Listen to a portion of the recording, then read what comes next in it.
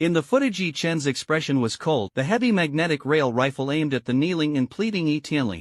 Yi Tianli's face was filled with terror, tears streaming down, continuously begging, "Brother, please spare me, I'm your brother, I know I was wrong, I want dare again." The surroundings were terrifyingly quiet. No one spoke. They were all staring at that scene. Why Yi Chen fell silent for a moment, slowly lowering his gun.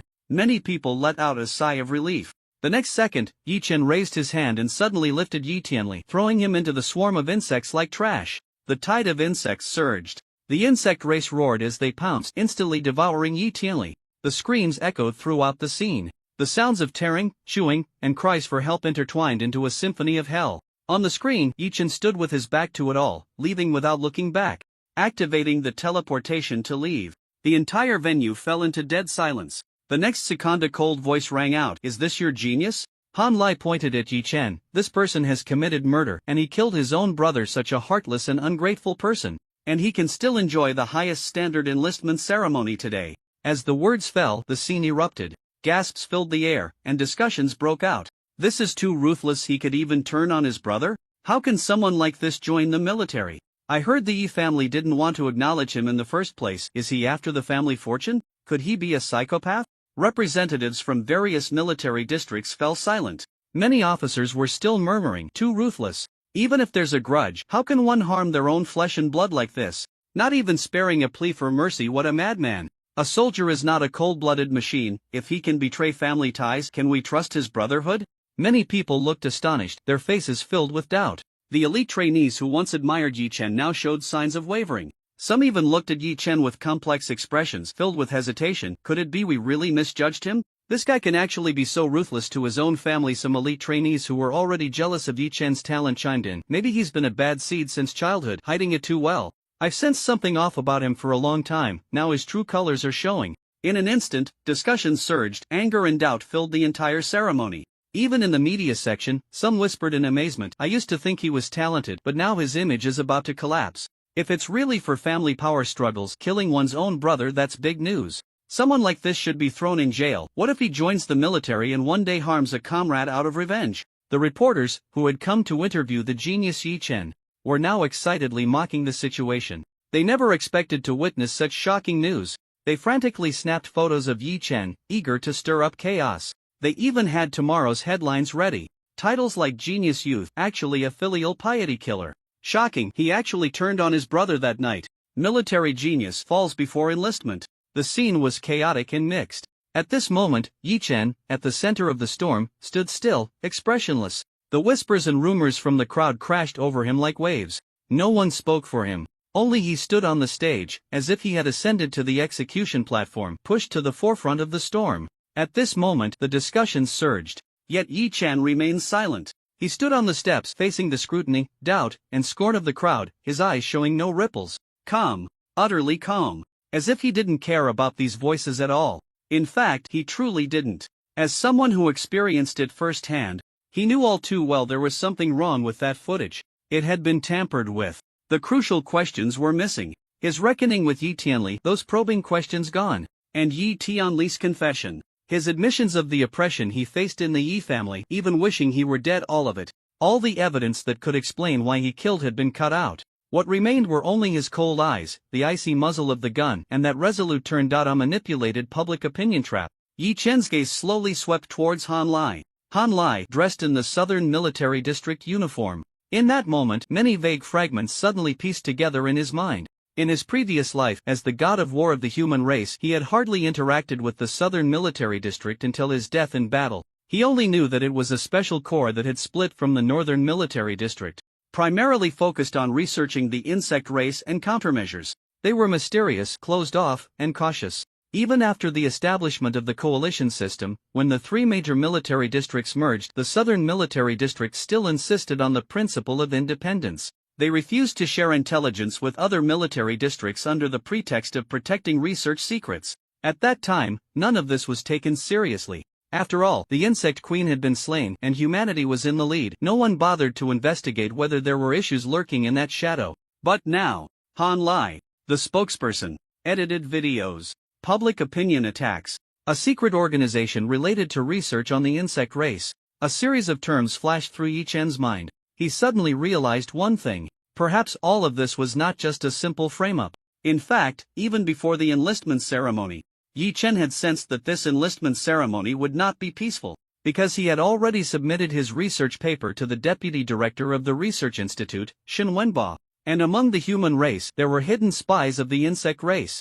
If the insect race obtained his information, they would definitely strike before he enlisted. However, now, the insect race was nowhere to be seen. Instead, the Southern Military District had jumped out. Could it be that the Southern Military District has a connection with the insect race? As the thought arose, an inexplicable chill crept up his spine. He had never thought that there could be any connection between two completely different races, especially since the insect race fed on humans, and humans, as food for the insect race, were actually thinking of cooperating? This was simply too absurd. But Yi Chen recalled that person, the mysterious figure in a white coat who summoned the insect race's fierce generals above the rainforest. That person claimed to be above both the human and insect races, the true insect master. There really were fools who would go and act as spies for the insect race. If the Southern Military District is related to the insect race, Yi Chen furrowed his brows, his gaze flickering over Han Lai. He remembered in his previous life, after he was severely injured, Yi Zhenyuan and Yi Tianli had poisoned him to seize his root bone. That poison was so powerful that even the body of the god of war was corroded. If the Southern Military District, if these humans researching the insect race had developed biochemical poisons targeting the god of war, then everything would make sense. The puzzle was finally complete. Yi Chen narrowed his eyes, looking at Han Lai, who was still sneering below the stage. He already had the answer in his heart. And at this moment, Han Lai surveyed the surroundings. Seeing the complex reactions on everyone's faces, a barely noticeable smirk appeared at the corner of his mouth. He sneered inwardly. Yet on the surface he maintained a solemn demeanor, his eyes revealing regret and seriousness. Yi Chen is indeed a genius. But a genius cannot do as they please. Under the laws of the Dragon Kingdom, everyone is equal. He raised his hand, his tone icy. Now, I will take Yi Chen back to the Southern Military District to face a military tribunal. As soon as he finished speaking, the strategist from the Western Military District, Zhuge, slowly stood up. His posture was straight, and his gaze was sharp. Yi Chen is an officer we are prioritizing to recruit in the Western Military District. Even if he is to be punished, it should be handled by our Western Military District. What right do you have to interfere? Southern Military District? Han Lai's brows did not move, but his voice grew colder. Because I do not believe you would be willing to act against this genius. He shifted his gaze to everyone. Moreover, the victim, Yi Tianli, is in our Southern Military District. We have the right to take Yi Chen away and confront Yi Tianli face to face to re-examine this case. As soon as these words were spoken, the entire venue erupted. Shock. Everyone's faces were almost filled with disbelief.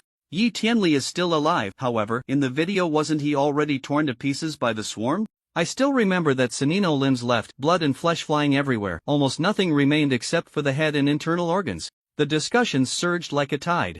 Every pair of eyes was filled with horror. Even Yi Chen himself was jolted. A flicker of disbelief crossed his eyes. He remembered clearly.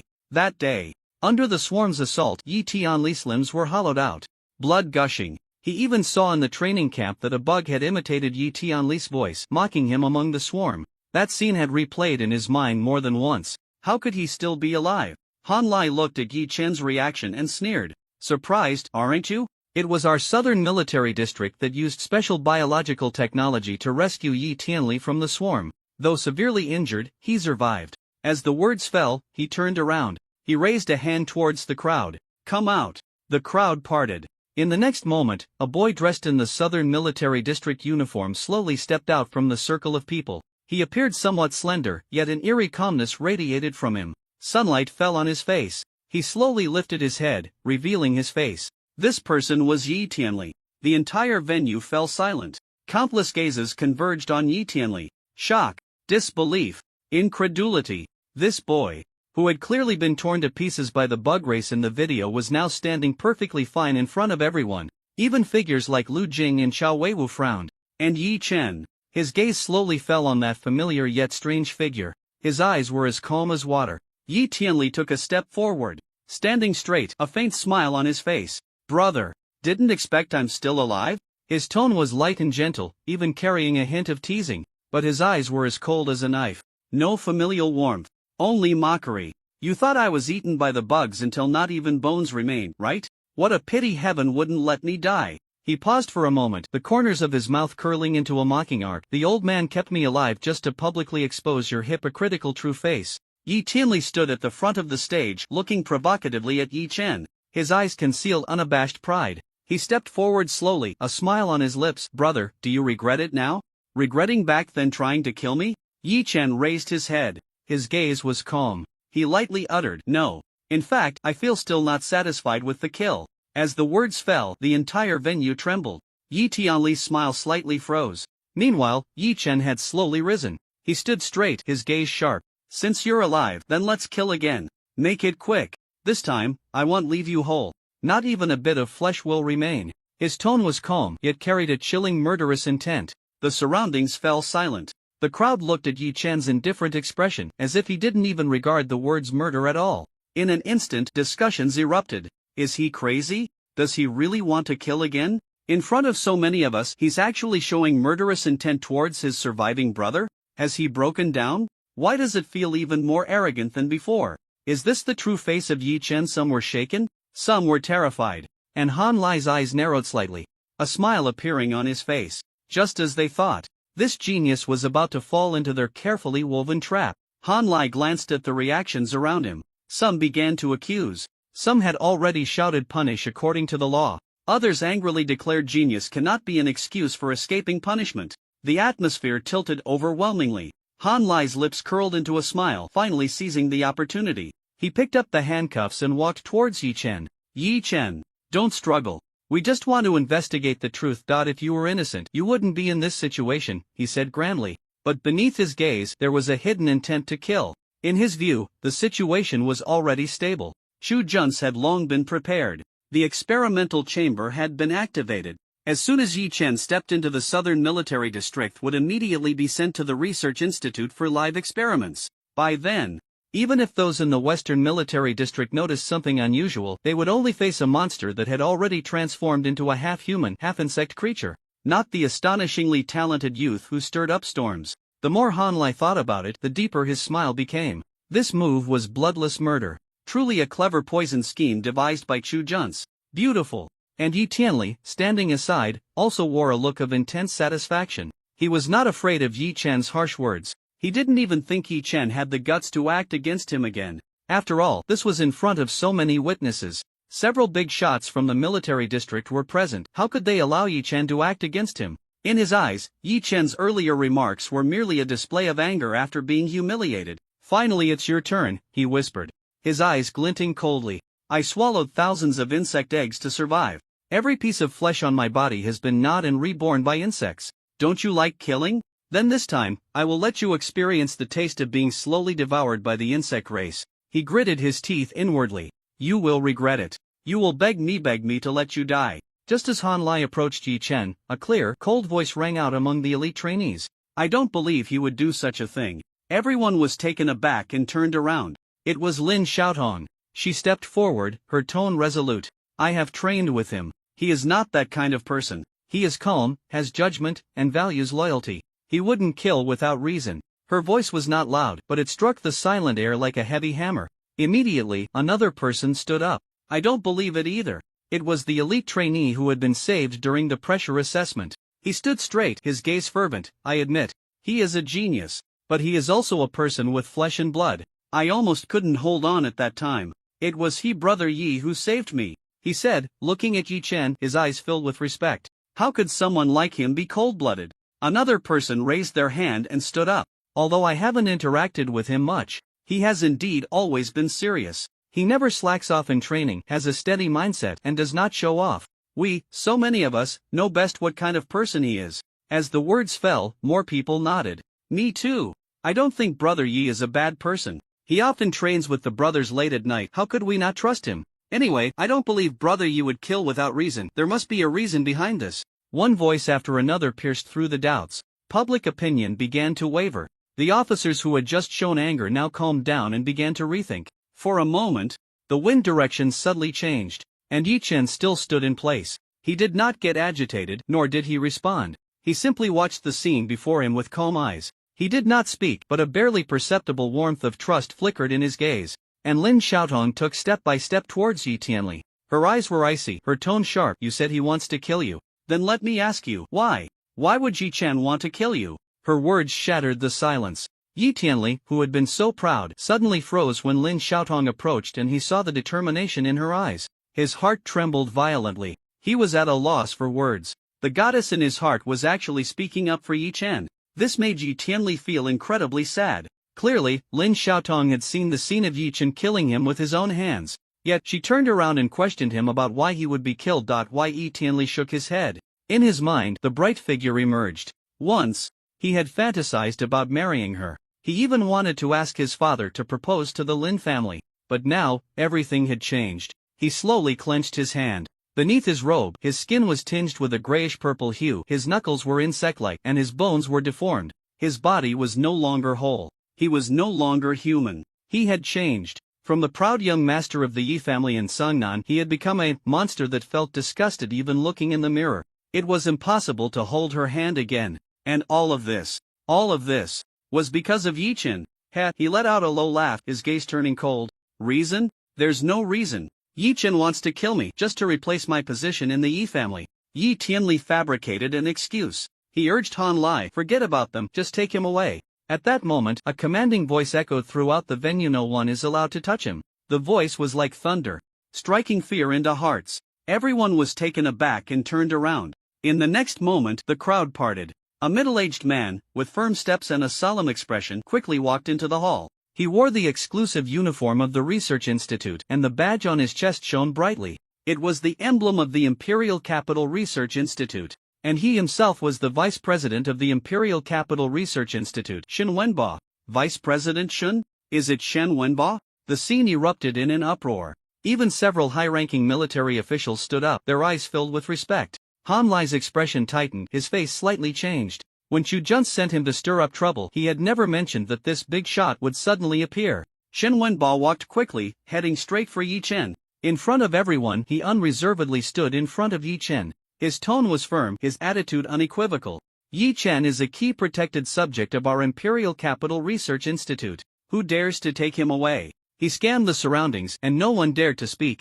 Han Lai frowned, just about to say something, but Shen Wenba raised the document bag in his hand first. This is a national-level research filing document. He tossed the document, spreading it before everyone's eyes. The paper submitted by Yi Chen has been officially approved by our research institute. This research is expected to find the breeding source of the insect race. In other words, he may be the closest person to cracking the secrets of the insect race. Let's see who dares to touch him. As soon as these words were spoken, an uproar ensued. No one expected within just a few days, Yi Chen's status had already been elevated. From a gifted elite recruit to a core figure in the research system. Han Lai's expression finally changed. He hadn't anticipated Yi Chen's actions were so swift. Just a few days had passed. And the paper had already reached the Research Institute. And it was none other than Shen Wenba. He was the vice president of the Imperial Capital Research Institute, one of the core figures in the human research system. What did this mean? It meant Yi Chen had already delivered the secrets of the insect race into the entire research system in the form of a paper. From now on, countless human scholars, military experts, martial arts generals, and intelligence analysts would revolve around this theory for research. They would eventually trace back to the source of the insect race. They would ultimately find the location of the insect queen. They would eventually ignite a war of extermination against the insect queen. With this thought, a glint of ruthlessness flashed in Han Lai's eyes. He knew there was no time left. The core weakness of the insect race had already been exposed. His murderous intent surged, wishing he could tear Yi Chen to pieces right now. But he had to suppress his killing intent. He was well aware. In this situation, he could not act recklessly. Since this matter was already beyond redemption, no matter what today, Yi Chen must be taken away. He took a deep breath, his tone serious. Even if he is a genius, he cannot violate military regulations and trample on ethics. He killed his own brother. No matter how talented he is, he must face punishment. Shen Wenba smiled. It was a smile laced with sarcasm and coldness. Ethics? He looked coldly at Han Lai. What qualifications do you Southern Military District have to talk about ethics? When have you ever followed the so-called rules you speak of? In your research institute, I remember several geniuses who committed serious crimes before joining the military. By law, they would deserve to die 1,000 times over. And now, when it comes to others, you speak of morality? TSK. He paused, shifting his tone. Our research institute is very clear. The Southern Military District has used people for experiments more than once.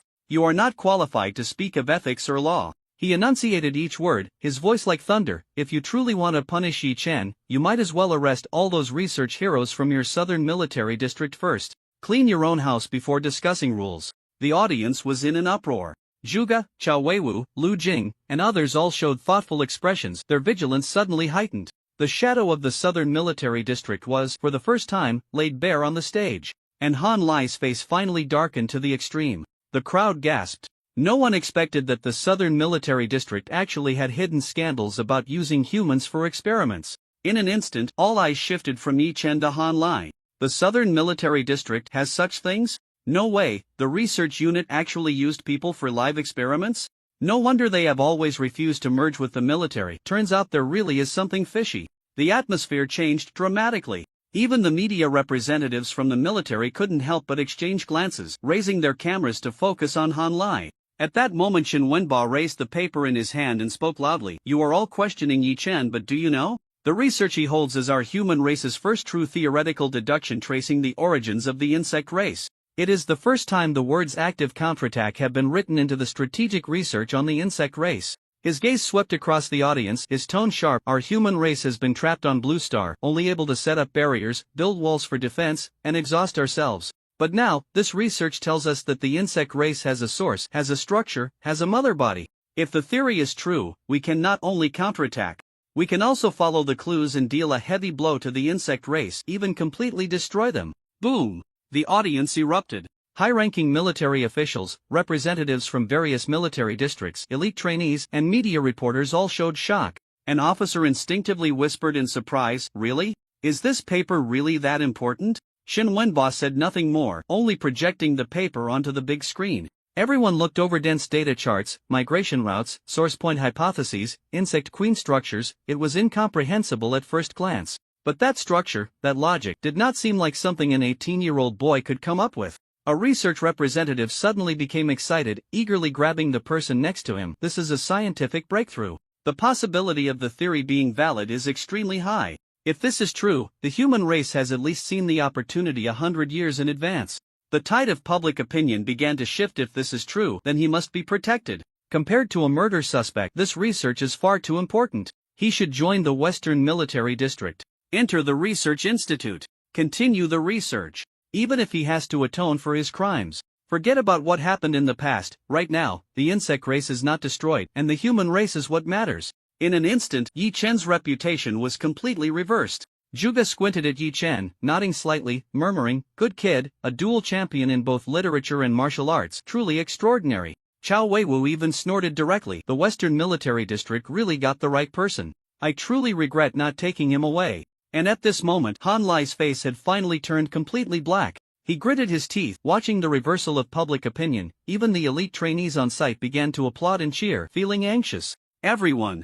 Han Lai tossed his military cap aside, his voice stern and commanding as he interrupted the entire assembly. No matter how great his contributions are, he cannot violate the law. Our Southern Military District only wants to investigate that Songnan physical test incident. We just want to take him back for questioning. He presented a facade of justice, even making a promise. Rest assured, we will not act recklessly. We only want to restore the truth and give Yi Tianli an explanation. Now, Han Lai no longer cared about anything else. He was solely focused on coaxing Yi Chen to the Southern Military District. Once they were on their turf, how they dealt with Yi Chen would be entirely up to them. At that moment Zhuge, the advisor, smiled. He stepped forward, his gaze sharp, his tone calm yet resonant. Yi Chen cannot be handed over to your Southern Military District. His voice was not loud, but it was clear, reaching the ears of everyone present. Han Lai frowned. Why?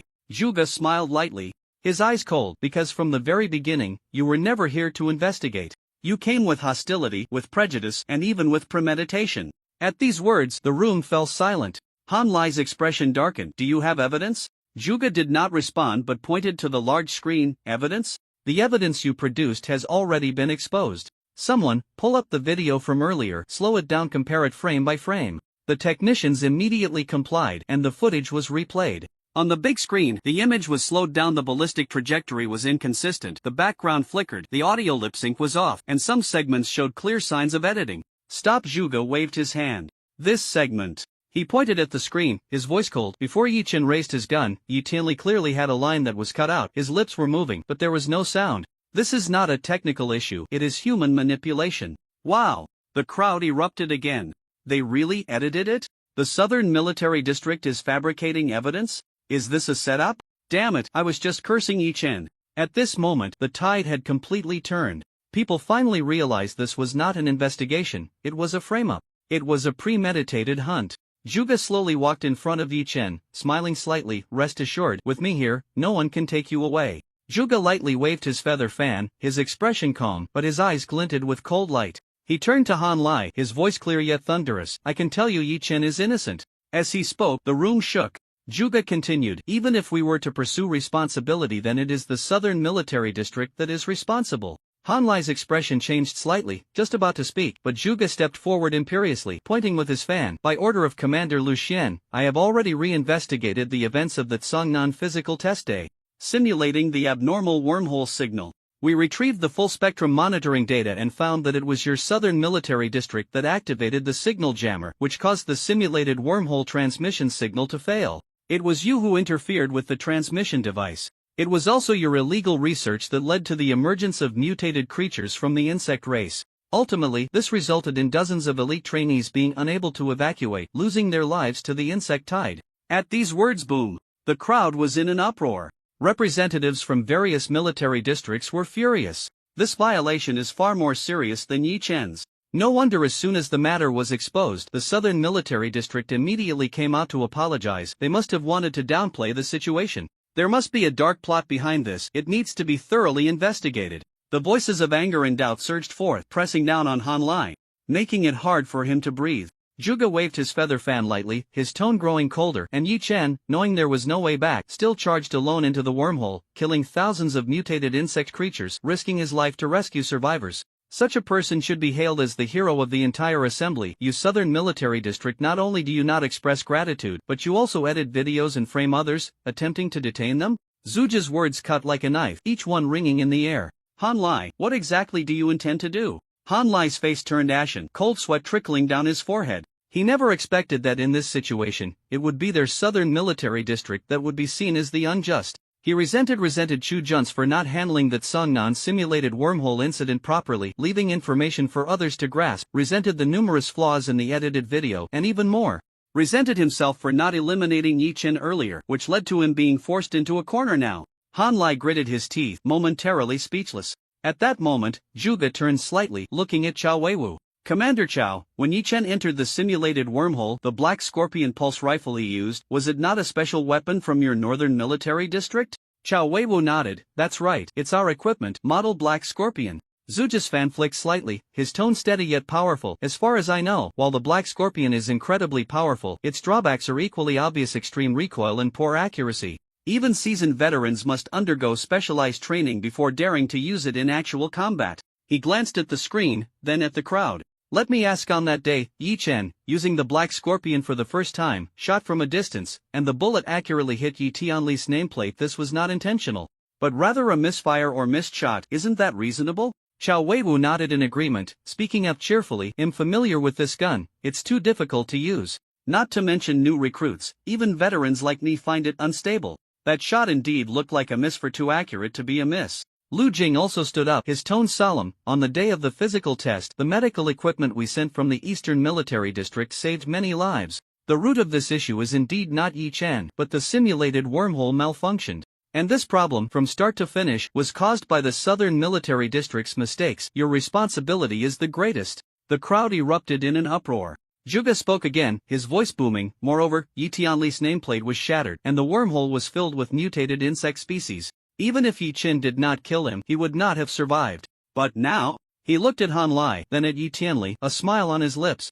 Yi Tianli is alive, which means attempted murder. No, it's attempted rescue. Yi Chen rushed into the wormhole alone, trapped in a dire situation, just to save the elite trainees, and yet rather than gratitude, you want to punish him? It's simply absurd. Finally, his gaze sharpened, and he waved his fan fiercely. I even suspect that segment of the video shows Yi Tianli actively requesting Yi Chen to take action. Perhaps he couldn't bear being devoured by the insect species and sought a way out. But Yi Chen hesitated to act, which led to the scene in the video where he held his gun but did not shoot. Yi Chen is not heartless, he simply couldn't bring himself to harm his fellow countrymen. In the end, he had no choice but to throw Yi Tianli into the swarm, allowing him to find relief sooner. The venue fell silent. The representatives looked dazed, and the more they listened, the more they felt there seemed to be some truth to it. It seems to be the case. Why didn't I think of that?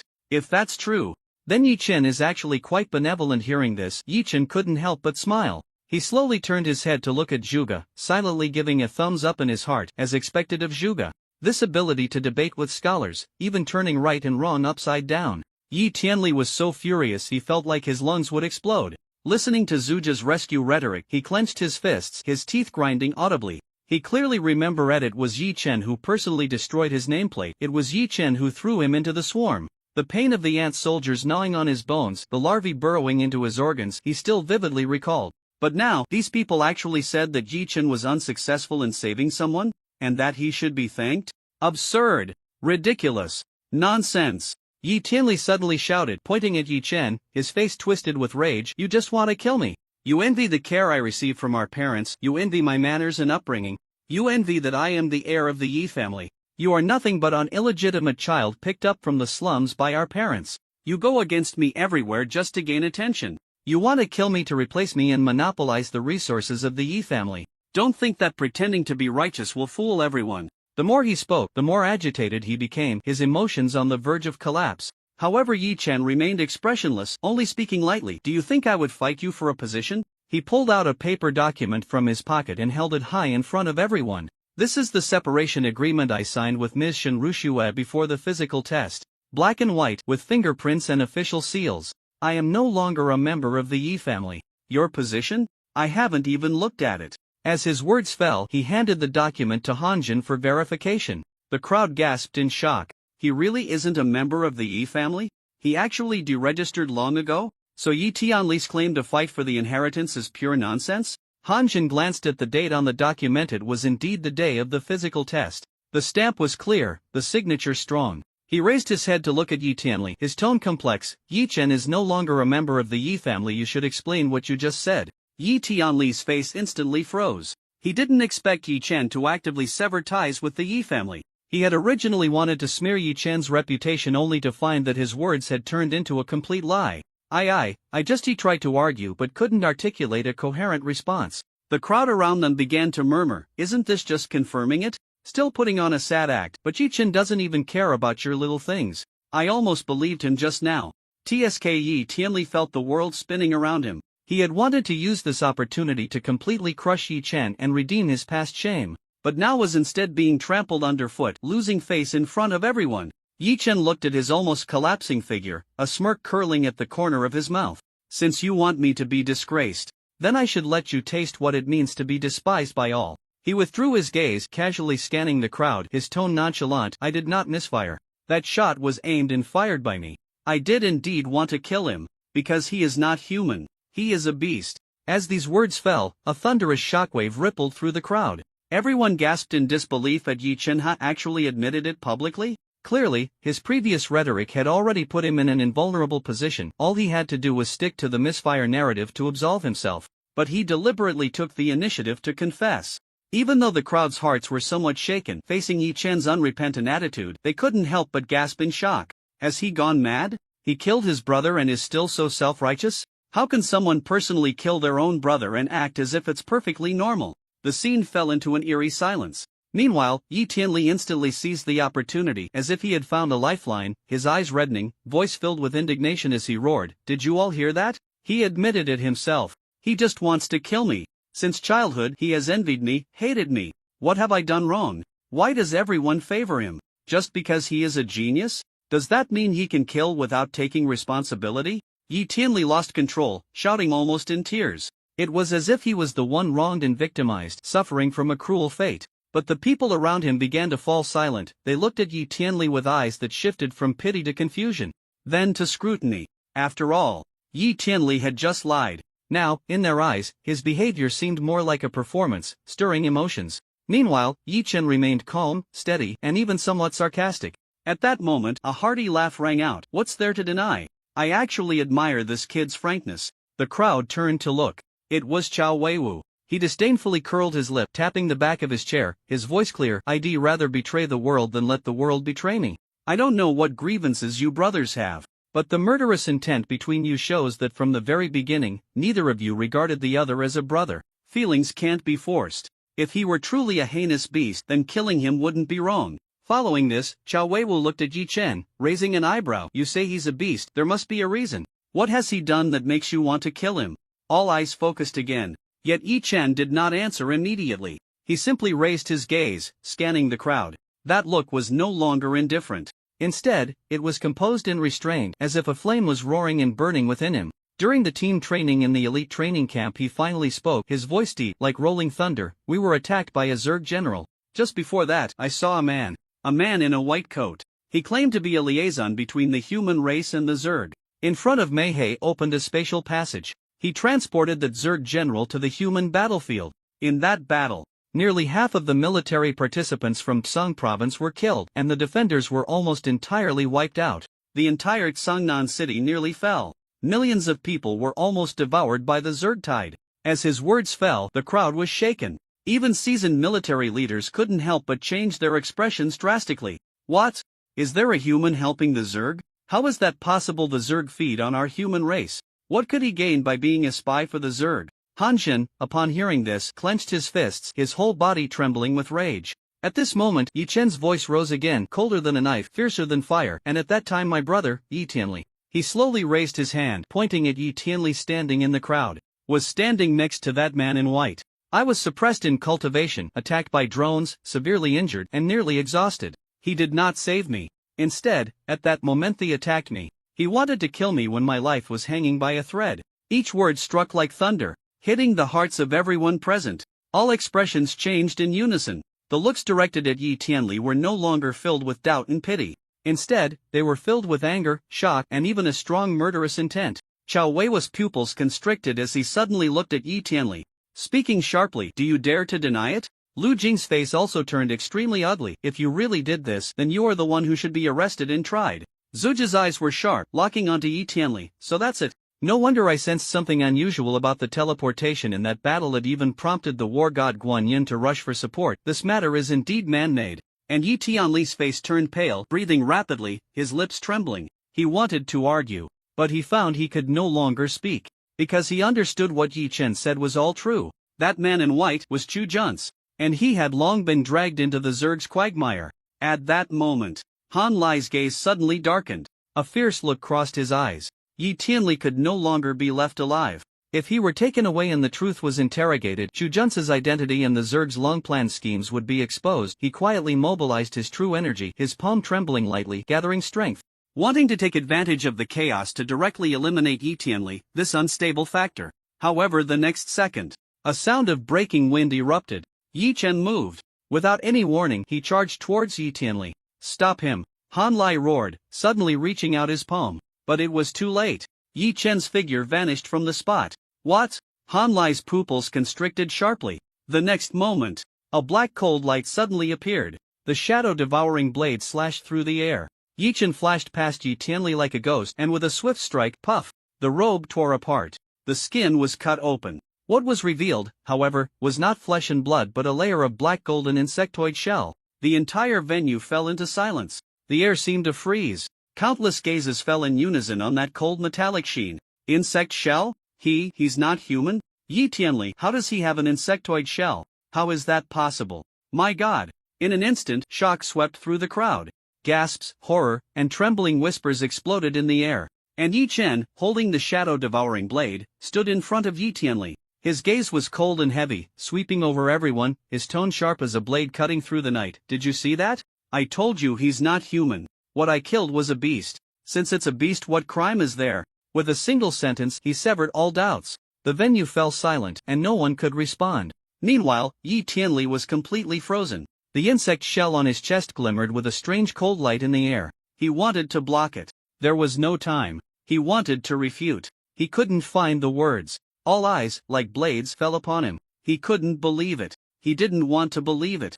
No. Yi Tianli murmured to himself, his voice so weak it was almost inaudible. I am not a monster. I'm still human. I'm still human. He clutched his chest, trying to cover the torn shell, but the more he covered, the more it was exposed. The nearby elite trainees all took a step back. Some showed fear. Some muttered curses. Is he really an insectoid? Is there really someone colluding with the insectoids? He truly is a beast. Yi Chen was right to kill him. Well done. And all these voices, Yi Tianli heard clearly. The emotions he had originally suppressed completely spiraled out of control at this moment. Don't look at me. Don't look at me. Yi Chen. You forced me. Yi Tianli suddenly looked up. His eyes were blood red. The insect shell on his body burst forth like bone spurs. Hiss. He roared to the sky, emitting a low growl that was inhuman.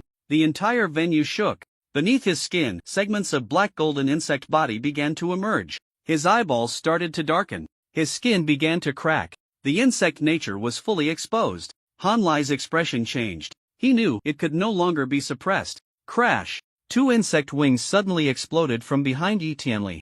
The membranous wings, filled with blood vessels and exuding a corrosive aura, flapped wildly in the air. His lower limbs deformed, legs bending outward like high-strength springs, while his 10 fingers transformed into sharp claws, the armor blades glinting with cold light. He was no longer human. He was a complete monster. Yi Chen, I want you dead. He lunged forward like a mad beast, 6 sharp claws swirling in the air like a whirlwind. At this moment, the air seemed to be torn apart. His speed was 3 times faster than normal martial arts. Unfortunately, Yi Chen's speed was even faster. He merely moved, taking a step forward. The next moment, his right arm swung violently. The shadow-devouring dagger suddenly shot out. A black light, like a waning moon, tore through the air, entwined with true energy like threads, precisely slicing through Yi Tianli's body. Puff! Blood gushed out. Yi Tianli's insect wings were severed on the spot. He let out a miserable scream, rolling several times in the air before crashing heavily to the ground. Blood trickled from the corner of his mouth, his teeth shattered. Yi Chen looked at him coldly. Now, you don't even have the qualification to be my opponent. Are you human or ghost, and still dare to say you are not a monster? Yi Chen slowly sheathed his knife. His voice was cold and sharp. First strike, sever your human skin. Second strike, cripple your wings. Third strike, send you to the afterlife. Just as he was about to take a step forward to deliver the finishing blow, suddenly, a figure flashed in and stood in front of Yi Chen. Han Lai? Everyone was taken aback. Han Jin was also stunned. Brother, what are you doing? He didn't understand why his brother would block a knife for a spy of the insect race. But he saw Han Lai slowly turn his head, his tone icy. Yi Chen, you are truly troublesome. If you had died earlier, it would have saved me so much trouble. After saying that, he raised his hand and slowly removed the military badge from his chest, as if he were shedding a disguise he had worn for many years. In the next moment, crack, crack, crack, his body began to tremble violently. Muscles tore, bones twisted. Beneath the crumbling skin, there was a dazzling golden insect shell. His chest, back, and limbs were all covered in hard insect armor. The whole person seemed to have changed into a different body. A golden mask covered his features. 6 golden blades shot out from his spine, resembling insect wings. The ground beneath his feet cracked. A terrifying pressure surged like a tidal wave, crashing towards them. But what was even more frightening was the towering divine form rising behind him. It was a golden insect race war god, wearing an insect helmet, draped in golden armor, wielding 6 blades, looking down upon all living beings. As the divine form emerged, the sky darkened instantly. The wind howled, and the sound of insects echoed through the heavens. The entire venue fell into suffocation. Xiao general level. The officers present changed their expressions drastically. He is not human. He is an insect race. The crowd was in an uproar. Mu Chuan, Lu Jing, Chao Weiwu, and others all turned pale. Han Jin shouted even louder, Brother no, what exactly are you? But Han Lai no longer paid attention. He stepped forward slowly, as if a deity had descended. Every word was clear, Insect Race Xiao General, Golden Armor, under the command of the Insect Queen. Today, I will kill Yi Chen. The moment the golden armor appeared, everyone was stunned. It was a humanoid insect race Xiao General clad in golden armor, tall and exuding a chilling aura. His footsteps hit the ground, causing it to tremble. And behind him, a divine form towering 100 feet slowly rose. That divine form was also clad in golden armor, wielding a bone blade, fierce and sinister, like a mountain pressing down. At that moment countless faces changed dramatically. The elite trainees retreated in terror. Shen Wenba frowned tightly, gasping in shock, murmuring, "This is the Xiao General of the insect race?" The media representatives were so frightened that their faces turned pale, their legs weak, nearly collapsing to the ground. Han Jin's eyes widened in anger, stepping protectively in front of Shen Wenba. But in the next second, the golden armor had already drawn the bone blade. Without any hesitation, it charged directly at Yi Chen. The bone blade swung, tearing through the air. The golden armor's divine form raised the giant blade, also cleaving down towards Yi Chen. It was as if the entire world was pressing down on Yi Chen with this strike. At that moment, everyone's pupils constricted, gasps erupted. Quick, dodge, can't stop it. Is he crazy? Many turned pale, even their breaths froze. Only Yi Chen looked up at the sky, his figure retreating violently to evade. But in that instant, beneath his feet, a golden light shone. Swish, the golden light spread like ripples. In the next moment, everyone vanished into thin air. When they reappeared, they were already 1,000 miles away. Around them, the mountain winds howled, and the woods were dense. They stood at a high place, gazing at the distant divine form's shadow on the horizon, their hearts still pounding like thunder. What just happened? Were we teleported? That strike, I almost thought I was done for. After a brief moment of daze, Advisor Zhuge stepped out, lightly waving his feather fan. His voice was calm, yet somehow reassuring. Don't worry. I have activated the Bagua military formation. You just now were moved from the Gate of Life. This battle is beyond what your strength can handle. If you had stayed, it would only have meant death. After hearing this, everyone finally breathed a sigh of relief. Shen Wenba sighed and solemnly bowed to Advisor Zhuge. Thank you. The others also expressed their gratitude. Their gazes towards Advisor Zhuge filled with reverence. Once everyone settled down, Yi Chen stood still, his eyes cold and piercing. Advisor Zhuge, he spoke. I cannot leave. Advisor Zhuge frowned slightly, his gaze fixed on him. What do you want to do? Yi Chen slowly replied, I have a score to settle with Yi Tianli. I must go back. Advisor Zhuge's expression shifted, his tone growing more serious. Do you know that the target of the insect race now is you? If you stay on that battlefield, you might not return. Yi Chen nodded. I know. But if I don't personally slay him, he continued, that blade will rot in my heart for a lifetime. I am unwilling. I do not want to leave this hard demon behind. I want him dead before my eyes. The surroundings fell silent for a moment. Advisor Zhuge looked at the young man before him, his expression complex. After a moment, he sighed softly. I know you are not reckless. Since you have made up your mind, then I'll give you the chance to sever it yourself. He waved his feather fan. Whoosh! The space trembled, golden light surged again. In the next moment, Yi Chen vanished. When he reappeared, he was in another open area. And ahead of him stood Yi Tianli. Yi Tianli knelt on the ground. He was no longer human. His back was swollen, covered in a dense layer of black gold insect shell, glinting with a cold metallic sheen. Between the gaps of the shell, the sound of insects chirping rustled, as if something inside was writhing. His right arm had completely transformed, becoming a series of interlocking blade-like limbs, each segment as sharp as forged iron, glimmering with a cold light. That was not a hand, it was a knife, a living knife. His leg muscles bulged, joints bending backward, crouching like a beast.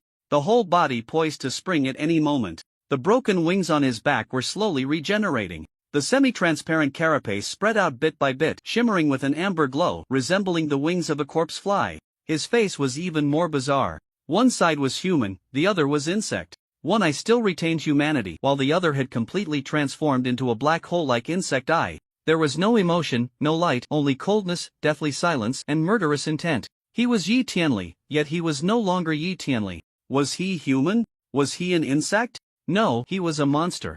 Upon seeing Yi Chen suddenly appear, he clearly froze for a moment. But soon, he gritted his teeth and stood up, his eyes blood-red. Yi Chen, he sneered coldly, his voice hoarse and chilling. Did you not want to kill me? Then today we'll settle it, either you die or I do. Before his words fell, Yi Chen had already stepped forward, the shadow-devouring dagger slicing through the air.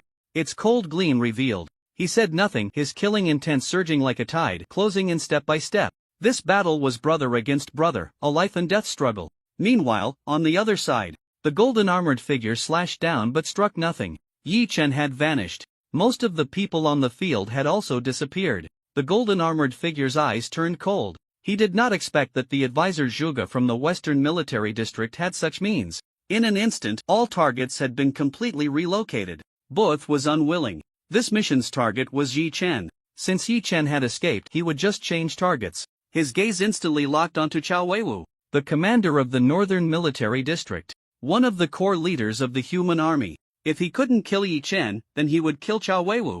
In the next moment, the golden-armored figure soared into the air, bone blades raised high, his law form roaring. One sword, another slash.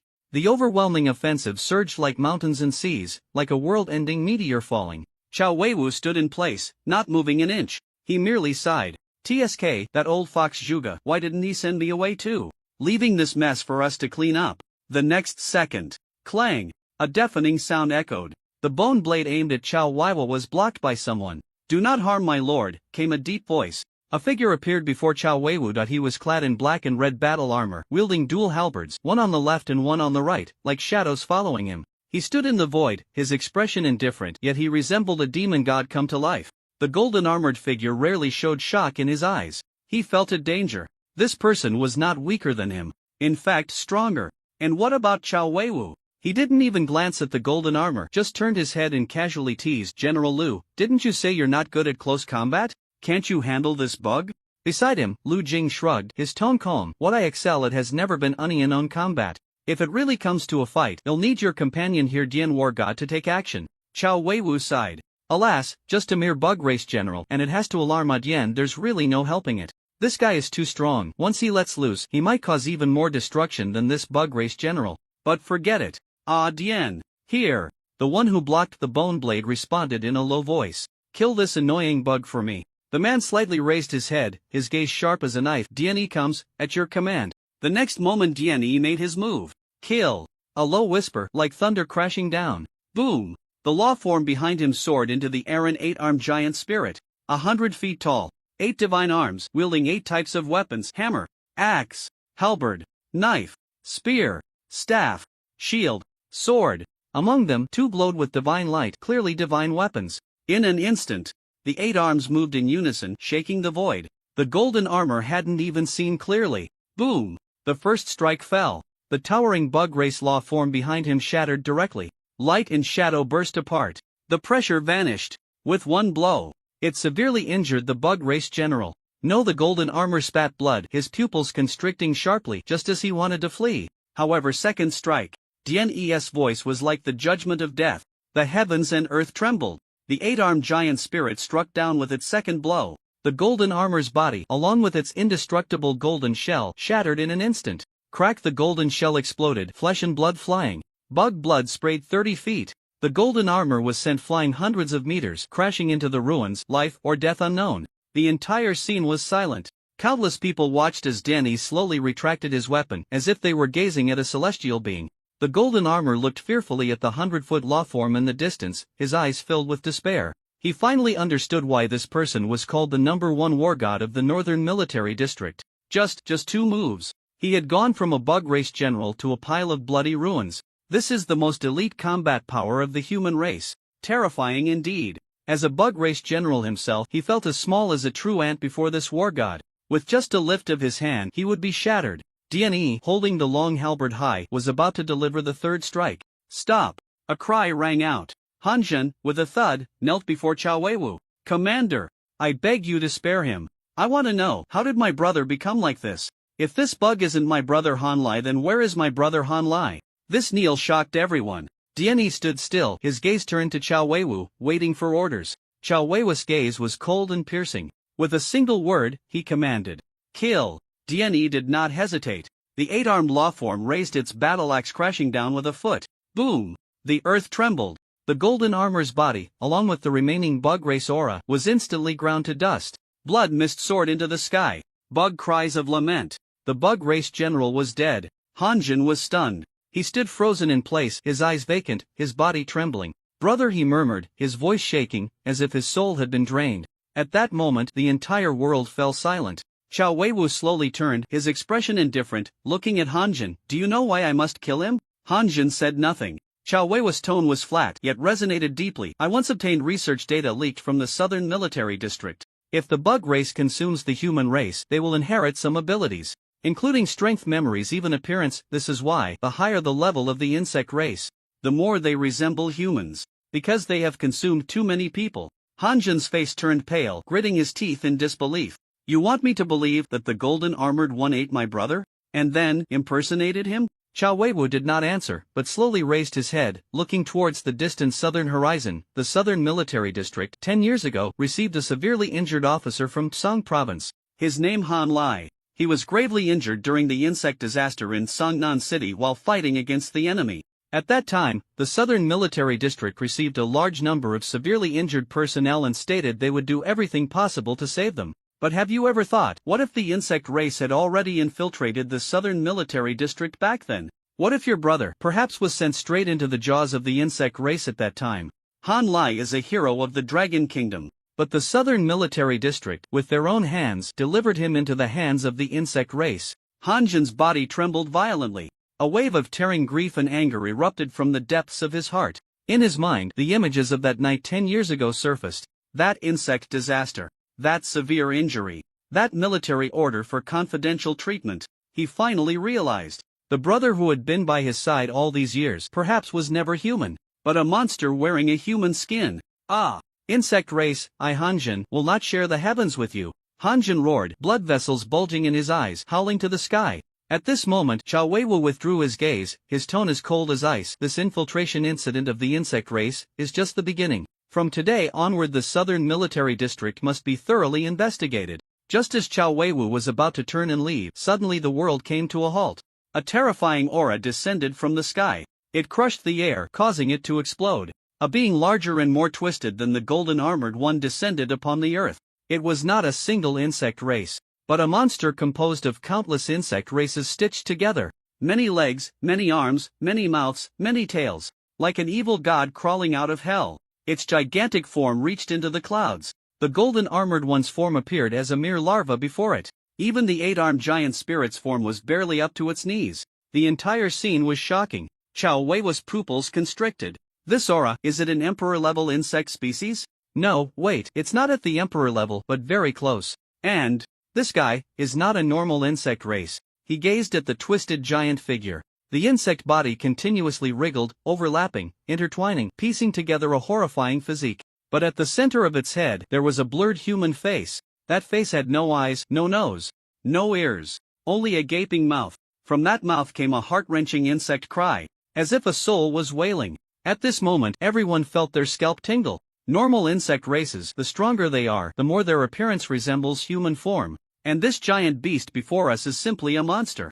Lu Jing took a step back, his face showing an unprecedented seriousness. But Diany came to face the enemy before him, completely unafraid. Not only that, but a red, bloody light even flickered in his eyes. His breathing became heavy, and excitement gradually appeared on his face. He stepped forward and said in a deep voice, "Commander Chao, it has been a long time since I encountered such an opponent. Please allow me to use all my strength and fight with abandon." Chao Weiwu's gaze was sharp, nodding in agreement. "Do not hold back, fight with all your might. This thing must be slain." However, just as Diany was preparing to charge, that terrifying insect race powerhouse actually spoke in human language. The voice was distorted, hoarse, yet incredibly clear. "I am not an insect race. I am human. I am a soldier. I am the guardian of Tsangnan City." This sentence struck like thunder, resonating in everyone's hearts. Diany was momentarily stunned. But the next moment he did not hesitate. The giant spirit form thunderously stomped the ground. "Eating people to madness and still dare to call yourself human? A monster like you, killing 100 times would not be too much. Look at my axe." Boom! Diany came at full force. The giant axe was like a mountain, thunder roaring through the air. The battle erupted in an instant. On the other side, above the wasteland, the half-insect man Yi Tianli, covered in black gold armor, slowly stood up, the shattered flesh wings on his back already reborn, writhing as they sprang from his spine. He stretched out his arms and chuckled softly. "Yi Chen, you are no longer my opponent. My body has surpassed the limits of humanity. My strength, speed, and recovery have all reached the level of a martial master. You cannot kill me." Yi Chen said nothing. He simply raised the pulse rifle in his hand, the Black Scorpion. Sniper mode, energy charging initiated. Let's see. The next second bang. A flash of aurora, the bullet shot out furiously, mixed with explosive currents, directly striking Yi Tianli's chest. The black gold armor exploded, blood and flesh splattering everywhere. Yi Tianli's expression changed drastically, his figure advancing instead of retreating. "Roar!" He roared as he lunged forward, his arms slashing horizontally, claws like knife edges. Yi Chen rolled to the side, his figure vanishing like a ghost. In the next moment, a shadow suddenly flashed, the shadow-devouring blade gleaming coldly, slicing upward, directly severing Yi Tianli's left leg. Yi Tianli screamed in pain as he fell to the ground. Blood gushing wildly, the insectoid tissue at the severed leg writhing frantically, visibly regrowing at an astonishing speed. His face twisted in rage, he stared fiercely at Yi Chen. "You can't hurt me. I can regenerate infinitely. This is the gift the insect race has given me." Before he could finish his sentence, continuous fire mode activated.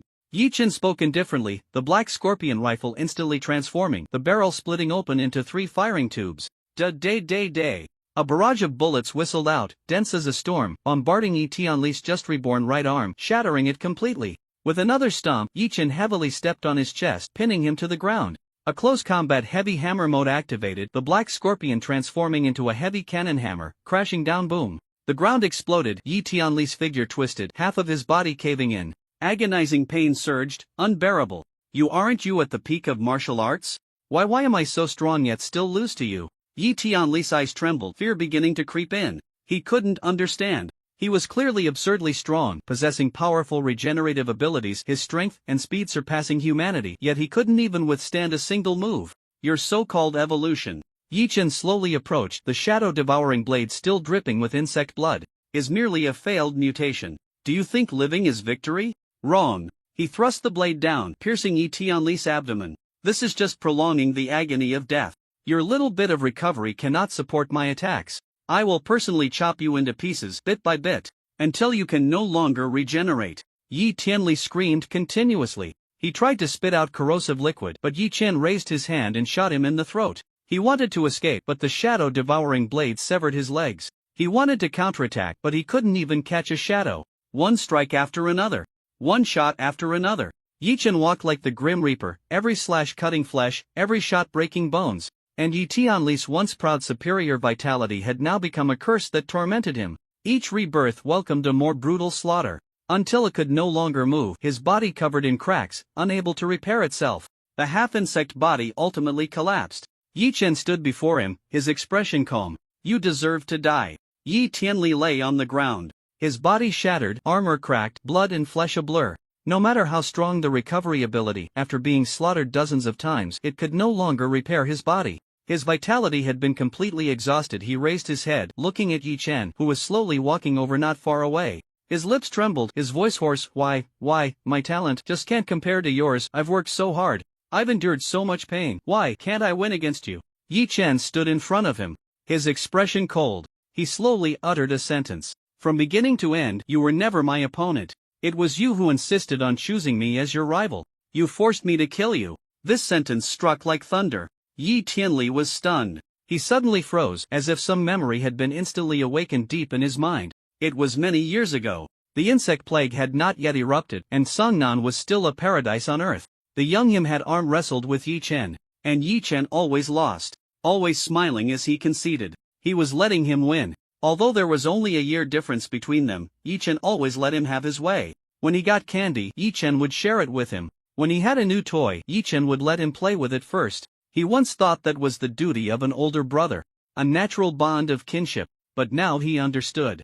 That was not a duty at all. That was love. His brother had always been accommodating him, always protecting him. All the affection he received was willingly given up by his brother, but he had taken it for granted. He had become increasingly greedy. He had become increasingly selfish and jealous. He even no longer regarded Yi Chen as his brother. When exactly did he start to become this way? Memories of that night resurfaced in his mind. 10 years ago, the night of the insect plague in Songnan City. The arrival of the insect race felt like the end of the world. Beneath the ruins, the rescue helicopter slowly ascended. He saw Yi Chen. Abandoned by his family, Yi Chen lay in despair among the rubble. Dad, where's my brother? Why hasn't my brother come up yet? Because your brother is useless. The Yi family does not need useless people. Boom! Yi Tianli's whole body shook. So it was from that moment on. So it was not his brother who destroyed everything. It was his father. It was the disaster. It was that despicable desire and jealousy in his heart. He had always wanted to surpass Yi Chen, not wanting to be seen as useless. However, his selfish and self-serving actions had turned his accommodating brother into an enemy. He finally understood. And finally, he regretted. Yi Tianli raised his head. Looking at Yi Chen in front of him, his eyes were complex. He slowly lifted his nearly broken arm and grasped the pulse rifle in Yi Chen's hand. He pressed the muzzle against his own forehead. I'm sorry, brother, forgive me. He closed his eyes. A hint of relief appeared on his face. Yi Chen remained silent. For a long time. You don't deserve my forgiveness. He pulled the trigger. Bang! A shot to the head.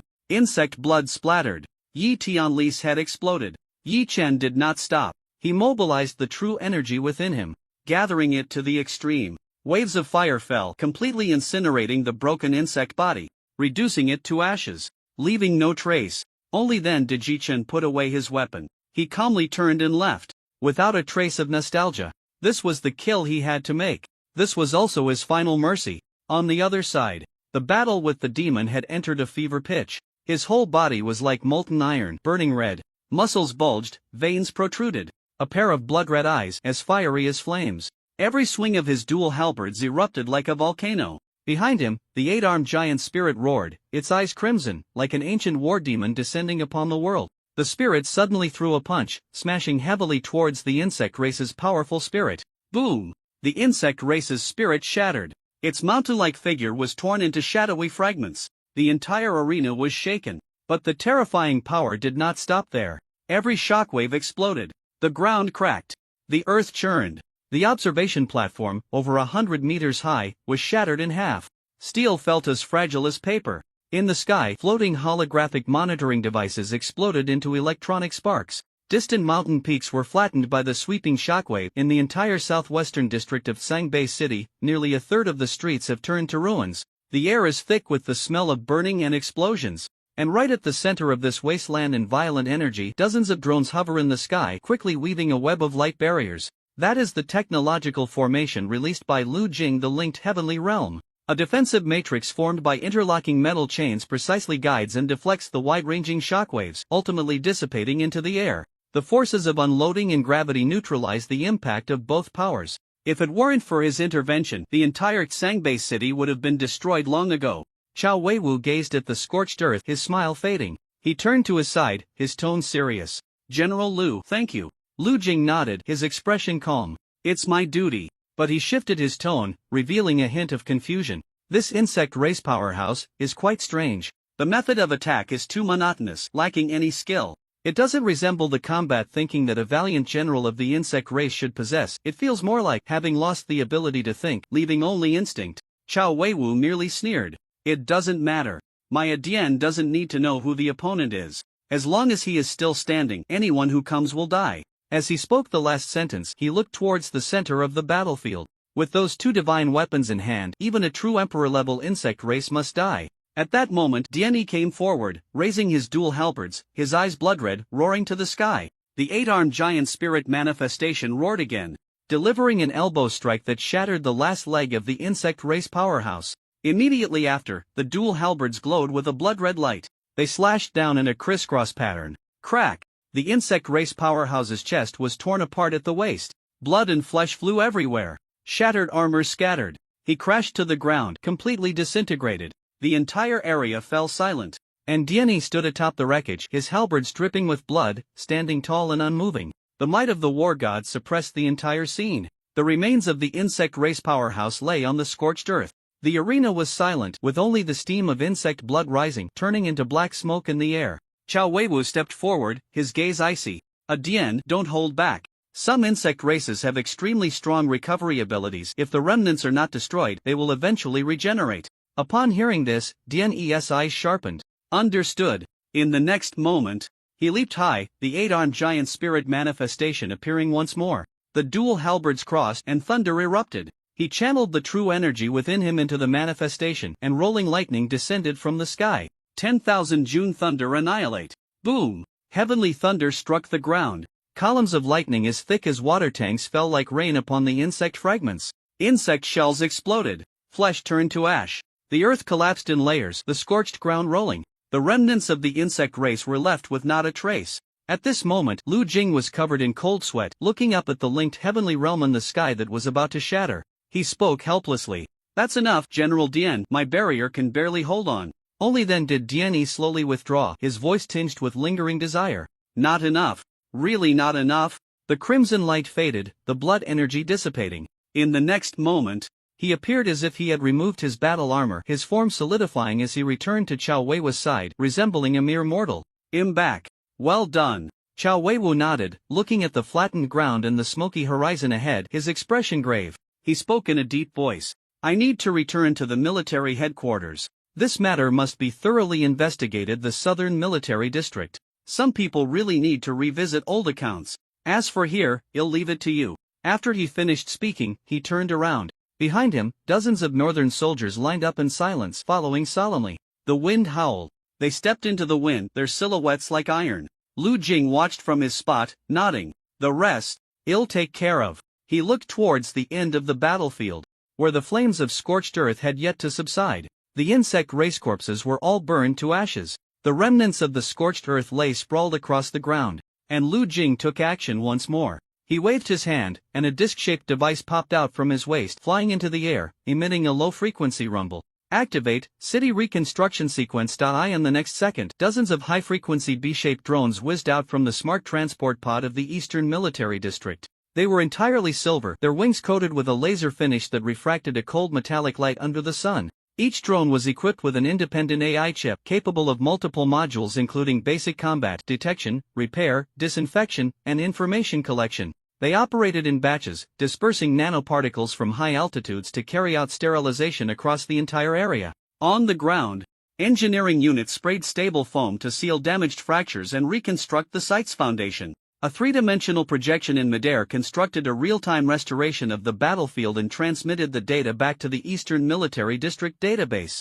Lu Jing maintained a calm expression, his eyes clear. This was the strength of the Eastern Military District: extreme technological integration and emergency response. While other military districts were still relying on brute force, the Eastern Military District had long turned the battlefield into a game of data and logic. With just drone technology, they could complete the foundational infrastructure of basic equipment. Even if a city were destroyed, it could rely on mechanical power to complete reconstruction in a short time. Just then, a reconnaissance drone suddenly emitted a buzzing alarm. Red lights flashed. Lu Jing frowned slightly and issued the command, zoom in on the image. The screen focused on the core area, where amidst the scorched earth, a figure was slowly writhing, barely alive, covered in blood. Multiple wounds exposed muscle tissue, the chest cavity collapsed, and the spine deformed, almost unrecognizable as a human. The drone captured vital signs still alive. Lu Jing's expression changed. That battle, someone survived? In the next moment, he ordered the medical drone to quickly recover and transport the individual. Soon, that battered figure was brought to a temporary treatment point in the rear. Han Zhen's expression changed at first glance. He exclaimed in shock, "This is Yi Jin Yuan, the guardian of Songnan City and also the father of Yi Chen." At this revelation, everyone was in an uproar. Lu Jing was taken aback as well. Yi Chen's father? How could he be here? Han Zhen spoke a bit tightly. "I heard their father-son relationship is extremely poor. I didn't expect him to appear on the battlefield." Lu Jing was silent for a moment, then sighed. Perhaps he came to see his son enlist. After all, they are father and son. Maybe there are still some unresolved feelings between them. His tone was calm, but his words carried a hint of complexity and emotion. He then ordered, "Notify the medical department to spare no effort in rescue. Also, contact the Yi family to inform the relatives." Han Zhen nodded, looking at the blood-wrapped figure, his expression somewhat complicated. "I hope he can hold on." Lu Jing stood before the command platform, gazing at the ruins of the battlefield. Although this battle was won, the aftershocks were just beginning. That night, in the capital, the highest command hall of the military, the commanders of the three major military districts gathered. Commander of the Western Military District Lu Xian, Commander of the Northern Military District Chao Weiwu, Commander of the Eastern Military District Sun Chuanma. The three took their seats, and the atmosphere was extremely oppressive. On the big screen, segments of video were being played. Insect race experimental footage, interference records from the Songnan City teleportation device, identity profiles of the insect race general, Jin Jia. They even traced the so-called spokesperson Chu Junce's real information. This person was clearly identified as an insect race spy and a traitor to humanity. The Southern Military District.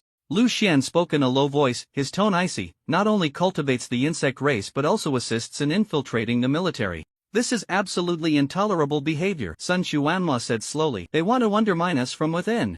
This is treason," Chao Weiwu declared with a heavy voice. "They must be eliminated." The three were in unanimous agreement. In the next second, all the red lights lit up. Lu Xian immediately ordered, "Activate the cleansing order at once. The three armies unite to take over the south." Chao Weiwu coldly added, "My northern military district's warriors, heed the command. We will enter the south before dawn tomorrow." Sun Quan nodded slightly. "The Divine Eye Skynet has been activated. All thermal sources of the insect race in the southern region will be located within 3 minutes. Lu Xian looked at the two and said in a deep voice, "From now on, the southern military district is no longer our comrades, but our enemies." The three major military districts took full control of the southern war zone. Codename Thunderfire Cleansing officially launched. The three military districts acted together, marching towards the south in large numbers. The war gods of the three military districts also moved at the same time. Western Military District. God of War Guan Yun, clad in armor and wielding a blade. Behind him, a blood-red mech war vehicle roared to life. Shitu no. March out. The war vehicle broke through the air, stirring up a scorching wave of fire, tearing through the sky like a crimson meteor. His gaze was cold, fixed on the direction of the southern border, without a word. And behind him hundreds and thousands of green starlights flickered. That was the elite corps of the West. The summoner troops had already assembled. Countless blue flames soared into the sky, moving with the wind, roaring like thunder. They vowed to bury the insect disaster in the southern border. Eastern Military District. Amidst the surging sea of clouds, a massive ship slowly floated. It was an aerial battleship over 100 meters long. Chibi No. 1. The ship's body was entirely silver-white, engraved with high-tech protective patterns, and a laser defense system operated around it. The ship's front gate opened, and thousands of combat drones surged out like a tidal wave, like a storm. Every trajectory of the flying shuttles locked onto the air defense zone of the southern border. Lu Jing, clad in battle robes, stood on the bridge, looking at the front line, open long-range communication. Southern border airspace full takeover. Tech Corps full attack. Northern Military District. The cold wind howled over the icy plains. A huge military airport lit up suddenly. Dozens of fighter jets started simultaneously. Models like White Dragon, War Fox, and Song Lei took to the skies.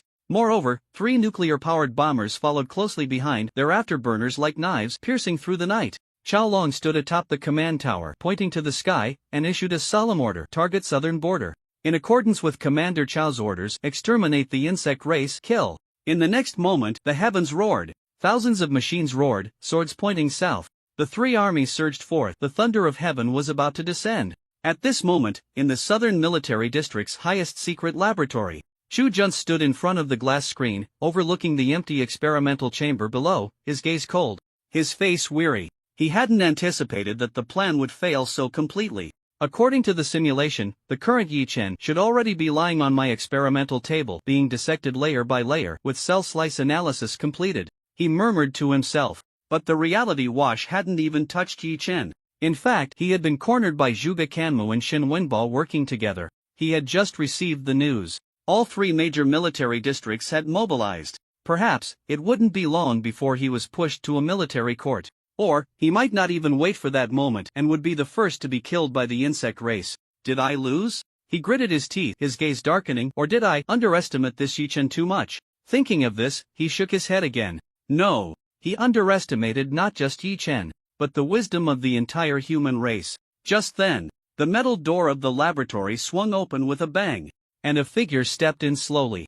This person wore a black military uniform, had a white face and long beard, and eyes like an eagle, deep and inscrutable. Chu Juns did not raise his head, coldly speaking. Commander Sima, you aren't here to silence me, are you? The visitor was none other than the Supreme Commander of the Southern Military District, Sima Qing. Sima Qing stood with his hands behind his back, speaking calmly. I am here, representing the insect race, to give you another chance. Bring all your research results and come with me. Chu Juns was taken aback, his brows furrowing tightly. Where to? Lighthouse Country. Sima Qing's tone was neither hurried nor slow, but it exuded a chilling calmness. They have wanted what you have in hand for many years. A few minutes later, at the secret helipad of the Southern War Zone, a fully black heavy-armed helicopter hovered in the wind, its propellers roaring. A colonel from the Lighthouse Nation, dressed in a blue military uniform with silver eagle insignia on his shoulders, stood at the gangway. He saw Sima Qing approaching with Chu Juns. He stepped forward, extended his hand to shake Sima Qing's, a smile on his lips, but his eyes were filled with disdain.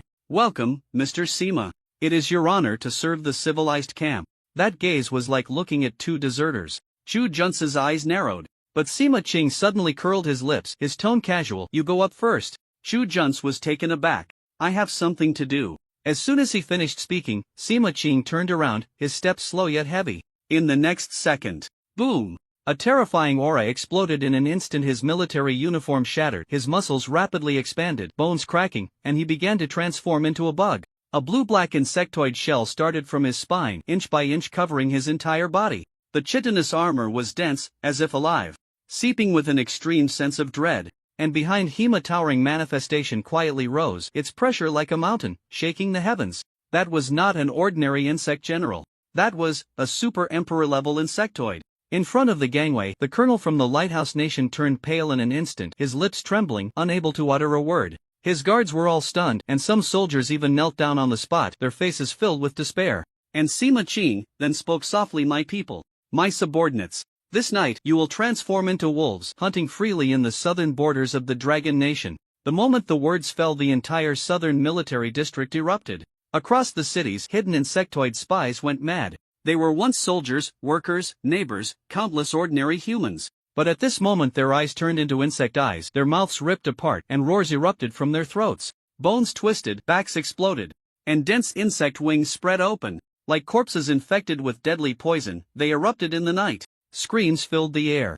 Blood flowed like rivers. The southern borders fell. The night descended. The lights in the southern borders remained stable as always. The next second they went out. The entire southern borders suddenly plunged into darkness. Immediately, the first scream rang out in the eastern district. A duty officer watched helplessly as his subordinate's head suddenly exploded, a spiky black insect body crawling out from his NEC in despair. Humanity turns against itself. Some hold children in their arms, yet are suspected of being disguised as the insectoid race. The crowd attacks. Blood splatters on the infant. "I just want to take my child home." Before the words are finished, a blade pierces through the chest. Hearts collapse. Reason vanishes. The southern city becomes hell. The broadcast station sounds one last time. "Please remain calm. We are trying to restore the system." Zzz. The final sound turns into the insectoid screech. The entire channel is covered by the insectoid signal. The southern region has completely fallen. Order has utterly disintegrated. The insectoids control the human city. This is the beginning of the disaster. Suddenly, boom! The night sky of the southern region is suddenly illuminated by blinding flames. In the next moment, a fleet of fighter jets from the northern military district arrives at the southern border. Hundreds and thousands of mobile turbine heavy armored fighters line up in the sky, resembling a steel dragon in the air. Radar arrays, aerial railgun platforms, and floating surveillance devices all deploy simultaneously. Seal off the outer battle lines of the southern region. Shoot down any suspicious units immediately. Activate the signal interception network. Fully disrupt the insectoid communication frequencies. Combat orders drop one after another. The Tiger Ben heavy armored cavalry corps from the northern region, clad in full mech armor and equipped with flight packs, are dropped in batches from the aircraft. They land at the city's edge. Deploying magnetic energy barriers, they raise a steel chasm. No grass shall escape from the southern region. The insectoids must be trapped here. On the other side, the eastern military district, medical units arrive closely behind. The giant floating warship Chibi descends from the night sky. Medical drones, detection swarms, and nano-repair pods land in an orderly fashion. The reception center, centered around the warship, is rapidly constructed within 30 minutes. Thousands of citizens are placed inside. Some have lost family, weeping uncontrollably. Some are mutilated, blood and flesh in tatters. But the medical team of the Eastern Military District utters not a single word of waste. They treat while they inspect. Scan complete. Target confirmed as human. Permitted entry into the repair pod. Abnormal energy response. Isolate immediately. Retrieve family records for identity verification. The medical officer's expression is stern. Check thoroughly. Leave no insectoid unexamined. Even if we make a mistake with just one person, it could lead to total annihilation. But rest assured, we in the Eastern Military District will not abandon anyone. Meanwhile, the Eastern Military District Combat Group has forcefully breached the first urban area of the southern region. A team of Eastern soldiers rushes into a fallen underground shelter. Blood has long stained the walls. A girl hides trembling under a bed. The Eastern soldiers find her. Covered in blood, she looks warily at the soldiers. One soldier raises his gun, but another stops him. Check her identity before deciding whether to shoot. The girl cries, burying her face in the soldier's chest. He does not embrace her. He slowly raises his gun, aiming at the shadows in the room. 3 seconds later, bang bang bang, continuous gunfire erupts. From the shadows, an insectoid slowly collapses. It wears human clothing. It is the girl's family member. It is no longer human. The girl faints. The soldier supports her. Softly he says, "Don't be afraid, the Eastern Military District is here." The suppression lasts a full 3 days and nights. The entire southern region runs with rivers of blood. Insectoid corpses pile up like mountains. The city is a scene of devastation. On the 4th morning, the broadcast echoes throughout the Dragon Kingdom. This is a notice: the Southern Military District confirms treason.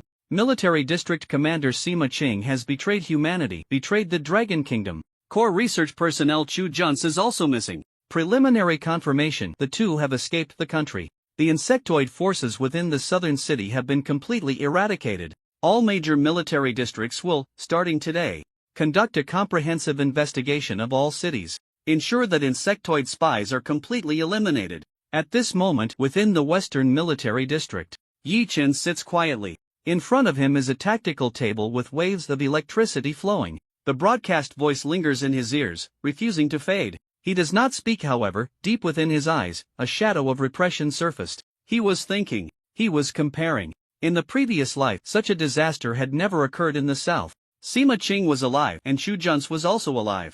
They were even referred to as the elite of the Dragon Kingdom, wielding power and influencing the direction of military research. And at that time, he was already severely injured, lying in a hospital, even receiving medical technology from the Southern Military District for rehabilitation. Thinking of this, Yi Chen closed his eyes, not daring to think any further.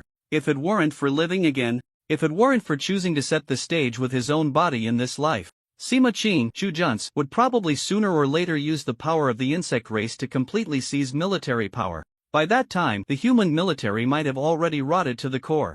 By then, human civilization might not even survive the next insect tide. Perhaps these two would take advantage of his weakness, using his war god body to transform him into a monster like Yi Tianli, half human, half insect. Thinking of this, Yi Chen felt a chill run down his spine. This game was narrowly won. Just as he silently rejoiced in his heart, a knock sounded at the door. Chief Zhuge entered. "Are you ready, Yi Chen? Your exclusive award ceremony is about to begin." Western Military District. The setting sun dyed the grand hall red. The award ceremony officially began. The venue was not large, but it was filled with people. Rows of media reporters.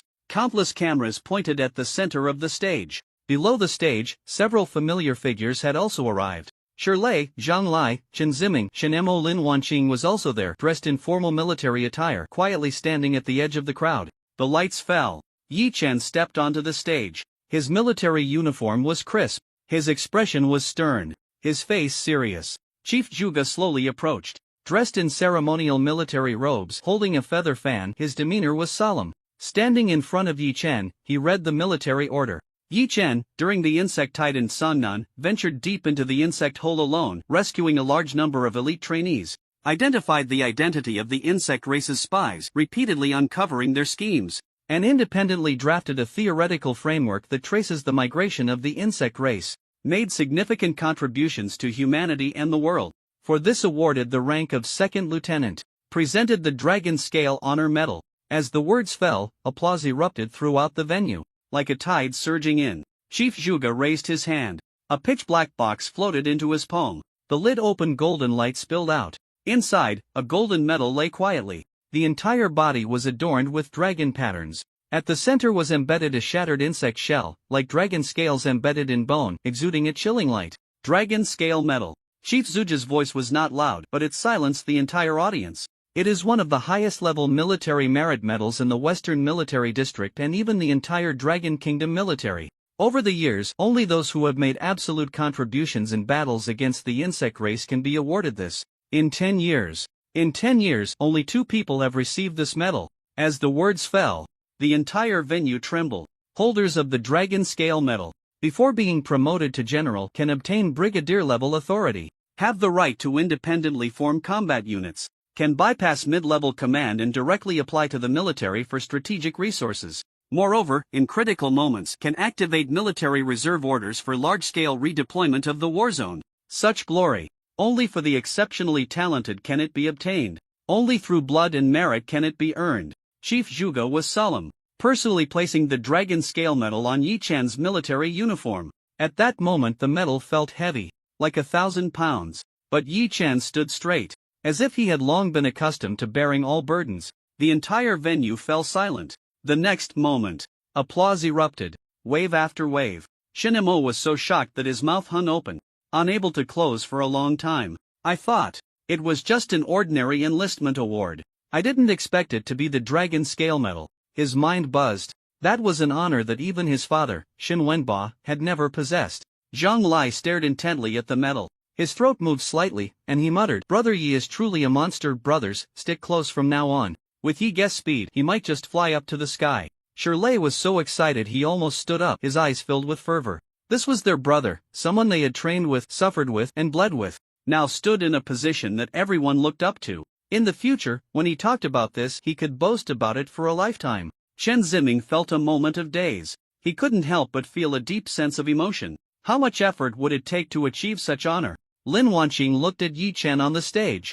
Her heart also shaken. She realized that this medal represented not just honor. It was a ticket to becoming a war god. It was the true symbol of the military's inheritor. It was the path leading to the stars and the high platform. Yi Chen lowered his head. He looked at the golden dragon scales on his chest. His gaze was calm, his tone flat. I will be worthy of it. After saying that, he saluted. His military posture was as straight as a pine tree, yet it stirred the hearts of everyone present. Chief Zhuge spoke up. From today on, Yi Chen officially becomes a lieutenant in the Western Military District. He enjoys independent authority to allocate combat power. He can establish a direct combat team. The next mission will be directly assigned by the military. As his words fell, applause erupted once more. It continued for a long time. The media rushed forward. Microphones and cameras surrounded him, vying for attention. Lieutenant Yi, how do you feel right now? What are your plans for the future? Can you talk about your preferences in a partner? Yi Chen paused slightly. He simply replied, I have just done what I was supposed to do. As for my preferences in a partner, the road ahead is still long. After saying that, he said no more. Many reporters wanted to ask more questions, but they were already stopped by the personnel from the Western Military District. Below the stage, several familiar figures broke through the crowd and surrounded him. Shirley raised his fist and pounded it heavily on his shoulder. Yi Ge, awesome. Lieutenant, how long do we have to fight to earn such honor? Zhang Lai grinned widely, laughing. Do you know? Now the whole dragon country knows you, Yi Chen. You're on fire. Shen Mo's eyes were red with excitement. He was the one who had received the most help from Yi Chen. He was also the smartest among this group. Yet at this moment he looked at Yi Chen, unable to say a word in his excitement. Chen Ziming scratched his head, feeling a bit embarrassed. Our training isn't over yet. We snuck out this time, but we're ready to face the music when we go back. Actually, we just wanted to see you receive your medal in person. If we didn't see it, we wouldn't be satisfied. Zhang Lai looked at the medal on his chest. His tone suddenly became serious. We're still in the training camp. You are already a regular soldier. When we get out, we'll come to the west to find you. We don't want to take shortcuts because of you. We're not looking to get promoted. We just want to follow you into battle. Being able to fight alongside you is our greatest glory. Yi Chen looked at them, a smile spreading across his face. Good, he'll be waiting for you. In the future, we will fight side by side. The few of them wanted to chat a bit more, but then they saw Instructor Mu Chuan with a furious expression striding towards them. Yi Ge, we should get back to training now. We'll contact you when we have time. Seeing the situation was dire, they quickly turned and ran. At that moment, Lin Wanqing walked up. Today, she wore a military uniform, her hair tied up, looking somewhat cold, but her eyes held a softness. She stood in front of him and said softly, Do you know? After the news of your medal spread, Xiaotong started extra training overnight, saying she didn't want to be left too far behind by you. She paused, her gaze falling on the dragon scale medal on his chest. Then it landed on his iron-like resolute face. Suddenly, she let out a light laugh.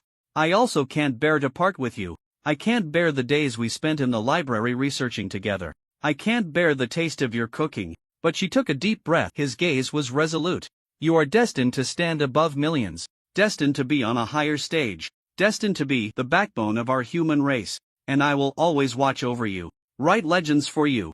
Be proud of you. Yi Chen looked at her. His expression was calm, but his gaze softened for a moment. He nodded gently. Thank you. I will remember you too. After the award ceremony concluded, Yi Chen's first action was to seek out Zhuge, the strategist. Zhuge, may I ask, what happened in the Western Military District? It was clearly his own award ceremony, yet Commander Lu Xian, who usually valued him the most, did not attend. The high-ranking officials of the Western Military District were also absent. Moreover, he noticed that a subtle trace of worry had appeared in Zhuge's eyes. Something must have happened. Zhuge hesitated for a moment before nodding. God of War Guan Yun has been poisoned. Yi Chen raised an eyebrow. The God of War has been poisoned? His tone was unusually grave. Zhuge nodded slightly, his expression serious. God of War Guan Yin led a team into the southern city to eliminate the insect race when he was ambushed by an insect race spy who infiltrated the command center. That person used a special weapon and injured the God of War. Although Guan Yun killed him on the spot, that shot also poisoned him severely. Yi Chen's gaze sharpened. What kind of poison? It's hard to say. Juga sighed lightly. At first, we thought it was the insect race's neurotoxin, but all conventional detoxification methods have proven ineffective. Now, the entire right arm of God of War Guan Yun can no longer circulate energy, the muscles are withering, and even cellular death is occurring. The most terrifying part is that the poison is still spreading. Yi Chen's heart tightened. He recalled his previous life. Before his death, he had experienced something similar. At that time, he was poisoned by his family. Despite having the body of a god of war, he was powerless to circulate his energy. He could only watch helplessly as the toxin gradually consumed him, ultimately leading to his self-destruction. That poison was no ordinary substance. Have you found out where this poison came from? Juga shook his head. The insect race spy is already dead, and the remains have been sent to the research institute for examination, but this poison is likely a weapon developed by the Southern Military District. His gaze deepened. That kind of poison doesn't resemble the neurocorrosion the insect race excels at, it seems more like a synthetically created toxin. Yi Chen's expression shifted slightly. Are you saying that the Southern Military District developed this kind of poison for the insect race? A poison specifically designed to deal with human warriors? Juga did not answer directly but quietly said, currently, we have invited several renowned doctors to suppress the toxin, temporarily stabilizing Guan Yun's condition. But if we cannot find a solution within 15 days, we will have to amputate the entire arm and replace it with a mechanical one. Otherwise, once the poison reaches the heart, even the god of war cannot survive. A moment of silence ensued. Yi Chen stood still, his mind swirling with thoughts. This poison was almost identical to the one he had encountered in his previous life. Perhaps, this was not a coincidence. He raised his head, a hint of sharpness in his eyes. Juga, I want to see him. After a moment of hesitation, Juga nodded. Soon, the two arrived at the medical center of the Western Military District. The metal hatch slowly opened. A heavy, oppressive atmosphere hit them. Yi Chen stepped inside, and at first glance, he saw that figure. Guan Yun, the god of war of the West. He was seated at the military doctor's operating table, dressed in a dark golden military uniform, his back straight as a pine tree, exuding an aura like a blade. In front of him was a simple tactical chessboard. Sitting opposite him was none other than the highest commander of the Western Military District, Commander Lu Xian. The two were engaged in a game of military chess. Each move was as steady as a mountain. But in the next moment, Yi Chen's gaze sharpened. He saw that Guan Yun's left arm had already rolled up his sleeve, revealing a section of dark purple arm bone. The flesh had already been stripped away. On the bone, dark red poisonous patterns crawled like parasites, writhing between the cracks as if they were living worms. The military doctor held a high-temperature laser pen, which without warning pierced into the marrow. The sound of burning erupted. Poisonous blood churned, and smoke billowed. The air was instantly filled with a strong stench of burning and corrosion. Yet, Guan Yun's expression remained unchanged. His demeanor was as usual, as if what was being burned was not his flesh and blood, but a piece of dead iron in someone else's hand. He simply placed a piece down lightly. General, advance 1. Lu Xian raised an eyebrow, responding with chariot horizontal 3. The laser pen advanced again, directly piercing the deepest poison core within the bone. The military doctor was taken aback. It's starting to backfire. In the next moment, that dark purple poison core exploded, flesh and blood rolling, bringing forth large chunks of rotten meat. However, Guan Yun remained motionless. He even raised his right hand, picking up a chess piece. Soldier, flat 4. Yi Chen stood at the door, secretly marveling, as expected of the war god Guan Yun. Knowing the excruciating pain was eating into his bones, he remained as steady as a mountain. Aware that the poisonous fire was burning his soul, he did not utter a word. Even while playing chess, he remained unfazed. The strategist Juga whispered in his ear.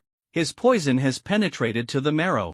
Even our military district's best detoxification system can't suppress it. If it were an ordinary person, they would have died dozens of times by now. But he is Guan Yun. Yi Chen's expression darkened. At that moment, he looked at Guan Yun's left arm and recalled his own suffering from poisoning in his previous life. Back then, no one came to save him. He had to bear it alone. Now, seeing it again, he clenched his fists tightly. What can I do? Yi Chen looked at the arm being scorched by the laser pen, his gaze sharpening as he asked softly. The strategist Juga shook his head, his tone tinged with helplessness. You've already done enough. Unless you have Liuli Huasue, otherwise Guan Yun's hand is likely to be lost. Liuli Huasue? Yi Chen was taken aback, the familiar yet distant name flashing in his mind. In the ancient god ruins, there was indeed a record of a secret medicine called Liuli Huasue. It was said that this medicine could reverse any neurotoxic poison, even the unsolvable toxins that corrode genes and marrow could be severed at the root, reshaping flesh and blood. Isn't that a peerless medicine only found in the ancient god ruins? Yi Chen's expression darkened, waves of emotion rising in his heart. The ancient god ruins. This was not a place one could simply go to. Each ruin was revealed only after a natural disaster. Earthquakes, meteorites, geological faults. Only such large-scale geological movements could uncover those ancient divine sites buried beneath the earth. And within those ruins there existed not just medicines. They contained advanced civilizations and technologies. As for their origins, academia has yet to reach a conclusion. Many believe that the ancient ruins were not created by the native races of Blue Star, but possibly by extraterrestrial technology. Their technology, weapons, potions, battle armor, remains, blueprints, each was a treasure worth a fortune. The development of a single ruin could elevate a nation's civilization to a new level. The northern military district became strong because it controlled 3 ruins. The east had 2, while the west had only 1. The war god Guan Yun's Qinglong broadsword was obtained from that only western ruin. But there are still 6. Yi Chen murmured softly. Memories from his previous life flashed through his mind. These were the new ruins that were gradually discovered after the merger of the 3 military districts, which caused the Dragon Kingdom's combat power to soar. Along with the initial 6, there were a total of 12. And now, only 6 were known. This meant there were still 6 undeveloped ancient god ruins hidden beneath the Dragon Kingdom. With this thought, Yi Chen's eyes suddenly brightened. If he could find them first, that would be the most natural treasure, the purest power. And he knew one of the ancient god ruins was hidden beneath the ruins of a southern city. There was Liu Huasui. At that moment, an officer hurried over. Report! In the southern city, ancient god ruins have been discovered. The military has convened a joint meeting. Commander Liu must attend immediately. Lu Xian had just placed a piece on the board. His finger paused. The chessboard was fraught with danger. He raised an eyebrow, about to stand up, when Zhuge, the strategist, lifted his feather fan. Leave this small matter to me. Lu Xian was about to sit down again. Suddenly, Guan Yun burst into laughter. How important are the ancient god ruins? Zhuge knows better than anyone. How can you call it a small matter? He was sitting there, his injured arm being burned by the physician, the bone charred, flesh rolling. Sweat dripped down his forehead, yet he felt no pain. Big brother, stop dawdling. If we wait any longer, those old foxes will divide the treasures in the ruins. Lu Xian sighed lightly. He stood up and glanced at the chess game. Second brother, rest here for now. When I return, we will settle the outcome. Guan Yun grinned. I'll wait for you. Lu Xian left his seat and walked over to Zhuge. The ruins are under the jurisdiction of the South. Now that the South is incapacitated, other military districts will surely want a share. How do you plan to seize it? Zhuge shook his fan. The fairest way is for the 3 parties to send troops. Whoever seizes more, takes more. But the Western Military District has just finished a battle and manpower is tight. I haven't decided who to send yet. Just as he finished speaking, a voice rang out. Let me go. Yi Chen approached, his gaze sharp, his voice crisp. I volunteer. War god Guan is severely poisoned. If we can find the glazed fire essence in the ancient god ruins, it will surely cure war god Guan. Lu Xian narrowed his eyes, looking at Yi Chen. How do you know? That there will be glazed fire essence in the ruins? His tone was not heavy, but his presence was imposing. You are still too weak. Going in, you might not come back. I know you want to save him. Booty can't let you take that risk. Zhuge also nodded, lightly shaking his fan. You haven't even reached the martial master realm. The ruins are filled with traps, and there are strange beasts guarding them. Not just you. Even a powerful martial king wouldn't dare to guarantee they could come out alive. You are the hope of the human race. What we need is your survival. Go train. Go get stronger. Leave the ruins to us. Yi Chen fell silent. He felt a sense of urgency within. He knew this was the gap. He had talent, he had titles. But in front of these old foxes, he still had no say. He clenched his fists. In fact, he wanted to tell the 2 of them, and not just talking nonsense. I know what's inside. Having lived again.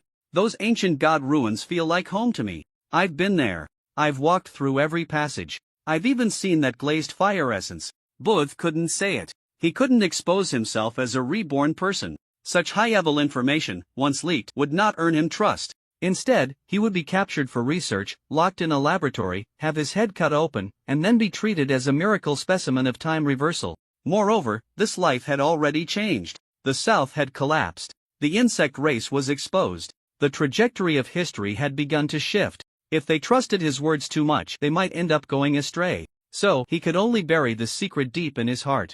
At that moment, he closed his eyes, swallowing all his words back. Just then, Lu Xian spoke up, his voice deep, as if in thought. You are so interested in the ancient god ruins? All right. Come with me. I'll take you to this joint military meeting. Zhuge was taken aback. He hadn't expected Lu Xian to bring Yi Chen to the joint military meeting. He hesitated a bit. Commander, this kind of meeting. Attendees are all the marshals, war gods, and leaders from various military districts. Yi Chen is just a mere lieutenant. Even if he has obtained the Dragon Scale Medal, his rank is still lower than the guards at the meeting hall entrance. Lu Xian waved his hand dismissively. He is one of my people from the Western Military District. I value him. That's enough. What others think doest matter. Zhuge, the advisor, fell silent. Lu Xian continued.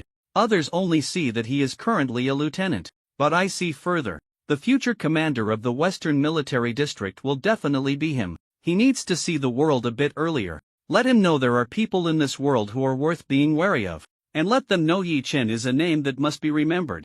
As his words fell, the room fell into silence. Zhuge put away his feather fan and smiled. Then, I'll listen to the commander. I'll arrange the journey right away. Lu Xian nodded, looking at Yi Chen. Get ready. We depart in half an hour. Come with me to a meeting. After watching the two leave, Zhuge returned to the command room. He closed the door and walked to the innermost secret chamber. He activated the unique intelligence system of the Western Military District, Beidou AI. This was the war assistance hub he personally developed. Its computing power rivaled that of the Empire's core super brain. On the command platform, the light screen lit up. A golden line flowed. Beidou. Initiate big data simulation. Pull up all elite combat data from the current Western Military District. Filter best candidates for entering the ancient god ruins. Key indicators: temperament, experience, combat power, deduction ability, extreme reaction, unknown adaptability. Begin calculation. System running analyzing target data volume 4,289,117 entries. Estimated time required 2 minutes. Zhuge stood in the darkness, waiting quietly. Soon, the light screen trembled. The results popped up. First place, Yi Chen. Zhuge was momentarily stunned. Yi Chen? How could it be him? I need a reason. The AI pulled up footage. It was surveillance footage from the training camp assessment period. Yi Chen stood with a bow, his true energy flowing. That ordinary recurve bow was being forged into shape in his hands. Golden flames ignited, as if a divine weapon was being born. The voice of Beidou AI sounded. Identification complete. The bow forged by Yi Chen has energy fluctuations, structural forms, and material refinement methods that are extremely similar to known products from the ancient god ruins. However, this weapon has not been registered in any ruins database. Preliminary speculation: an unregistered ancient god-level divine weapon. The theoretical knowledge required for forging such a product is extremely complex. There are only 3 possibilities. 1. Yi Chen has come into contact with unknown ancient god ruins weapons. 2. Yi Chen has an understanding and cognition of the ancient god ruins that exceeds common sense. 3. Yi Chen has entered the ancient god ruins. Deduction conclusion: Yi Chen is currently the most suitable person to enter the ancient god ruins. Zhuge was stunned for a long time. Then he gently turned the feather fan in his hand. It's you again, Yi Chen, he murmured softly, his eyes narrowing slightly. It seems you have quite a few secrets as well. Zhuge immediately sent the results calculated by the AI to Lu Xian. At this moment, Lu Xian and the others were still on their way to the conference room in the imperial capital. Lu Xian received the intelligence sent by Zhuge. He quietly glanced at Yi Chen. The young man sat upright, his expression calm, gazing out the window as if in contemplation, or perhaps waiting. Lu Xian did not ask further. He gently withdrew his gaze, sighing inwardly. Everyone has secrets, you don't say, and I want to ask. In the blink of an eye, several hours passed. Imperial capital. Joint conference hall.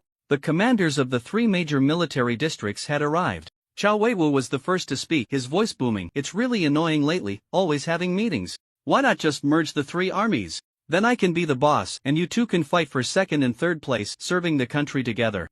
It would be more comfortable. He laughed heartily, looking quite unserious. Lu Xian stroked his beard, his tone indifferent. Aren't we serving the country now? But if we really merge, then let's skip it. I can't do that, like you did back then to stop the insect plague, dropping nuclear bombs, turning 10 cities to ashes. As soon as these words were spoken, the atmosphere grew heavy. Chao Wei's face darkened, and he angrily retorted, that was a tactical measure. I didn't drop it on the main urban area, it was on the slums and refugee camps, those places left untreated. The insect race will consume people and grow stronger. We sacrifice a part to preserve the whole. Lu Xian sneered. Have you ever considered that besides bombing, is there a third option? Chao Weiwu slammed the table, ready to argue back. At that moment, a clear cough interrupted. Sun Xuanma from the Eastern Military District finally spoke up. Gentlemen, stop arguing. We are not here to fight for the moral high ground. The ruins of the Southern Military District have already emerged, the insect race has not been completely cleared, and the spies have not been successfully dealt with. If our three armies continue to fight among ourselves, can this dragon country still be defended? The air instantly calmed down. Lu Xian nodded slightly, well said. Chao Weiwu flicked his sleeves, snorted coldly, and sat down. I can't be bothered to argue with you. Sun Xuanma glanced around the room with indifference and said, next, let's discuss the main issue.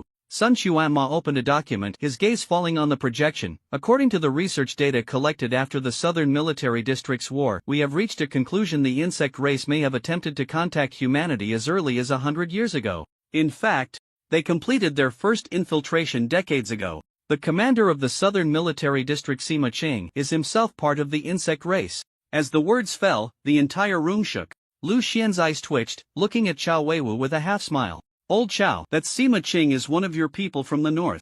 What's going on? You didn't even check his background before letting him sit in the commander's position? Chao Weiwu's face stiffened, his expression darker than his military uniform. That's a long story. He sighed, his fingers silently tapping on the table. Back then, the Northern Military District had just suffered a defeat. The insect plague broke out, and we suffered heavy casualties, with several elite units nearly wiped out. It was at that time that someone came to us. A researcher who crawled out of the slums claimed he could solve the insect race problem. He said he invented a special insecticide that was highly effective against insect soldiers and below. I didn't believe him at the time. He brought a sample for me to test. We conducted experiments in the mass graves, and once it was poured, the insect corpses stopped moving. In that battle, we used that agent and cleared 3 nests in one go. Chao Weiwu's tone grew heavy, and his anger intensified with each word. I overestimated him. I immediately promoted him, set up a research lab, and allocated resources. Who would have thought that the agent would become ineffective after 3 months? He claimed the insect race mutated too quickly and needed to be redeveloped. So he asked for money, equipment, and test subjects, and we provided everything. Later, the Southern Military District split from us and transferred him to lead the entire biochemical system. And then what happened in the south, you all saw. A den of snakes and rats. He slammed the table with the last sentence. The wooden, tempered glass table instantly cracked. Sun Xuanma closed the document, his gaze icy, looking back at history. The more we see, the more we look like pigs being fed. They treat us as test subjects and the insect race as their kind. The South is not a defense line, but a hatching pool. Lu Xian's expression also darkened. He scanned the faces of those present. This is our oversight. The enemy has not been exposed, we just didn't dare to dig deeper. Now we need to discuss how to thoroughly investigate this batch of remnants. Sun Xuanma flipped through the materials, his voice low. At present, it seems that the mastermind behind this incident can already be confirmed. Sima Qing, his true form is the insect race. Chu Junsei, a genius in human research. The two have been confirmed as the masterminds behind this entire incident, and both of them have escaped to the Lighthouse Nation. The conference room fell silent. Chao Weiwu snorted coldly, his face full of disdain. Is the Lighthouse Nation insane? Will they accept anyone? Accepting a bug race is one thing, but even harboring traitors? Lu Xian narrowed his eyes, his voice laced with coldness. They've always thought they were high and mighty, seeing far. Perhaps they've already made up their minds about these two. Or maybe he glanced at the blank screen, a glint of cold light flashing in his eyes. Chu Junsi and Sima Qing have long arranged an escape route in the Lighthouse Nation. It's possible that the upper echelons of the Lighthouse Nation have already been infiltrated by the bug race. In an instant, the atmosphere around the conference table froze. Chao Weiwu's expression darkened as he murmured, Sima Qing is a bug race member himself. It's one thing for him to assist them. But Chu Junsi, he's human. How could he help the bug race that devours its own kind? Sun Xuanma also frowned. He looked down at a document in his hand from years ago. Slowly, he spoke. We've checked Chu Junsi's resume. He is indeed of the human race. Exceptional intelligence test scores, PhDs in biology, neuroscience, and engineering mechanics. Unfortunately, he paused, pulling out a key phrase. He wrote in an unpublished research report from his early years, I have discovered that humanity can never defeat the bug race. If the bug race exerts its full force, humanity will surely lose. The entire room shook. What does this mean? So this Chu Junsi has surrendered? Chao Weiwu laughed in anger. So, he decided to surrender? Decided to live on his knees? Lu Xian's gaze was sharp as a sword. Or perhaps wants to stand on the side of the victors. Even if the cost is betraying all of humanity. Sun Xuanma added softly, some madmen don't believe in faith, only in logic. And in the face of logic, they maintain absolute rationality, while humanity becomes worthless. At that moment Yi Chen, who stood behind Lu Xian, suddenly spoke. I have met Chu Junce. The conference room trembled, and everyone's gaze turned towards him. Yi Chen continued, he once said that his goal is not to surrender to the bug race, but to control the bug race. He wants to be the bug master of humanity, to becoming an existence that transcends both humans and bugs. As soon as these words were spoken, the air froze for a moment. Sun Xuanhua frowned, his gaze icy. Lieutenant? Lu Xian, you actually let a lieutenant attend this level of top-secret meeting? Lu Xian, however, smiled, unfazed. Don't you think every word he says is more valuable than that of some generals? The cleansing of the southern border. The exposure of bug race spies. Chu Junce's escape. Which of these matters is unrelated to him? Chao Weiwu also looked displeased, pointing at Lu Xian. Are you planning to cultivate this kid into a talent? Or are you preparing to hand over the command to him in the future? Lu Xian smiled without answering. Yi Chen, however, no longer paid attention to their bickering. He stared at the projection on the conference table, his voice low. I've been thinking, why did Chu Junce say the bug race is invincible? What has he seen? What does he know? If the bug race is truly powerful enough to crush humanity, then why don't they directly march their armies? Instead, they send spies, representatives, even cooperate with humans? Upon hearing this, Sun Xuanhua suddenly jolted. He raised his head sharply, gasping, are you saying the bug race does not intend to exterminate humanity, but rather wants to treat humanity as livestock? As soon as this statement landed, the conference room fell into a deathly silence. A high-ranking military official murmured, raise humans? Like we raise pigs and chickens? The atmosphere turned icy. Chao Wei's fists cracked ominously. Lu Xian, however, slowly uttered two words, reasonable. Sun Xuanhua gritted his teeth. If this is the strategy of the bug race, all our resistance as humans now in their eyes is merely food resisting its fate on the dining table. No one could laugh. Not a single person dared to call this madness. Yi Chen looked at the several generals, his voice steady. And I believe that Chu Junce is not surrendering. He is laying a trap. What he wants is not mere survival. It is domination. The dominion over the insect race. The dominion over humanity. He thinks he can control the insect race. To gain trust, then impose his rule. So I think he is more dangerous than the insect race. The insect race is merely an invader. He is an ambitious man. As he finished speaking, everyone fell silent. No one contradicted him. The atmosphere was terrifyingly oppressive. After a long while, Sun Xuanhua finally spoke. We will take note of this judgment. We will consider it carefully. Now let's talk about the seventh ancient god relic. It has appeared beneath the southern city. It does not belong to any of our three factions. For fairness, each military district will send a small team, 7 people, to explore together. Chao Weiwu nodded. No problem. After speaking, he looked at Lu Xian, smiling. I heard your western military district is short on manpower. Can you gather 7 people? Or should I lend you a few? Lu Xian rolled his eyes. Get lost. Chao Weiwu laughed heartily. Don't be so fierce. I heard that the god of war, Guan Yun, is injured. I've always admired him. If you can't heal him, bring him over to me. Ill-treat him. Lu Xian replied coldly. Healing requires Lioli fire essence. Do you have any? Chao Weiwu frowned slightly. Not really. I don't even know if there's any in that relic. He sighed. If it weren't for the ancient god relic suppressing cultivation, I would directly send the god of war in to flatten it with a slap. What a pity. The higher the level, the more severely it gets suppressed. Those old generals under me are completely useless. I need to go back and have Sun Consult pick some people for me. He turned to Lu Xian. What about you? Who do you plan to choose? Lu Xian smiled. You'll know when the time comes. The meeting concluded. Lu Xian stepped forward. Looking at Yi Chen, he spoke lightly. For this relic's quota, I've decided. You go. Yi Chen was taken aback. Then his eyes brightened. I won't let you down. He said it firmly. At that moment, a figure approached. It was Sun Xuanhua. He stood in front of Yi Chen, his expression complex. Yi Chen, there's something I need to tell you. Your father, Yi Jin Yuan. He is currently in the affiliated hospital of the Eastern Military District. Yi Chen froze for a moment. Sun Xuanhua continued. We detected a large amount of insect race genes in his body. Moreover, his name has appeared on the modification list of the Southern Military District. So, we initially judge he has likely been modified by the insect race. He may no longer be human. Now, we have isolated him as a research specimen. We plan to conduct slicing and in-depth research. As he said this, he kept staring into Yi Chen's eyes, waiting for a reaction. testing, also observing. But Yi Chen merely spoke calmly.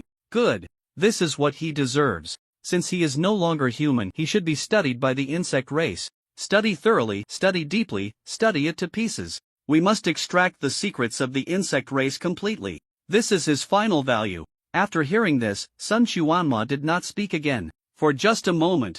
When he looked at this young man, there was a hint of admiration in his eyes. This was a true iron-blooded person. Also, a solitary blade that had completely severed its emotions. A day later, in the Western Military District, within the Operations Assembly Hall, 7 people were fully equipped, standing in formation. Yi Chen stood at the front, carrying the black scorpion with the shadow devourer at his waist. Lu Xian strode over, his expression solemn. This mission, the 7th ancient god relic. Inside, dangers lurk everywhere, traps are dense, and strange beasts roam. Even, you need to pay attention to the people from other military districts. Remember, once you enter, you will lose contact with the outside world and cannot send for support. Your lives and deaths will be determined by yourselves. With that, he waved his hand. The staff presented the death warrant. The 7 signed in turn. The atmosphere was extremely serious. After signing, Lu Xian's gaze swept over everyone. This time, Yi Chen will be your team leader. As soon as these words were spoken, the room erupted in an uproar. Several people exchanged glances, clearly not expecting that the team leader would be the legendary young genius. A few were secretly excited, their eyes reflecting respect and curiosity. But just then, a cold snort was heard. I have an objection. Everyone was taken aback and turned to look in the direction of the voice. In the lineup, a burly middle-aged soldier stepped forward, his brows sharp as knives, his gaze cold and fierce, with a golden thunder beast embroidered on his chest. Wei Jinglei, Special Operations Team 3 of the Thunder Roar Unit, rank of Captain, 10 years of service. I do not look down on geniuses. But this mission is fraught with danger, even a single misjudgment could lead to the annihilation of the entire unit. Moreover, this time entering the ruins. We also need to find the glazed fire essence for the war god Guan. Yi Chen may have talent, but he is still young and has not yet entered the martial master realm. How can he lead the team and command respect? As soon as these words were spoken, the hall fell silent again. The others had complex expressions, although they did not voice their opinions. It was clear they shared Wei Jinglei's concerns. They admired Yi Chen's achievements, but admiration aside, when it came to risking their lives, everyone hoped the commander of the team would be someone who could stabilize the situation and bring them back safely. The atmosphere became tense. Lu Xian did not speak but looked at Yi Chen. He wanted to see how this young man would respond. Yi Chen understood. In the military, respect is earned through strength. Talent is for the future. But strength is what matters now. He stepped forward, looking at Wei Jinglei, his expression calm yet exuding a hint of pressure. Do you think I am unworthy? Wei Jinglei sneered. I think you are too inexperienced. You are young, your cultivation is low, and you have 0 battlefield experience. What qualifies you to be the captain? He spoke candidly, without a hint of personal bias. But the people around all turned to look at Yi Chen. Some agreed. Others hesitated. Yi Chen did not get angry. He simply replied calmly, I may be young, and my cultivation may not be high. But have confidence that I can lead you all out alive. You don't agree? That's fine. You decide what we will compete in. I will accompany you. As soon as these words were spoken, the room erupted in an uproar. A rookie actually dared to challenge a veteran and let the other choose the competition? It was simply arrogant. Wei Jinglei's eyes turned cold, narrowing as he scrutinized Yi Chen. Are you sure? What do you mean by you decide? Yi Chen nodded, his tone unchanged. You decide. I can take it. Originally, Yi Chen did not want to be so high profile. But this mission was related to the war god Guan Yun. He had to rely on strength to quickly establish military authority. Wei Jinglei fell silent for a moment, then stepped forward. He spoke in a deep voice. Let's compete. Then let's compare actual combat. Fists to flesh, hands and feet combined, no weapons allowed. I will suppress my cultivation. I will suppress it to the peak of the martial Dao realm so as not to bully you. Yi Chen glanced at him and replied, no need to suppress. Once we enter the ancient god ruins, your cultivation will not be affected. If we are to compete, don't hold back. Give it your all. Wei Jinglei raised an eyebrow and grinned. You have guts. Then I won't hold back. The two walked onto the training platform. They removed their weapons. Fists faced each other. The air suddenly thickened. Wei Jinglei struck first, his figure like a tiger, the wind from his punch howling. If that punch landed, it could shatter a cow's bones.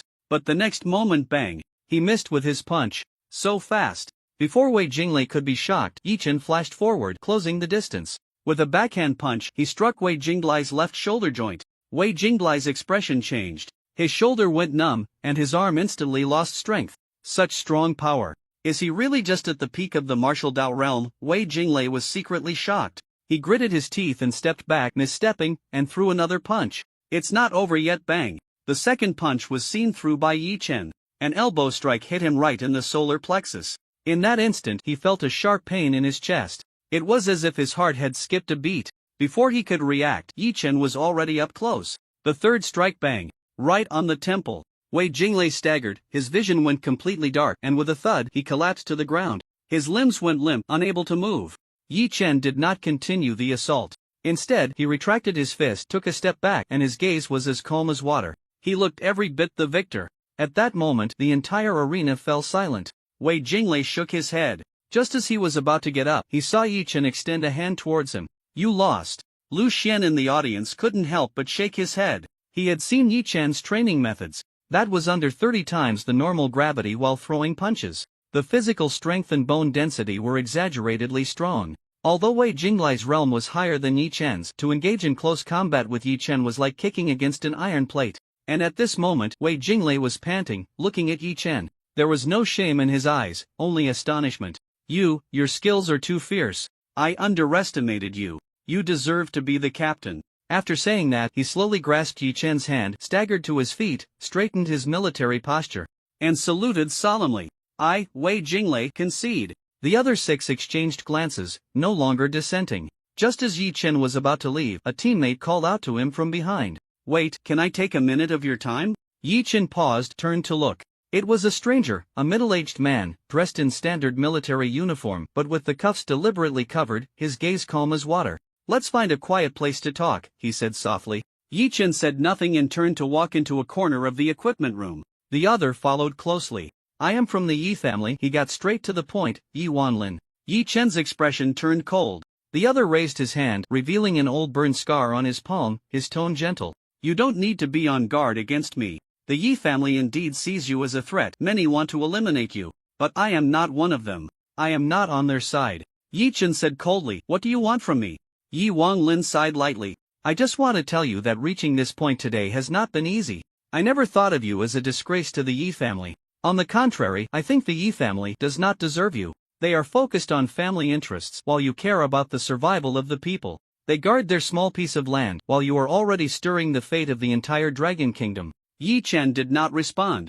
Yi Wanlin continued, I have no other intentions. I just hope you don't consider all those with the surname Yi as enemies. If one day you want to settle accounts with the Yi family, if I stand in your way, feel free to kill me. But this operation involves the war god. I hope we can both set aside our prejudices and do our best to complete the mission. After saying that, he bowed his head in respect and turned to leave. Meanwhile, in the northern military district, Chao Weiwu had also selected the 7 people for the expedition. Each of them was a veteran warrior he had personally trained. They were referred to in the military as Magin Xiaowei, a special unit specializing in ancient divine relics. Their cultivation was all suppressed at the peak of the martial master realm, but each one had the strength to surpass the peak of the martial master realm, and the leader of this small team was named Liang Yingwei. He had entered ancient divine relics 3 times. Each time he returned victorious, bringing back extremely valuable technological blueprints. Once, severely injured, he even managed to drag back the bodies of his team members with a broken leg.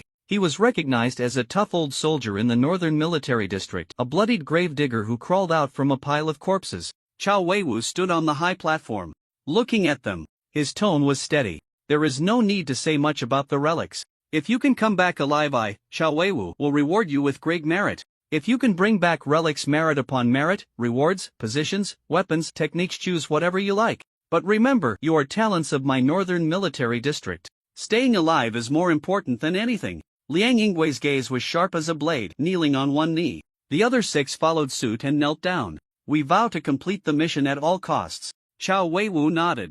Watching them embark on their journey, he thought to himself how much loot he could gain this time. Early in the morning, before the 7th ancient god's relic, mist swirled and the wind howled.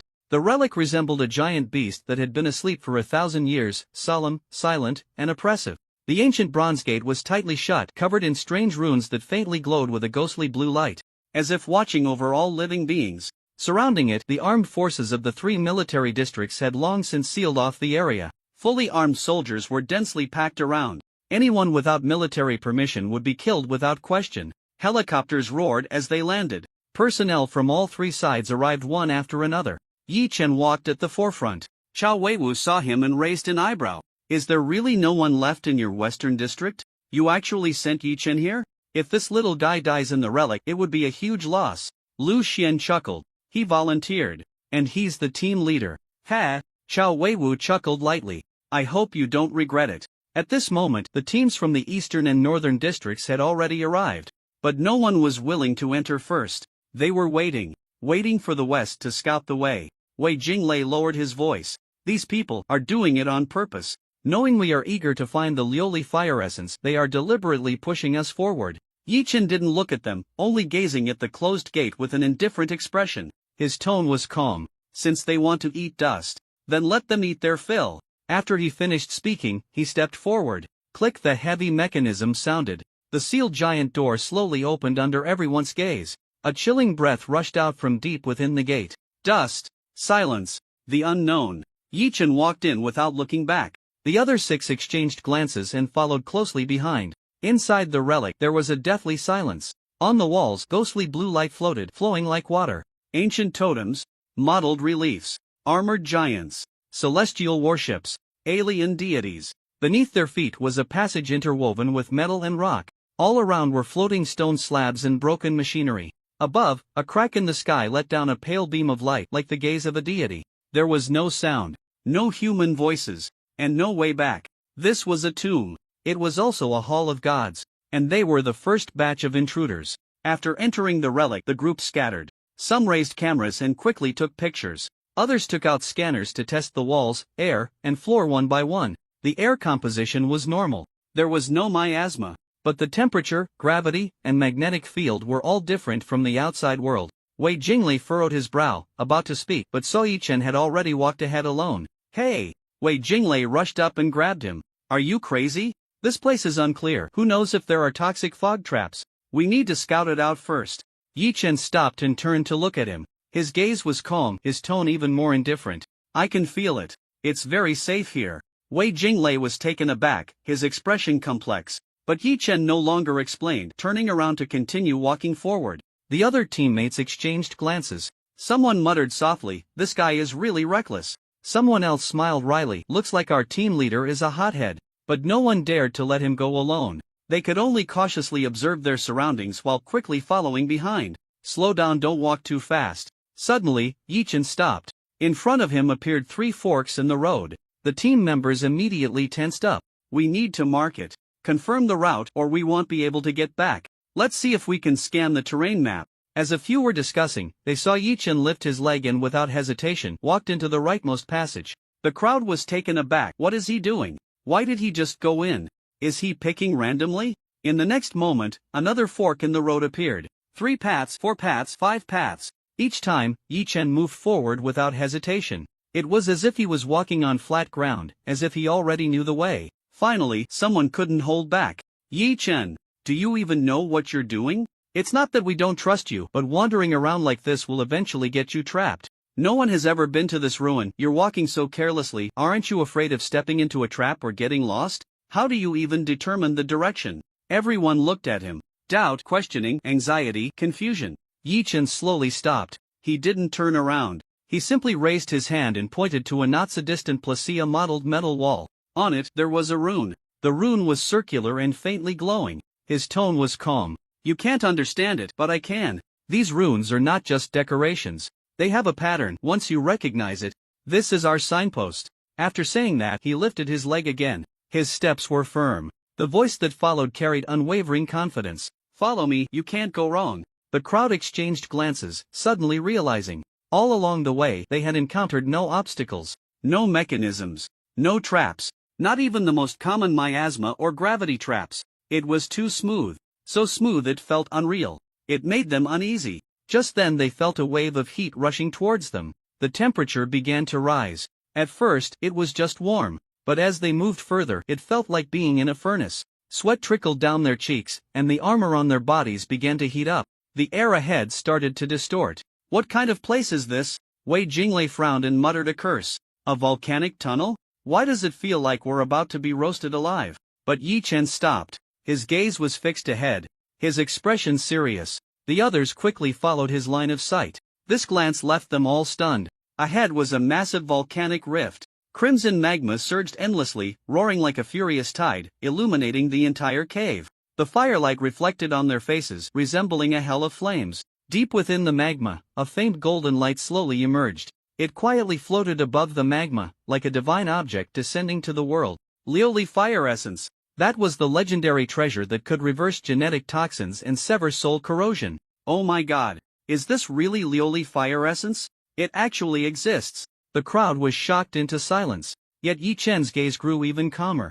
He knew that this challenge had only just begun. The Lioli Fire Essence floated quietly above the magma. It seemed so close, yet was as distant as the horizon. Yi Chen stepped closer. In the next moment, boom! A wave of fire suddenly erupted from the center of the magma.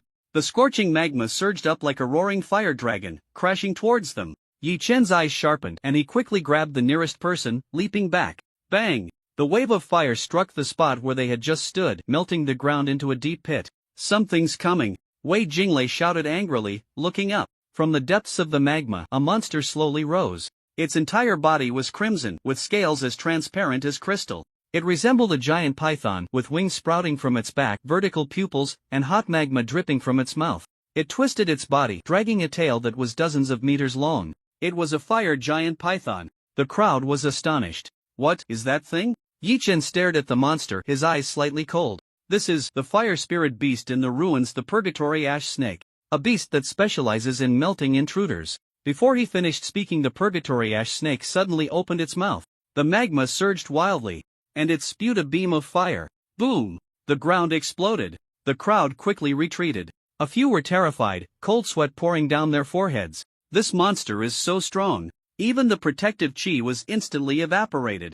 That thing is definitely not something a martial artist can handle. Even more terrifying things were yet to come. Yi Chen suddenly looked up. On the rock wall, intricate metallic patterns emerged in circles. They were not decorations. They were mechanisms. Click, click, click. Countless gears turned, and the rock wall suddenly opened wide. Hundreds of fire spears shot out from all directions. With searing heat, they pierced towards the crowd. Get down! Yi Chen roared, pulling everyone aside.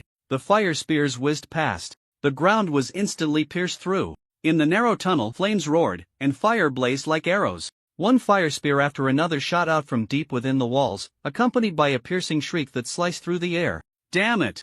Wei Jinglei cursed. His body rolled back sharply, narrowly avoiding the fire spear. The others also scrambled and crawled, frantically dodging. Some had their clothing singed, while others had their arm guards pierced. The flames grew fiercer. The fire spears became denser. The tunnel seemed to come alive, wanting to nail them all to the walls. The crowd fled in panic. Finally, quick! The exit is here! One person shouted, leading the charge out of the tunnel. The others followed closely, stumbling as they escaped. The fire spears stopped. The tunnel behind them returned to calm, leaving only scorched marks and lingering smoke. Everyone collapsed to the ground, faces filled with horror. Wei Jinglei gasped for breath, looking back at the pitch-black tunnel, his eyes filled with lingering fear. That was close, we almost didn't make it. Yi Chen narrowed his eyes, his gaze sharp as a blade. This is the fire domain barrier of the ancient gods. It belongs to the defense system of a super-ancient civilization. It adjusts its attack frequency automatically based on the intensity of the intruder's aura.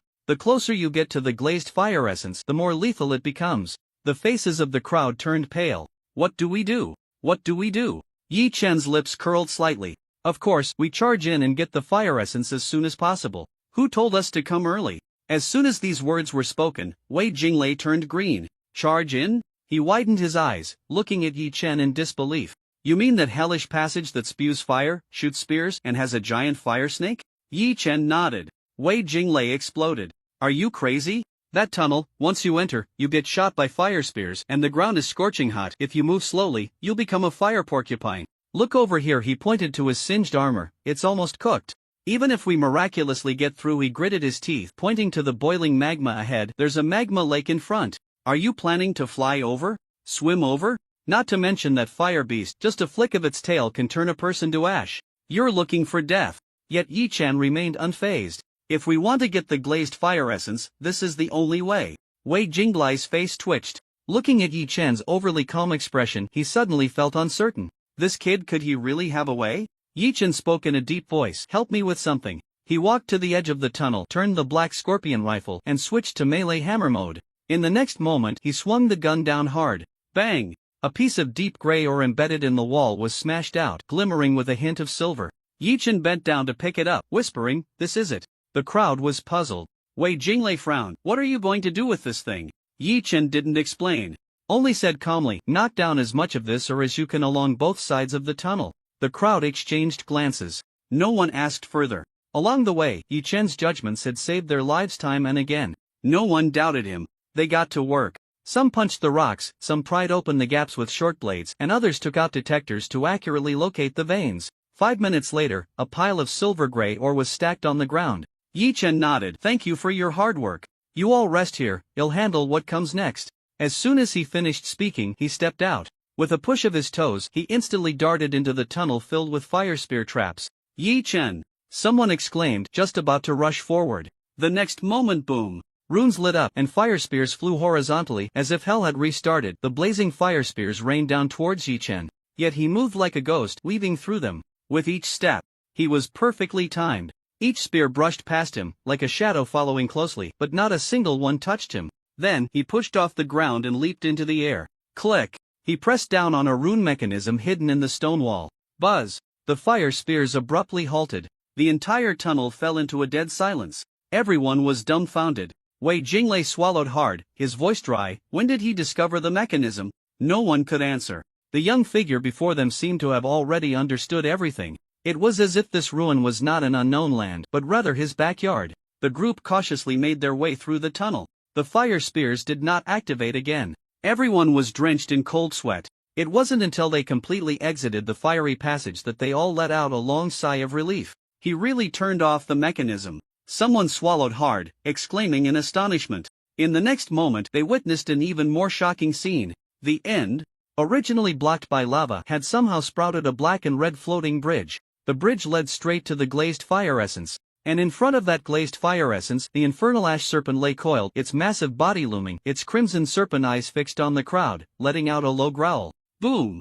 A scorching wave of heat rushed towards them. The air seemed to ignite. Wei Jinglei took a deep breath and stepped forward. Ill-distracted, you all take the chance to go around and grab the glazed fire essence. He lowered his voice, his gaze stern. The crowd was startled. Are you crazy? That's the infernal ash serpent, but Yi Chen spoke calmly. No need. Wei Jinglei was taken aback. What? Yi Chen patted his backpack and pulled out a piece of gray silver ore. The iron ore I just had you collect is not just building material. It has another name, called crimson titanium bone Oregon. It's the main food of the infernal ash serpent. As he finished speaking, Yi Chen tossed the ore high into the air. Splashed the crimson titanium bone ore fell into the lava. In the next second, the previously alert and roaring infernal ash serpent suddenly paused. Its serpent eyes immediately focused on the spot where the ore had fallen. Whoosh! It slowly swam forward. Its massive body stirred the lava, approaching the ore with a mix of hesitation and excitement. Gurgle, gurgle! The crimson titanium bone ore was enveloped by the lava, slowly sinking into the serpent's mouth.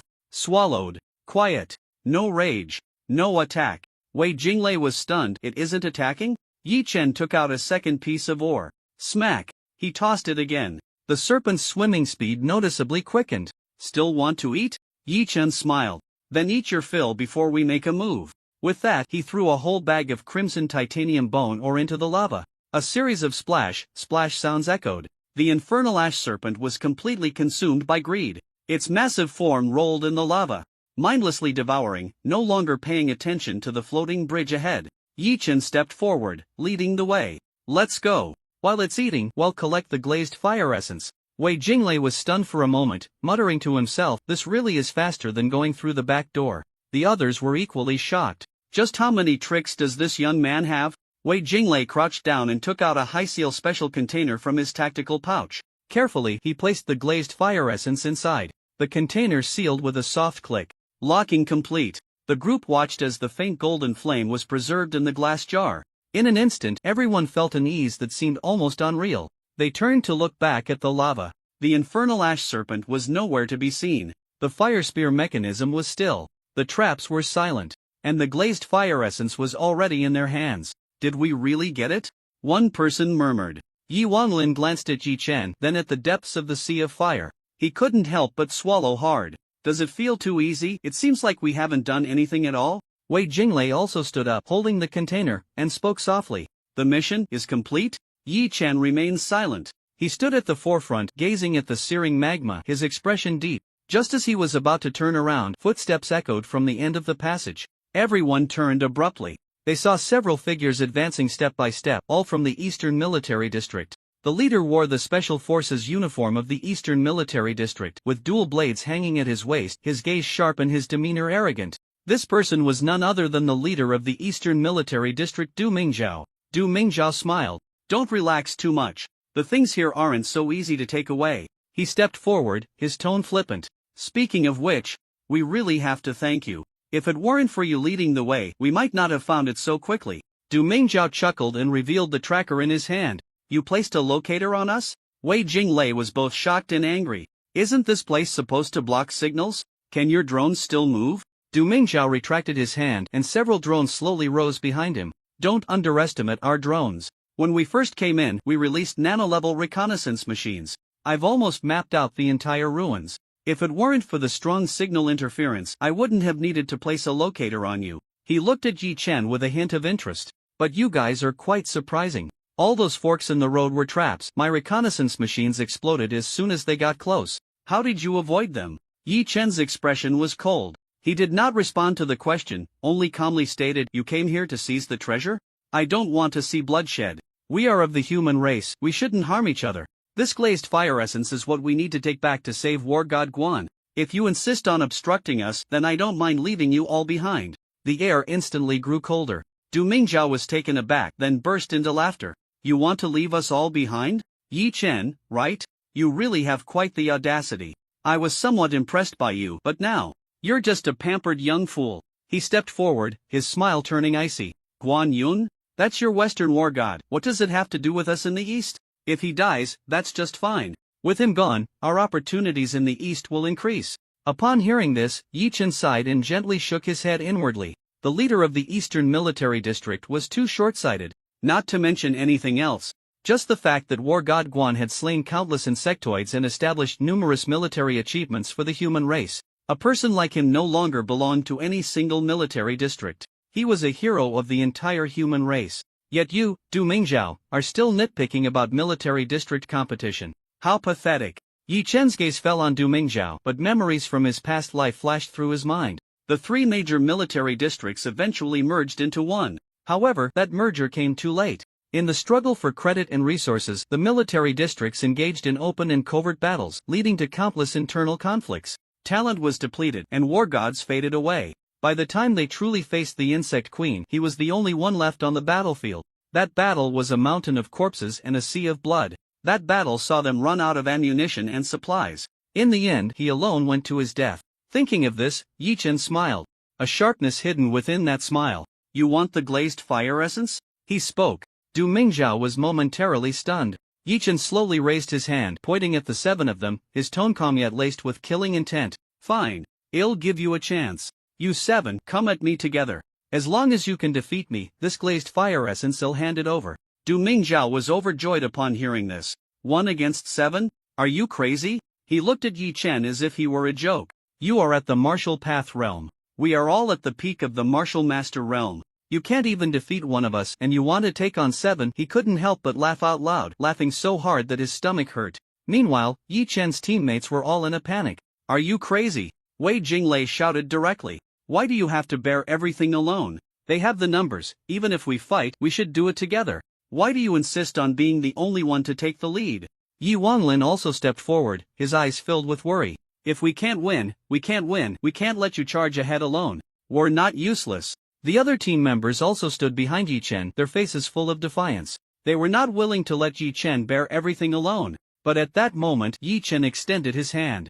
Give me the Liuli fire marrow. He spoke calmly. Everyone was taken aback. Wei Jinglei's eyes widened even more. You want to take the Liuli fire marrow into battle? That's the life-saving medicine of the war god Guan Yun. What if it gets stolen? Are you crazy? Yet Yi Chen did not get angry. He just quietly looked at them. Don't worry. I know what I'm doing. He spoke calmly, but every word exuded an unshakable confidence. I won't let the Liuli fire marrow fall into someone else's hands. You 7 will fight against their 7. Some of you might get hurt or even die. And besides the 7 from the east, the northern military district hasn't shown up yet. We need to conserve our strength. And I don't want anything to happen to you. I'm very protective of my own. In just a few short sentences, Wei Jinglei was left speechless. A group of martial masters was actually being protected by someone at the martial path level. If it were someone else, he would have already cursed them out. But this was Yi Chen. This person had led them through traps, outsmarted strange beasts, and found the Liuli fire marrow. He seemed to know everything instinctively. He was steady, calm, and powerful. He was not just an individual. He was the captain and also the banner. Wei Jinglei's gaze towards him gradually changed. He stopped speaking and simply handed over the Liuli fire marrow. Captain, be careful. Yi Chen took it, nodding.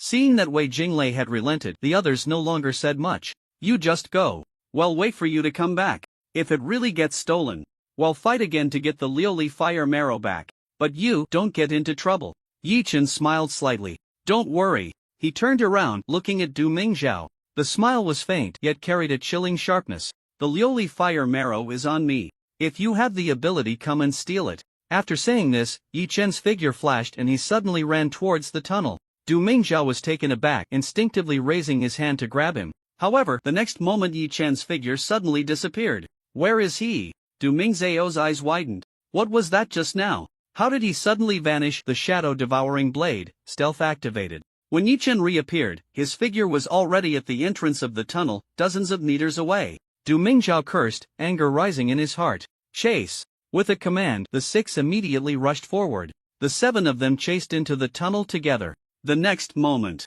click! Yi Chen, without hesitation, pressed the mechanism. Boom!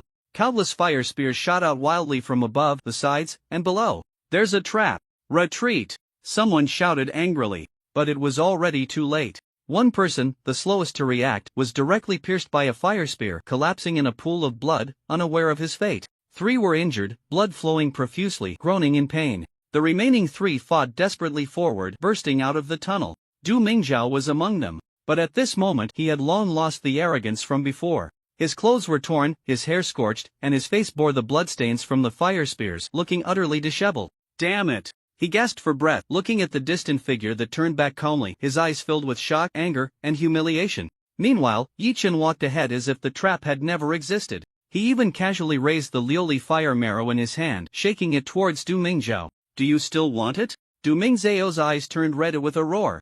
He charged towards Yi Chen. In the next second, Yi Chen's figure swayed, his steps light, and he actually turned back and dashed into the tunnel again. Du Mingzhao missed his target, his face turning ashen. He gritted his teeth, his gaze dark as he stared at the familiar tunnel. He felt a twinge of fear. He had just escaped from the tunnel with his life.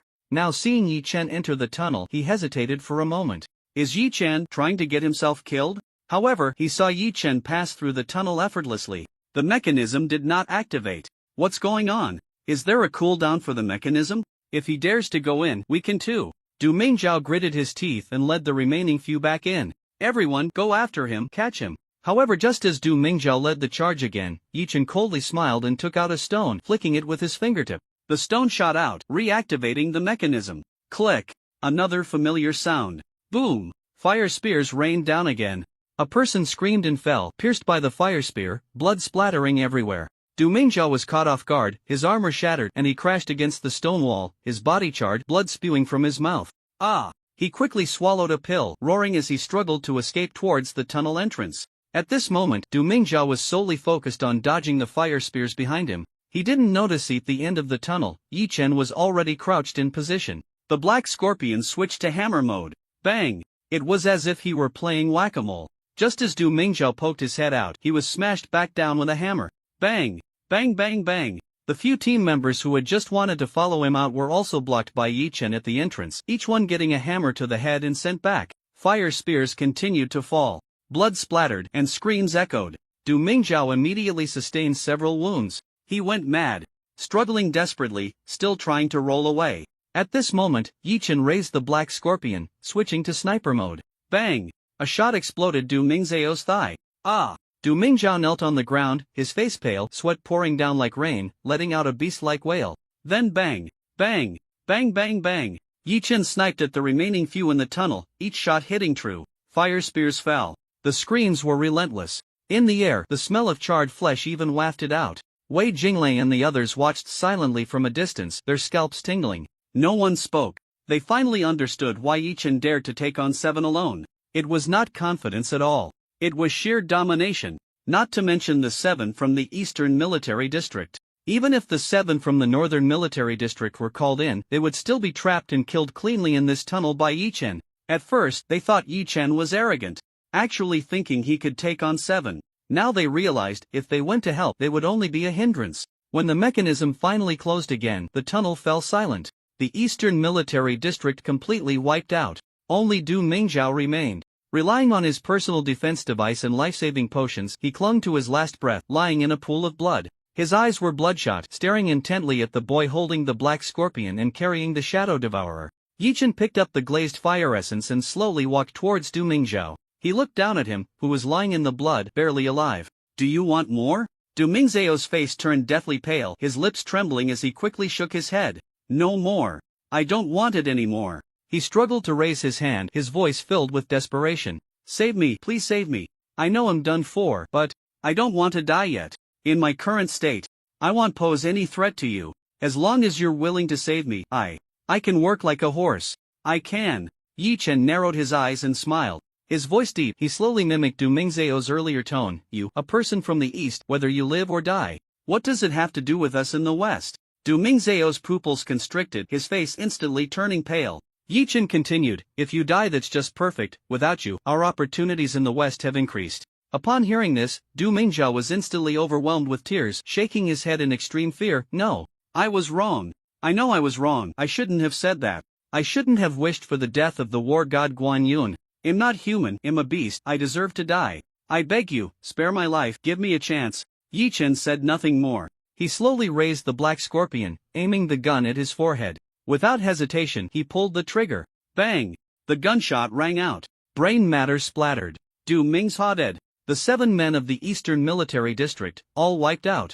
Yi Chen put away his weapon, turned, and left, his expression calm, without a ripple. Yi Chen returned to his teammates. He didn't say a word, just handed the Liuli fire essence in his hand to Wei Jinglei. "You take care of it." Wei Jinglei nodded solemnly, accepting it with both hands, his expression grave. The others looked at Yi Chen's back, speechless for a long time. Admiration, shock, and a kind of heartfelt exhilaration. Just now, Du Mingzhao's words "it's better if he dies" made each of them grit their teeth. The war god Guan Yun was their hero, the guardian of countless humans. At that moment, they wished they could tear Du Mingzhao's mouth apart with their own hands. Now Yi Chen had acted for them. He had avenged their grievances. The way they looked at Yi Chen was no longer simple recognition. It was complete submission. At that moment, Yi Wanglin spoke softly.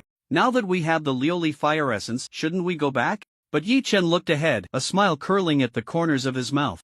"Go back? Not yet. In the ancient god ruins, there are more treasures than just the Liuli fire essence." With that, he stepped toward another tunnel. The crowd was taken aback. They saw Yi Chen silhouetted against the light, his voice drifting from the front. "Follow me. It'll take you to dig up some good stuff." The group followed behind Yi Chen, passing through the scorching rock corridor.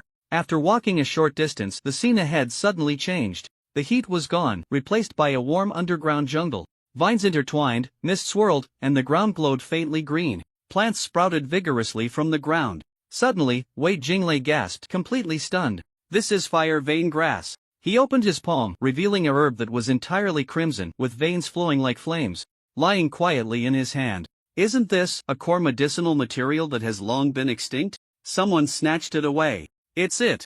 No doubt. A divine herb that can refine the red soul pill, directly increasing the blood limit. Damn, this is the most coveted material for blood cultivators." Before he finished speaking, another person bent down and pulled out a shining blue herb from a crevice in the ground. "Xingji. It can be used to refine the recovery pill. That's a lifesaver on the battlefield, you can't buy it outside."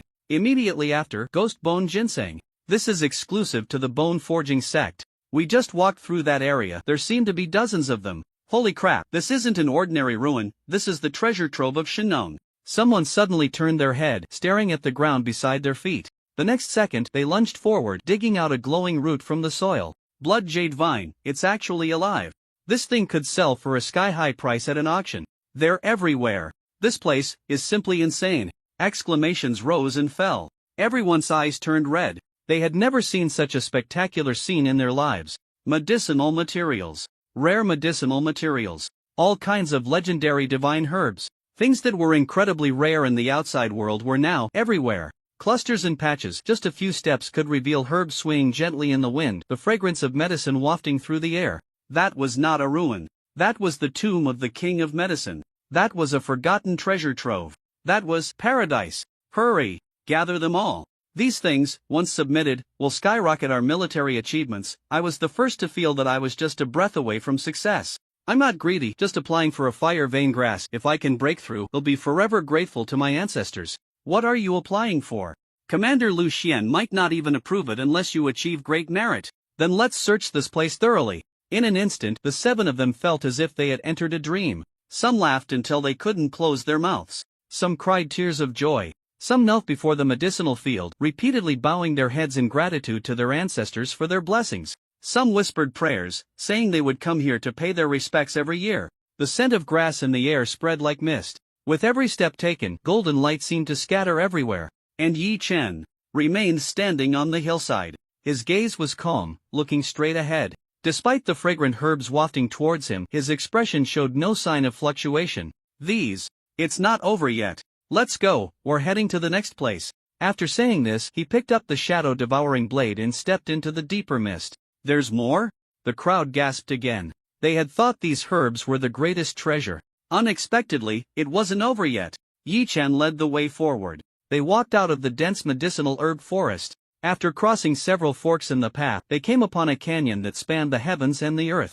It seemed to have been split open by some divine power. The rock walls had a hexagonal cross-section, each face gleaming with a cold, hard metallic luster. Between the cracks, arcs of electricity danced, occasionally leaping out as blue lightning, producing a sharp zzz sound in the air. This was not ordinary rock. This was high-energy magnetic gold, known as the Magnetic Valley. Wei Jinglei stepped in, and the gravel at his feet instantly floated. He was taken aback. This can even control gravity? The magnetic field anomaly recorded in the books, it's actually real?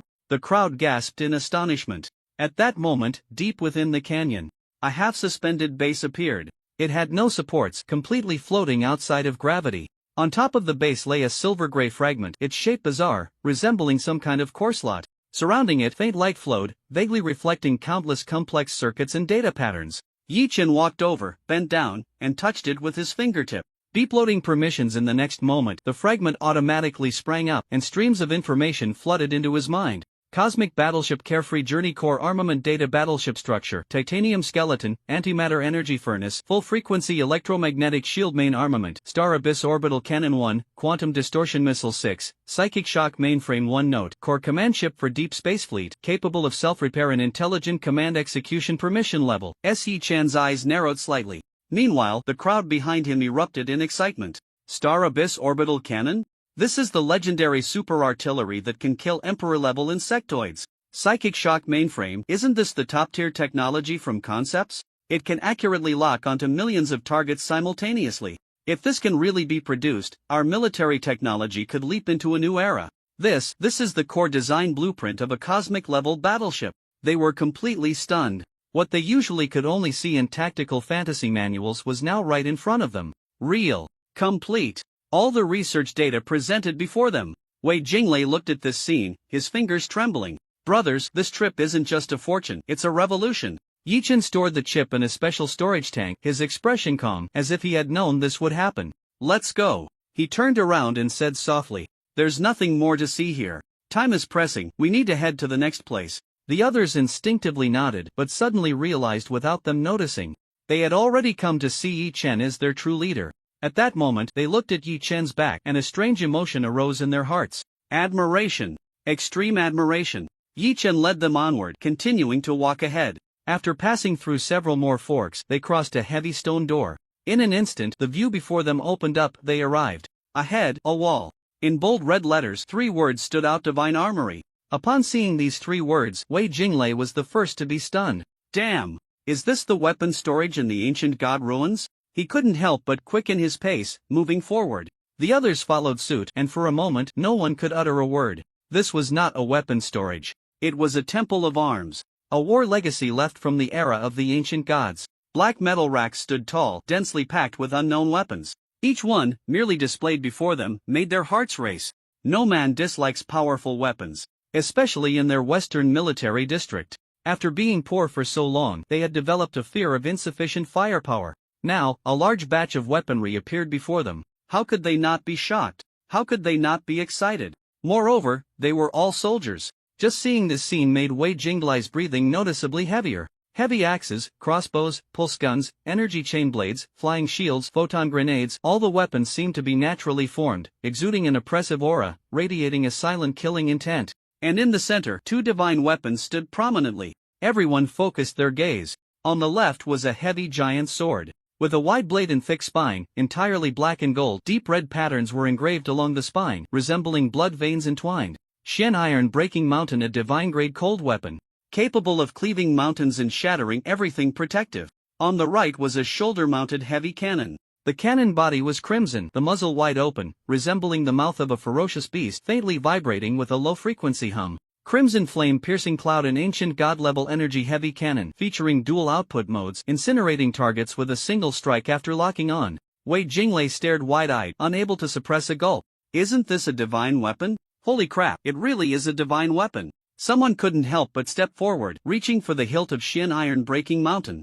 No problem. Another person, driven by curiosity, channeled their true energy, attempting to activate Crimson Flame Piercing Cloud. The next second, his expression changed drastically, his features contorting as his true energy seemed to be devoured by an endless black hole, causing him to kneel on the ground. Hiss! The crowd gasped in shock. Crazy! This thing absorbs true energy. Just now, I almost emptied my true energy. That person was drenched in cold sweat, lying on the ground gasping for breath. Yi Chen walked over, glancing at them. His voice was calm. Divine weapons are not for everyone to touch. They only recognize the strong. Upon hearing this, everyone's expression turned solemn, no longer daring to act recklessly. Wei Jinglai's expression was complex as he muttered softly, "Well, it seems we can't use this thing. If we really did, we might not even kill the enemy before we're done for ourselves." Yi Chen said nothing. He stared at the two divine weapons, his gaze steady. He wasn't uninterested. But he knew these divine weapons were useless to him now. His realm couldn't harness them. Forcing it would only backfire. Pack it up. He turned and instructed. Wrap all these weapons and take them out together later. The others immediately began to pack. These can only be turned in as treasures. But military merits will definitely explode. Just these data alone can earn a dozen promotion qualifications. Not a loss. A blood profit. The crowd excitedly whispered, keeping their voices down, yet unable to contain their excitement. Meanwhile, Yi Chen had already walked to the other side. That was the forging materials area. Various rare metals and materials were neatly packaged in transparent alloy cans, labeled with ancient god-era inscriptions. Shock Gold Stony, a lightweight alloy capable of bearing super-frequency shock waves. Shen Cold Bone Silverable, to steadily release cold flow energy, used for forging cold attribute weapons. Light Pulse Conductor, used for implantable weapon control systems connecting to brain technology. Each one was worth a fortune. Yi Chen's gaze slowly glided over, finally stopping at a piece of black ore in the far corner. It was a fist-sized metal core. Its color was as black as ink, faintly revealing strands of dark red energy patterns, resembling a sleeping heart. Melted crystal iron essence. His eyes brightened slightly, and a smile tugged at the corners of his lips. Found it. This was exactly what he wanted. This melted crystal iron essence was a weapon material that could elevate the power of the shadow-devouring blade by a level. He quietly took this mineral and pocketed it. This time, the gains from the ancient god's ruins were already substantial. It was time to retreat. The seven returned with their bags full. Each person's backpack was stuffed to the brim. Even the storage cards on their bodies were bulging. Just as they reached a spot near the exit, a sound of footsteps came from ahead. It was another team of 7. They were clad in the standard military uniforms of the Northern Military District. The leader was none other than Liang Yingwei, the head of the Toon Raiding Squad from the Northern Military District. He stood there quietly, tall and upright, with his hands clasped behind his back. A subtle, inscrutable smile played on his lips. Wei Jinglai recognized him at a glance and immediately became furious. These guys are lying in wait here. They must have known we would leave by this route and set up an ambush. Another person frowned and whispered, "Could it be that someone leaked our operational information?" Yi Chen's expression was calm as he glanced at Liang Yingwei. "Step aside." His voice was not loud, but it carried an undeniable chill. Liang Yingwei raised an eyebrow, a flicker of surprise in his eyes. He hadn't expected that Yi Chen and the others could emerge unscathed. Moreover, they all exuded a steady aura. Clearly having gained a lot, he smiled. Indeed, the genius of the Western Military District, Lieutenant Yi, lives up to the name. Rest assured, we from the Northern Military District do not wish to engage in conflict here, lest we disturb the peace. As he spoke, his gaze swept over everyone's backpacks. How about this? We only require half of your spoils as a trade and we will immediately let you pass. As for that glazed fire essence, we won't touch it. We have also heard about the matter of the war god Guan Yun, and everyone in the Northern Military District holds deep respect for it. So, this matter depends on your intentions. His tone softened, and his attitude was sincere. This was clearly a guise for negotiation, attempting to subdue the enemy without a fight. Liang Yingwei was well aware. Most people would instinctively choose to compromise in such situations, letting go of some benefits in exchange for a peaceful exit. After all, he knew very well that the primary goal of this group from the Western Military District was to take the glazed fire essence back to save someone. At this moment, they were just a breath away from completing their mission. Choosing to concede was the safest approach. However, Yi Chen suddenly smiled. The chill in his eyes deepened. You speak politely. Unfortunately, I'm not buying it. He slowly stepped forward, his voice calm but slicing through the air like a blade. Our primary mission this time is indeed to bring back life-saving items for the war god Guan Yun. But the resources of the Western Military District are scarce, and everything on my back is vital to the lifeblood of the Western Military District. You say you want to take half? Do you even deserve that? As his words fell, Wei Jinglei and the others stepped forward in unison, a murderous aura rising. Liang Yingwei's expression finally turned cold. Yi Chen's gaze was like lightning, his voice low. I'll say it one last time. Step aside. Don't be ungrateful. In the face of Yi Chen's threat, Liang Yingwei laughed. I said, I don't want to fight you. It's not that I'm afraid of you, it's just unnecessary. He stood there, his gaze calm yet mocking. Because you've already lost. He slowly began, his voice neither hurried nor slow. Wasn't someone just curious if we knew your whereabouts? Well, let me tell you yes. Because among the 7 of you, there is indeed one who is an insider arranged by our Northern Military District. As soon as he finished speaking, Yi Wanglin stepped out with a smile, casually standing beside Liang Yingwei. He raised the corners of his mouth and waved at his teammates. Sorry, everyone. The expressions of the crowd changed dramatically. Wei Jinglei cursed on the spot, stepping forward angrily, pointing at him. Yi Wanglin, you've betrayed us. We treated you like a brother and you actually sold us out? Yi Wanglin shrugged, looking relaxed. You see me as a brother. But I never took you seriously. I've had enough of the stingy resources and broken systems of the Western Military District. Over there, training relies on oneself and equipment is all about seizing it through military achievements. What about the Northern Military District? Rich in resources, and they promised me high-ranking positions and salaries. Isn't that much better than your shabby little place? His tone suddenly turned cold, his gaze icy as he fixed it on Yi Chen. I came to the ancient god ruins this time to submit my letter of allegiance to the Northern Military District. Besides that, I have another task from my family. That is to keep you, Yi Chen, forever trapped in this 7th ancient god ruins. Wei Jinglei's face turned ashen with anger, immediately standing in front of Yi Chen, coldly saying, even if we lose one person, 6 of us can still take on 8. If you want to make a move, you'll have to pay the price. The others also stepped forward, shielding Yi Chen. Right. If it really comes to a fight, who's afraid of whom? If it comes to it, I'll fight to the death with you. Yi Chen is a genius of our Western Military District. I will never let you touch him. Just moments ago, Yi Chen had led them to scavenge so many supplies. Now they were willingly fighting for Yi Chen. Yi Wanglin, however, smiled casually and said, you still want to take on 6 against 8? I told you, this battle has been over since the beginning. He looked down at his watch, a hint of amusement at the corner of his mouth. The drug's effect should be kicking in soon. As soon as he finished speaking, a thud was heard. An old soldier from the Western Military District collapsed to the ground. What's going on? I can't move. He supported himself with his hands on the ground, his face growing paler. Soon after, others began to fall one after another. What's happening? I can't exert any strength. How could this happen at this time? Another team member's voice was filled with obvious panic. Yi Chen's teammates were collapsing one by one and the whole scene was in chaos. Wei Jinglei felt a tightness in his chest, then suddenly felt his whole body go soft, unable to mobilize his energy. He too fell down. At this moment, they finally realized that when they were moving things earlier, Yi Wanglin had given them water. The water is poisoned. Yi Wanglin smiled and calmly said, this is a soft muscle powder, specifically targeting martial artists. After taking it, you won't be able to move for 2 hours. At this moment, among the Western Military District's team, only Yi Chen was still standing. Liang Yingwei looked at Yi Chen in surprise. Why isn't he poisoned? Yi Wanlin nodded, his gaze sharp. This person is quite alert, didn't give me a chance. Yi Wanlin coldly smiled, slowly saying, but Yi Chen, you can't escape now. Now it's 1 against 8. And your 5 teammates are all in my hands. He raised his weapon, pointing it at Wei Jinglei and the others' heads, his eyes revealing a hint of cold killing intent.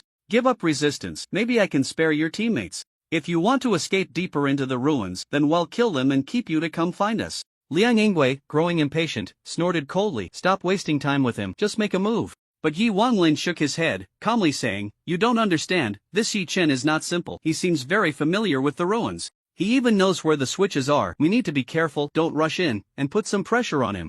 Wei Jinglei and the other teammates listened, feeling furious, not expecting Yi Wanglin to actually use his knowledge of Yi Chen against him. Clearly, it was Yi Chen who had led them to avoid countless dangers along the way, yet Yi Wanglin repaid kindness with malice. You ungrateful scoundrel. You won't have a good end. Yi Wanglin, hearing the reaction, coldly laughed. I can't help it. After all, I'm from the Yi family, and Yi Chen actively severed ties with the Yi family. He took a deep breath and continued. The matter with Yi Zhenyuan is already known to the Yi family. Although he was in the wrong, Yi Chen should not sever ties with the Yi family. The Yi family will not tolerate the existence of someone who harbors hatred towards them. Yi Chen smiled slightly, a hint of mockery flashing in his eyes. Does the Yi family enjoy backstabbing so much? Yi Wanglin's expression darkened as he stated, I have always been loyal to the Yi family. My actions are not backstabbing. The Yi family has already decided how to deal with you. As long as you are dead, we will say it was due to your arrogance that you perished in the ancient god ruins. We could even claim that you caused the death of your own teammates, completely ruining your reputation. This is the fate of betraying the Yi family. Listening to Yi Wanglin's harsh words, Yi Chen merely nodded slightly. Is it necessary to kill someone just to sever ties with you? The Yi family is truly arrogant. Yi Chen smiled indifferently, looking at Liang Yingwei, curiosity flickering in his eyes. You have no grievances with me, so why do you want to take my life? Is it just for the treasures in the ruins? He sensed it. This Liang Yingwei also harbored murderous intent towards him. Liang Yingwei looked at him, his tone cold. Do you know why we want to kill you? Because Lord Chao Weiwu values you too much. He paused for a moment, slowly saying, you are from the Western Military District, and a genius. You will definitely become an unparalleled general in the future. And you might become an obstacle for the Northern Military District. But Commander Chao cherishes talent too much. Even if you are not from the north, he would not dare to act against you. Previously, the god of war, Guan Yun, came to the Northern Military District on a mission. Chao Weiwu offered many privileges to recruit him, but Guan Yun still returned to the Western Military District. Liang Yingwei sighed softly. Commander Chao is just that kind of person. He can't bear to ruin good seedlings, so it has to be me who takes action. This is an order given personally by Advisor Sun. His gaze turned cold as he slowly raised his gun. This ancient god ruin is the only opportunity. Only here can we take action. If we miss today, you become the core of the West, the object of interest for the Research Institute. We will never have another chance to stop your rise. After hearing his words, Yi Chen laughed. He raised his hand and clapped 3 times. Clap, clap, clap. He slowly took out a pocket-sized video recorder from his pocket. What you just said. Your actions. I recorded it all. Now, I want to see what Commander Chao will think when he sees this footage. Liang Yingwei's expression changed. Don't dream. Commander Chao will never know, because you will die here. Yi Chen sneered. I saw how polite you were to the god of war, Guan Yun. I was actually planning to spare your lives, but unfortunately you harbored murderous intent towards me. Then I have a reason to kill. Liang Yingwei was momentarily stunned, then suddenly laughed. We have 8 peak martial masters here. You, a peak martial artist, dare to say you want to kill us? Yi Chen did not respond. He turned to look at Yi Wanglin, a smile at the corner of his mouth. The fact that I am not poisoned means I have been on guard against you all along. So the current situation is within my expectations. Yi Chen's tone was calm, but every word revealed composure. If you had not acted first, in front of so many teammates, I wouldn't have been able to act against you for no reason. But since you chose to betray, I will no longer pretend. Immediately after, Yi Chen looked at the others and suddenly smiled. Let me ask you a question. Can you refine pills? The crowd was momentarily stunned, completely caught off guard. What time is it? Why is Yi Chen suddenly bringing up pill refining? However, Yi Chen did not answer. He simply smiled, his palm slightly opened. A few herbs suddenly appeared in his palm. Purple cloud Ganoderma, Tianmu grass, Qi condensing flower. These herbs all came from the ancient god's ruins. The expressions of Liang Yingwei and the others changed instantly, because each of these herbs was an incredibly precious treasure. Yi Chen closed his eyes. True energy began to circulate within him. The herbs gently floated. A golden light gradually emanated from them. The colors of the herbs began to change, from green to deep red and finally to gold. Streams of true energy continuously permeated. The essence of the herbs was slowly refined. Finally, he moved his fingers slightly. The elixir silently coalesced into shape. Yi Chen extended his hand. The elixir floated in his palm, radiating a golden glow and a fragrance that brought peace to the mind. He smiled gently. Done. He looked up at the crowd, his eyes filled with confidence. This is the Zhong Wangdan. After taking it, the strength of a martial master will be directly elevated to the martial sovereign realm in a short time. Yi Chen slowly swallowed the elixir.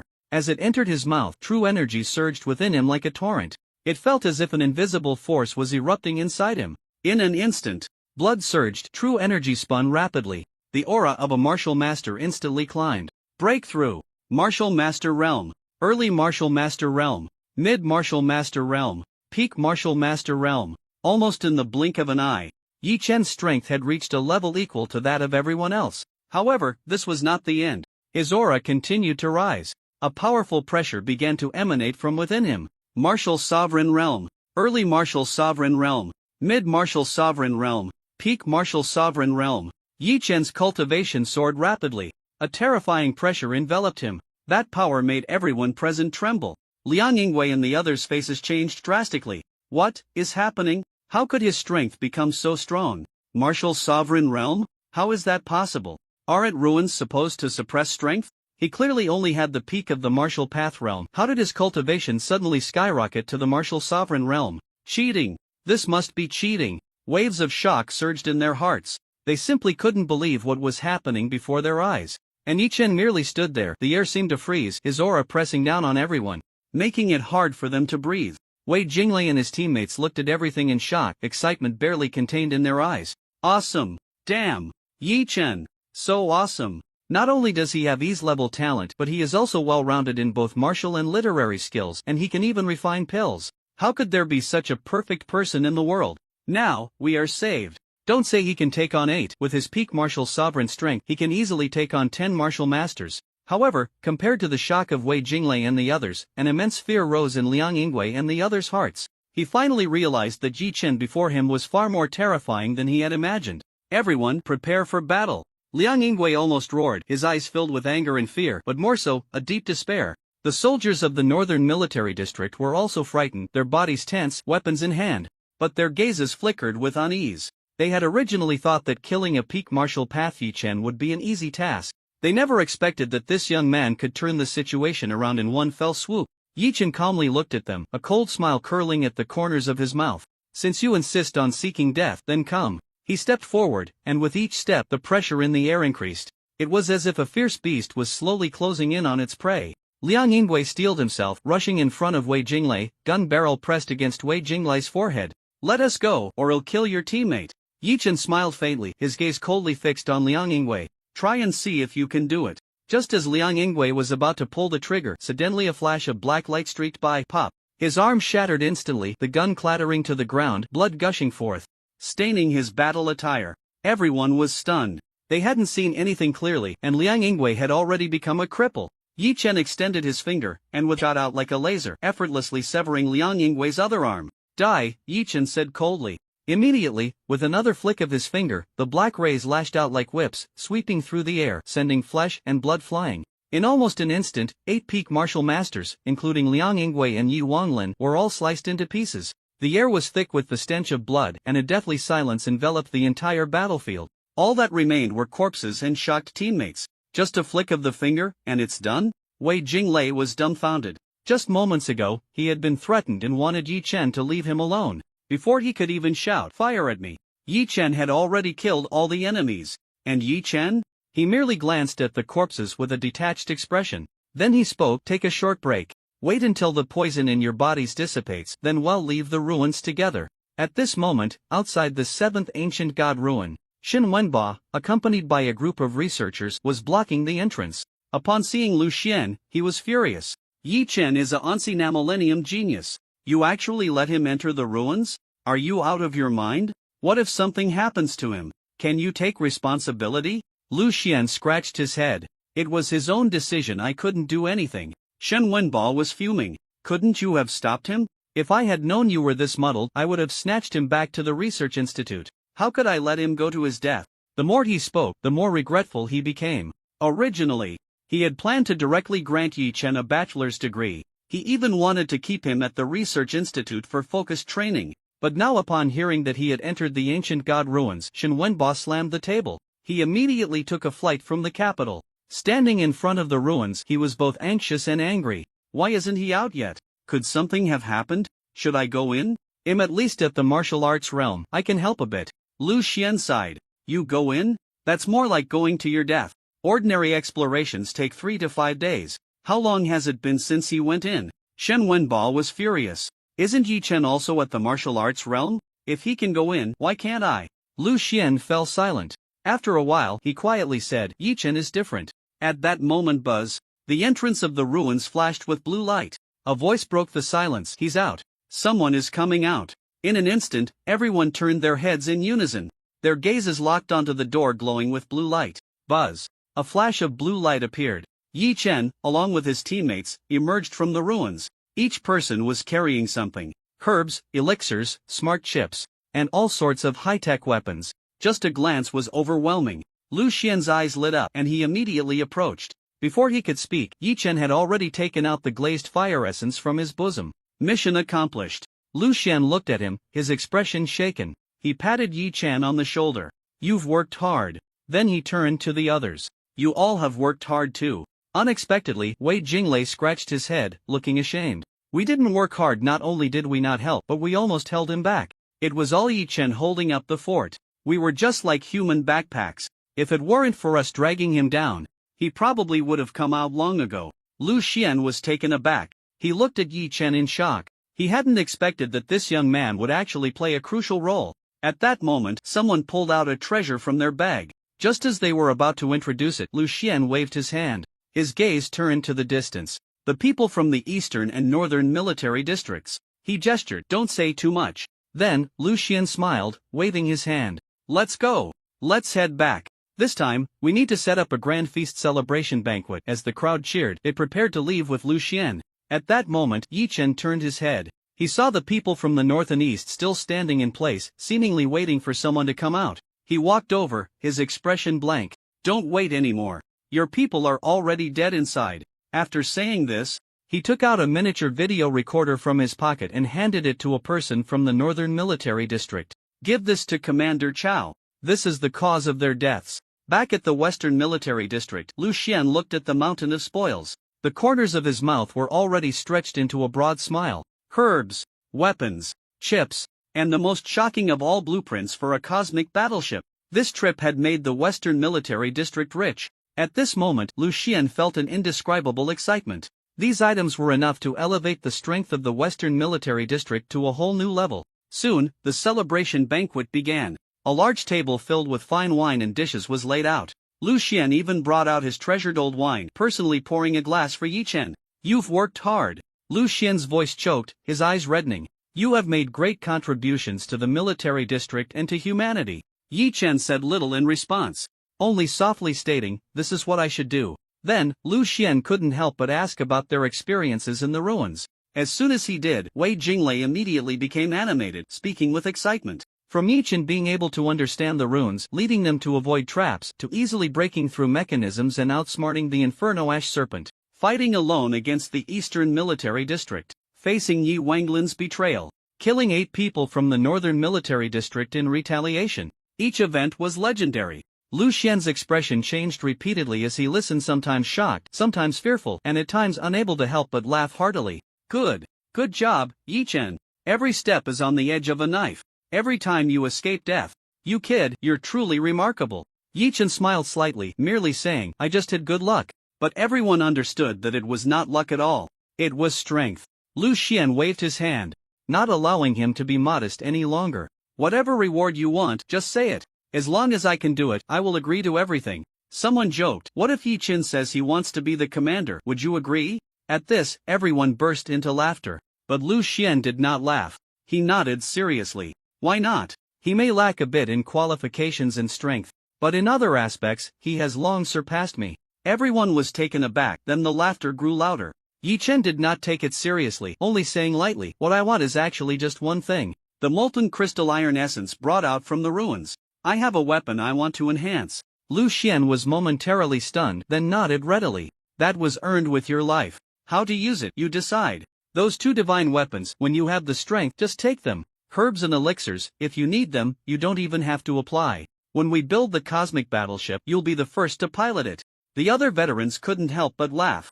This is the first time I've seen Commander Lu so generous. Usually, he's as stingy as can be. Lu Xian snorted. "If you all had half of Yi Chen's ability, I would be generous to you too." Everyone was taken aback, then burst into laughter again. After 3 rounds of hot wine and endless laughter, the banquet continued until the 3rd watch. At this time, in the northern military district, the atmosphere was completely different. Qiao Wei's face was ashen. Looking at the miniature video sent by Yi Chen, a murderous intent surged in his eyes. He flipped the table in anger. "Come here. Bring me Chief of Staff Sun Ling." Moments later, a man in military uniform walked in. He was slender, with a handsome face. His gaze was calm as water, carrying a cool and restrained scholarly air. "Sun Ling, you dog, who told you to touch Yi Chen? He is a genius, a war god, the hope of humanity, and you almost got him killed." Facing Qiao Wei was furious scolding.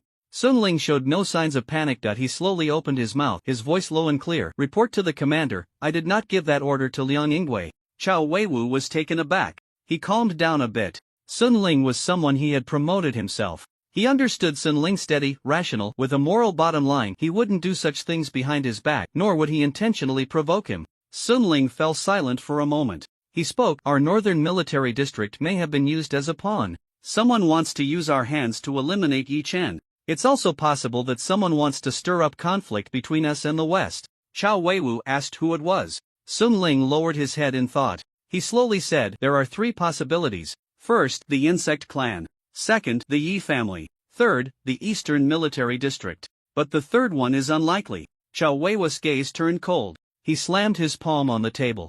In a cold voice, he ordered, "Come here. Gather the troops. Tonight we will wipe out the Yi family." But Sun Ling stopped him. "Wait." His voice was not loud, but it carried a steady strength. At that moment, even the furious Qiao Weiwu paused. Sun Ling's gaze was calm as he spoke softly.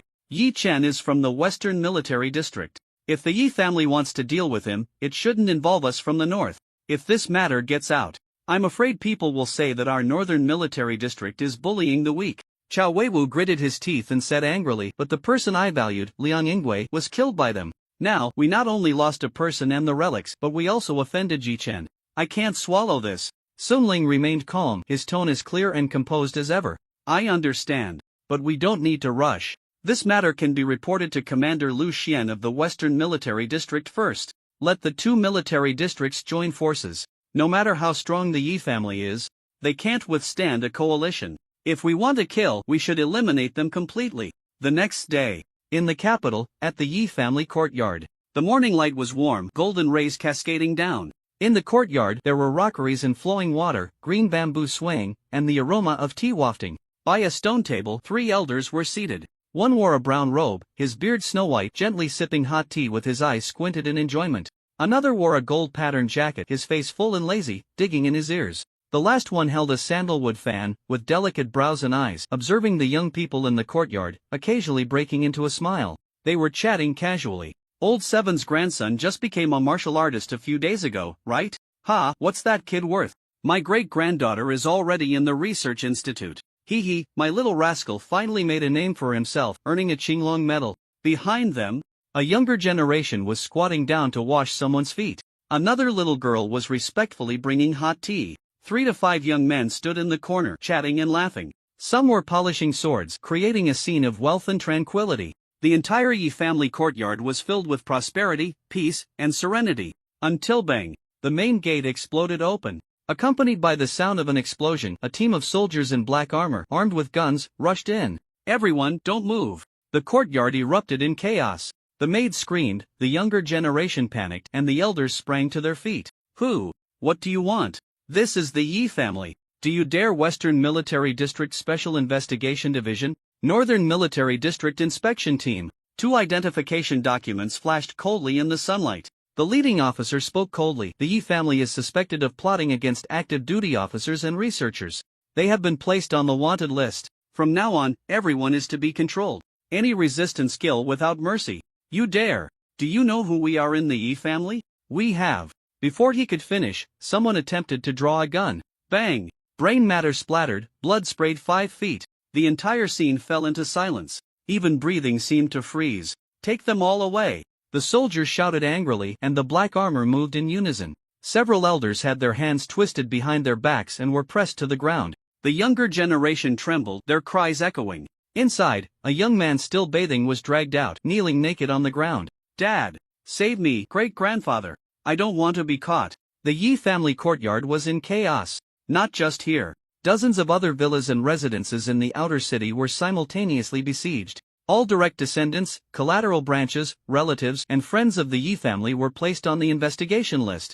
On the main gate of the Yi family mansion, a bright red seal character was posted. Bold and striking, as if it were a sentence of judgment. The Yi family was finished. Meanwhile, on the other side, in the Western Military District, the scene was completely different. In a quiet room, a gentle breeze brushed the face, and the aroma of tea wafted through the air. Qiao Weiwu and Lu Xian were sitting at a stone table, leisurely sipping tea. In front of them, a holographic projection floated. The image displayed the scene of the Yi family courtyard falling into chaos. Cries, struggles, and wails were all vividly present. Qiao Weiwu watched, and suddenly laughed. How is Guan Yun's injury? Lu Xian put down his teacup and spoke lightly. Using Lioli fire marrow, the situation has stabilized. In a few days, he should be back to normal. Qiao Weiwu nodded. That's good. Just as he was about to speak, a phone call came in. He picked it up casually. Speak. On the other end was his personal assistant. Report, Commander. All members of the Yi family have basically been captured. But Qiao Weiwu raised an eyebrow. But what? A few core members received a tip-off in advance and escaped. Qiao Weiwu's expression darkened. Who escaped? The other party's voice was low. The head of the family, Yi Zhengchuan. And one more person. Yi Chongyue. Qiao Weiwu frowned. Yi Chongyue? The retired general from the Southern Military District 2 years ago? The voice on the other end became even lower. Yes. And we suspect he may have also undergone transformation. The air suddenly fell silent. Qiao Weiwu and Lu Xian both fell into deep thought. The atmosphere became heavy in an instant. Qiao Weiwu put down his teacup. Speaking into the phone, he said, continue the investigation. Dig those 2 bastards out for me. Even if they escape to the ends of the earth, they must be brought back. The other end immediately responded. Yes. The call ended.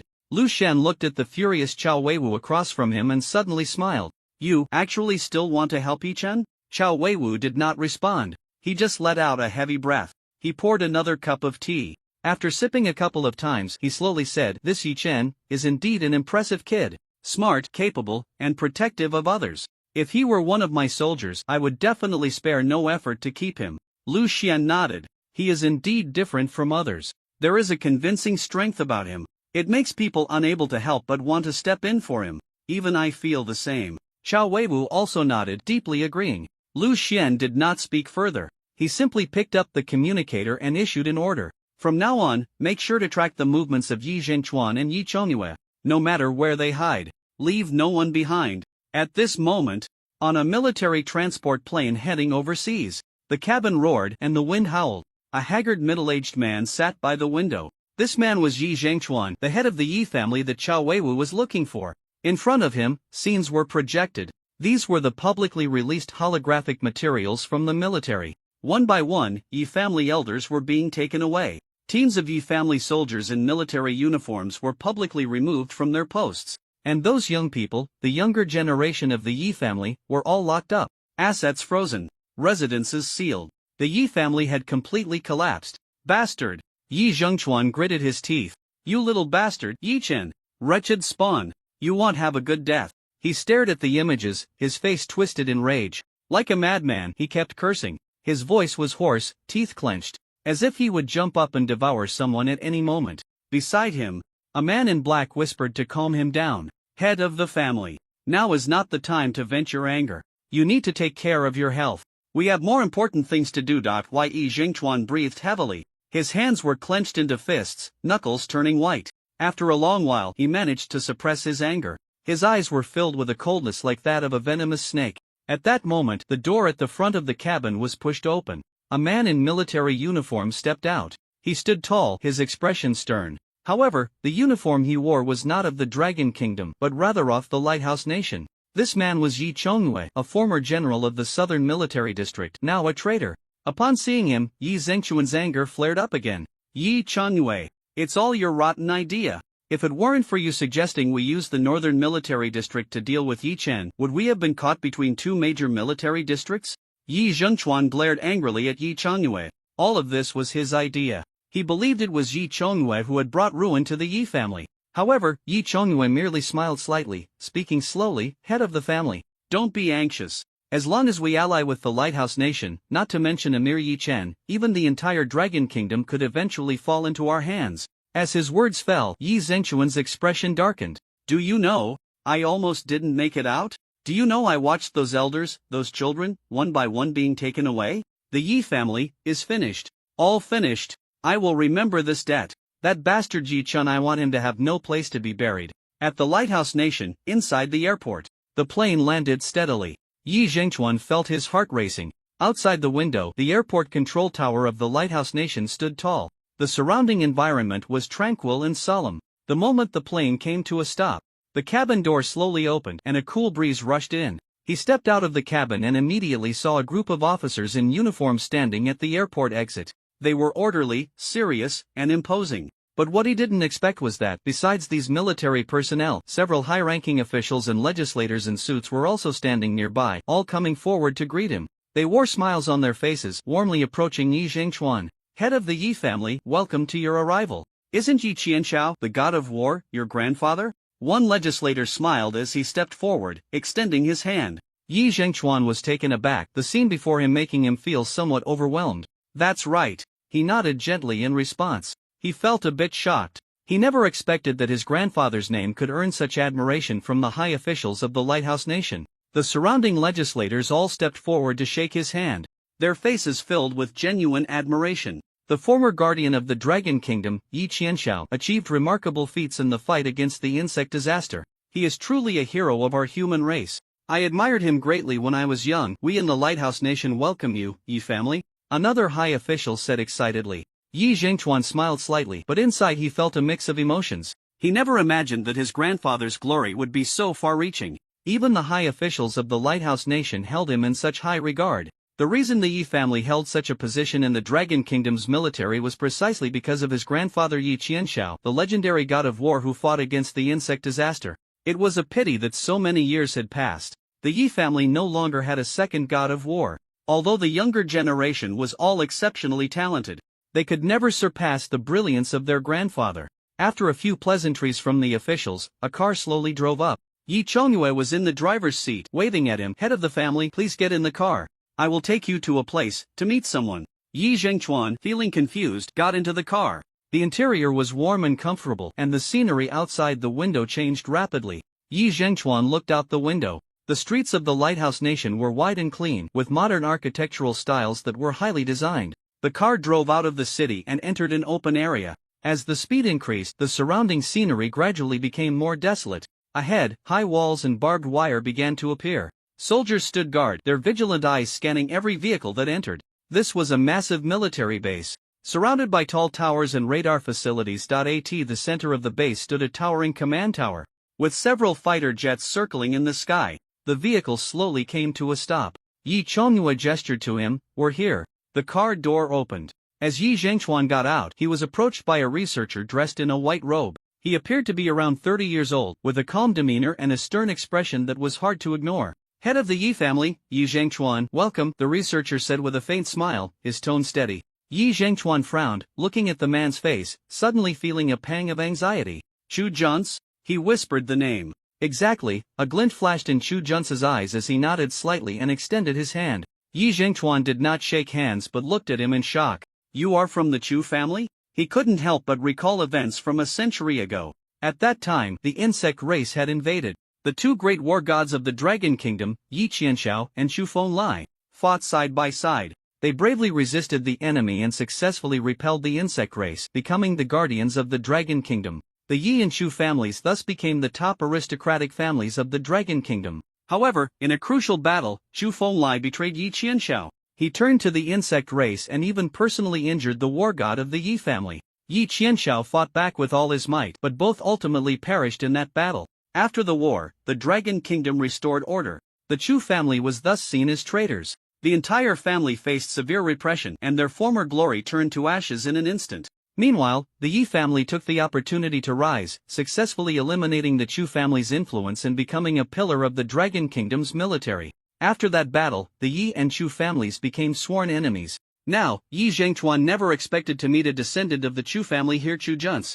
Seeing Yi Zhengchuan's shocked expression, Chu Junce smiled slightly. He nonchalantly withdrew his hand. Aren't you curious why Chu Fenglai betrayed the Dragon Kingdom a century ago? Yi Zhengchuan did not answer, merely nodding silently. Chu Junce's gaze deepened. Because my great-grandfather, Chu Fenglai, realized something. Yi Zhengchuan scoffed, retorting, "Are you going to say that the insect race is invincible? That's just the rhetoric of your surrender faction." Chu Junce was not angry. Instead, he nodded gently. "Don't you believe it?" He paused, pointing to the sky, his eyes flashing with a cold light. "The insect army has already mobilized." Yi Zhengchuan was taken aback, frowning in confusion. Chu Junce continued, "Originally, the insect race only wanted to raise humans on Blue Star as their food. But now..." Chu Junce's tone suddenly turned somber. "The insect queen has changed her mind." He paused, as if allowing Yi Zhengchuan to digest the weight of this statement. "All of this is because of Yi Chen." Yi Zhengchuan's expression changed, and he instinctively took a step back. Chu Junce let out a cold laugh and slowly said, "The insect queen has decided to launch a full-scale attack on the Dragon Kingdom. In 3 months, the Dragon Kingdom will be destroyed." His tone was extremely certain, like a prophecy. "By then, she will descend upon Blue Star. Those who submit will live, those who defy will die." In an instant, a chill ran down his spine. The entire military base seemed to freeze in that moment. In the air, even the dust stopped floating. Yi Zhengchuan's throat moved. His expression shifted slightly. He wanted to refute but found himself at a loss for words. However, Chu Junce did not press him. He simply spoke gently. "The insect race respects the strong. So in their eyes, the Yi and Chu families are the upper bloodlines among humans. Once human order is completely destroyed, the insect race will allow us to build order. A new order. A new world." He paused. His voice lowered. But every word was like a nail driving into Yi Zhengchuan's eardrums. "At that time, the Yi family, the Chu family, will become the rulers of the new order." So, he slowly extended his hand. His voice was gentle yet carried an endless temptation. "Head of the Yi family, there is no eternal hatred in this world, only eternal interests. Are you willing to join me and become masters of the new order of humanity?" Silence. A long silence. Yi Zhengchuan did not respond immediately. He lowered his head, seemingly weighing his options, seemingly struggling. Finally, he raised his hand. Slowly, he clasped it with Chu Junce. At this moment, in the imperial capital, Central Management Building, 9th Interrogation Room, inside the conference room, the atmosphere was tense.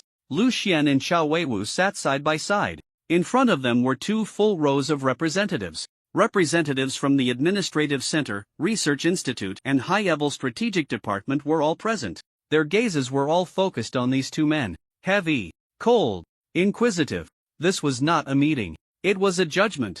Lu Xian, a judge, suddenly stood up. Pointing at him, he questioned angrily, "Why did you take action against the Yi family? Do you know how many military achievements the Yi family has made for the Dragon Kingdom? How many Yi family officers are still fighting on the front lines in the military? You just made a statement, and that's it? With one command, you've implicated their entire family? You are forcing loyal subjects to rebel." Lu Xian did not respond. His expression was calm, his back straight. But his silence only fueled the anger further. Another person stood up. The vice chair from the Research Institute. He looked at Lu Xian, his voice deep but sharp. "And Yi Chen, you allowed him to enter the ancient god ruins. Who approved that? A newcomer at the martial arts level entering such a high-risk exploration zone, did you even consider the risks? If he dies, it's a loss for all humanity. Do you have a personal grudge against the Yi family? Are you deliberately trying to eliminate the bloodline of the Yi family?" As the words fell, the room erupted in chaos. Some pounded the table. Some frowned. And at that moment, another representative stepped forward, his gaze sweeping towards Chao Weiwu. "Commander Chao, and you." His tone was serious and harsh, suffocating. "Why did you take action against the Yi family?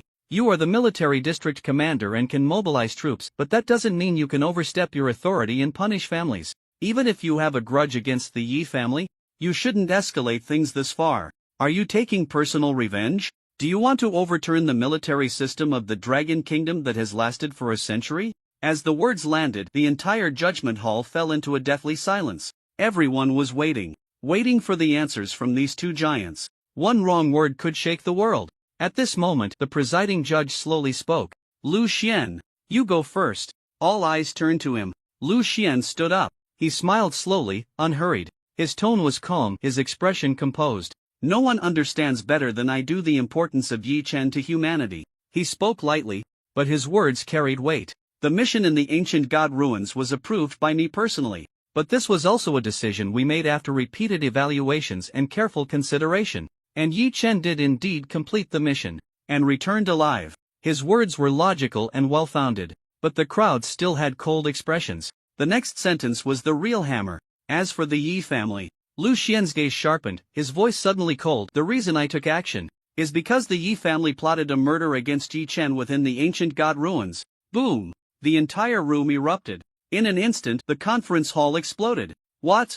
The Yi family wants to kill Yi Chen? What kind of joke is this? Aren't they kin? Some stood up abruptly. Some's expressions changed drastically. Some looked at Chao Weiwu, their eyes complex. Lu Xian's expression remained unchanged. He simply raised his hand. Play the video. Soon, the footage of Yi Chen's battle in the ruins was projected. Scenes unfolded before everyone. When they saw Yi Wanglin's betrayal. When they saw the northern military district setting up an ambush. When they saw Yi Chen fighting 8 opponents. Relying solely on his martial arts level, he faced and defeated the encirclement. Inside the hall, silence. No one spoke. No one dared to speak. They watched Yi Chen, casually refining pills, completing the crushing victory, looking at him, step by step, controlling the battlefield. It was as if the development of events had all been calculated in advance. Like a layout. A counterattack from the brink of destruction. Is this still a human? Someone murmured. No one responded. At this moment, everyone's face was filled with 2 words, shock. He can actually understand ancient divine runes? The Research Institute has barely deciphered 50%. Even we, if we want to translate, need 3 sets of tools to assist. He's only 18. A newcomer in martial arts, Yi can read ancient texts, can set up formations on the spot, can refine pills at will? One researcher switched the screen. Repeatedly watching Yi Chen refine pills, he saw Yi Chen single-handedly manipulating true energy, casually igniting fire and transforming medicine.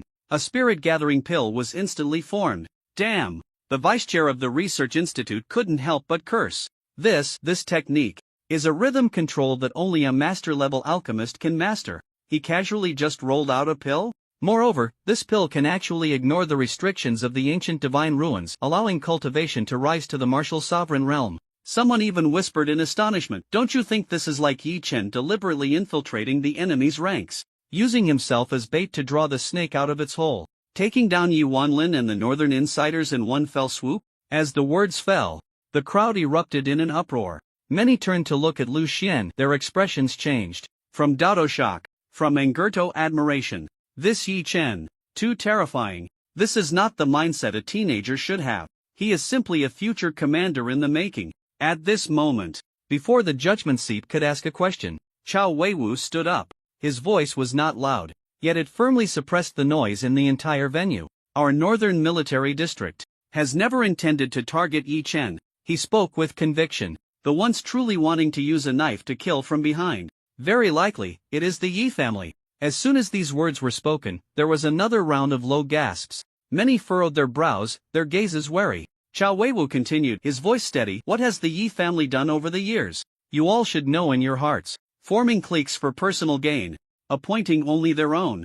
The reason why there are so many so-called pillars in the military is because the entire military has been infiltrated by them. His tone intensified. He scanned the entire room. How much power do you think the Yi family has developed over the years? How many officials in the military are their people? Have you investigated? His gaze shifted to the judgment seat.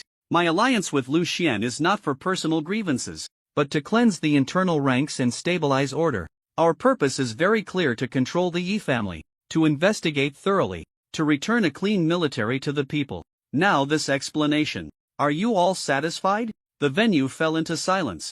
Then, a representative slowly nodded. He does have a point. The Yi family has indeed been too arrogant over the years. Someone needs to give them a wake-up call. The military cannot be dominated by one family. It is time to investigate. They often claim military achievements and family heritage, truly treating the military as their own backyard. Yi Chen is indeed impressive, but the Yi family cannot protect everything. Chao Weiwu observed the reaction in the room, his expression calm. Yet a hint of cold laughter rose in his heart. This time, the tide had turned. Just then, from the representative seat of the research institute, an elderly scholar nearing 60, with white hair, slowly stood up. Shen Wenba, vice president of the research institute. He held multiple degrees, one of which was as one of the highest-level ancient divine text analysts in Long Country. His status was not to be underestimated. I agree to investigate the Yi family. But he shifted his tone, his gaze sharp. I firmly oppose continuing to assign Yi Chen to the Western Military District. As his words fell, everyone in the room turned to look at him. Shen Wenba said solemnly, Yi Chen is currently the only living case among us humans who can read ancient divine texts, and he was also the first to propose tracing the origins of the insect race based on their totem. This is an irreplaceable strategic resource. If he continues in the military district, who can guarantee his safety? Once something happens to him, the loss will not be just the West, but the entire human civilization of Blue Star. He raised his head, his gaze sharp. I suggest immediately include Yi Chen in the Central Protection System, supervised directly by our research institute. Reassign him from the Western Military District. From today on, the Central Authority will be responsible comprehensive protection. As his words landed, it was a decisive statement. Everyone was momentarily stunned. Some echoed in agreement. Others fell into contemplation. Lu Xian furrowed his brows tightly. Chao Weiwu slowly turned his head, unable to hold back a sarcastic remark. Here we go again. Trying to snatch someone. Lu Xian remained silent for a moment. Then, he slowly spoke. I agree to release him, he said calmly. But the ownership cannot be determined by us. We should respect Yi Chen's own opinion. As soon as he finished speaking, everyone was taken aback. Lu Xian continued. Before he enlisted, I asked him once, did he want to accept central protection, or stay in the military district? He chose the latter. Very decisively. So I believe this time he will make the same decision. He wants change. His tone was not heavy, but it carried an almost certain trust. The room fell silent for a moment. Shen Wenba glanced at him. He said nothing, just nodded. Then, the presiding judge cleared his throat and spoke. Then today's meeting ends here. As for Yi Chen's future placement, let him choose for himself. At this point, his expression was impassive, but his tone left no room for doubt. I command the Central Guard team to go to the Western Military District, to bring Yi Chen to the capital. Tomorrow morning, we will hold the next meeting. He will personally attend, to decide his future placement. As his words fell, everyone stood up. The meeting was over. As Shen Wenba just stepped out of the conference room, before he could leave the hall, his phone rang. He answered it. Old Shen, you have a guest here, said to be a distant relative of yours. It was an assistant from the research institute. Shen Wenba frowned. Who? There was a hesitation on the other end of the line. Then a name was reported. Shen Ruxiue. Shen Wenba paused. His brows instantly knitted together. This Namihi had heard of it. Of course, he had heard of it. That was Yi Chen's biological mother. The person on the other end was still explaining something, but he had already stopped listening. Shen Ruxiue. She was a distant relative of his family, but they hadn't been in contact for a long time. During the turmoil at the research institute, he had come across this name once. When he first received Yi Chen's paper, he almost threw it in the trash. Because Yi Chen's mother had personally told someone, that child is an ingrate. After being raised for 18 years, now that he has achieved something, he wants to sever ties with his family. He even injured a cousin from the Shen family, completely unrecognizing his kin. He remembered it very clearly. It was Shen Ruxia's statement that had given him a deep prejudice against Yi Chen. If it weren't for his son Shen Mo insisting that he read Yi Chen's paper, he might have really missed out on this genius. Afterward, he also realized that Yi Chen's behavior and character did not match the situation described by Shen Ruxue. So, he went to investigate, to look into Yi Chen's family background. The result left him feeling cold inside. Yi Chen had been neglected, suppressed, wronged, and ignored since childhood. He was the true outcast of the family. He did not abandon his family and flee. He was driven away by the Yi family, by his own parents, until there was nowhere left to go. Shen Ruxue was not simply biased towards her younger son. She had never offered a word of protection for Yi Chen. Even the phrase "he is my son" was something she was too ashamed to utter.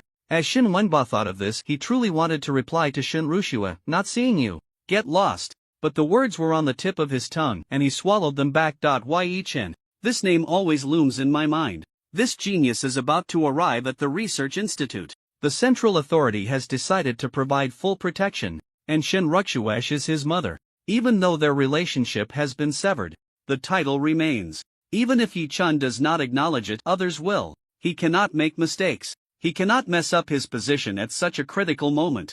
Even if it's just a small error in family reception, he cannot afford to make that mistake. So, he put away his phone. In a deep voice, he instructed, "Take good care of him. Don't be negligent. I'll be there shortly." Soon, Shun Wenba met Shin Rushue. In the Research Institute's reception room, the light was dim. Shin Rushue sat on the sofa, her fingers tightly clenched. She had changed. Her hair was disheveled, her makeup gone, and she looked utterly haggard. There was no powder on her face, nor the pride she once had. Only a thin layer of sadness enveloped her entire face. Hearing the door creak, she suddenly looked up. Seeing Shin Wenba, she stood up, lowered her head, and spoke softly. Lord Wenba. Shin Wenba nodded slightly, his expression indifferent. There were no pleasantries, no formalities. "You called for me, is there something?" Shin Ruksha's lips moved. After a long pause, she managed to squeeze out a sentence. I want to see Jin Yuan." Her voice was very soft. It even trembled a bit. "I heard that he is still alive. I just want to see him, even if it's just a glance." She kept her head down, not daring to look into Shin Wenba's eyes, as if afraid to see a cold rejection. Shin Wenba fell silent. He did not answer immediately. After a long while, he finally spoke. "He is indeed still alive." Shin Rushue suddenly looked up. A glimmer of light flashed in her eyes. "He is sealed in our control area. His condition is no different from that of a vegetative state. His consciousness is isolated, his perception is blocked. He has basically no reaction." Upon hearing this, Shin Rushue bit her lip, her eyes starting to redden. But Shin Wenba's words were not finished. "However, inside his body, there are large amounts of insect genes mixed in, and they are not of a single type. There are mutated types, fused types, and even imperial-level characteristics. He is no longer a complete human." Shin Rushue shook her head, softly rebutting, "He won't hurt anyone. He is Shin Yuan." "He is my husband." Shin Wenba interrupted her. His tone was not heavy, but exceptionally firm. "No, he has lost control once. At that time, we used 4 blocking devices to suppress him. The energy fluctuations within him were close to the release threshold of an imperial-level insect. If he is provoked again, we might not be able to contain him anymore." Shin Ruksha's face turned pale. Her throat felt as if it was blocked by a stone. Shin Wenba looked at her and slowly said, "So, I cannot let you see him. Even if you are his wife, you still cannot." The air instantly fell silent. Shin Rushue trembled her lips, sitting back down in her chair. Her tears finally fell. There was no sound, only the dampness on the back of her hand, slowly soaking through. This woman, once declared in front of her kin that Yi Chen is a white-eyed wolf, once wielded power in the military district resembling a noblewoman, once clearly divided her 2 sons, one held up to the heavens, the other trampled in the mud. But now, one is dead, the other does not acknowledge her, and her husband has become a monster. She has lost everything. Shin Wenba glanced at her. He said nothing. No sympathy, no comfort, just softly said, "You should go back now. Yi Chen will be here soon. If you truly care for him, don't let him see you." After leaving the office, Shin Rushue stood at the end of the corridor, motionless for a long time. She bit her lip. Her eyes were red. Her heart, however, was becoming more and more chaotic. She was unwilling. She could not bear to leave like this. She did not want to wait for arrangements. She did not want to be an outsider anymore. She just wanted to see him once, even if it was just a glance. She looked around. Soon, her gaze fell on the person not far away in a white lab coat and black-rimmed glasses. She was organizing files and documents. It was Shin Wenba's assistant, Zhang Jingzhou. She immediately walked over. "Assistant Zhang." Her voice was low, tinged with a slight tremor. Zhang Jingzhou turned around. Upon seeing her, he paused for a moment and politely nodded.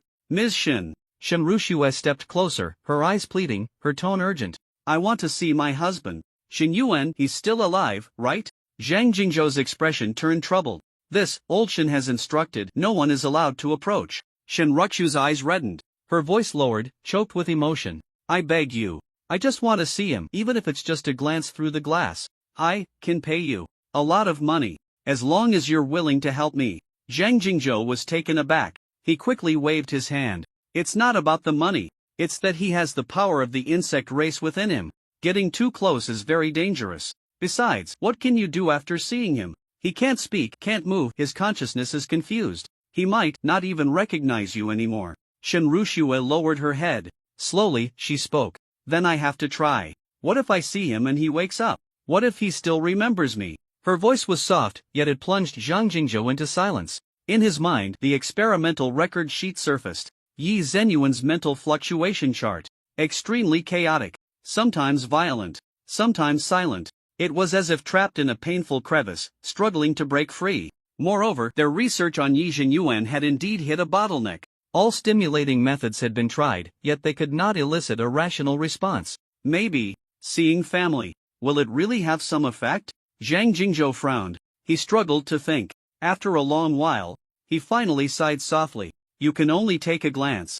You can only stand outside and look. You can't get close. Tears immediately welled up in Shenrukshu's eyes. She nodded vigorously. Okay, just a glance. I swear. Late at night, in the main control area of the Research Institute, Zhang Jingzhou led Shenrushue to the secure passageway leading to the underground experimental chamber. At the entrance, 3 sentries and 6 armed guards stood ready, guns loaded. The high walls on both sides were covered with surveillance cameras and infrared sensors. The air was thick with a chilling sense of oppression. This was not a hospital. It was a cage for monsters. Halt! Ahead, infrared lasers blocked the two of them. 2 black armored security personnel quickly stepped forward to intercept. Pass. Zhang Jingzhou immediately presented his badge. Shenrushue instinctively clutched her bag tightly. The security scanned the badge and then looked at her. Frowning, he asked, "Who is she?" "No record." Zhang Jingzhou was prepared and spoke in a deep voice. "This is a family member of a research participant. Yi Zhenyuan level 1 target family member." The security's expression changed, frowning. "Insufficient authorization. Entry prohibited." Shenrushue stood to the side, her face pale. Just as she was about to speak, Zhang Jingzhou raised his hand first to steady her. He then looked at the security, his tone growing colder. "She won't get close. She will only stay in the external observation room. I will take responsibility for all contact records. This entry is arranged by the experimental team. Old Shin is also aware." The security frowned, his gaze hesitant. The commander behind pressed his earpiece, receiving orders. A few seconds later, he nodded, his expression still icy. "Only allowed to stand outside. No closer than 3 meters to the chamber. If there are any movements, immediately seal off." Zhang Jingzhou nodded. Shenrushue took a deep breath, desperately suppressing the tremors in her chest. They passed through the first door. The next second, the alloy gates slowly rose. Behind them was a deep metal corridor. The sound of footsteps echoed clearly in the emptiness. At the end of the passage, heavy titanium alloy double doors were slowly opening. Inside, the light was a faint blue, cold and silent. That was the core experimental chamber. They walked inside. The temperature in the room was extremely low. The surrounding walls were embedded with dozens of energy suppressors and ceiling inscriptions. In the center, there was a humanoid figure suspended on a medical support frame. Yi Zhenyuan. At this moment, his body was filled with energy conduits and mental stabilization needles. His eyes were tightly closed, his face pale, and his chest barely rose and fell. His body was firmly secured by dozens of chains, metal supports, and psychic compression rings. The joints of his limbs were covered in insectoid patterns. His skin was pale and mottled, with some areas already semi-transparent. It resembled half a bug, yet it also looked like an human that had not completed its evolution. Shenrushue witnessed this scene. She froze in place, her lips trembled, and her eyes suddenly turned red. Her fingers tightly gripped the edge of her bag. Zhang Jingzhou quietly reminded her, "Don't get too close. His condition is still unstable." Shenrushue nodded, yet she took one step after another towards the observation pod's glass. She gazed at that familiar yet strange face. Her throat moved, but she couldn't utter a word. Tears finally fell from the corners of her eyes. Shenrushue stood in front of the glass, her gaze vacant. She stared at that familiar face, her eyes reddening, her lips slightly trembling. She softly spoke, "Jinyuan." Her voice was very soft, almost a whisper. "Can you still hear me?" Her voice echoed in the chamber. At first there was no response, but in the next second, a warning sound rang out. Zhang Jingzhou suddenly looked up. The mental state monitoring screen beside him showed a sudden fluctuation in values. The previously stable mental curve abruptly surged. It was as if someone was waking from the abyss. What's going on? Zhang Jingzhou frowned. Yi Zhenyuan reacted to sound? Didn't he already lose consciousness? He rushed to the instruments, frantically retrieving data. On the mental fluctuation graph, a red line was shaking violently. The index kept rising. He's moving. His brain is active. His consciousness is actually reviving. Shen Ruxue was still shouting. She couldn't hear Zhang Jingzhou's voice. She just kept calling, Zhenyuan, can you hear me? It's me, Ruxue. At that moment, the instruments suddenly screamed. Beep beep beep beep warning, mental domain activity has breached the threshold. Danger level has risen to level 4. Zhang Jingzhou's pupils constricted. His face changed dramatically. He's about to wake up. He couldn't help but gasp, both excited and terrified. He might be waking up. His broadness recovering. Zhang Jingzhou stared intently at the instruments. The red light flickered chaotically. The values jumped wildly. He thought the next second would be a rampage. It would be insectification. But no. Yi Zhenyuan's body was changing. The originally transparent skin began to regain its normal color.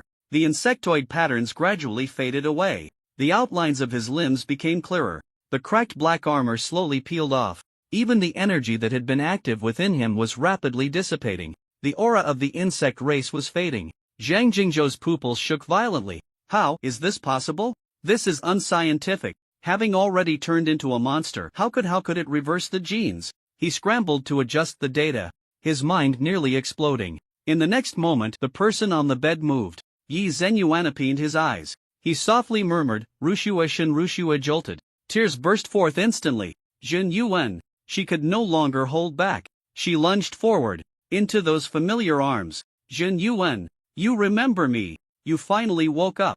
Zhang Jingzhou was taken aback. Get back. It's dangerous. Don't get close. His body is still unstable. Are you crazy? But Shen Ruxue held on tighter. He is my husband. He is not a monster. He is Yi Zhenyuan. She leaned down close to his ear. Zhenyuan, don't be afraid. I'm here to take you home. She choked on her words, comforting him. Our home is still there. I will take you back. Everything will be all right. Yi Zhenyuan opened his mouth. His voice was hoarse. Okay. Shen Ruxue's face was streaming with tears, her gaze gentle. I'll take you back. Really? I'm so hungry. Yi Zhenyuan suddenly spoke. Shen Ruxue was taken aback, just as she was about to look up. The next second, crack, a horrifying sound of bones shattering. Yi Zhenyuan's jaw was violently torn apart. His entire mouth split into 3 parts, revealing sharp fangs. Black-red tentacles suddenly shot out. In the next moment, crack, he bit down on Shen Ruxue's head. Blood gushed out instantly, so red it was blinding. Blood splattered on Zhang Jingzhou's face. He froze. His mind went blank. The air. Dead silence. Zing. The alarm sounded. Detected Emperor-level energy fluctuations. The experimental area is entering red alert. Seal it immediately. I'm so hungry. Yi Zhenyuan murmured softly. His voice was hoarse, like a beast's growl crawling out from deep within his throat. The next second, he clenched his fist fiercely. Crack. Heavy metal chains broke apart inch by inch. The energy suppression ring exploded, sparks flying everywhere. 1 punch, 2 punches. He shattered all the restraints on him. Zhang Jingzhou took a step back, his face filled with terror. No, it's impossible. These restraints can suppress the power of Emperor-level insectoids. How could you break free? But in the next second, his eyes filled with even more fear. After consuming human flesh, Yi Zhenyuan's power was still increasing. Not just power. Breath. Pressure. Vital signs. A complete breakthrough of the threshold. I'm so hungry. Yi Zhenyuan whispered again. Bowing his head, he took a step forward. Zhang Jingzhou wanted to escape. He turned around, but couldn't move. His legs went weak. The oppressive feeling of the Emperor-level insectoid swept over him like a tsunami. His limbs trembled. His bones creaked. He watched helplessly as that face slowly lowered. Looking at Shen Ruxue's remains. Watching crouched down. Eating voraciously. Gnawing on bones, swallowing flesh, chewing on the corpse of a loved one. Zhang Jingzhou went mad. He screamed, he broke down. Although he was a researcher at the institute, such a terrifying and bizarre scene was enough to drive him to insanity. But Yi Zhenyuan ate quietly, as if enjoying a bowl of warm home-cooked meal. Delicious. Truly delicious. I want to eat more.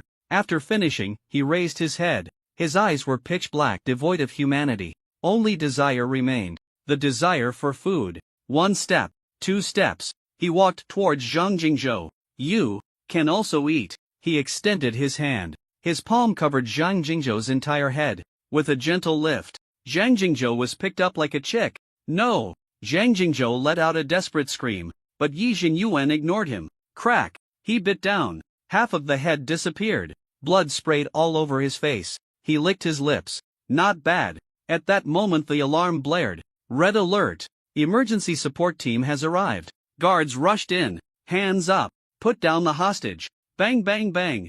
Bullets rained down wildly. The hail of bullets directly covered Yi Jinyuan. However, he didn't flinch. Didn't dodge. He wasn't even wearing insect armor. Just a tattered hospital gown. But those bullets couldn't penetrate at all. A large number of bullet heads fell to the ground. The bullets hitting Yi Jinyuan felt as if they were striking an invisible wall of air. Not only did they fail to harm Yi Jinyuan, but even his hospital gown remained intact. What's going on? He has no protection. He doesn't look like an insectoid at all. But we can't break through. The guards were terrified. Meanwhile, Yi Jinyuan was like a connoisseur enjoying a feast. He carefully lifted Zhang Jingzhou in front of him, chewing on the broken Zhang Jingzhou. Bones, blood, heart, he seemed to savor it like a steak, slowly swallowing the fresh human piece by piece. Glug.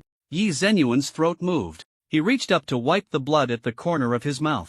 Turning his head, he looked at the guard and smiled. I told you, I'm still hungry. The next second, his figure vanished. In almost an instant he appeared right in front of the guard. Bang! A punch! The air exploded.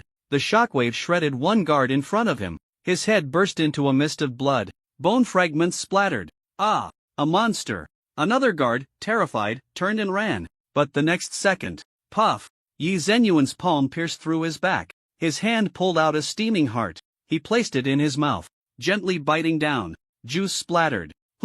Is this the feeling of the insect race? It seems, not bad. He licked his lips. His gaze completely plunged into darkness. At this moment, inside the Imperial Capital Research Institute, blood mist filled the air. Yi Jinyuan, step by step, walked towards the laboratory exit. His pace, neither hurried nor slow. His eyes, hollow and lifeless. Blood still at the corner of his mouth. He resembled a ghost, treading through the blood, passing through the corridor under the incandescent lights. His footsteps echoed, ticking away. Abnormal energy detected. The experimental chamber has been breached.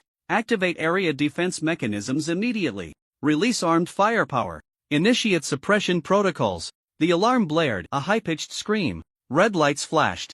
At the end of the passage, 3 heavy alloy doors slowly descended. Mechanical arms rose.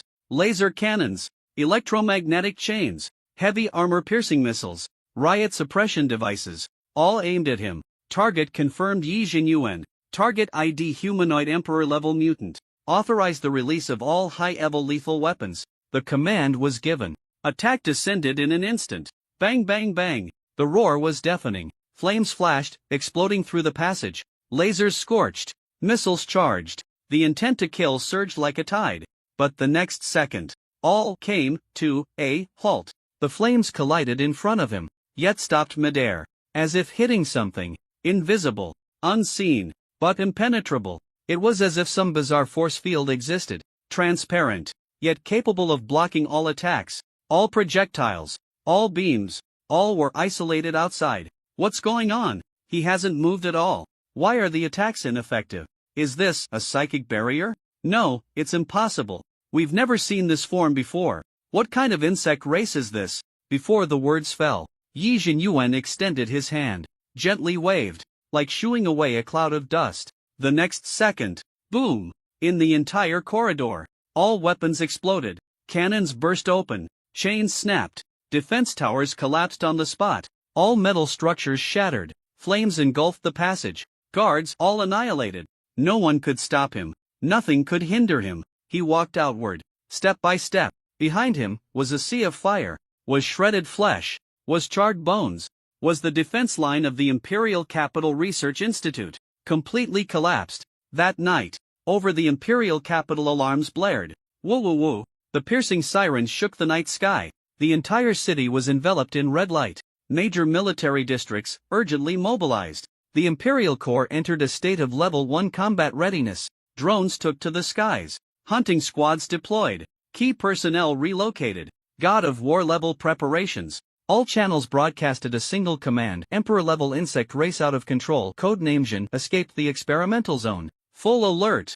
Highest vigilance. At this moment, Lighthouse Nation, the military's underground core experimental base. In the darkness, a figure that had been asleep suddenly opened its eyes. A pair of pupils cold as ice. Sima Qing, commander of the Southern Military District of the Dragon Nation. At this moment he slowly raised his head. In his eyes, there was not a trace of ripples, only calmness and interest. The insect race has a new king been born? He spoke softly, his voice deep like some whisper from the depths of the earth. That genius of the human race actually did it, only used my cells, and replicated a new emperor-level insect race? A smirk curled at the corner of his mouth, half smile, half sneer. Interesting. He slowly rose, donning his military uniform, standing in the center of the dimly lit chamber. Above him was a heavy steel dome. He tilted his head, gazing upward, as if looking at the distant imperial capital. His gaze was laced with mockery, calmness, and even pity. Notify the insect race 7 luminaries. The voice was low as a whisper, yet each word rang out clearly. Go to the Dragon Kingdom and provide support. But that's our most precious experimental specimen. Don't let it just die like that. Not yet. It's not fully matured. Western Military District. Weapons Factory. The furnace roared. Molten iron surged. Yi Chen stood beside the high-temperature furnace, sweat trickling down from his brow. He didn't wipe it away. He simply lowered his head, staring at the weapon in his hand. It was a long knife, as black as night. The blade was dull, yet it exuded a murderous intent. Shadow Devourer. At this moment, it had completed its enhancement. After being tempered with molten crystal iron essence, this knife was heavier, colder, sharper, and deadlier. Not only was the blade indestructible, but it could also store true energy. In stealth mode, it could unleash the phantom killing technique. Yi Chen summoned his true energy and shouted softly, "Break!" The blade sliced through the air. A cold light flashed. In the next second, beside him, swish, a figure emerged. All black, faceless, moving in sync with him. Together they swung their knives. The phantom, like a clone, like a ghostly shadow. The blade energy slashed out. 2 streams of energy blades shot forth simultaneously, crashing into the testing steel plate. Boom! The steel plate cracked in response. Yi Chen's eyes lit up. He continued to swing the knife. 1 step, 1 shadow, 3 steps, 3 shadows, advancing again, 5 shadows, 6 shadows. As he swung the knife, 6 black shadows moved in unison, 6 energy blades flew out simultaneously, tearing 6 horrifying marks into the steel plate. Boom! The steel plate shattered, breaking into iron shards. The entire training ground fell into silence. Yi Chen sheathed his knife, exhaling a breath. Not bad. He spoke calmly, but his eyes were filled with satisfaction. This Shadow Devourer, in stealth mode, could summon 6 synchronized phantoms. Each one could unleash a substantial attack. However, his realm was still too low. The true energy was insufficient. The limit was 6 phantoms. But this was enough. In auto tear everything apart. He lowered his head and wiped the sweat again. Just as he was about to step down from the furnace platform, beep, the communicator vibrated. He answered it. The military duty officer spoke urgently. Yi Chen, report to the command room in 10 minutes. There's an urgent mission. Yi Chen raised an eyebrow slightly. Understood. He put away the Shadow Devourer and stepped out. Soon he arrived at the command room. Yi Chen pushed the door open. Before he could steady himself, he saw 2 guards in black and gold standard battle armor already waiting inside. They were Central Agency Direct Guards, the highest authority special operations system in the entire empire. The guards saluted him, then stepped forward. Their tone was calm, their expressions serious. Lieutenant Yi Chen, Central Agency Dispatch Order. Tomorrow morning, you will head to the Imperial Capital to participate in the central meeting. Yi Chen raised an eyebrow slightly but did not speak. The guard continued, this meeting is of the highest level. You will face the Central Council, the Research Institute, and the core representatives of the 3 major military districts directly. The content of the meeting is classified. Please complete your preparations within half an hour. Be ready to depart. Yi Chen nodded, simply responding, understood. After the guards saluted, they quickly left. The room returned to silence. Yi Chen stood still, his gaze calm. Facing the higher-ups directly? Yi Chen suddenly smiled. Just right, I also have something I want to say to them. Just then, woo! The alarm suddenly blared. The piercing red signal light instantly illuminated the entire command center. Immediately after, the broadcast sounded. Attention all troops Western Military District, enter Level 1 combat readiness. The broadcast echoed continuously. All troops assemble. Emergency assembly. Yi Chen instinctively stepped forward but was stopped by a hand. It is the Central Guard. Clad in black armor, with a cold expression and swift movements. Lieutenant Yi Chen, please stop. You are not authorized to gather here. You have a more important task. Yi Chen frowned. More important? The guard nodded solemnly. We have been ordered to prioritize escorting you to the imperial capital. The Central Committee will personally meet with you. Yi Chen fell silent for 2 seconds. Something has happened in the imperial capital. He, after all, had to go there. So he nodded. All right, then let's go. At night, the military helicopter flew across mountains and rivers, slicing through the sky. The entire imperial capital was illuminated by a red glow. The alarms did not stop. The sounds of explosions echoed continuously in the distance. The next morning, the plane arrived. Yi Chen landed in the imperial capital. Before he could steady himself, he was directly taken into the most core defense zone by the central personnel. That was the heart of the imperial capital. The defenses were tight, with blockades on all sides. No one could enter, and no one could leave. Yi Chen was settled in. In the lounge, drinks, fruits, energy nutrition meals, everything was complete. There were even dedicated personnel on duty. It was as if he had not come to fight but to vacation. He sat on the sofa. The phone screen vibrated incessantly. Combat orders flashed one after another. The Western Front has encountered a fierce general's raid. B9 Defense Zone requests support. The 3rd Squad has lost over half.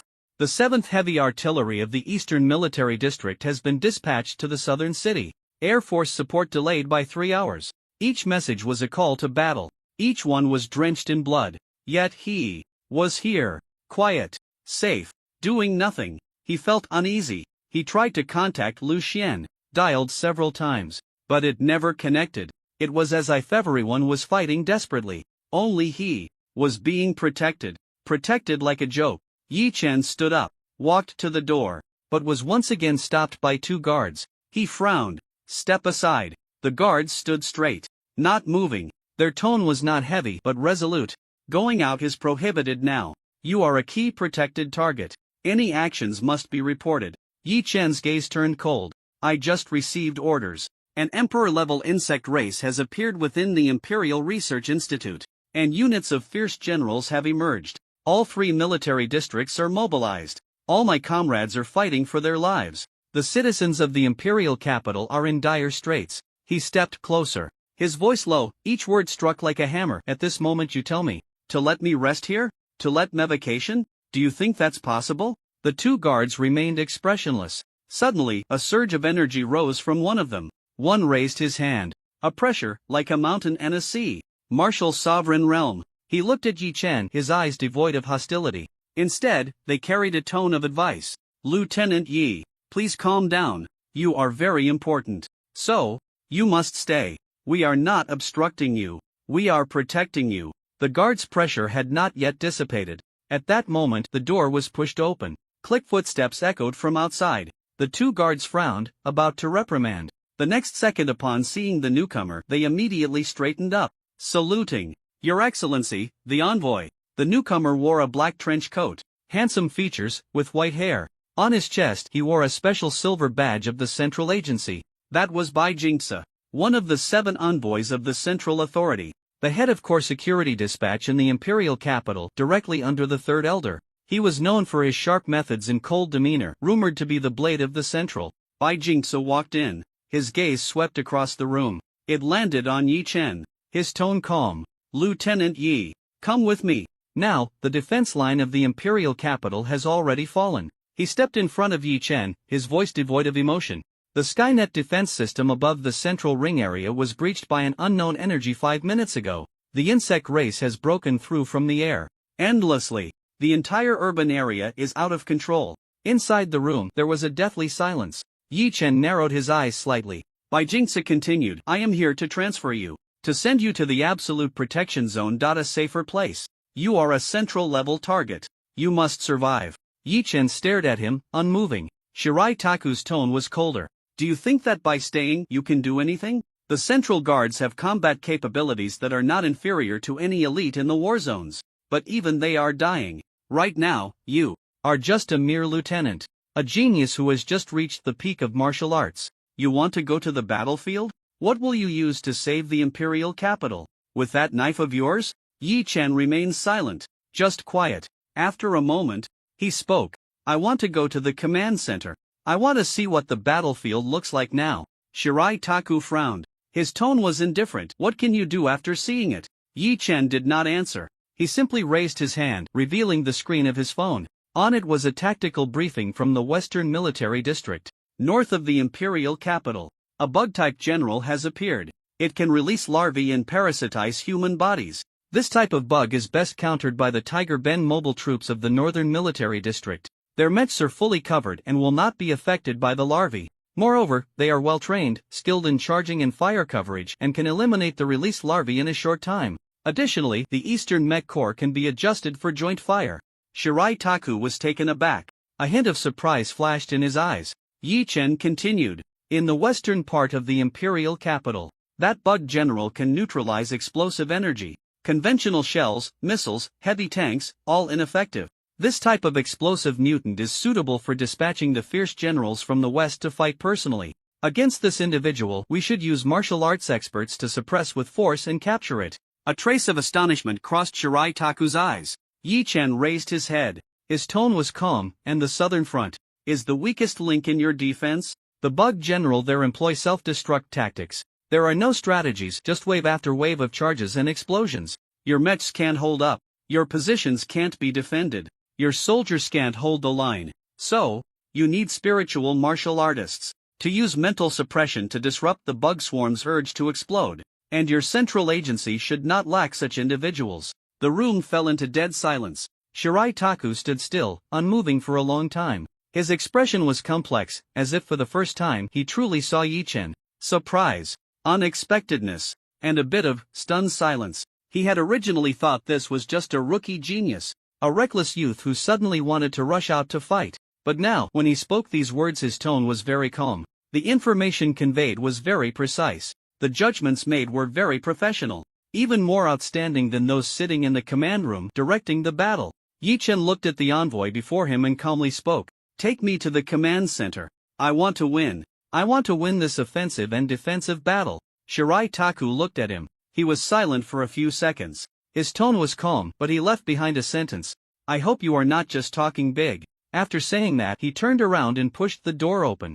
Yi Chen followed closely. The central guards cleared the passage. They left the so-called absolute protection zone, heading straight for the central command center. It was a high tower forged from steel. The command hall at the top of the tower was surrounded by holographic light screens. Streams of information flickered continuously. All intelligence officers were online, and the voice channels were full. On the tactical dispatch desk, orders were given one after another. Report. The 8th Squad requests support. The ground defense line is about to collapse. New bug-type units have been discovered, capable of disguising as humans, and have infiltrated the streets. Satellite images have been cut off. The formation of the 5th Corps needs adjustment. The atmosphere was oppressive as a mountain. The air was filled with the scent of war. As soon as Yi Chen stepped in, he heard a commanding voice issuing orders. Move the 4th Heavy Artillery Brigade to the B7 high point. Let the Tiger Ben Mobile Corps provide fire coverage from the rear. Change the Southeast Aerial Artillery to a curved fire mode. Order the Eastern Light Infantry to bypass the insect tide and strike directly at the nest's heart. The voice was sharp, quick, and carried an inexplicable sense of oppression. Yi Chen looked over. At the central command seat, a man in a deep blue military uniform was intently focused on the light screen for dispatching. The man's aura was overwhelming. His brows were sharp as blades, and his gaze was like a torch. He exuded an absolute sense of control, as if he could command troops with just a breath. He was one of the 7 envoys of the Central Command He Shenling, Chief Tactical Commander of the Central Agency, a genius strategist. He was hailed as the youngest dispatch genius of humanity in his youth. After listening to his series of deployments, Yi Chen narrowed his eyes slightly, almost identical to his earlier judgment. Even the direction, timing, and sequence of troop movements matched perfectly. At that moment, Bai Jingzi stepped forward. He Xianling glanced at him and asked in a calm voice, "Aren't you going to protect Yi Chen? What are you doing here?" Bai Jingzi replied nonchalantly, "Yi Chen no longer needs protection, because he is right behind me." He Xianling raised an eyebrow, his gaze shifting to the back. Sure enough, that young man was standing there, calm, composed, neither servile nor arrogant. By Jinxa continued, just now, he conducted an analysis of the battle situation. His deployment suggestions are almost identical to the orders you just issued. Zuanling's brow twitched. A hint of change finally appeared on his face. He turned his head, his gaze sharp as he scrutinized Yi Chen. Is that so? Now that's a bit interesting. Xianling said no more. He directly grabbed Yi Chen's arm and led him into the tactical control area. The tactical simulation light screen lit up, projecting the entire map of the imperial capital before them. The defense lines were dense, with red dots clustered everywhere. At the center there was a massive Skynet rift continuously spewing forth the insect tide. Everyone turned their attention to this area. A dead silence fell. No one dared to interrupt. What do we do now? Zuanling's tone was concise, his gaze oppressive. You tell me. Many tactical group officers exchanged glances. Shocked, stunned, confused. The situation was critical, with the insect race pressing against the city. Xianling, surprisingly, still had the mind to bring a young man up, a newly enlisted lieutenant at that. They dared not speak, but their gazes turned cold. Many whispered to each other. Has he gone mad? Is this a strategic exercise? Is this the time for games? Even if this kid has some brains, he shouldn't be trying this now. But Xianling offered no explanation, nor did anyone dare to ask. He simply looked at Yi Chen, and Yi Chen looked at the map. His gaze was sharp, his movements swift. He pointed to the area of the sky above and spoke. First, block the sky. The insect race breaks through the Skynet from above. If we don't seal it soon, the entire imperial capital will become a city of insect seas. His tone was steady, but his words were like knives. First, deploy the strong human generals to seal the sky. Hold the high ground. At the same time, mobilize technical personnel to repair the Skynet with all their might. Seal the entrance. Block the passage. No one from outside can come in. No one inside can go out. Once reinforcements from the 3 military districts arrive, we can close the door and catch the dog. After hearing this, everyone was taken aback.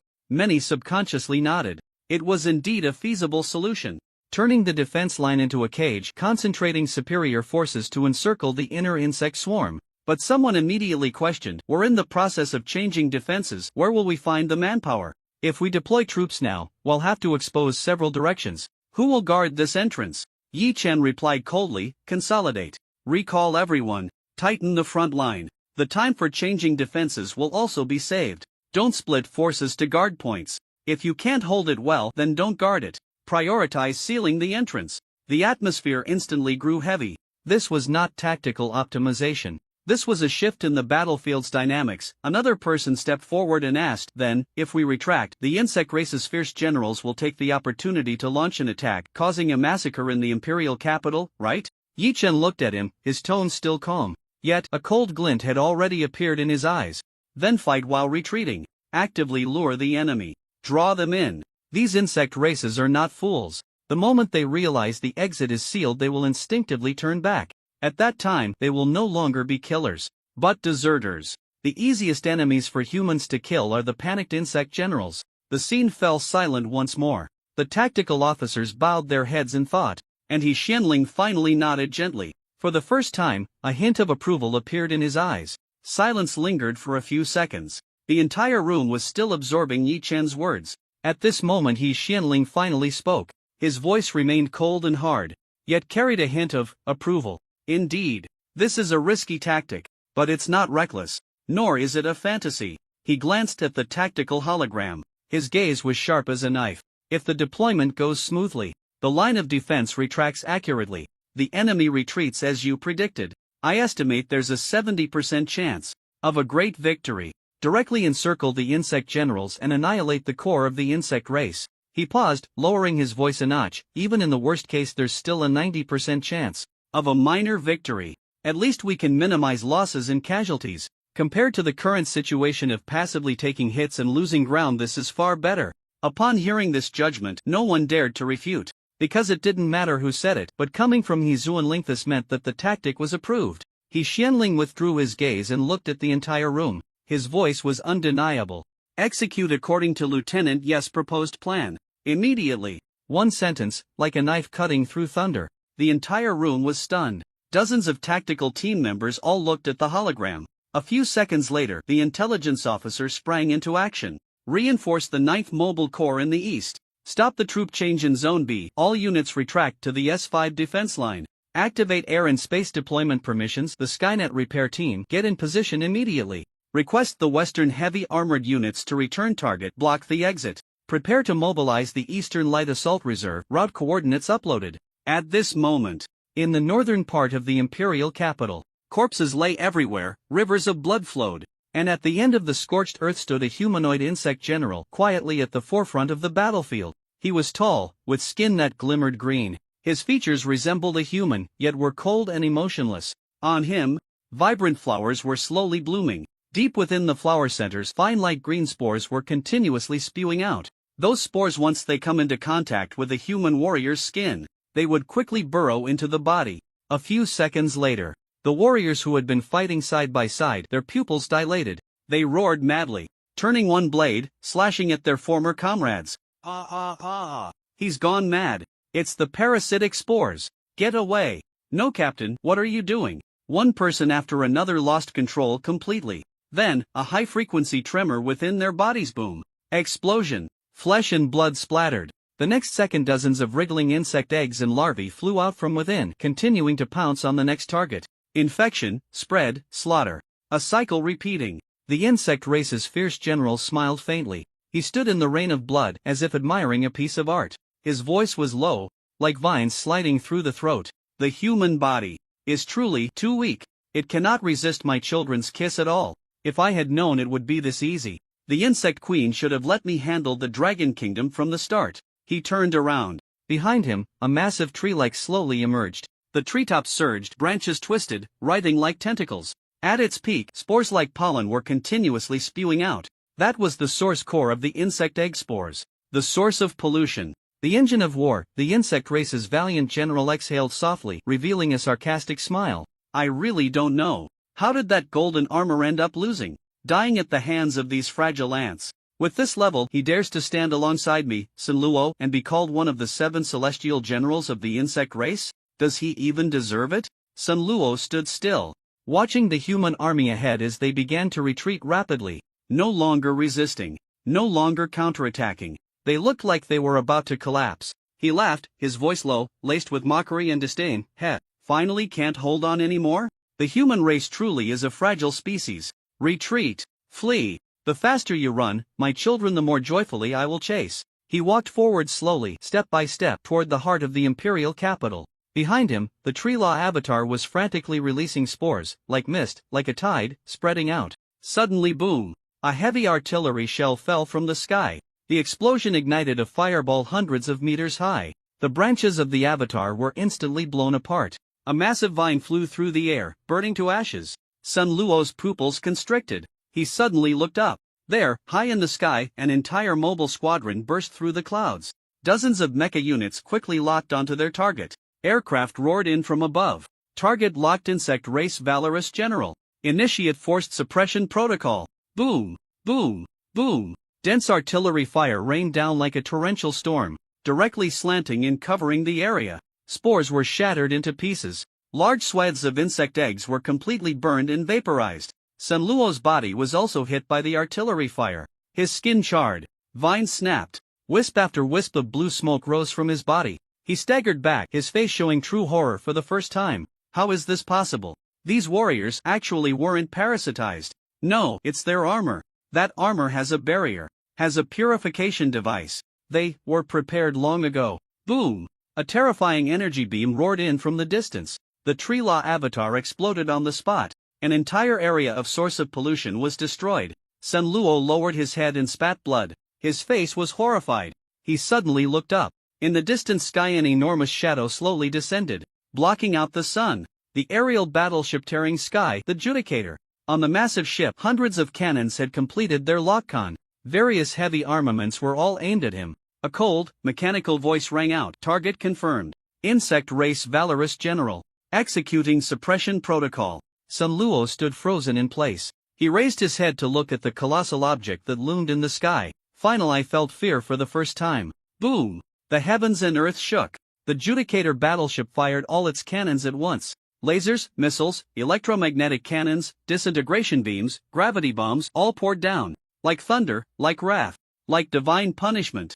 instantly engulfing the area where Sun Luo stood. The entire battlefield was completely turned into a sea of fire. The whole imperial capital heard that earth-shattering roar. At this moment, in the command room, hiss, the feed is cut. Signal jammed. The target area is affected by high-energy radiation, unable to project in real time. Inside the command center, the light screen crackled and turned to static. The battlefield footage was completely interrupted.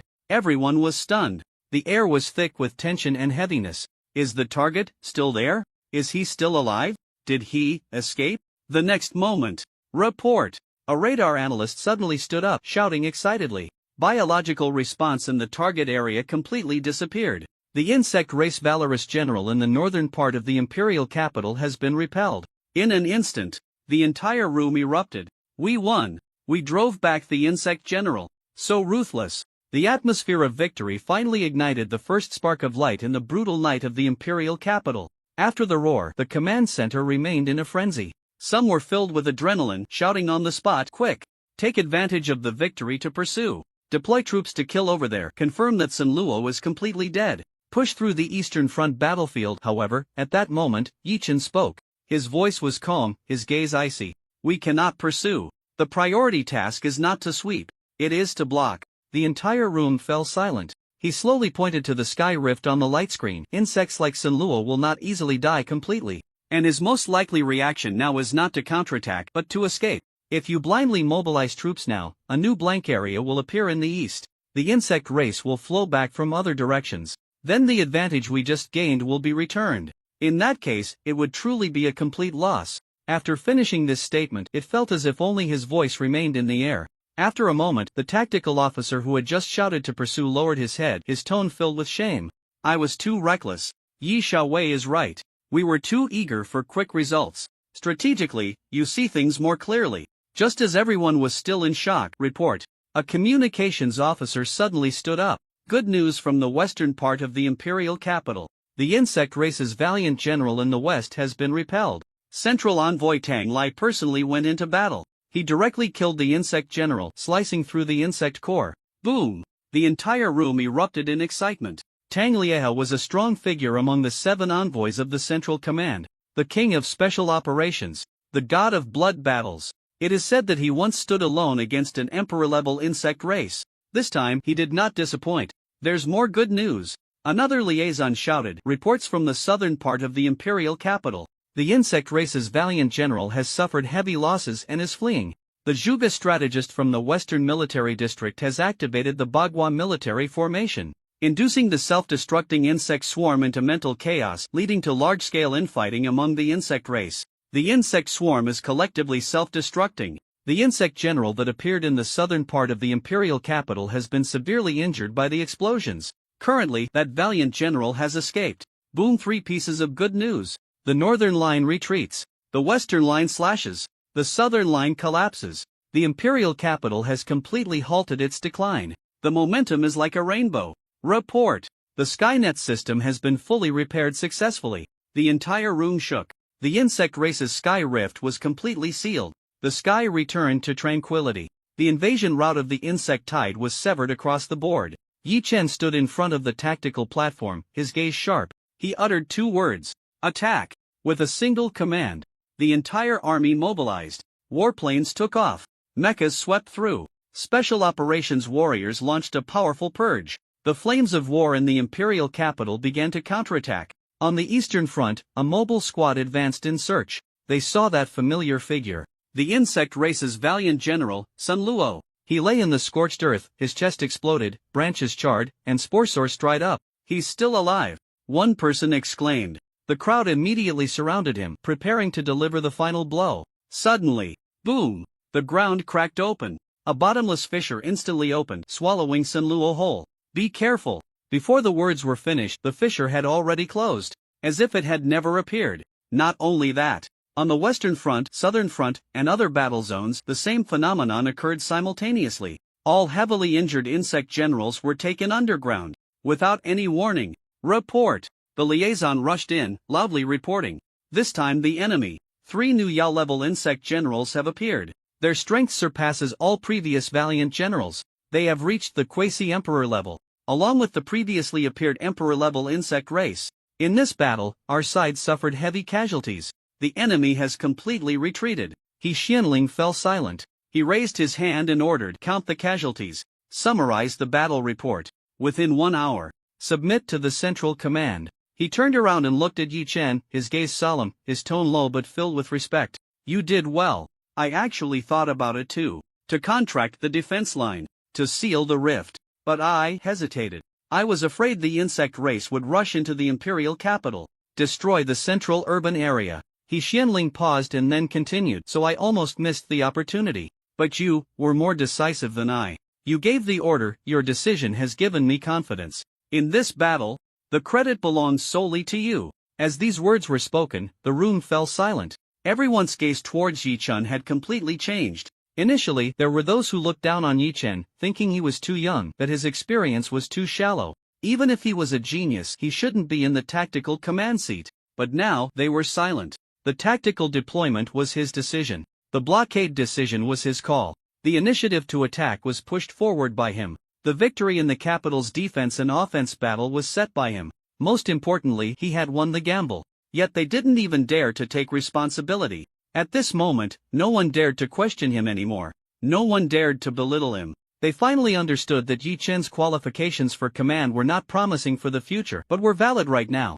The operation to clear the insect race lasted for a day and a night. It wasn't until the next day that order in the capital was restored to normal. It was at this time that Yi Chen received a notification to head to the Central Council Hall. In the morning, Yi Chen arrived on time, led by his guards, at the deliberation hall of the central institution. It was a solemn and dignified circular conference room filled with political heavyweights. All eyes were on him. The atmosphere was heavy, and the gazes were complex. At that moment, a kindly old man slowly spoke, his voice warm. "Don't be nervous. The purpose of this meeting is not to convict you, but to discuss how to arrange for your talent." His name was Lin Taihe, one of the current 5 elders of the Dragon Kingdom. He had led multiple strategic transformations and was known as the Old Pine of the nation. "Your talent is too rare. Even our central authority has to take it seriously."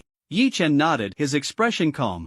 Neither humble nor arrogant. Lin Taihe nodded and continued. "The deputy director of the Research Institute, Shen Wenba, values you highly. He suggests you join the Research Institute. It's much safer there than in the military district.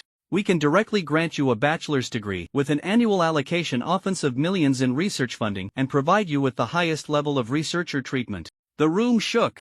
Many people showed expressions of surprise, glancing at Yi Chen and then at Shen Wenba. "This was stop to your treatment." Shen Wenba smiled slightly, his eyes confident. However, at that moment, the commander of the Western Military District, Lu Xian, spoke up. His voice was loud and straightforward. "Our military district will not sit idly by. Yi Chen is one of us. If he wishes to stay, we will provide the best cultivation resources. We will arrange for the war god to personally guide him. We might even send the war god to protect him at any time." With this statement, the room erupted. Many high-ranking officials couldn't help but gasp. The war god is willing to be his teacher? And even act as his bodyguard? Has the Western Military District gone mad? Shen Wenba's smile instantly froze, a hint of unease flashing in his eyes. This level of treatment couldn't offer. Lu Xian, however, remained calm and composed, looking at Yi Chen with a determined gaze. "You are the future war god. You are also the future commander." Lin Taihe nodded, surveying the room before finally looking at Yi Chen, his voice calm. "So, how do you plan to choose?" Yi Chen looked around the room before finally turning to Shen Wenba. Shen Wenba's eyes lit up, ready to speak, but Yi Chen preempted him. "I want go to the Research Institute." "It's not suitable for me." The air froze. Shen Wenba was stunned, his face filled with disbelief. The expectation in his eyes shattered in an instant. On the contrary, Lu Xian smiled. Haha, he stood up, moving to the side, ready to welcome him. But then Yi Chen spoke again. "As for the Western Military District, while I like it very much, I also don't plan to return for now." The entire room was taken aback. Lu Xian's smile froze on his face. The atmosphere in the deliberation hall instantly became strange. Some furrowed their brows, some exchanged glances, and some even whispered quietly. Lin Taihe frowned slightly.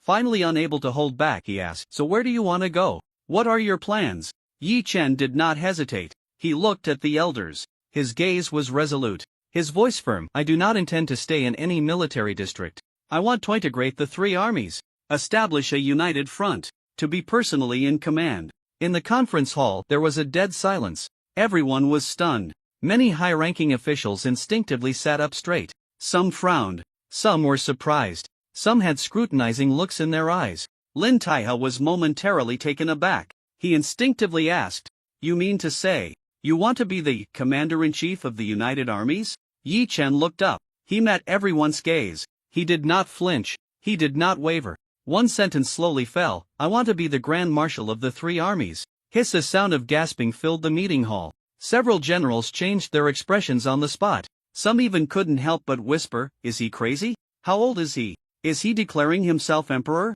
Lu Xian's face also stiffened. Qin Wenbo looked at him in disbelief. Someone suddenly stood up. The chair was knocked over. An old general's face turned ashen. He shouted angrily, "Preposterous! You, a mere lieutenant, dare to covet the position of commander? Do you think the Grand Marshal of the three armies can just be appointed by you?" Faced with the crowd's doubts, Yi Chen stood motionless. He remained at the podium. His gaze was calm, his expression indifferent. Lin Taihe asked in a deep voice, "Do you know what this means?" "This is not just one person commanding one army, but three forces of the entire nation." Yi Chen nodded, not avoiding the question. "I know." Yi Chen did not stop. He continued, "You think the insect race only has this little strength now? Then you are too naive. The three great generals coming together today is already an organized and premeditated action. The future insect race will not just be a sneak attack on the imperial capital. They might even launch a full-scale assault. They will crush us hidden. A complete invasion, leaving no chance for survival. If the three armies are not united, fighting separately, then it is equivalent to suicide." He raised his head. His tone grew colder. "You want me to choose a military district, but I will not choose, because I do not want to see our compatriots killing each other. In the ancient god ruins, the eastern and northern military districts turned against us in the west. With external enemies at hand, they actually think first about dealing with their own people. Do you know what this means? It means there is no need for the insect race to take action. Our own people can take down our own people." The entire hall fell silent. Many people lowered their heads. Some gritted their teeth. Some had wavering looks in their eyes. Yi Chen's voice lowered. His tone, however, became heavier. "In the battle for the imperial capital, if I hadn't mobilized the three major military districts, this place would have long been trampled by the insect race. But it is precisely because the three armies joined forces that we were able to block the insect race, that we won. So I say, the three major military districts should have united long ago." He paused, scanning the entire room. One sentence fell. "Since no one has proposed it in the past, then I will propose it now. I want to become the marshal of the three armies, to lead the three major military districts, to jointly fight against the insect race." At this moment, the entire conference hall was as silent as a grave. What you could hear was only the sound of each person's heart beating violently. Yi Chen stood straight. His gaze was stern. He said, "You may think I am arrogant, think I am conceited, think I am proud of my talent. That's fine. But just now, Elder, you also said, I am an unprecedented genius. If that's the case, then I should bear the responsibility of a genius. So I stand up. So I propose to be the commander of the three armies." At this moment, someone stood up. The tone was unfriendly. "What if you make a mistake in command? Can you take responsibility?" Yi Chen glanced at him. His tone was unwavering. "I will take responsibility. If my command leads to damage, you will be dealt with according to the law. Life and death are your own responsibility." As soon as these words were spoken, the crowd was once again shaken. Lin Taihe fell silent for a moment. His tone softened, but his words remained serious. "I admit it. Your thoughts are very reasonable, and quite inspiring. But you are still too young. Though you have military achievements, it is still hard to convince the masses. We cannot give you the whole world with just one battle." He paused and continued, "Even if a few of us elders agree, the commanders of the three military districts cannot all nod in approval." Just as everyone was nodding in agreement, a voice suddenly rang out. "I agree." The crowd was taken aback. All eyes turned to the source of the voice. It was Lu Xian. He slowly stood up, his tone calm. "I believe Yi Chen is right. The army needs reform, and he is the most suitable guide. I am willing to make him the commander of the three armies. If the other military districts disagree, then I will take the lead. Starting now, I appoint Yi Chen as the temporary marshal of the Western Military District, with the same command authority as us." Boom! The entire venue shook. "Are you crazy? He hasn't even pampered his own son like this, directly granting martial authority. This is handing over the position. Wait, who exactly is Yi Chen to him? Could he be an illegitimate son? This treatment is too exaggerated. At that moment, a central representative stood up, his tone unfriendly. He spoke out loud. I must remind you, when Yi Chen left the Yi family, it wasn't due to high moral integrity. Many of us have heard. Yi Chen went to take the written exam for the elite training camp. He scored well and became the top student in the arts. Then, he cut ties with his family. What do you call that? The central representative sneered at the crowd. That's a small achievement. And then he turns his back on people. No regard for family. Arrogant and self-important. He shifted his gaze to Lu Xian. His voice grew heavier. Now look, he just won a battle, and immediately doesn't want to return to the Western Military District. He wants to be the commander of the 3 armies? He's already sitting on your head. I see he doesn't want to lead troops. He just wants to seize power. If you really give him the position in the future, who can guarantee he won't bite back? Won't he one day not even recognize you? As these words fell, some high-ranking officials began to murmur. The atmosphere tightened once more. Just as everyone was discussing, another person stood up, his voice deep.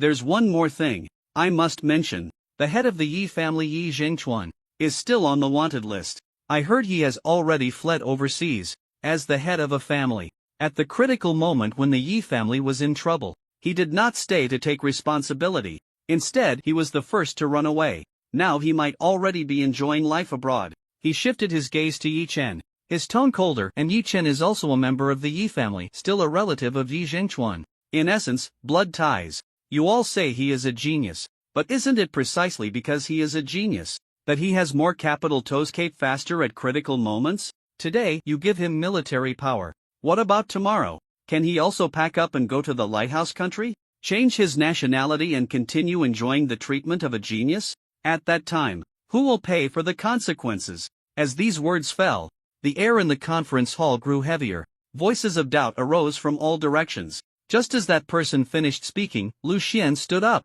He directly exploded with a curse. Shut your damn mouth. The entire conference hall shook. Many people instinctively looked at him. Some people were stunned. Some frowned. Some changed their expressions. Lu Xian, filled with anger, spoke directly. The ancestors of the Yi family. They once produced a war god. They fought bloodily for this country, to the last drop of blood. Why not mention that? Why do you only target someone who fled overseas, trampling him to death? He pointed at the representative. His tone grew sharper. Yi Chen, is he Yi Zhengchuan? You damn it, can you tell the difference between people, or can't you tell the surname apart? Is Yi Zhengchuan a genius? Has he contributed to the country? What has he done? Has he saved anyone? Has he been on the battlefield? Has he blocked the insect race? Yi Chen saved someone during the physical test. In the elite training camp, he proposed the insect race totem theory. This time, he even repelled the enemies besieging the imperial capital at the command level. And no recognition, no support. Now he just says he wants to integrate the 3 armies. You jump out and say he wants to flee to the lighthouse country? Have you got insect eggs in your head? The entire venue was stunned. Many people looked embarrassed. A few still wanted to speak, opened their mouths, but nothing came out. Some secretly swallowed. Some's gazes wandered, not daring to look at Yi Chen anymore. Lu Xian sneered. The matters of the Yi family. We know better than you. Their whole family is not clean. But only Yi Chen has long severed ties. It's the Yi family that wants to kill him. Are you now using the Yi family's evaluation to talk about him? Are you also in cahoots with the Yi family? This statement I can say it in front of the elders. Today, if anyone dares to use these strange and ambiguous things to pressure him, I, Lu Xian, will be the first to disagree. The venue fell silent. All the questioning voices were silenced by his furious reprimand. Even those who had tried to question earlier lowered their heads and stopped speaking. Lu Xian did not stop. He coldly smiled. His gaze shifted. He looked at Chao Weiwu and Sun Xuanma. You too. To be honest, your strength is it stronger than those war gods under you? Chao Weiwu shook his head. Sun Xuanma sighed. No. No? Lu Xian looked at them. His tone grew sharper. Then tell me, is command ability determined by martial strength?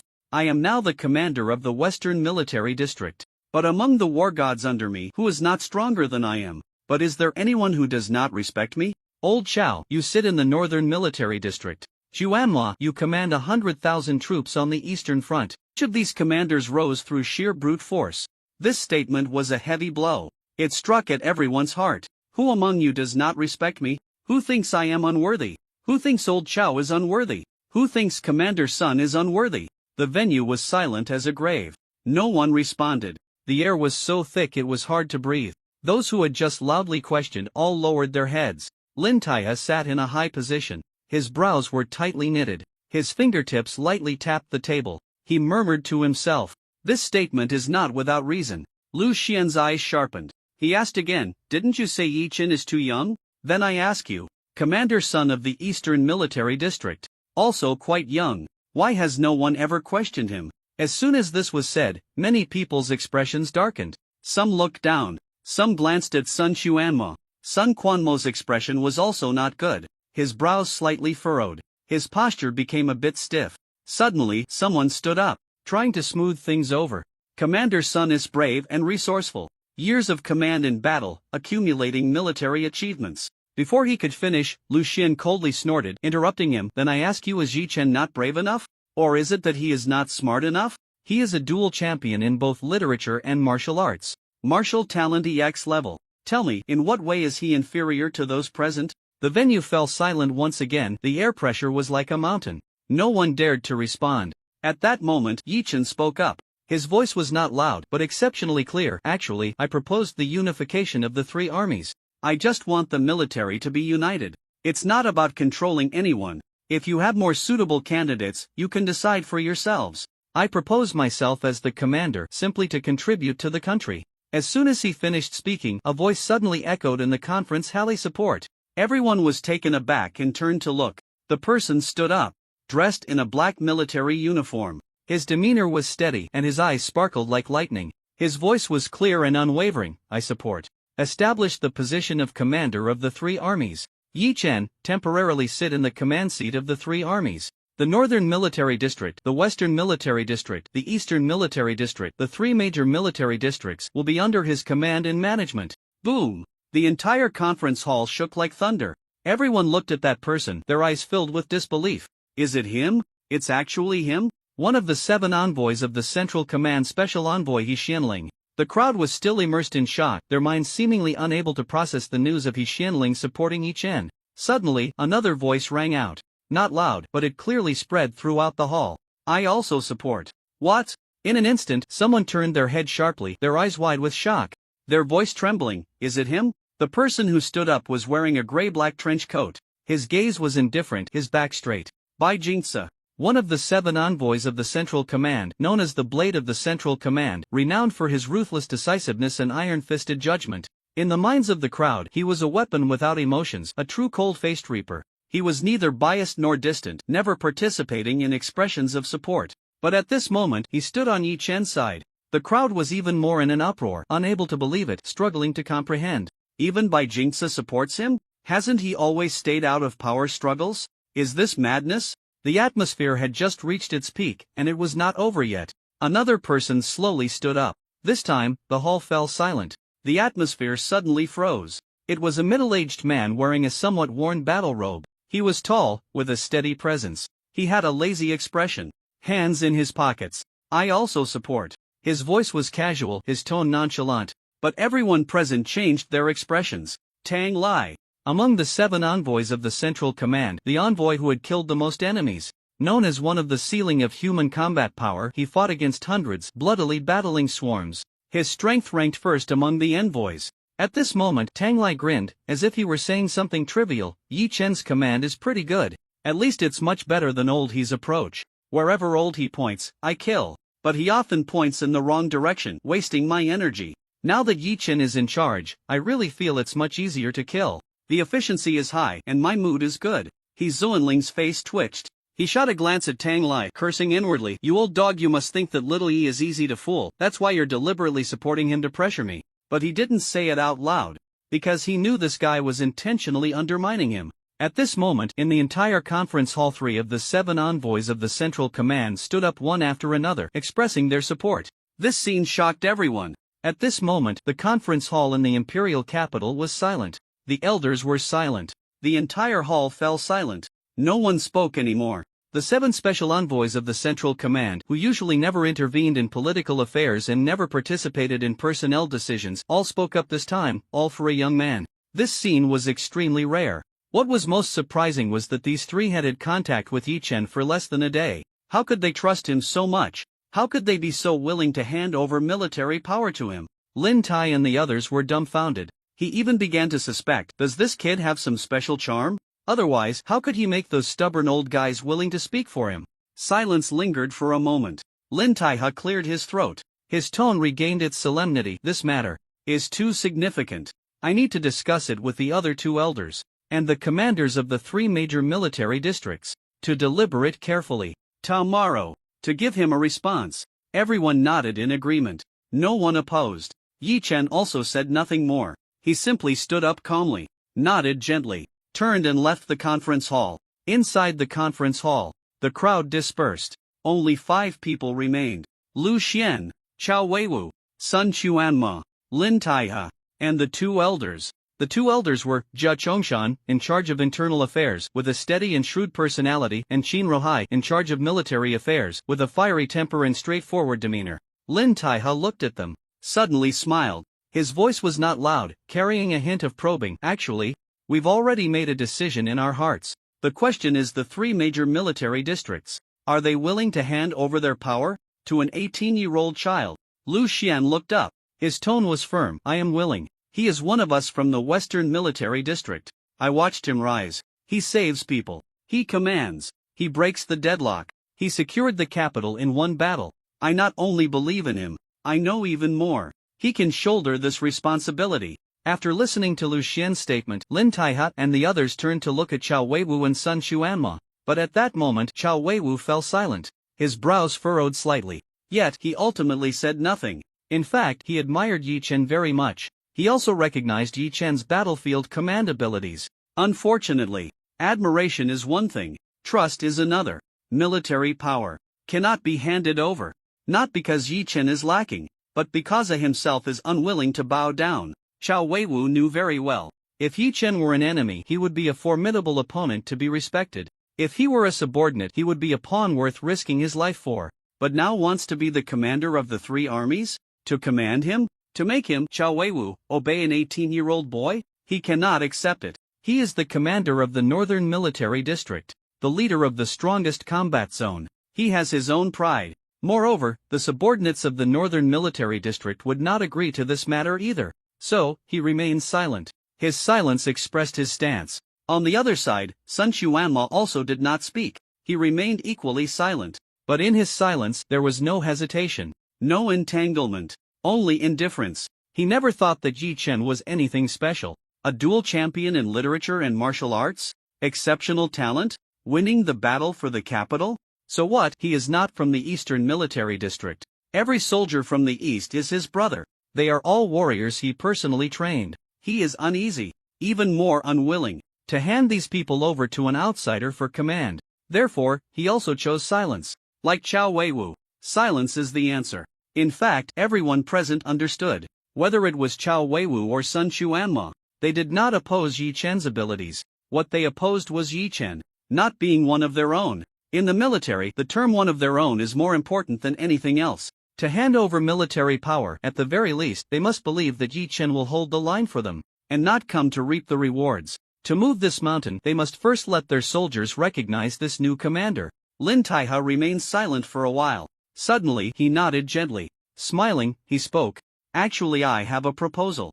The 2 elders raised their heads. The 3 commanders also looked at him. Let's not rush to argue, nor rush to decide. Let him hold the title of acting marshal, with partial command authority. But all troop movements must be approved by the 3 of you jointly, for a period 3 months. During these 3 months, Yi Chen must rotate through the 3 major military districts, learning, researching, participating in grassroots training and tactical meetings. Isn't he a genius? Then let him in 1 month's time. Remember the styles and systems of all 3 military districts. By then, you 3 will each set a challenge for him, or give him a target. If he achieves it, if he can truly do it to your satisfaction, then you must agree to hand over the position of commander to him.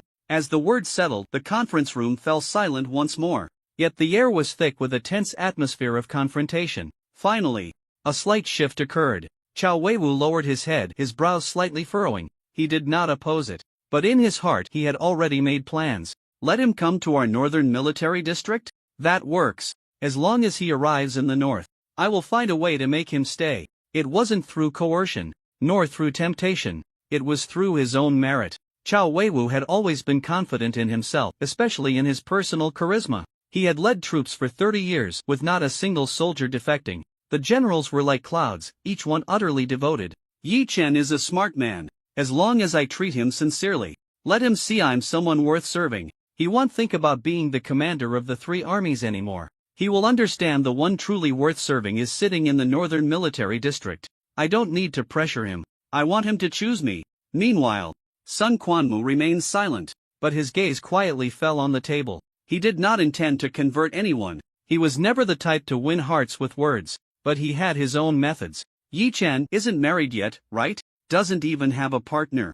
Then that's perfect. If this Yi Chen truly has potential, why not arrange a marriage? A name floated into his mind. Sun Xiyan, the dazzling star of the Eastern Military District, his most beloved younger sister. Not only was she beautiful with a stunning figure, but she also possessed extraordinary martial talent. He could guarantee, with her qualifications, Yi Chen cannot refuse. A strong individual, with good looks, and can fight side by side. What kind of partner wouldn't be appealing? As long as Yi Chen's heart is moved, as long as this marriage is settled, he will be one of us in the East. No matter how high he rises in the future, he cannot escape me. With a genius brother-in-law, the Eastern Military District could save 10 years of struggle.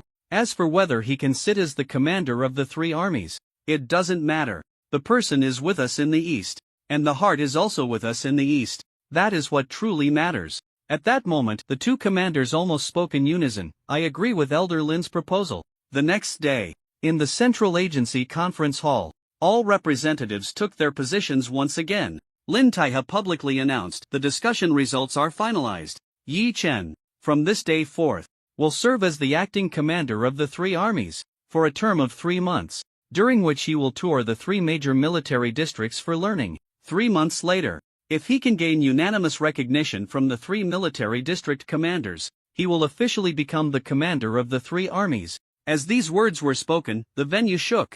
Some stood up immediately. Some gasped in disbelief. Some wore expressions of utter incredulity. He actually got the position? Isn't this a drill? Is this for real? Everyone knew what this meant. The joint forces of the 3 armies. This was a level of unity that had not been achieved in decades, and the title of commander now rested on the shoulders of an 18-year-old boy. In an instant, the media exploded. Major platforms updated their headlines overnight. Push notifications, exclusive interviews, and special features rolled out one after another. Battle of the Imperial Capital. Young genius Yi Chen commands in crisis, turning the tide. Birth of the acting commander of the 3 armies. The youngest commander in history, a dual scholar in both literature and martial arts, a star killer of the insect race, the successor of the war god. And at this moment, compared to the media frenzy, what truly boiled over was the public. The name Yi Chen had completely become the focus of the nation. On major video platforms, countless editing bloggers released battlefield videos, analyses, and data presentations overnight. 18 years old, a dual scholar in both literature and martial arts, just entered the military district and became a lieutenant. In less than a month, he became the acting commander of the 3 armies. Many netizens were outraged. They expressed, the gap between people is truly incomparable. I just finished my school exams at 18, and he's already commanding 3 armies? I couldn't even pass the written test for the training camp, and he's gone crazy killing the insect race? Can I have a piece of that brain? Is this physique some kind of cheat? If I had level talent, maybe I could be a school officer too. In the circle of friends, parents began to share Yi Chen's motivational video. Look at other people's children. At 18, he's defending the country, and you're still playing games on your phone. If you don't study hard, you'll forever be just food for the insect race. In primary and secondary schools, teachers directly included Yi Chen in their routine speeches. The young hero of the new era, Yi Chen. He is your role model, your goal, your benchmark. The trend of pushing children to excel began to sweep through the capital. Tutoring centers urgently launched ads for Yi Chen's learning method and genius training camp. But the most fervent supporters were the citizens of the capital. In this battle, they had witnessed death firsthand. They had seen the insect race break through the Skynet, rush into the streets, and devour the living. Some lost their parents. Some saw their neighbors turn into insect nests. Some escaped disaster but woke up in terror every night. And Yi Chen, in their hearts, was the one who single-handedly patched the sky and reversed the battle situation in the capital. When the media aired the video of Yi Chen issuing the counterattack order in the command room, many were moved to tears. It's him. He's the one who brought the battleship to save our area. If it weren't for the battleship bombarding the insects, we would have been dead long ago. Yi Chen. He's not just a hero. He's also the first to unite the three major military districts. Some began to chant slogans, "Unite! Only by uniting can we stop the insect race? We don't want to escape anymore. We don't want to die anymore. Only Yi Chen can lead us to victory. Annihilate those damned insects." On the streets of the capital, some spontaneously made posters, sticking up General Yi will win. Some named their newborns War Heaven. Even a few survivors posted Yi Chen's photo on their front doors, treating him as a savior hero to ward off evil.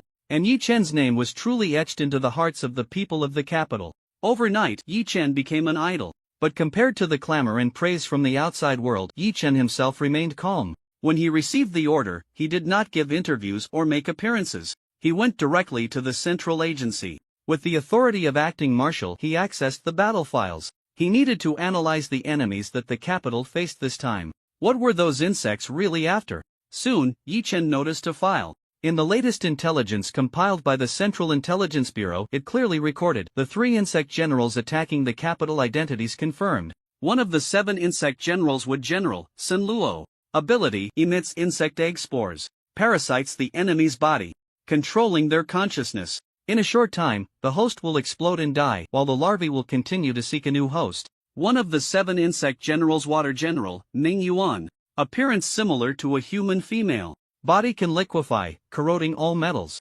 Conventional attacks are ineffective, possesses optical camouflage. Even battle armor can be corroded and invaded by it. One of the 7 insect generals Fire General, Qi Yan. Ability: self-detonation, self-destruction. Can summon fire insects, all of which are suicide-type chargers. Once their insect bodies self-detonate, the flames erupt at extreme temperatures. Difficult to extinguish, even continuing to burn the spatial structure. The 3 generals joined forces to breach the capital's defenses. If it weren't for Yi Chen's strategy, the consequences would be unimaginable. Yi Chen looked at the file. His gaze remained calm. These names, he had never heard before. But these abilities was more than familiar with. He remembered very clearly. In his previous life, he had faced these 3 insect generals. At that time, he was already a war god. Against these 3 insect generals, he only needed 3 strikes. 1 strike to annihilate Sun Luo. 2 punches to explode Ming Yuan. The 3rd strike left not even the ashes of the crimson flame. Yet, even so, these 3 insect generals indeed qualified to be the backbone of the fighting force. Not because they were strong, but because disgusting, troublesome, and full of variables. Sun Luo's parasitism. Abyssal corrosion. The self-detonation of the crimson flame. Each had its flaws, but also posed a deadly threat. Yi Chen finished reading the files and gently closed his eyes. In his mind, memories from his past life quickly intertwined. It was precisely because of these experiences that this time, he could arrange the most appropriate tactical combination at the first moment. In his previous life, those insect generals hid themselves deeply. It was only when he had flattened dozens of insect nests and fought his way through the encirclement, pressing towards the insect rear, that the 7 luminaries would appear one after another. But in this life, why did they move out early? Yi Chen furrowed his brows, a cloud of doubt rising in his heart. The insect race's plans have changed. This is not the norm. He calmed himself and continued to flip through the documents. Suddenly, a familiar name jumped into view, causing his fingers to tighten. Suddenly, Yi Zhenyuan. In an instant, his mind exploded. He stared intently at the report, his expression complex to the extreme. Report summary: Yi Zhenyuan, received and sealed by the Research Institute. Experimental status, semi-insectoid, mental state extremely unstable. Assistant Vice Dean Zhang Jingzhou.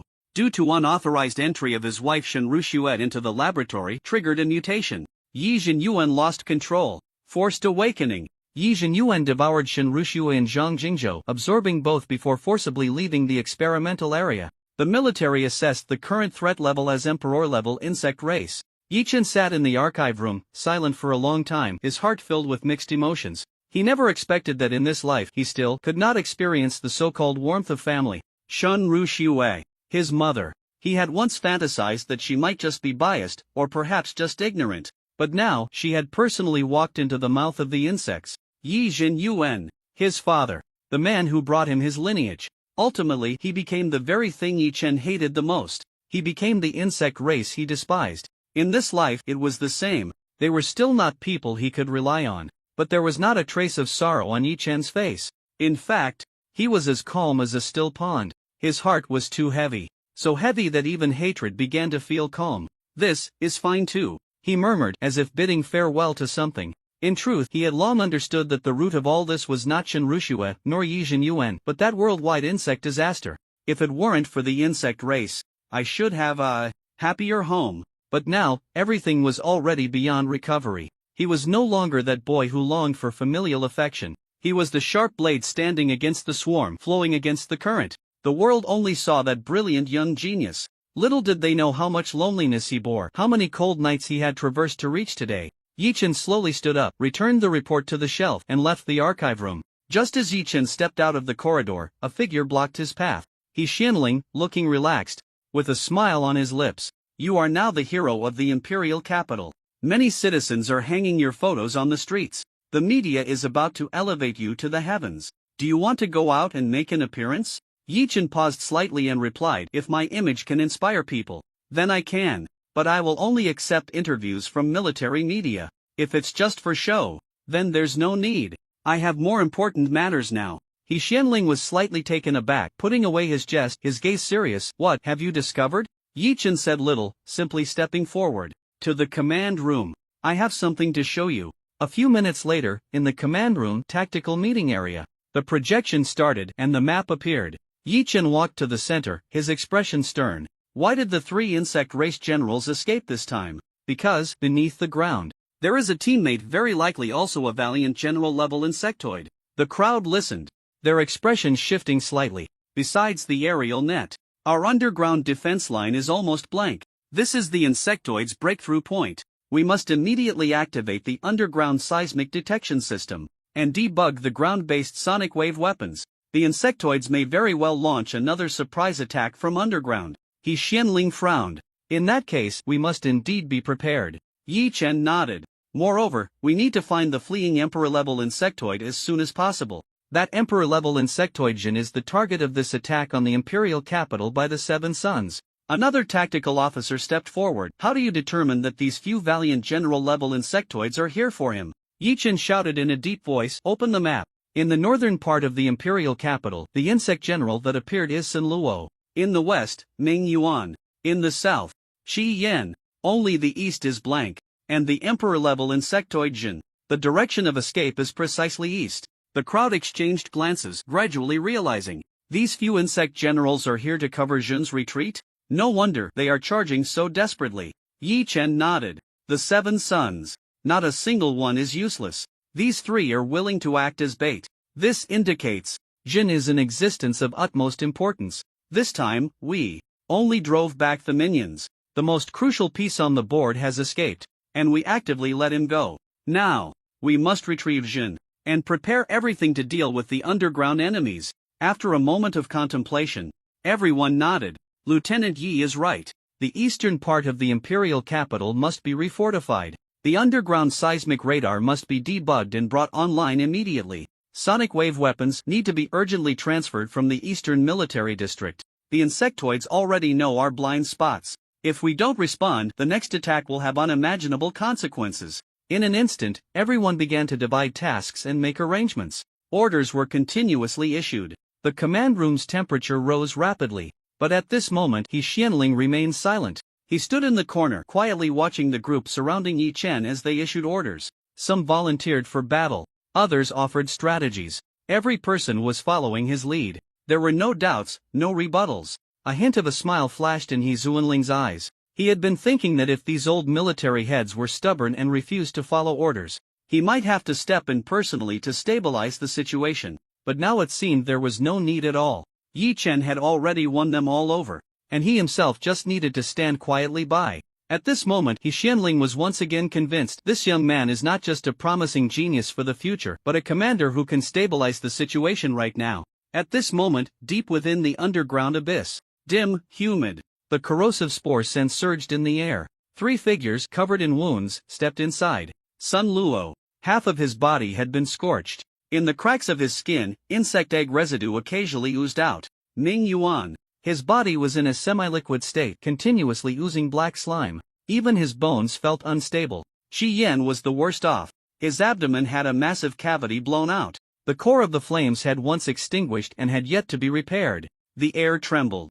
A heavy figure, as imposing as a mountain, slowly emerged from the depths. He was wrapped in pitch-black rock armor, crushing the ground with each step. The Earth Sun General Wan Lei made his appearance. He looked at his three colleagues, his tone low yet mocking. The illustrious name of the Seven Sons has actually been forced into this state by a bunch of human pawns. If I hadn't arrived in time to break through the ground and assist, you lot would probably have rotted away in the imperial capital. Ming Yuan shot him a cold glance. His voice was icy. Don't get too smug, Wan Lei. If you were to clash head-on with the humans, you wouldn't fare any better. Shi Yan slammed his fist against the rock wall, causing the cave to echo. Grinding his teeth, he muttered, damn it. I want to kill my way back and blow that group of humans to ashes. Sun Luo seemed to ignore the argument between the two, sitting on a rock. He spoke softly, let's talk about Yi Jinyuan. The smile on Wan Lei's face faded. He lowered his voice. He is well fed. And now he's asleep again. I tried to get close, but his power is extremely unstable.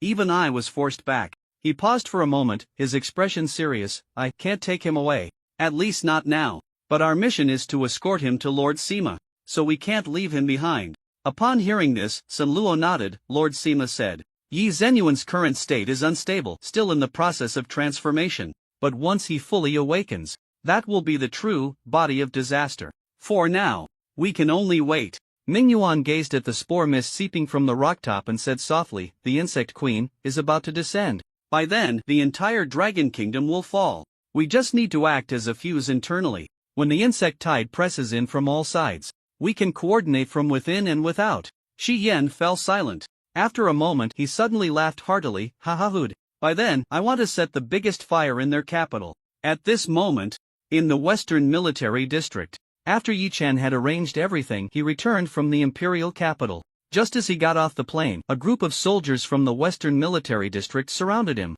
Some rushed forward to salute. Some excitedly shouted, Commander Dai. Some couldn't contain their emotions, their voices trembling. Commander Yi, you really made us proud this time. In the past, when we went out, we said we were from the Western Military District. Those aristocratic soldiers from other military districts would just laugh.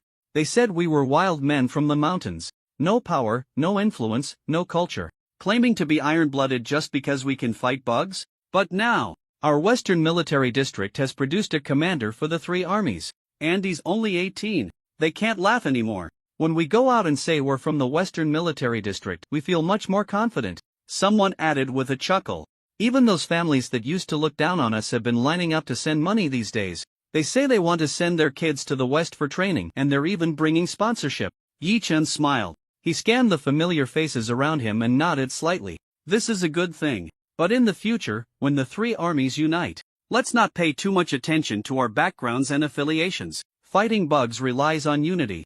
Don't forget we are soldiers under the same banner. At that moment, a familiar figure suddenly squeezed in. With dark skin, a strong build, and a bright smile showing big white teeth, it was Shirley. He rushed up excitedly and hugged Yi Chen. Brother Yi, you really are my brother Yi. I graduated. I'm the fastest among the first batch of graduates from the elite training camp. I just got my graduation certificate yesterday and came to join you today. He grinned widely, rubbing his hands together. I was thinking, now that you're a school officer, if I work hard, maybe I can catch up. But then I saw the news today you've become the commander of the three armies. Shirley looked mournful. Brother Yi, you can hardly see your back now. Yi Chen just smiled but didn't say much. The two walked along the military district avenue. Shirley suddenly asked in a low voice, Brother Yi, no, Commander. Do you think you could arrange a better position for me? Yi Chen shot him a sidelong glance, his tone meaningful. Oh, are you trying to take a shortcut? Shirley, hearing this, immediately waved his hands in fright. No, that's not what I meant. I just want to get to the battlefield sooner and earn some military merit. So you won't think him holding you back. Yi Chen paused, looked at him, and remained silent for a moment. Why are you in such a hurry? The insect race hasn't been wiped out yet. Opportunities will be plentiful in the future. What you need to do now is to honestly hone your skills at the grassroots level. Don't be too eager for quick success. And don't think that just because you rely on me, you can leap to the top in one go. Shirley nodded vigorously. Yes, you're right. I'm just too poor. As he spoke, a hint of embarrassment appeared on his face. My family is poor. I only brought a bit of compressed food with me. During my time at the training camp, I relied on Shin Mo and Zhang Lai for food and drink. Now that I'm back, I really can't afford to eat. I was thinking, if I could achieve some merit points early on, it would at least give me a breather. After listening, Yi Chen said nothing. He simply took out his terminal and tapped a few times. Soon, with a ding, Shirley's wristband lit up. 1,000 merit points, transfer successful. He looked down in shock. These merit points in the military are as good as money. In fact, they are even more precious than cash. Some cultivation materials that can't be bought on the market can be exchanged with merit points. And this 1,000 merit points is enough for Shirley to eat for a year. So many merit points? Yi Go, what is this? Shirley swallowed hard, his eyes wide open. Yi Chen waved his hand. You have good martial arts talent. What you should focus on now is to cultivate in peace. If you can't even afford to eat, just come find me. As long as you call me Yi Gu, I won't let you go hungry. Shirley opened his mouth, but he couldn't say a word. He nodded heavily, his eyes slightly red, his voice hoarse. Thank you, Yi Gu. I won't let you down. Yi Chen smiled and suddenly changed the subject. By the way, how are Zhang Lai and Shin Mo doing? Shirley scratched his head. Zhang Lai, he graduated too. 2 days earlier than me, but he didn't stay. It seems his family arranged for him to go to the Northern Military District. When I went to find him that day, he had already left. I didn't even get to see him. Yi Chen nodded, remaining silent. Shirley continued, Shin Mo hasn't come out yet. Although he awakened his martial arts talent, his foundation is weak. But he's smart, and his theoretical knowledge is strong. He should be able to graduate smoothly.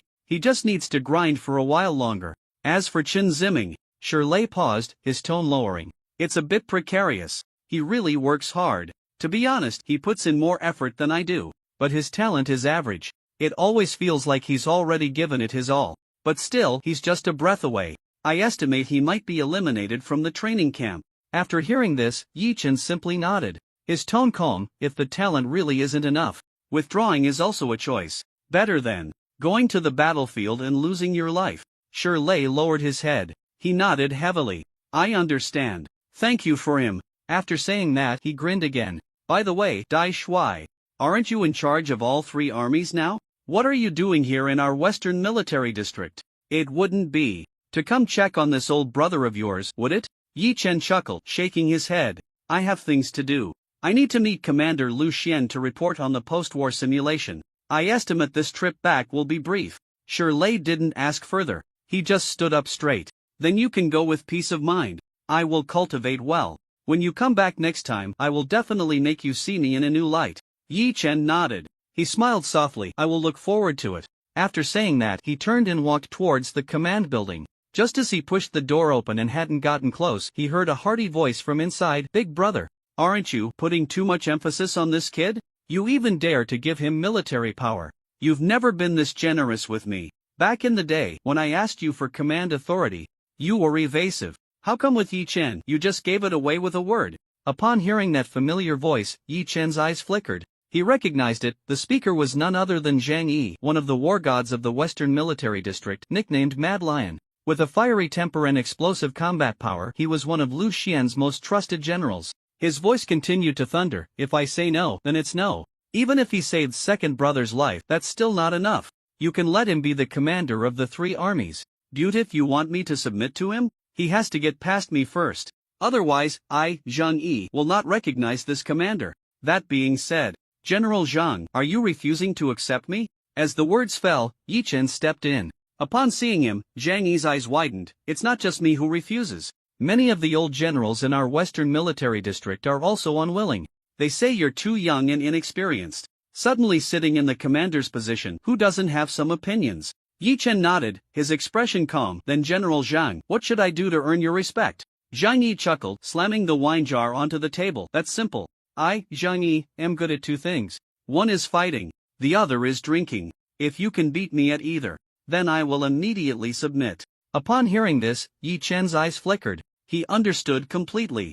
Zhang Yi wasn't trying to make things difficult for him. Instead, he was helping him find a solid footing. Indeed, there was depth beneath the rough exterior. He seemed like a brute, but in reality he was very measured. If they were to fight, it would likely start with a fierce blow. Winning would only give others something to talk about. But if he won him over in a drinking contest, He could just pretend to be drunk and say he submitted. He could also naturally suppress those old generals who were unwilling. Yi Chen looked at the muscular man before him and suddenly found it quite interesting. Seeing him silent, Zhang Yi laughed again. Forget it. Looking at your age and cultivation. In terms of fists, you're not my opponent. I won't bully you. Let's just compare our drinking skills. If you can drink more than me, I, Zhang Yi, will immediately support you. If anyone says you're unworthy again, they'll be the first to beat them up. Yi Chen shook his head, his gaze calm. Since I need to earn the respect of the crowd, then being able to drink do count as a skill. Since General Zhang likes to fight. Alright, I, Yi Chen, am willing to battle General Zhang. As the words landed, the scene fell silent. A deathly silence. Ha, you want to fight me? Zhang Yi's eyes widened, completely stunned. He truly hadn't expected this kid to be serious. You, a peak martial artist? Fighting me, the war god? Do you know I can crush insect generals with a single punch? How many slaps can you take from me? Lu Xian also tried to persuade him. No, war god, don't take it seriously. Zhang Yi is rough around the edges, but he has a good heart. Don't hold it against him. But Yi Chen shook his head. I am serious. After saying that, he actually wrote a challenge letter in front of the two and solemnly handed it to Lu Xian. Please, Commander, announce widely. 3 days later, I will challenge War God Zhang Yi to a duel. At that moment, Lu Xian was completely stunned. You want to challenge the war god? You, a newly appointed commander fresh out of the novice village, challenging War God Zhang Yi? Are you crazy? A duel? Even if it were War God Guan Yun, after a battle with Zhang Yi, he would probably be panting heavily. You, Yi Chen, fighting Zhang Yi? Isn't that a joke? Zhang Yi was also dumbfounded. Anxiously, he said, forget it.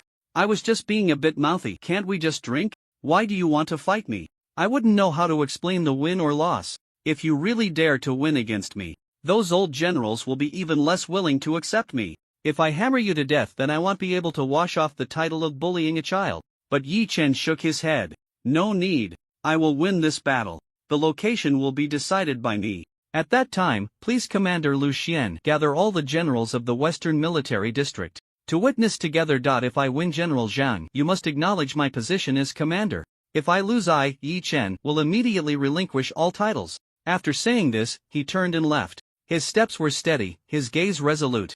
Zhang Yi watched his back, anxious. He turned to Lu Xian. What's wrong with this kid? Is he upset just because I said a few harsh words? He wouldn't really be getting carried away, would he? Lu Xian frowned, staring at the challenge letter on the table. Silent. This wasn't like Yi Chen's style. He was usually too calm, too clear-headed. It was impossible for him to be so impulsive. Yet, he had indeed done just that. Lu Xian's expression darkened. He spoke, I need to find strategist Zhuge. I need to ask this kid what exactly is he planning. Then, Lu Xian quickly made his way to the command room. At that moment, strategist Zhuge was holding a feather fan, deep in thought over the battle map. Strategist Zhuge.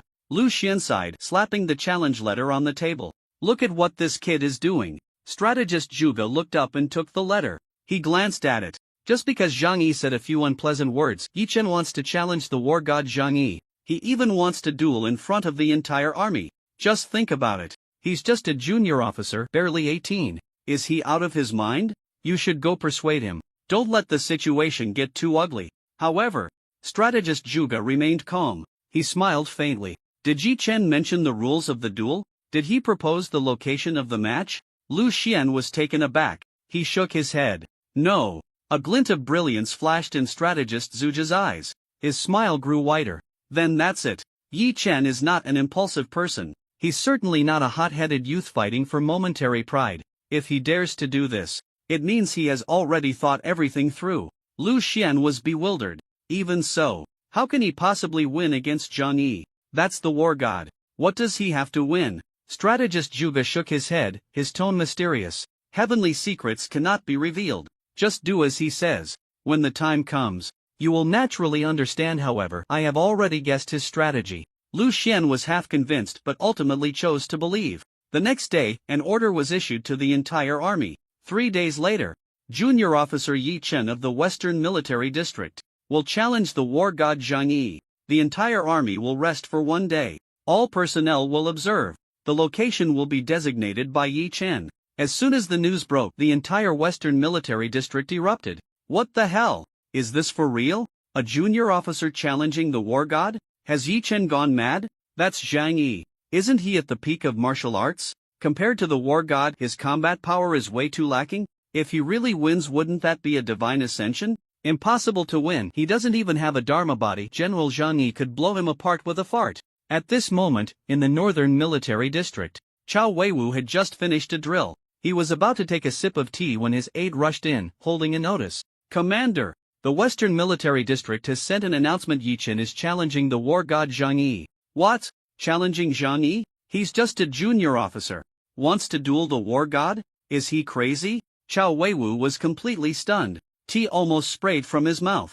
This kid, is he looking for death? Then he burst into laughter. Interesting. So interesting. Just for his courage. I have to go show my support. Someone. Arrange a plane. 3 days later, head to the western military district. Meanwhile, in the eastern military district, Sun Xuanma also received the notice. Leaning back in his chair, he looked at the report. His eyebrows raised slightly. Yi Chen? He really wants to challenge the war god? He chuckled lightly. What a madman. But I like madmen. Someone. Notify logistics. Prepare a special plane. 3 days later, I will personally go to the western military district. Look at this young man, just how capable is he? Brother Yi is going to challenge the war god Zhang Yi? In the western military district, in the new recruits' dormitory, Shirley was shocked, completely dumbfounded. He can't be crazy, can he? The other new recruits gathered around, eager to watch the spectacle. Didn't you say Yi Chen is your brother? Why haven't you seen him arrange a good position for you?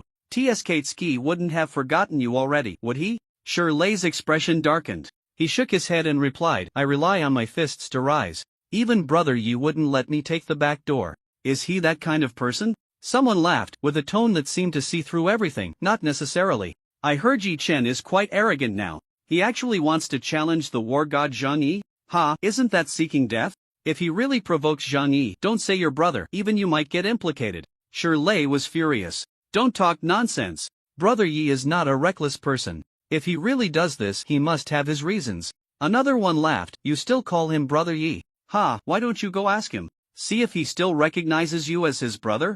Shirley gritted his teeth. He ran out of the dormitory, asking questions and gathering information along the way. He finally arrived at Commander Lu Xian's private training room. At the door, it was silent. He didn't knock, just stood outside, waiting quietly. Time passed second by second. Finally, the door opened. A figure stumbled out.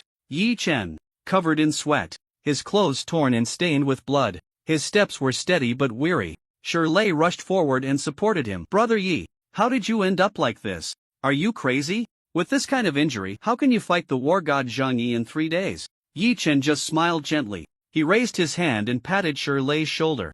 It's fine. I have a special constitution. It'll recover by tomorrow. And I can feel it. I'm about to break through. Tomorrow, I should be able to step into the martial master realm. Shirley was stunned. He stood frozen in place. Martial master. You, 18 years old?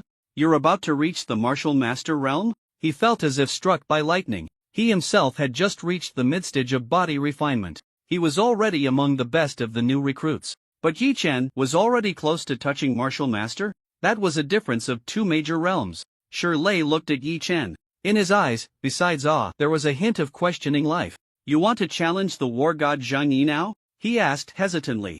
Yi Chen smiled. Not now. It's the day after tomorrow. Shirley was bewildered. Are you crazy? Even if you really break through to the martial master realm, that Zhang Yi is a war god. You, a martial master, fighting a war god? Don't even talk about winning. Just taking one of his punches would leave you in pieces. Yi Chen, however, was not anxious. He just smiled faintly. That's why I said after I break through. Then he'll have the qualification to fight him. Shirley was sweating profusely. No, buddy. Where does your confidence come from?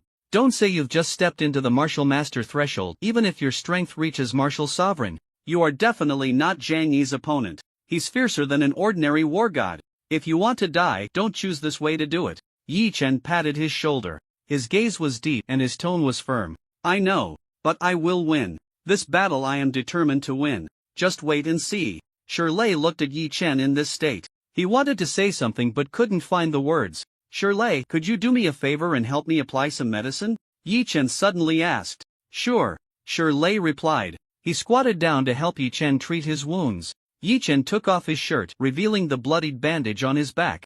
Shirley held his breath, carefully peeling it off. Ripped flesh and blood connected. It revealed a large area of scabs and fresh wounds. What was exposed was a torn shoulder muscle. The wound was like a gaping tear, flesh turned outward. Deep within, one could even see the torn fascia, still twitching gently.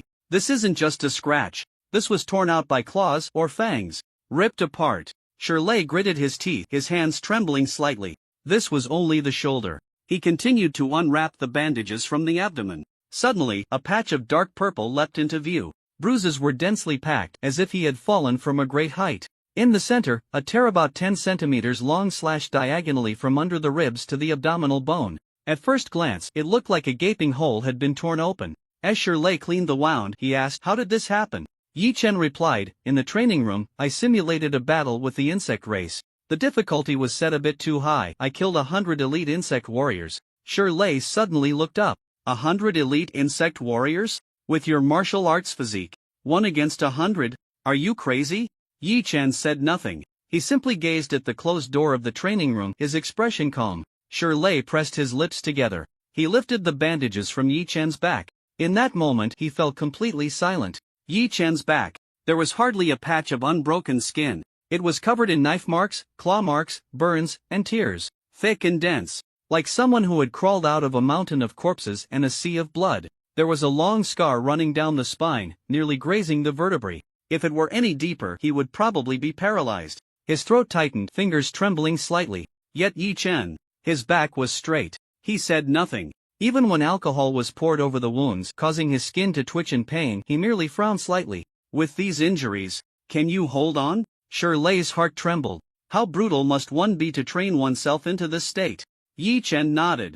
I will recover before the day after tomorrow. Shirley gritted his teeth and said no more. He suddenly recalled the past. The slums. The stinking ditches. The underground boxing ring. He had been beaten into shape. As a child, he often went hungry, with thin bones and a small frame. Every day was like being a sandbag. Fists and kicks raining down. Broken bones, dislocated shoulders, torn muscles. The pain was so intense that even breathing was difficult. But he endured. He gritted his teeth and got through it. His bones, having been broken and regrown, were harder than steel. His flesh, having rotted and healed, was tougher than a shield. He thought no one could endure more than he could. No one could fight harder. Until today. Seeing Yi Chen's injuries, he fell silent. This man had greater talent than him, yet he trained even harder. No wonder you can become the acting commander. Shirley's expression became serious and focused. His technique became lighter and more meticulous. But even so, when the medicine touched the wound, Yi Chen's back muscles tensed for a moment.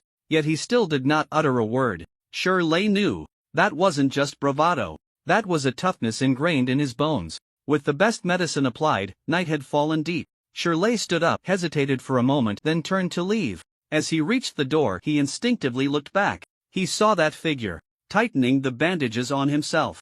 Then, he stepped back into the training room. His footsteps were light, yet incredibly firm. Shirley was momentarily stunned. In that moment, it felt as if something had ignited within him. No wonder it's Brother Yi. So damn ruthless. He clenched his teeth, a fire igniting in his eyes that he had never felt before.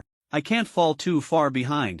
If I don't fight hard now, I really won't catch up. That night, some trained until they were covered in blood. Others were deeply shaken by that fierce determination. The next day, night, in the private training room, Yi Chen lay on the ground. His body was covered in blood. Each wound had yet to scab over. Sweat mixed with blood dripped from his hair, falling to the ground, leaving behind circle after circle of marks. He slapped the ground and sat cross-legged. His breath was erratic, his true energy intermittent. Like a spark gasping for breath in the wind and rain, ready to extinguish at any moment. But he did not stop. Behind him, a large group of simulated insect warriors continued to move. They were set as the training targets for elite insect warriors. Every strike, every move, was a killing blow. Clang, clang, clang. The attack fell upon Yi Chen, but was blocked by a thick wall of energy, isolating it from him. That was the wall formed by Yi Chen's externalized true energy. It could withstand various attacks. However, this energy wall was continuously weakened by the relentless assaults.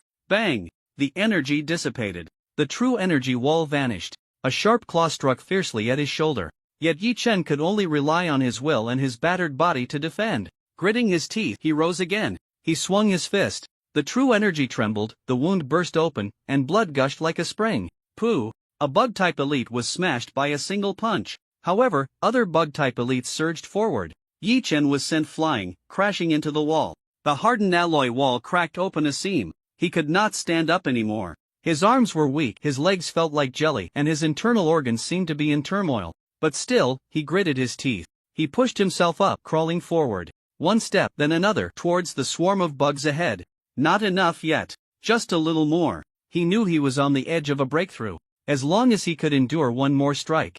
As long as he didn't fall. In the next moment, the bug-type elites charged at him again. Yi Chen looked at the enemy before him. He did not retreat. He stomped the ground and roared with fury. Break for me. In an instant, true energy erupted like a volcano. It surged from his dantian to his limbs and bones. Boom! In the training room, the energy wave exploded. The fiery true energy shattered several bug types in front of him. The air trembled. The ground cracked. Waves of true energy rippled out from Yi Chen's body. He howled to the sky. The blood on him evaporated. All his wounds healed at a visible speed. He had broken through. 18 years old. Martial Master Realm. Blood as a sacrifice. Scars as a guide. He had broken through to the early stage of the Martial Master Realm. This was his promotion ceremony. At this moment, in the observation room hidden in the shadows, Lu Xian remained silent. Outside the window was the blood-stained youth in the training room. Sweat dripped down his taut jaw. He clenched his fists tightly, his breath rising steadily. Boom! A violent wave of energy, comparable to that of a battlefield, suddenly erupted. Lu Xian's eyes widened in shock. He broke through. Martial Master Realm. He gasped, his heart unable to calm for a long time. 18 years old. Yi Chen had truly entered the Martial Master Realm at this age. He remained silent for a long time, murmuring to himself. What a monster! If others knew he was only 18, they would probably think it was a fairy tale. Beside him, there was another person. Zhang Yi. Originally, he had come to watch the spectacle. He wanted to see just how arrogant this youth was, how unaware of his own limitations. But at this moment, his expression was serious. His brows furrowed. He stared at the youth standing firm in the wind, covered in blood yet not retreating a single step. He spoke in a deep voice. He's not messing around. This kid intends to give it his all and really fight me. Zhang Yi had never thought that a junior decades younger than him could stir a sense of battle within him. He, Zhang Yi, never bullied the weak. But now, looking at Yi Chen, he couldn't help but feel his blood boil. This is getting interesting. Zhang Yi licked his lips, a spark of excitement in his eyes. Yi Chen, I want to see. How exactly are you going to win against me? Looking at the battle-ready Zhang Yi, Lu Xian's face turned serious. He turned his head and spoke, Third brother, when you compete with him tomorrow, you must go easy on him. Zhang Yi rolled his eyes, his face filled with distress as he replied, I want to go easy too, but the problem is the gap is just too wide. He spread his hands, looking troubled. It's not that I'm not giving him face. This kid is leagues behind me in a match right now. Am I really going to hit him? Even if I just stand still and let him hit me with all his might for a day, he wouldn't even break my skin. He shook his head and sighed. This isn't a competition, it's a death sentence. I really don't understand why he wants to fight me. Lu Xian's expression darkened. You don't understand? Do you think he doesn't know the gap? He is only doing this for the United Forces to make you all comply, to save humanity in the great endeavor against the insect race. That's why he would knowingly do the impossible. This act is to tell everyone that he, Yi Chen, follows people, not fate. Zhang Yi fell silent. He looked at the figure in the training room. 30 times the gravity. Battling hundreds of simulated insectoids. He hasn't fallen. He's still fighting. Punch after punch, never stopping. Zhang Yi smacked his lips. Freak, how did this kid cultivate such physical strength? He's only 18. If his realm is on par with mine, maybe he could really have a good fight with me. What a pity. With his current strength, who knows if he'll be so intimidated by my pressure tomorrow that he'll go weak in the knees. Lu Xian patted him on the shoulder. So you need to be more careful. Don't really hurt him. He is the future of our human race. If you really cripple him, he'll take you to military court. Zhang Yi was at a loss whether to laugh or cry. Alright, it's just a spar, and you're making it sound so serious. I got it, he'll be careful. He glanced at Yi Chen and added, to be honest, if he weren't training so hard and so seriously, I'd almost want to concede right away. Forget it, let's see what kind of tricks he has up his sleeve tomorrow. If it really comes to a fight, he'll handle it. The next morning, Western Military District. Training ground. A sea of people. Not just the soldiers from the Western Military District came. Even the Northern and Eastern districts sent people to watch. Chao Weiwu and Sun Quanmu were both present. standing on a high platform, looking out. Someone sighed softly, as expected of the commander of the three armies. A single match can draw the high-ranking officials from all major military districts together. That's quite a spectacle. Zhang Yi looked at the scene, his mouth twitching. He couldn't help but look at Lu Xian, his face full of worry. Big brother, why are there so many people here? If this kid loses, won't he be embarrassed in front of everyone? This is going to be broadcast nationwide, Lu Xian replied while sipping tea. Then it depends on how gentle you are. Anyway, they'll tell you, if anything happens to him today, if you don't want to go to military court, you'll have to personally crawl into the infirmary. Zhang Yi's face turned pale. Are you threatening me? You're not asking me to fight, you're asking me to be humiliated. At that moment, Wang Yun approached. Stroking his long beard, his tone calm, Yi Chen once went deep into the ancient god ruins alone to fetch medicine for me. If anything happens to him, Zhang Yi, you know the consequences. Zhang Yi's eyes widened. Second brother, you're here too? I'm fighting alone, and you two are here to pressure me? Can't we have a fair match? He looked around, suddenly feeling immense pressure. Is it too late to concede now? What's the point of fighting? This duel is nonsense. The referee and audience are all Yi Chen's people. I might as well just concede. Before long, Yi Chen appeared on the training ground. Dressed in combat gear, his back straight, he walked step by step into the arena. The scene quieted down, all eyes focused solely on him. His steps were slow, yet it felt as if each step crushed everyone's gaze into the dust. When Zhang Yi saw him, the muscles on his face twitched. He could only brace himself and approach. You really dare to come? So, how do you want to fight? His tone was rough, but his voice was low, clearly trying to suppress his strength. Yi Chen merely smiled lightly. General Zhang, I respect you as the war god of our race. So this battle is just a spar, not a fight to the death. Therefore, before we engage, I want to establish 3 rules. Zhang Yi scoffed. You say it, I'm listening. Yi Chen said calmly. First, no weapons allowed. The entire venue fell silent. Everyone nodded in agreement. The spear in Zhang Yi's hand was no ordinary weapon. It was a divine weapon that even the insect race's fierce generals feared. Wielding a weapon against Yi Chen would be too much of a bully. If they really used weapons, this sparring session might just turn the training ground upside down. Zhang Yi was quite straightforward, waving his hand dismissively. If we don't use weapons, then we won't. I can fight you barehanded and still make you lose your way. Say the second one. Yi Chen nodded. Second, no use of any pills. Zhang Yi scoffed with a smile. Who do you think you're looking down on? Do I need pills to beat you? Come on, go ahead and say the third. Yi Chen paused slightly, then continued. Third, no lethal force. If someone completely loses their combat ability during the fight, they lose. If someone causes death through excessive force, that's not a legitimate victory. As soon as these words were spoken, many in the audience showed serious expressions. Listening to Yi Chen, he truly regarded this match as a prestige sparring battle. Treating it so seriously, it didn't seem like a joke at all. Upon hearing this, Zhang Yi's mouth twitched. His gaze became more serious. He stared at Yi Chen for a long while before slowly nodding. All right. I, Zhang Yi, agree to your terms. Zhang Yi crossed his arms and looked at Yi Chen. Any more conditions? Just say it. Yi Chen smiled lightly. The rules are set. But I haven't mentioned where the battlefield is. Zhang Yi was taken aback. Isn't it here in the training ground? Then where do you want to go? Yi Chen raised his hand and pointed into the distance. His tone was firm. The Western Military District, the 4th ancient god relic. Let's fight there. There's no disparity in cultivation. We can have a fair fight. As soon as these words were spoken, everyone was shocked. The entire venue erupted. No way. So it's that place. He actually has his sights set on the ancient god relic. The crowd suddenly understood. The ancient god relic has an absolute suppression of strength levels. Below the martial sovereign, there is no effect. Above the martial sovereign, including the martial sovereign level, the stronger the power, the harsher the suppression. Even a war god there can barely exert 1/10 of their full strength. Meanwhile, those at the martial master level are hardly affected at all. Someone couldn't help but exclaim, no wonder Yi Chen dares to challenge Zhang Yi. In other places, wouldn't that be seeking death? But in the ancient god relic, it truly becomes a 50-50 face-off. Zhang Yi glanced at Yi Chen and suddenly laughed. Pointing at him, he laughed heartily. You little rascal, you really are cunning. So this is the plan you had. Yi Chen also laughed. General Zhang's strength is formidable. If I don't set limits, wouldn't that be akin to seeking death? Don't you like to fight? Then let's have a match, one that's exhilarating and satisfying. Zhang Yi readily agreed. All right, then let's go to the ancient god relic. Let's see whose fists are harder. On the other side, in the crowd, Shirley suddenly realized.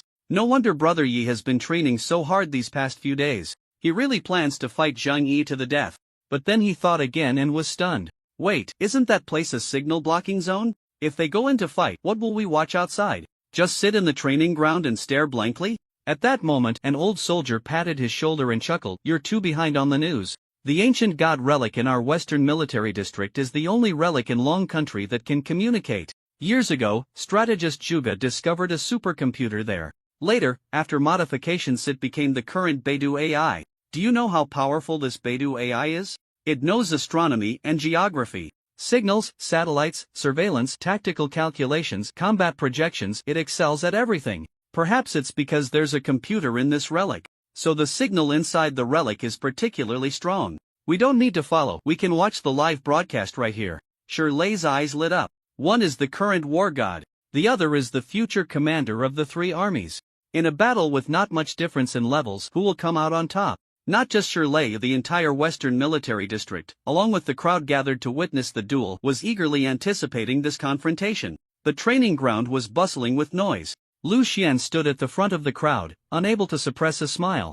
"I didn't expect this, so this was Yi Chen's plan," Guan Yin said, stroking his beard and nodding slightly. "It seems, our worries were unnecessary. This kid really has his trump card. Even I am starting to look forward to their battle." Meanwhile, Yi Chen and Zhang Yi had already stepped into the fourth ancient god relic.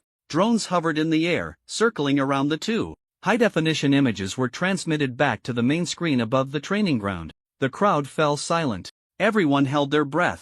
Zhang Yi moved his shoulders, bones cracking. In the next second, he removed his outer robe, leaving only a tight-fitting vest. On his arms, muscles bulged like they were forged from fine iron. He grinned, staring at Yi Chen. "Kid, this body of mine was built through countless punches. Back when I was at the martial master level, I could take down a peer within 3 moves. Are you ready?" Yi Chen nodded, slowly assuming a fighting stance. His tone was calm, yet exuded an unparalleled confidence. "What a coincidence. My cultivation was also forged through relentless training. Against a martial artist of the same level. Within 3 moves, I can win too." Zhang Yi was taken aback, then burst into laughter. "You little brat, you really have some guts. I like you. Come on, let's see your punches." Before his words fell, his eyes sharpened and he suddenly stepped forward. The ground trembled.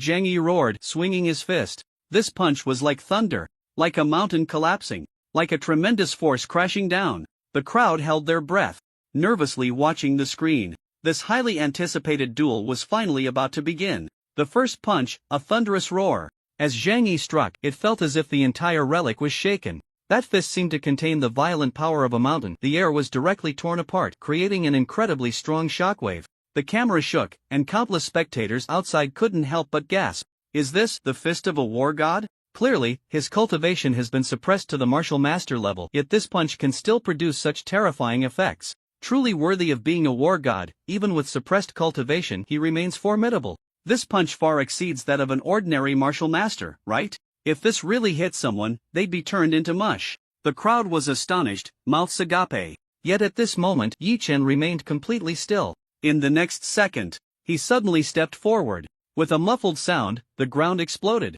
He shot out like an arrow, braving the violent shockwave of Zhang Yi's punch, stepping within 3 feet. His right fist struck out. The visible fist shadow actually created several afterimages in the air, accompanied by the thunderous sound of bones vibrating like a ferocious beast roaring.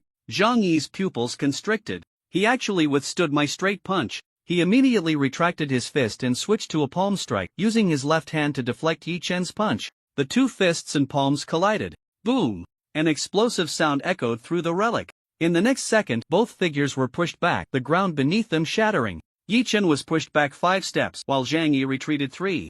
Although he suffered a bit, Yi Chen's momentum did not wane in the slightest. Instead, it surged even higher. Outside, countless people gasped in shock. He actually blocked it? Is this really something a martial master can do?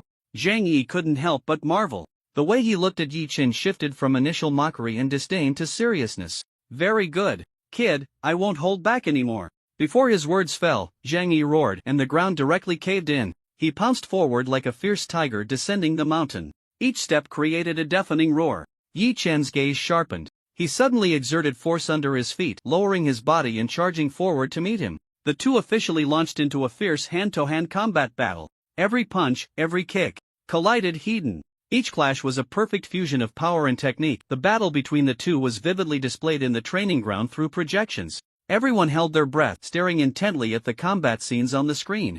fists clashed and the wind roared like thunder. In the midst of the hand-to-hand combat, it was as if ferocious beasts were fighting. The shocking explosions echoed one after another.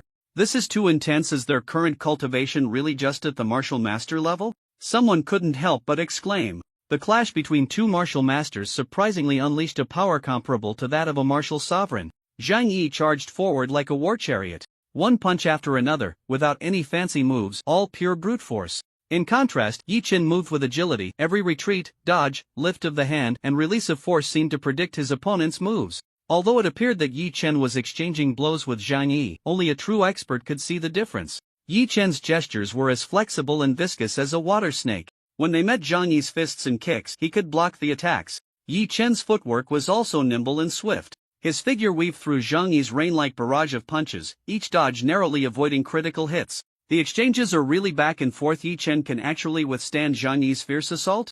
The training ground was filled with gasps of astonishment. Lu Xian frowned and spoke softly. It seems Yi Chen is at a disadvantage. Guan Yun shook his head, stroking his beard, his gaze deep. Wrong. The one truly at a disadvantage is the third brother. Lu Xian was taken aback. No way? Yi Chen has been forced to defend. Look again. Guan Yun's voice was low. He is retreating, but not being forced. He is luring.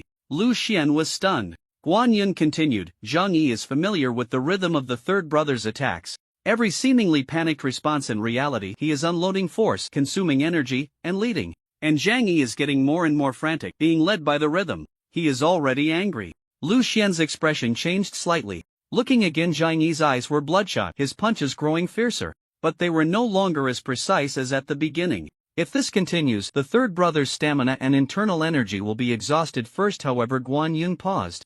Zhang Yi still has a trump card. A mental attack. If that move is unleashed, it might just turn the tide. Lu Xian said solemnly. Then it depends on whether Yi Chen has any countermeasures. The battle intent roared. This was Zhang Yi's killing move. His mental attack condensed internal energy in his throat, and with a furious roar, it transformed into a sonic explosion. This roar specifically targeted the mind. For those with weak mental fortitude, it would shatter their souls on the spot. Even for the mentally strong, it felt like being hammered multiple times, internal organs churning in pain. Zhang Yi had once, on the battlefield, with a single roar, killed tens of thousands of insectoids. Once this move was unleashed, warriors of the same level would surely be harmed. Lu Xian's face changed drastically. This is bad. Is he going to use the battle intent roar? Guan Yun's expression also changed instantly. He's gone overboard. The third brother has gone mad. On the projection screen, Zhang Yi suddenly lunged forward, grabbing Yi Chen's arms tightly. The two were pressed closely together. Roar! The sound wave erupted. Zhang Yi's furious roar shattered the heavens and the earth. A visible wave of energy exploded from his mouth, instantly sweeping across the entire ruins. Bang! The distant rocks shattered. The ground cracked. The air seemed to be pierced. Even in front of the large screen in the training ground, that terrifying roar crashed into everyone's eardrums. Ugh! The weaker-willed warriors spat blood, their faces pale. Shi Lei was even knocked to the ground. His internal organs felt like they were smashed. The pain turned his face green, blood streaming from the corners of his mouth. In the next second, the screen image distorted. The visuals collapsed. Sizzle! A holographic projection went completely black. All monitoring equipment shattered. The scene fell into silence. Everyone was stunned. They could no longer see the images from the ancient god ruins. At the same time, Yi Chen's arms were tightly restrained. Zhang Yi roared up close. The battle intent roared, wave after wave, bombarding like thunder at close range. This sonic wave attack was unstoppable, unavoidable. The only option was to endure, to withstand it with sheer will. But Yi Chen remained expressionless. As the sound wave swept in, he stood motionless, as towering as a mountain, as resolute as iron. In the next moment, he suddenly raised his knee. Bang! A knee strike slammed into Zhang Yi's abdomen. Zhang Yi instinctively let go to block. With his hands empty, Yi Chen struck in an instant. His fingers came together like a sword. A thrust shot out, directly aimed at the throat. Ugh! Darkness clouded Zhang Yi's vision. A sharp pain shot through his throat. That roaring power instantly shattered. The sound cut off. His throat felt like it exploded. He staggered back 2 steps, hands clutching his throat. His face flushed red, struggling to breathe. It was as if someone had locked a noose around his neck. Cough cough. I'm done. I concede. If we keep fighting, I'll suffocate. He squatted on the ground, face flushed, eyes wide with shock. At this moment, in the Western Military District, on the training ground, When the holographic projection resumed, they saw the war god Zhang Yi half kneeling on the ground, one hand clutching his throat, waving to concede, and Yi Chen, standing right in front of Zhang Yi, sweat beading on his forehead, breathing slightly labored. Seeing this scene, everyone was stunned. Yi Chen had won. He actually defeated the war god. Although their realms were not far apart, the practical experience and mental strength of Zhang Yi far exceeded that of an ordinary martial artist. Yet Yi Chen, an 18-year-old boy who had just advanced to the martial artist realm, actually achieved victory in an unknown duel against the war god. And at this moment, Zhang Yi was still half kneeling on the ground, gasping heavily. After a while, the boiling blood in Zhang Yi's chest finally began to calm. His breathing returned. That suffocating pain dissipated without a trace. Yi Chen slowly approached. Slightly bending at the waist, he cupped his hands in salute. His tone was calm, yet carried a hint of sincerity. General Zhang, my victory was merely a stroke of luck. Before the challenge, I studied your fighting style. I even anticipated that you would unleash your battle-intent roar. So, I preemptively compressed my true energy and mental strength into my organs, protecting my limbs and bones. I was waiting for that moment of vulnerability when you released your battle-intent roar. Our realms are close. Victory and defeat lie in the details. In that fleeting moment. Please, General Zhang, do not blame my cunning. As his words fell, he extended his hand. Zhang Yi stared at that hand, stunned for 2 seconds. The next moment he suddenly grasped it tightly. With a loud crash, he stood up. Good kid.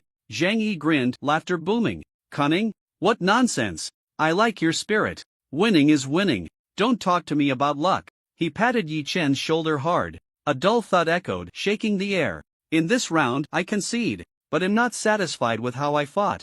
Next time, give me a few more moves. If you dare to back down, he'll chase you down every day. The two chatted as they walked out of the ancient god ruins. Sunlight poured down. The training ground was bustling with voices.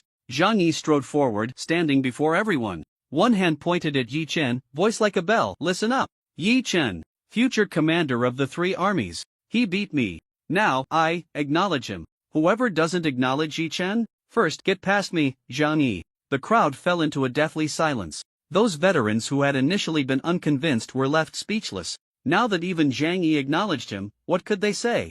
They could only remain silent. They could only nod. As for the new recruits, their eyes were practically shining. Each one was filled with fervor. So awesome.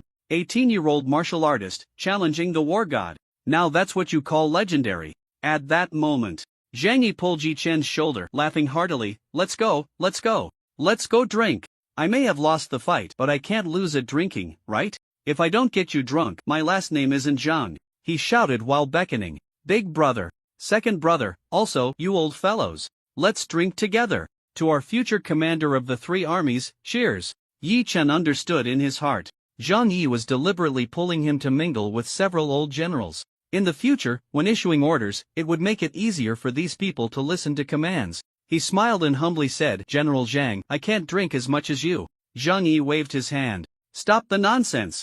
You can fight, but you can't drink? Come on. Don't think you can run after beating me. Upon hearing this, others also squeezed in. Let's go drink. Everyone, let's celebrate Yi Chen. He's the genius of our Western military district. He'll give it a try too. Let's see if this commander of the 3 armies can hold his liquor. Just don't throw up later. A group of people laughed and surrounded the two, leaving the training ground in a grand procession. At this moment, everyone understood. Yi Chen had firmly established himself in the Western military district. Chao Weiwu stood behind the crowd, watching them leave in a grand manner. His expression gradually darkened. Inside, he felt a mix of emotions. Originally, he had promised Yi Chen the position of commander of the 3 armies, intending to use his own prestige to bring this kid under his wing. But now it seemed Yi Chen's charisma was not any less than his own. In fact, it was even more flamboyant, more dazzling.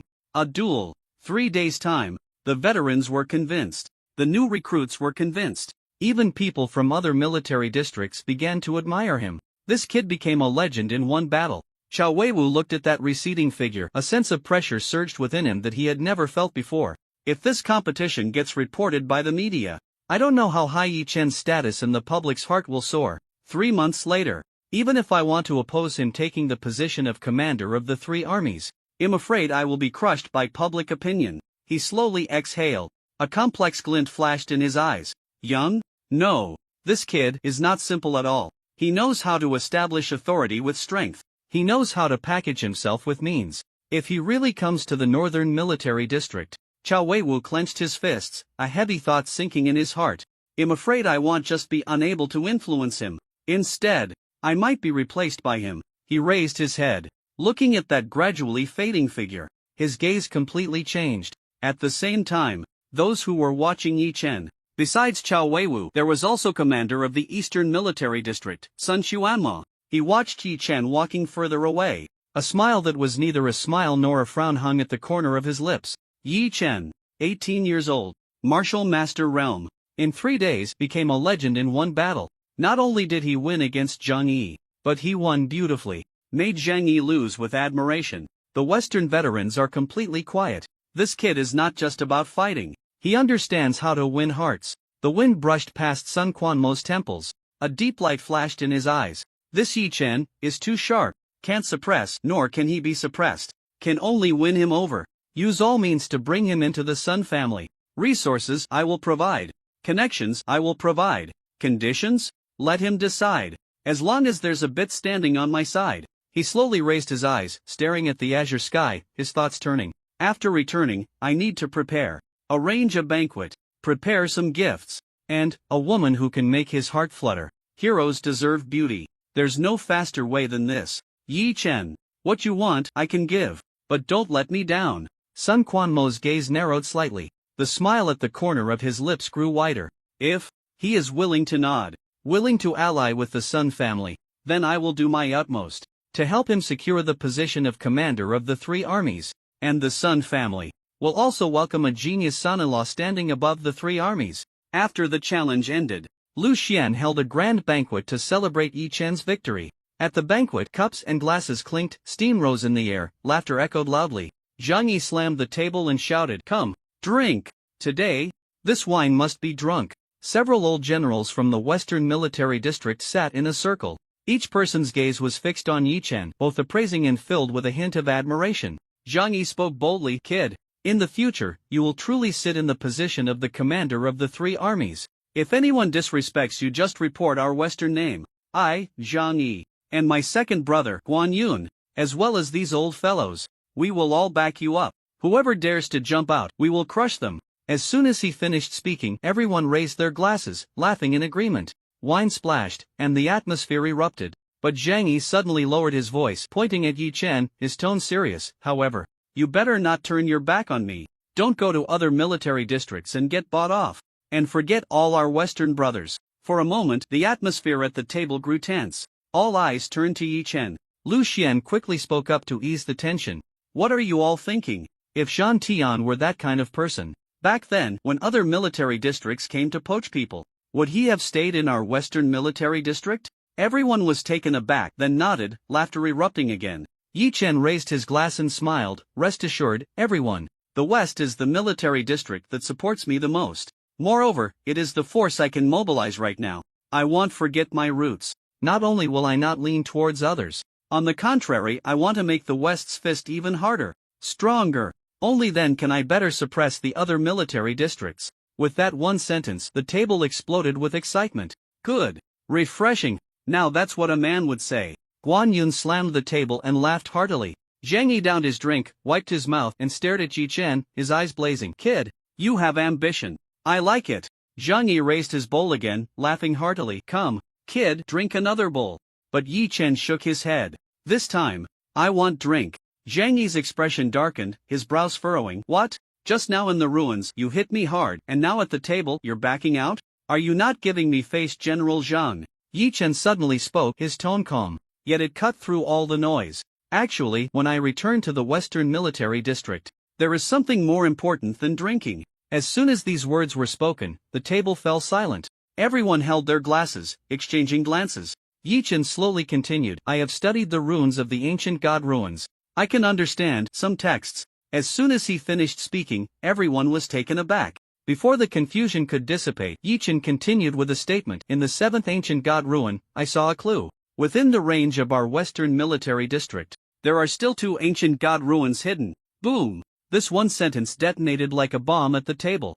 The intoxication vanished instantly. Lu Xian jumped up, staring at Yi Chen, breathing heavily. "What did you say? 2 more ruins? Are you sure?" Even Jiang Yi was shocked, his eyes wide, spitting out a mouthful of wine. Guan Yun put down his bowl, his expression completely serious. Zhang Tian, is this true? Yi Chen nodded, his expression calm, but his voice struck like iron into everyone's hearts. It's true. The table erupted in chaos. Some were so excited that they dropped their chopsticks without picking them up. In some eyes, a fiery light ignited. What are the ancient god ruins? They knew all too well. Why could the northern military district suppress them in the west? Because the north had 3 ancient god ruins. Inside, there were endless resources. Cultivation materials, fragments of divine weapons, secret medicines to enhance genes. Even hidden extraordinary technologies that could overturn the battlefield. One ruin could create a dominant military district. 2.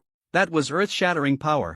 Lu Xian's chest heaved. He was so excited he almost flipped the table. Zhang Tian, can you confirm the location? Yi Chen nodded slightly. His tone was calm, yet it sent shockwaves through everyone present. Yes. Bang. Someone slammed the table and stood up directly. Heaven has opened its eyes. The Western Military District is about to soar. Lu Xian forcibly suppressed the overwhelming joy in his heart. Taking a deep breath, he tried to keep his voice steady. Come here. Go out. Keep an eye on things outside. No one is to step into this room without my instructions. Several trusted aides quickly retreated, sealing off the banquet door. Lu Xian turned around, his gaze fixed on Yi Chen, his voice deep and resonant. Zhang Tian, tell me the location. If what you say is true, the treasures from these 2 ruins. Yi Chen, you have priority usage rights.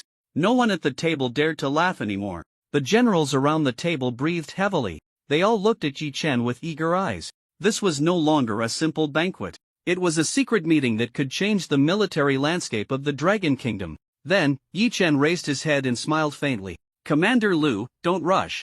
I didn't bring any paper or pen. How am I supposed to write? Lu Xian was taken aback. Then he realized he had gotten too excited. He slapped his forehead and shouted, "Get me paper and a pen." Before long, a sheet of pristine white paper and a steel pen were placed in front of Yi Chen. Yi Chen lowered his head, remaining silent for 3 seconds. With a flick of his wrist, the pen tip swiftly glided. Scratch, scratch, scratch. Within a few seconds, he wrote down 2 lines of coordinates. Sharp and decisive, like a knife carving into stone. But he didn't stop. The pen tip turned, and he quickly filled an entire page. Symbols crowded together.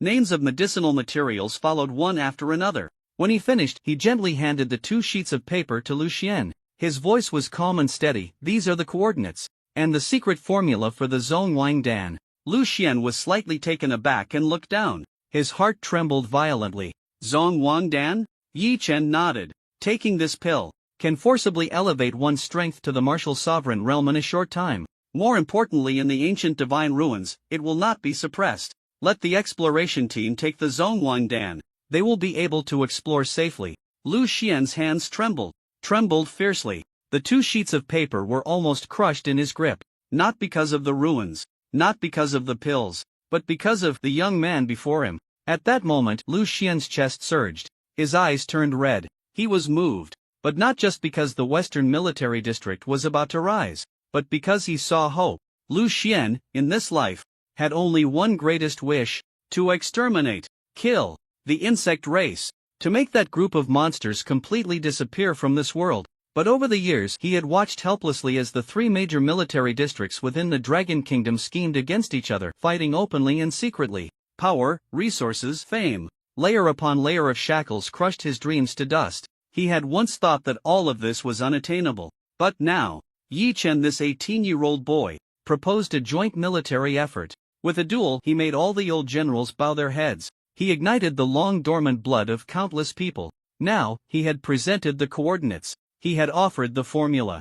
At this moment, Lu Xian looked up. His chest heaved like thunder. A fire ignited in his eyes. This kid is no ordinary person. He is the chosen one. The one sent by heaven to exterminate the insect race. The hope of humanity. Lu Xian suddenly stood up. He slammed his palm on the table. The sound shaking the tea. Good. Immediately establish a secret exploration team for the ruins. This matter must not leak. Anyone who dares to leak it will face military law. He took a deep breath, a fierce glint flashing in his eyes. The Western Military District will quietly amass great wealth. As soon as he finished speaking, report. Outside the door, an officer rushed in. Saluting, he loudly announced, Northern Military District has sent a generous gift, inviting Yi Chen to the north. Lu Xian raised an eyebrow, and Yi Chen was slightly taken aback. Before he could speak outside the door, there was another sound of hurried footsteps. Report! The Eastern Military District has sent congratulatory gifts. They also extend an invitation. Please invite Yi Chen to the Eastern Military District. Upon hearing this, Zhang Yi slammed the table, laughing so hard that his beard trembled. These two military districts can't hold their horses. They're all thinking about our kid from the west. Lu Xian's expression darkened slightly, his eyes flashing with light. Yi Chen was just about to respond when suddenly another round of hurried footsteps approached. Report! The Central Agency has sent a reporter, requesting an unknown interview with Yi Chen. The three invitations lay before him. Yi Chen frowned slightly. He hadn't yet decided which side to go to. Lu Xian spoke up, his voice low but filled with certainty. Zhang Tian, you just became the commander of the three armies. Today, you've also won against Zhang Yi. Now, the whole Dragon Nation is watching you. Even the entire human race is waiting for a hero. My suggestion: first, accept the interview. A nationwide live broadcast from the Central Agency. Yi Chen raised his eyes, his brow slightly furrowed. Live broadcast? Interview?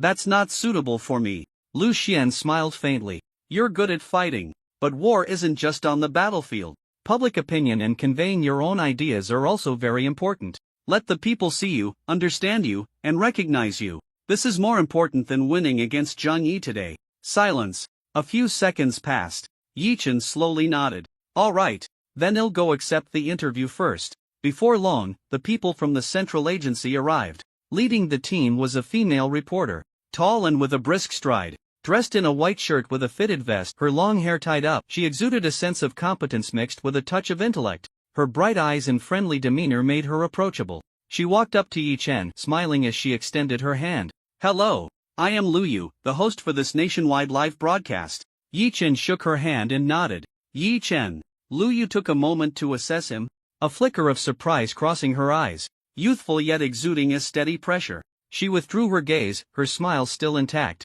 The interview is set for tomorrow night at 8.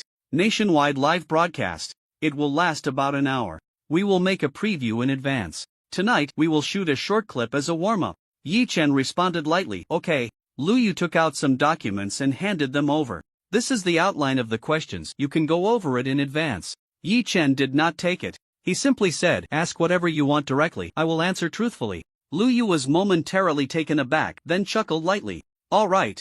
Then we'll see you tomorrow. She turned and left, her figure brisk, leaving a faint scent behind as she disappeared at the end of the corridor. After Lu Yu left, the Central Agency moved quickly. The interview announcement was instantly posted on the official channel. Black background with golden letters, the explosive title read, exclusive live broadcast of 18-year-old commander of the three armies, Yi Chen. Tomorrow night at 8, nationwide simultaneous. The accompanying image was a still shot of Yi Chen in military uniform. His features were rugged, his expression stern. As soon as the news broke, the entire internet exploded. Trending first Yi Chen nationwide live debut, trending second commander of the three armies at 18, trending third Zhang Yi the war god admits defeat. The comments section went completely out of control. Damn! Is this the man who defeated Zhang Yi the war god? Yi Chen is going on camera? I'm going to send him gifts. So handsome, I wonder if there will be any interaction. The barrage of comments flooded the screen. Reporter, don't ask nonsense, just ask him. Does Commander Yi need a girlfriend? Will the Zerg undercover agents also watch Yi Chen's live broadcast? Where is the live venue? I want to go to the interview site and ask for an autograph. Even more exaggerated. Short video platforms were overwhelmed. The preview video hadn't even been released and just the still photo had shot up to the homepage recommendations. Netizen hot comments that gaze makes my heart race. At 18, I was still in the body refinement realm and he's already challenging gods. Just the still photo was already so handsome. Once I put on this military uniform, even if I were to be killed by the insect race, I would do so willingly. Inside the military's internal group, the news exploded. Someone said, this interview is getting top-tier treatment. The live stream data should break 100 million. Less than an hour after the announcement was released, the number of reservations across major platforms directly surpassed 10 million. Time passed quickly. Soon, it was the day of the interview. In the command room of the Northern Military District, Chao Weiwu slammed his fist on the table. Damn! Is the Central Agency's network powered by two potatoes? On the screen, the loading circle spun rapidly. 30 minutes. Still spinning. Chao Weiwu's face darkened, his brows knitted tightly. National live broadcast. Dropping the ball at a critical moment? Are these tech personnel just eating rice? He gritted his teeth, staring intently at the screen. The spinning circles seemed to be taunting him. Meanwhile, in the Eastern Military District, Sun Quanmo's expression was equally grim. He tapped his fingers on the table, clap, clap, clap, the rhythm growing more urgent.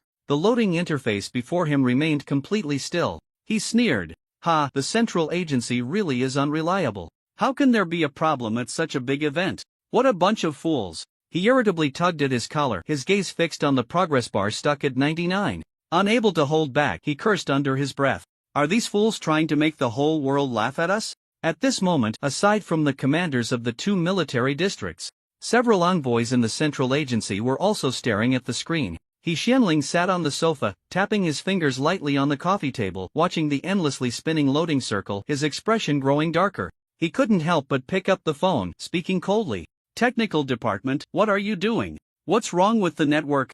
On the other end of the line, the technician was sweating profusely. Envoy, we didn't expect the number of viewers to be this high. Everyone in the country is watching. Even overseas countries are broadcasting. It's completely overloaded the network. He Xianling raised an eyebrow, his tone cooling by 3 degrees. What about the contingency plan? What about the server backup? Is this your preparation? The technician explained repeatedly. Right now, we're debugging. Just give us 3 more minutes. We guarantee it will be restored. Just as the call ended, the screen suddenly returned to normal. The live broadcast picture cut in. As the screen brightened, Lu Yu was already sitting in front of the camera. Dressed in a white shirt and a fitted vest, her long hair tied up, she wore a clean and bright smile. She looked at the camera, her tone light. Hello everyone, I am the host of this live broadcast, Lu Yu. Today, the guest we have invited, I believe everyone already knows who it is. That's right, he is the 18-year-old commander of the 3 armies, Yi Chen. Lu Yu sat in front of the camera, her face beaming. 18 years old, commander.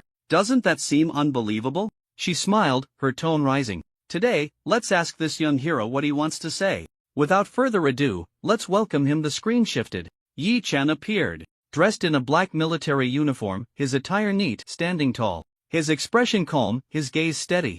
Without saying a word, he directly sat down in front of the camera. Lu Yu turned to him, her smile deepening. Commander Yi, please greet everyone. Yi Chen raised his eyes, his gaze landing on the camera. His voice was short and crisp. Hello everyone, my name is Yi Chen. The moment Yi Chen appeared, the bullet comments instantly flooded the live stream. Wow, is this Yi Chen? Younger than I imagined. Commander Yi is so handsome. Ah, that aura, even through the screen, I can't stand straight. The insect race would probably surrender at that gaze. I envy that female reporter, she actually gets to interview Commander Yi face to face. Reporter Lu, stop stalling, hurry and ask the key questions. The live stream data skyrocketed, the bullet comments dense as an avalanche. Lu Yu glanced at the indicator light, her smile even brighter. Zhang Tian, you are now on a national live broadcast, everyone is watching. First, let's answer a question that everyone is most concerned about. 18 years old, sitting in the position of the commander-in-chief of the 3 armies. You, how does it feel?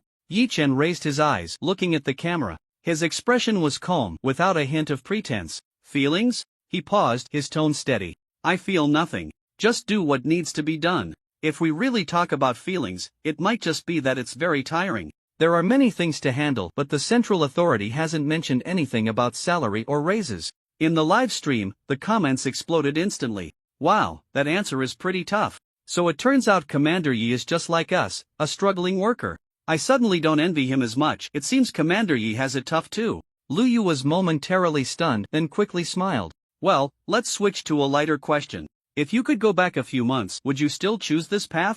Yi Chen's gaze darkened, his voice low but sharp. I wouldn't choose it. The comments paused for a second, then went wild. What the hell? That answer is something else. Brother Zhang Tian, what do you mean by that?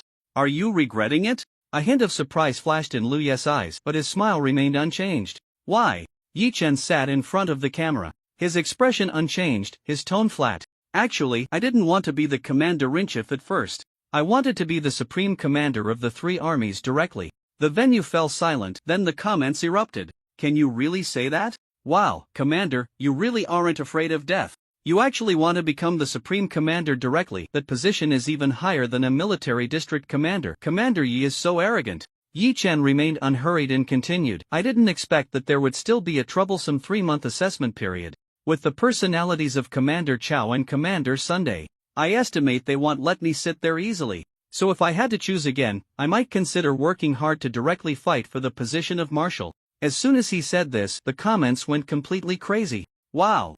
Commander Yi is too exaggerated, daring to name two commanders directly? Yi Chen, you're too bold, I love you. Commander Chow, Commander Sun, thank you, Yi Chen, for putting us on trending. Outside the screen, in the Northern Military District, Chow Weiwa's face turned completely dark. Good, very good, this kid is even more arrogant than I imagined.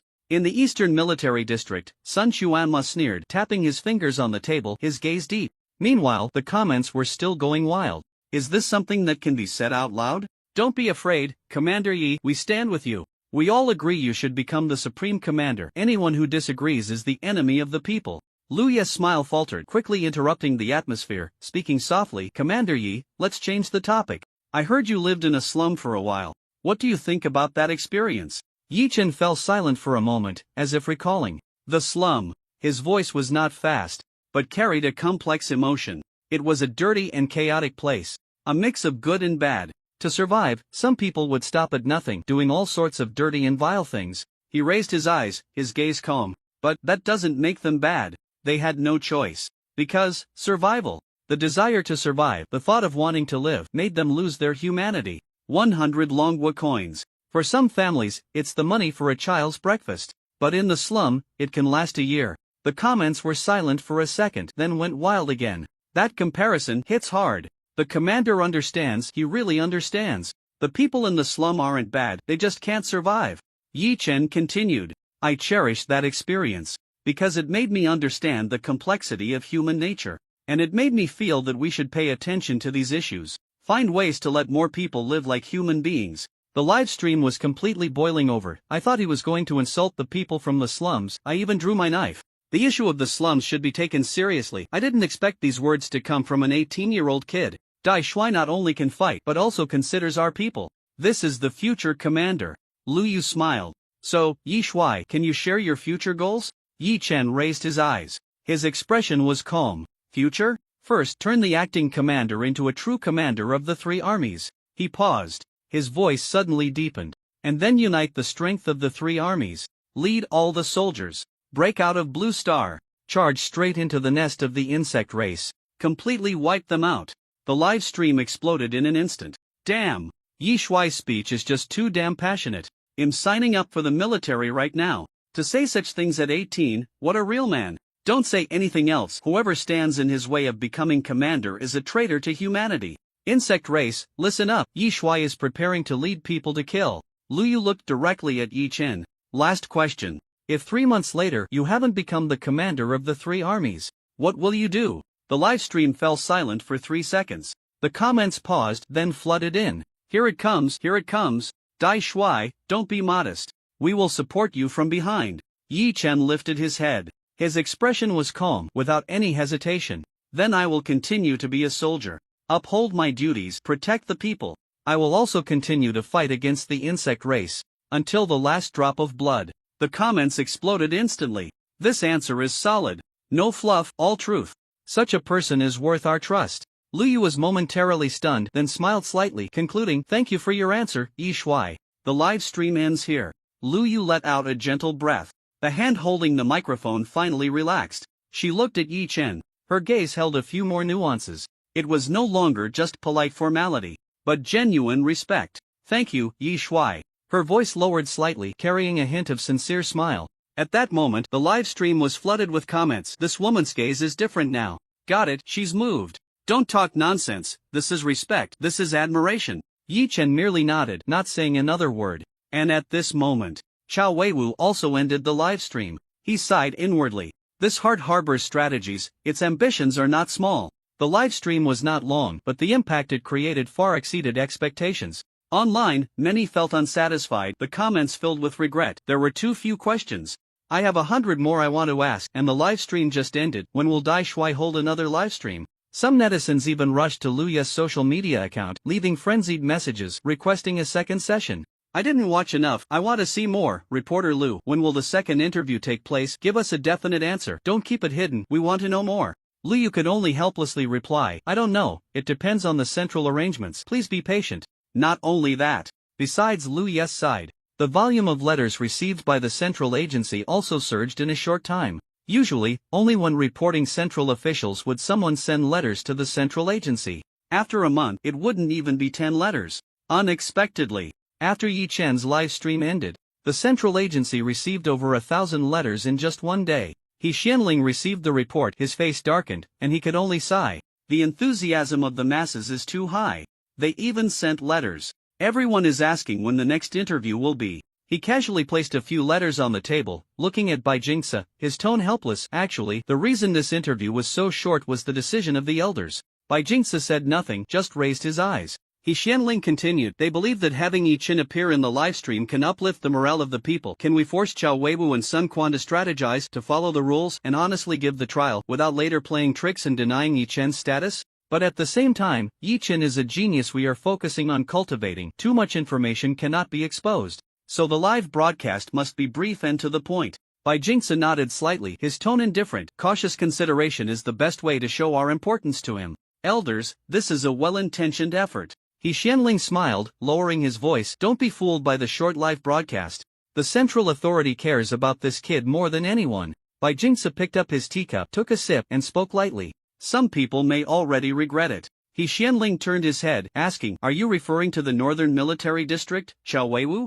Bai Jingce nodded. This person has great ambition. Unless he is made the commander, he will not submit to anyone. If Yi Chen goes to the Northern Military District, it might not go well for him. If it weren't for this interview, he wouldn't let Yi Chen pass the assessment. He Xianling tapped his fingertips lightly on the table. After a moment of silence, he slowly spoke. Chao Weiwu, this person will stop at nothing to achieve his goals. To fight for this position, he can do anything. Even he might go so far as to kill Yi Chen. Upon hearing this, Bai Jingce stood up, his tone cold. I will go meet the elders, ask for their instructions, and secretly protect Yi Chen. He Xianling reached out, pressing down on his shoulder. Don't go. Bai Jingce frowned. He Xianling slowly spoke, lowering his voice. The elders must have thought of this too, but they haven't taken action. Why? Perhaps they want Yi Chen to solve it himself. Bai Jingce's gaze sharpened, and he fell silent. He Xianling continued. If you go to help him now, what if Chao Weiwu catches hold of it? Saying the elders secretly sent people to support Yi Chen, interfering with the trial. Then Chao Weiwu can take advantage of it. They will have ample reason to refuse to hand over power. At that time, it might backfire. Bai Jingce remained silent. After a long while, he sat down again. You are right. He raised his eyes, his gaze deep, and slowly spoke. However, I believe, with Yi Chen's talent he can make the Northern Military District completely submit. At this moment, in the Western Military District, the helicopter landed on the tarmac, the rotor blades slowly turning. Yi Chen stood in front of the helicopter, saluting Lu Xian. Commander, I'm heading to the Northern Military District now. Lu Xian frowned. In such a hurry?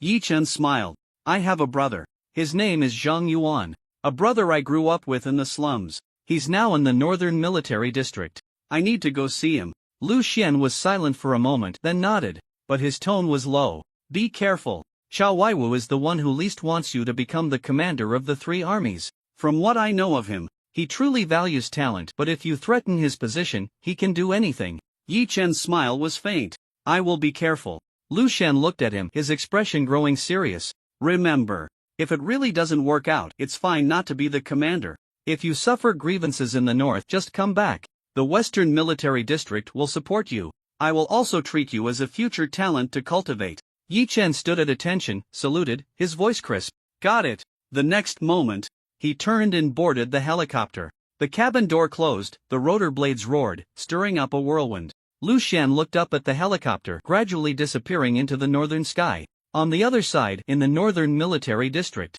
in the command room, the scent of ink filled the air. Chao Weiwu was holding a wolf hairbrush, the tip sharp as a knife, writing the character kill. The door opened, and Staff Officer Sun Ling walked in. Commander, Yi Chen is coming to the Northern Military District. Chao Weiwu paused his wrist, the brush tip halting. Ink dripped from the tip, splattering on the rice paper, spreading a patch of black. He raised his eyes, his tone calm. Sun Ling, what do you think of this three-army deputy commander? Sun Ling was silent for a moment. I admire this person very much, but the Northern Military District is the commander's lifeblood. To hand over one's lifeblood so easily, I suspect, Commander Chao will never be willing. Chao Weiwu sneered. The central authority is praising him to the skies. Several elders even want to directly support him to rise to power. In this situation, what should I do? A cold glint flashed in Sun Ling's eyes as he slowly spoke. If a genius grows, they cannot be stopped. But if he quietly withers away, no one can say a word. Chao Weiwu lightly tapped the table with his fingers, producing a dull sound. His gaze deepened. However, such a talent, if he dies, I would regret it. I still can't accept it. I want him to be of use to me. Sun Ling smiled softly, with a hint of meaning. Yi Chen has a friend, Zhang Yuan. This person is in the assault camp. Perhaps, I can use him to win over Yi Chen. Chao Weiwu raised an eyebrow, as if recalling something. Zhang Yuan, I remember that kid. I once told him, if he can hold on in the assault camp for 3 months, I will personally promote him. He suddenly laughed, the sound low and cold. Let's go to the assault camp to meet this Zhang Yuan. Then, he waved his hand. Ink splattered on the rice paper, leaving a sharp stroke. The assault camp, the hardest bone of the northern military district. Here, weapons are everywhere, and the air is thick with the smell of metal. The sound of explosions roared in the distance, shaking the ground slightly. A team of soldiers, drenched in sweat and blood. Their eyes, however, were as cold as frost knives. This is a death squad. Their existence only means one thing: fight to the death. Either charge or die. Orders can be given at any time. Surviving today might mean being torn apart by the insect race tomorrow. But the treatment is equally astonishing. Military achievements double, resources tilt. As long as they survive, the path to promotion is 10 times faster than others. But the problem is very few can survive. Because they are traditional cannon fodder. They are the first wave to charge into battle when the insect disaster strikes. Fierce and exceptionally brutal, yet also extraordinarily cruel. Their training is equally rigorous. Zhang Yuan is currently doing weighted push-ups on the sandy ground. A full 500 kilograms of steel blocks are pressing down on his back. Below him, the scorching sand burns his arms. Sweat drips from his forehead, running down his chin and into the sand, evaporating instantly. His hands tremble, veins bulging, but his gaze is fixed ahead. 79, 80. His voice is hoarse, tinged with the taste of blood. Around him, no one laughs, nor do they shout encouragement. The assault camp needs no nonsense. There is only one rule: if you can't hold on, get lost. If you can't even pass training, you won't escape death on the battlefield. Just then, a rumble of vehicles echoed from afar. A black military vehicle drove into the camp, kicking up a cloud of dust. Zhang Yuan looked up, sweat blurring his vision. He could only vaguely see the metal badge hanging on the military vehicle. That was the commander's special car from the northern military district. The car door opened, and a figure stepped down. Tall, straight, with an imposing presence. Chao Weiwu. He walked over step by step. His gaze was sharp, sweeping across the entire camp. Finally, his eyes landed on the figure drenched in sweat, still doing push-ups. The corners of his mouth slowly curled into a meaningful arc. You are Zhang Yuan? Zhang Yuan held up his arms, his muscles trembling. His elbows were scraped raw. Blood mixed with sand. Hearing the voice, he struggled to lift his head. Sweat blurred his vision, and he gritted his teeth. His voice was hoarse but as hard as iron. Assault camp. Zhang Yuan, reporting to the commander. Chao Weiwu looked down, sizing him up. Do you remember what you said to me 3 months ago? Zhang Yuan gritted his teeth, his voice low. I remember. Survive.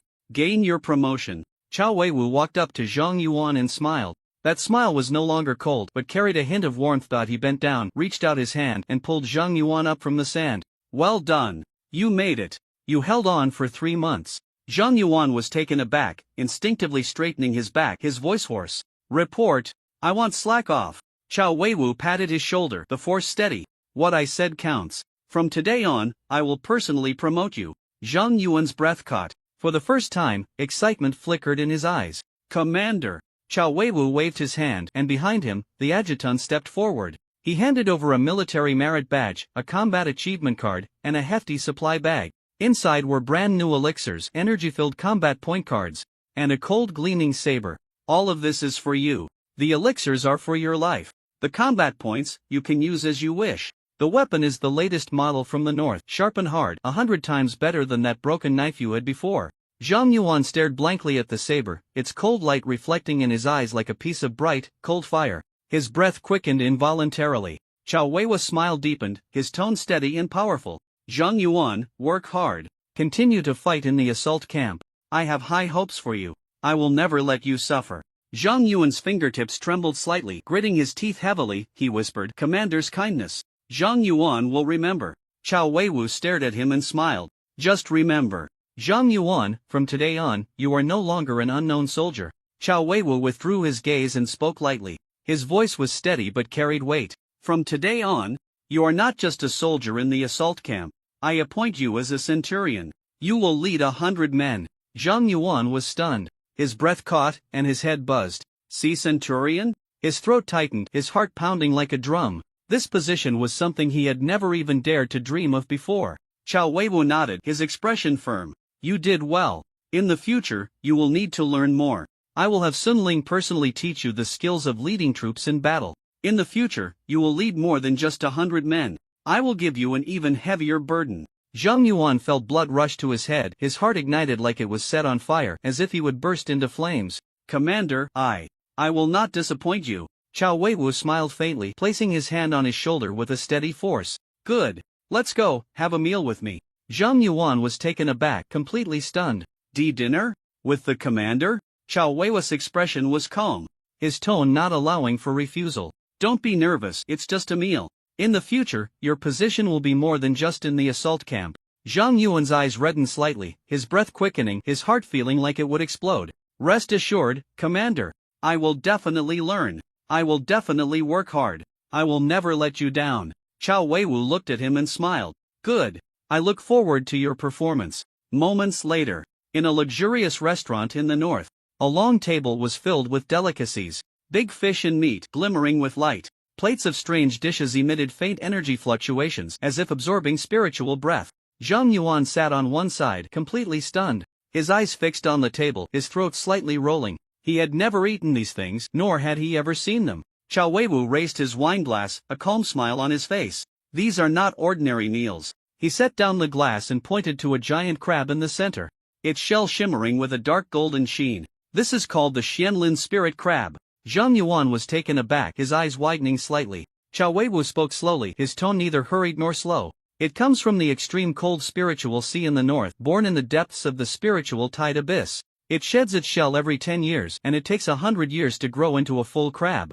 The time to catch it is only 3 days. If you miss it, it sinks to 1,000 meters deep in the sea, completely disappearing. Zhang Yuan felt a tremor in his heart. Chao Weiwu smiled. He picked up a crab claw, gently peeling it open, his movements calm and swift. The meat contains extreme cold spiritual energy, which can wash the marrow and replenish true energy, and it is also beneficial for mental strength. An ordinary warrior, eating a piece of meat, is enough to clear 1 or 2 blocked meridians. It's rarer than top-grade elixirs. Zhang Yuan swallowed hard, his mind blank for a moment. He had never imagined he would see such a thing at the dining table, let alone eat it. Chao Weiwu skillfully cut the meat and handed it to him with a faint smile. Give it a try.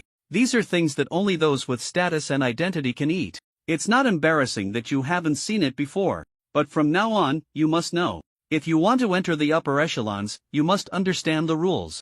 Zhang Yuan's throat felt dry, his fingers trembled slightly as he took the meat, carefully placing it in his mouth. In the next moment, his pupils constricted sharply. A wave of extreme cold spiritual energy spread from his tongue, instantly coursing through his entire body. His limbs and bones felt as if they had been washed by a spiritual spring. His blood was boiling, and his meridians felt like they were being opened up. The injuries within him slowly began to heal. He held his breath, his heart racing out of control, his fingers turning white from gripping tightly. This was just a piece of meat, yet it was more effective than all the elixirs he had ever consumed. He slowly raised his head to look at Chao Weiwu, his eyes shining with heat and shock. Looking at the exquisite delicacies before him, Zhang Yuan felt a warmth in his chest, emotions overwhelming him, and he suddenly knelt down. Commander Chao, I will remember this kindness for a lifetime. I, Zhang Yuan, vow to serve the Northern Military District with my life.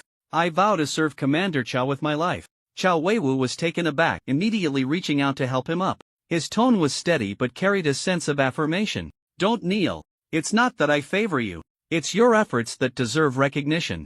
Zhang Yuan's fingertips trembled slightly, his throat tightened, and his heart felt like it was ignited by fire. From childhood to adulthood he had never received such generous treatment. At that moment, he felt as if he had entered a different world. Chao Weiwu slowly exhaled, his tone softening. Actually, I value every capable person equally. It's just a pity. If Yi Qin could also come to the Northern Military District, that would be great. Zhang Yuan's heart jolted, his eyes brightening. Brother Yi. A familiar figure flashed through his mind, and his thoughts momentarily drifted far away. In these 3 months he had no time to gather information. Every day was either training or rushing through wormholes fighting for his life. As for Yi Chen, he only knew one thing: that broken realm pill. It was brought by Brother Yi. He couldn't bear to eat it, gripping it tightly like a talisman. He had relied solely on himself, enduring from the early stage of body refinement to the mid-stage. 3 months, that was already his limit. He still wanted to surprise Brother Yi when they met.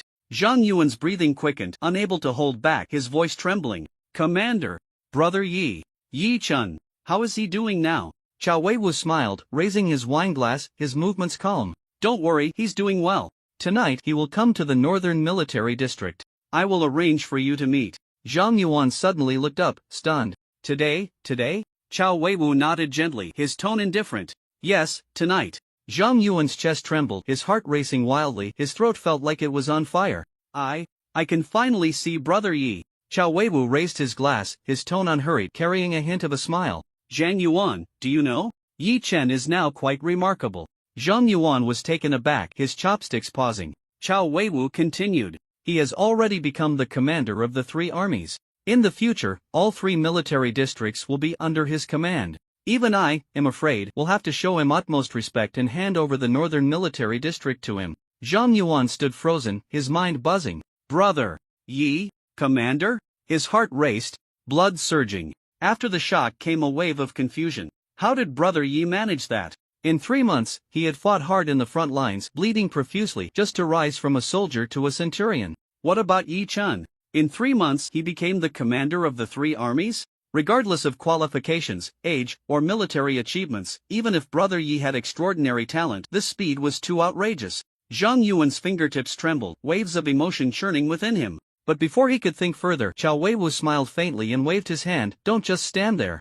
Eat while it's hot. These are not things everyone can taste. Zhang Yuan's heart tightened, and he quickly lowered his head. Not daring to waste any more time, he raised his hand and continued to eat. Each bite felt like swallowing a ball of fire. The surging heat in his heart became increasingly difficult to suppress. He was very curious. How did Brother Yi reach his current position while he was still here fighting for his life? After the meal, Qiao Weiwu stood up. His expression was calm, and his voice steady. I need to go prepare to pick up Yi Chen. Zhang Yuan, you should change your clothes and meet me at the airport in a bit. Zhang Yuan immediately stood up, saluted, and responded, yes. Qiao Weiwu turned and left, his steps steady, exuding an undeniable aura. Moments later, his car drove out of the camp, heading straight for the airport. Zhang Yuan returned to the dormitory, his heart still in turmoil. He quickly changed into a neat military uniform and was about to head out when he saw a figure approaching. Sun Ling, a core member of the staff. Zhang Yuan was taken aback and quickly stood at attention, saluting. Staff Officer Sun. Sun Ling's expression was serious, his gaze heavy, and he waved his hand to signal. Zhang Yuan, come with me. Zhang Yuan was slightly stunned but followed closely behind him.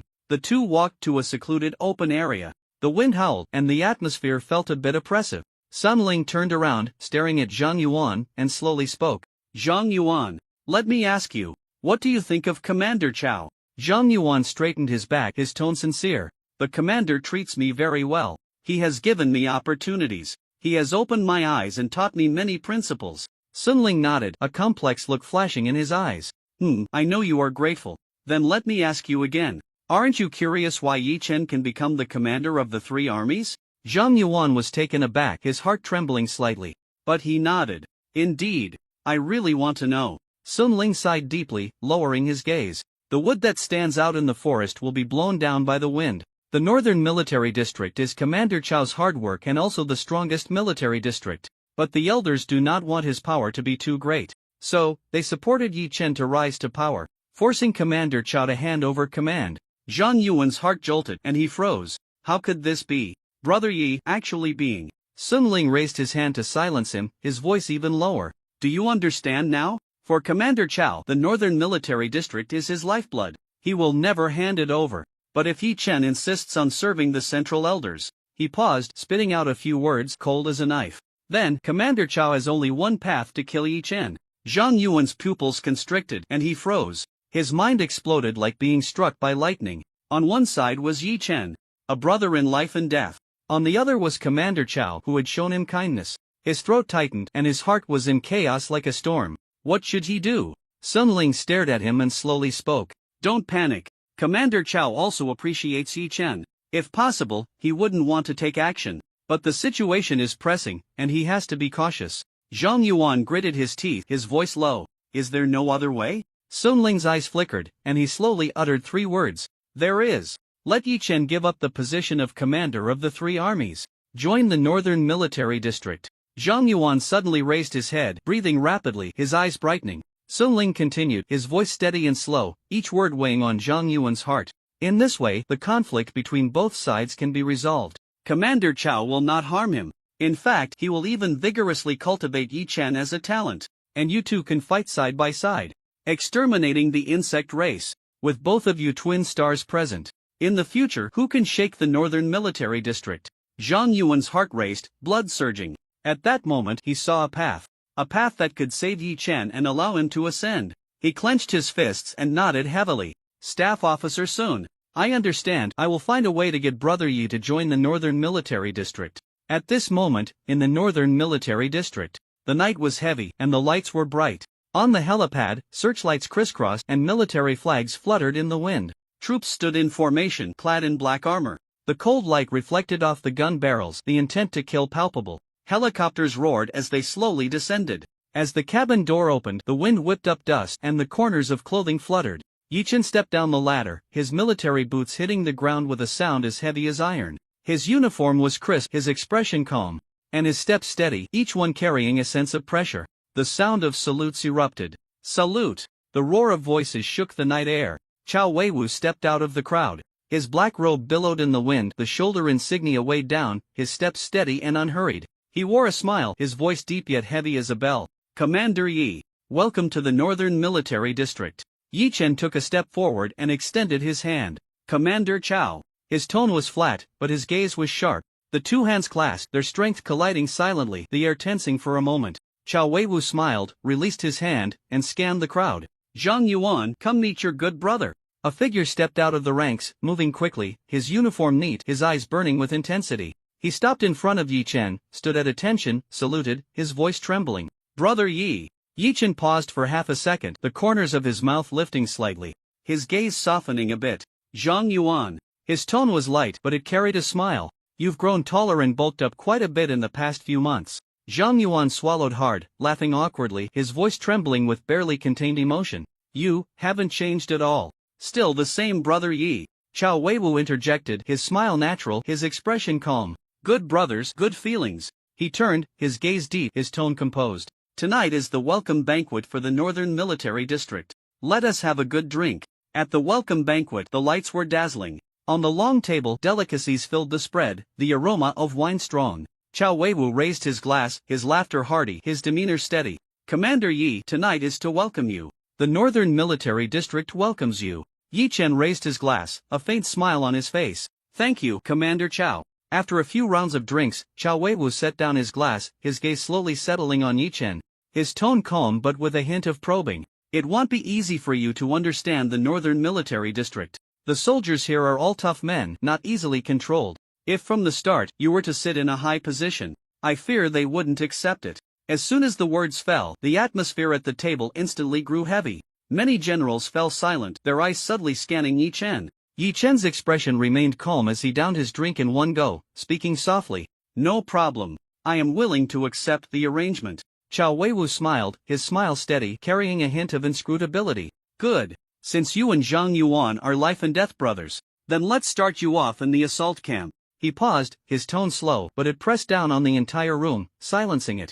The assault camp is the soul of the Northern Military District. It is the death squad, our sharpest military knife. Going there, you will feel the style of the Northern Military District. And by the way, Zhang Yuan will take you there. He is now the centurion of the assault camp. Having him look after you is also fitting. In an instant, Zhang Yuan's heart tightened, his whole body stiffening. The assault camp? A storm surged within him. He knew all too well what that place was. The death squad, a place where survival was uncertain. Even as a centurion, one could die at any moment during a mission. Chow Weiwu spoke of it lightly, but Zhang Yuan felt a chill deep inside. This was not a test, it was a death trap. He raised his eyes, about to speak, but heard Yi Chen's voice fall lightly. Good. I will go to the assault camp. Zhang Yuan was stunned, his whole being struck as if by lightning. His heart sank, feeling blood rush back, his throat dry with urgency. He wanted to speak, to stop Yi Chen, but he met Qiao Weiwu's gaze. Those eyes were as deep as an abyss, carrying an undeniable pressure. Zhang Yuan felt as if his mouth had been clamped shut. He couldn't say a word. He could only forcefully swallow his words back down. The banquet continued, laughter echoing throughout. But Zhang Yuan was restless, his palms slick with cold sweat. It wasn't until the feast concluded that Qiao Weiwu commanded, "Zhang Yuan, take Yi Daishui to arrange accommodations and treat him well." Zhang Yuan immediately stood up, bowed, and left with Yi Chen. On the way, he couldn't suppress his emotions and suddenly stopped. "Brother Yi, you shouldn't have come to the front lines. It's too dangerous here." Yi Chen turned slightly, his gaze calm. "If you're afraid of dying, then you shouldn't join the army." Zhang Yuan was taken aback, his breath catching. Yi Chen's voice lowered, yet it carried a cold, hard strength. "I came to pass the test. For the joint forces of the three armies. For the future of humanity." Zhang Yuan stood frozen, staring blankly for several seconds. His eyes filled with confusion. The future of humanity? He looked at Yi Chen, a flicker of panic crossing his eyes. 18 years old. The same age as him. Yet he spoke such words. Has he gone mad? Or has he been brainwashed by the elders? What does it mean for humanity to eliminate the insect race? He couldn't understand. It was too abstract, too distant. Zhang Yuan couldn't help but speak, his voice low. "There are so many war gods in the military district. So many big shots. Why does it have to be you doing this?" Yi Chen raised his eyes, staring directly at Zhang Yuan. His tone was indifferent, yet every word was resolute. "Some things just have to be done by someone." Zhang Yuan was stunned, his heart trembling. Yi Chen slowly spoke, his voice low but cutting like a knife into the heart. Before the insect race appeared, Long Country also had a wealth gap. But it wasn't like now, where slums are everywhere. Ordinary people could still have enough to eat. The dishes at the banquet.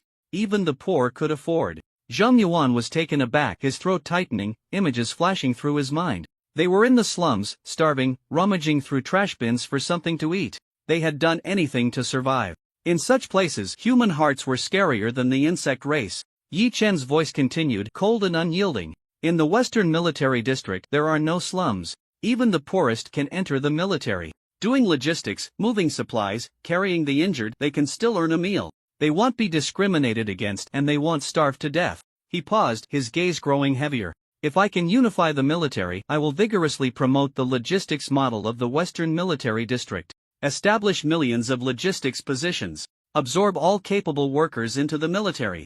Zhang Yuan stared at him, his heartbeat erratic, fingers trembling slightly. Yi Chen looked up. His eyes burned like flames, radiating a light that was hard to look at directly. "That way, Long Country, and even the whole world. No one will starve to death.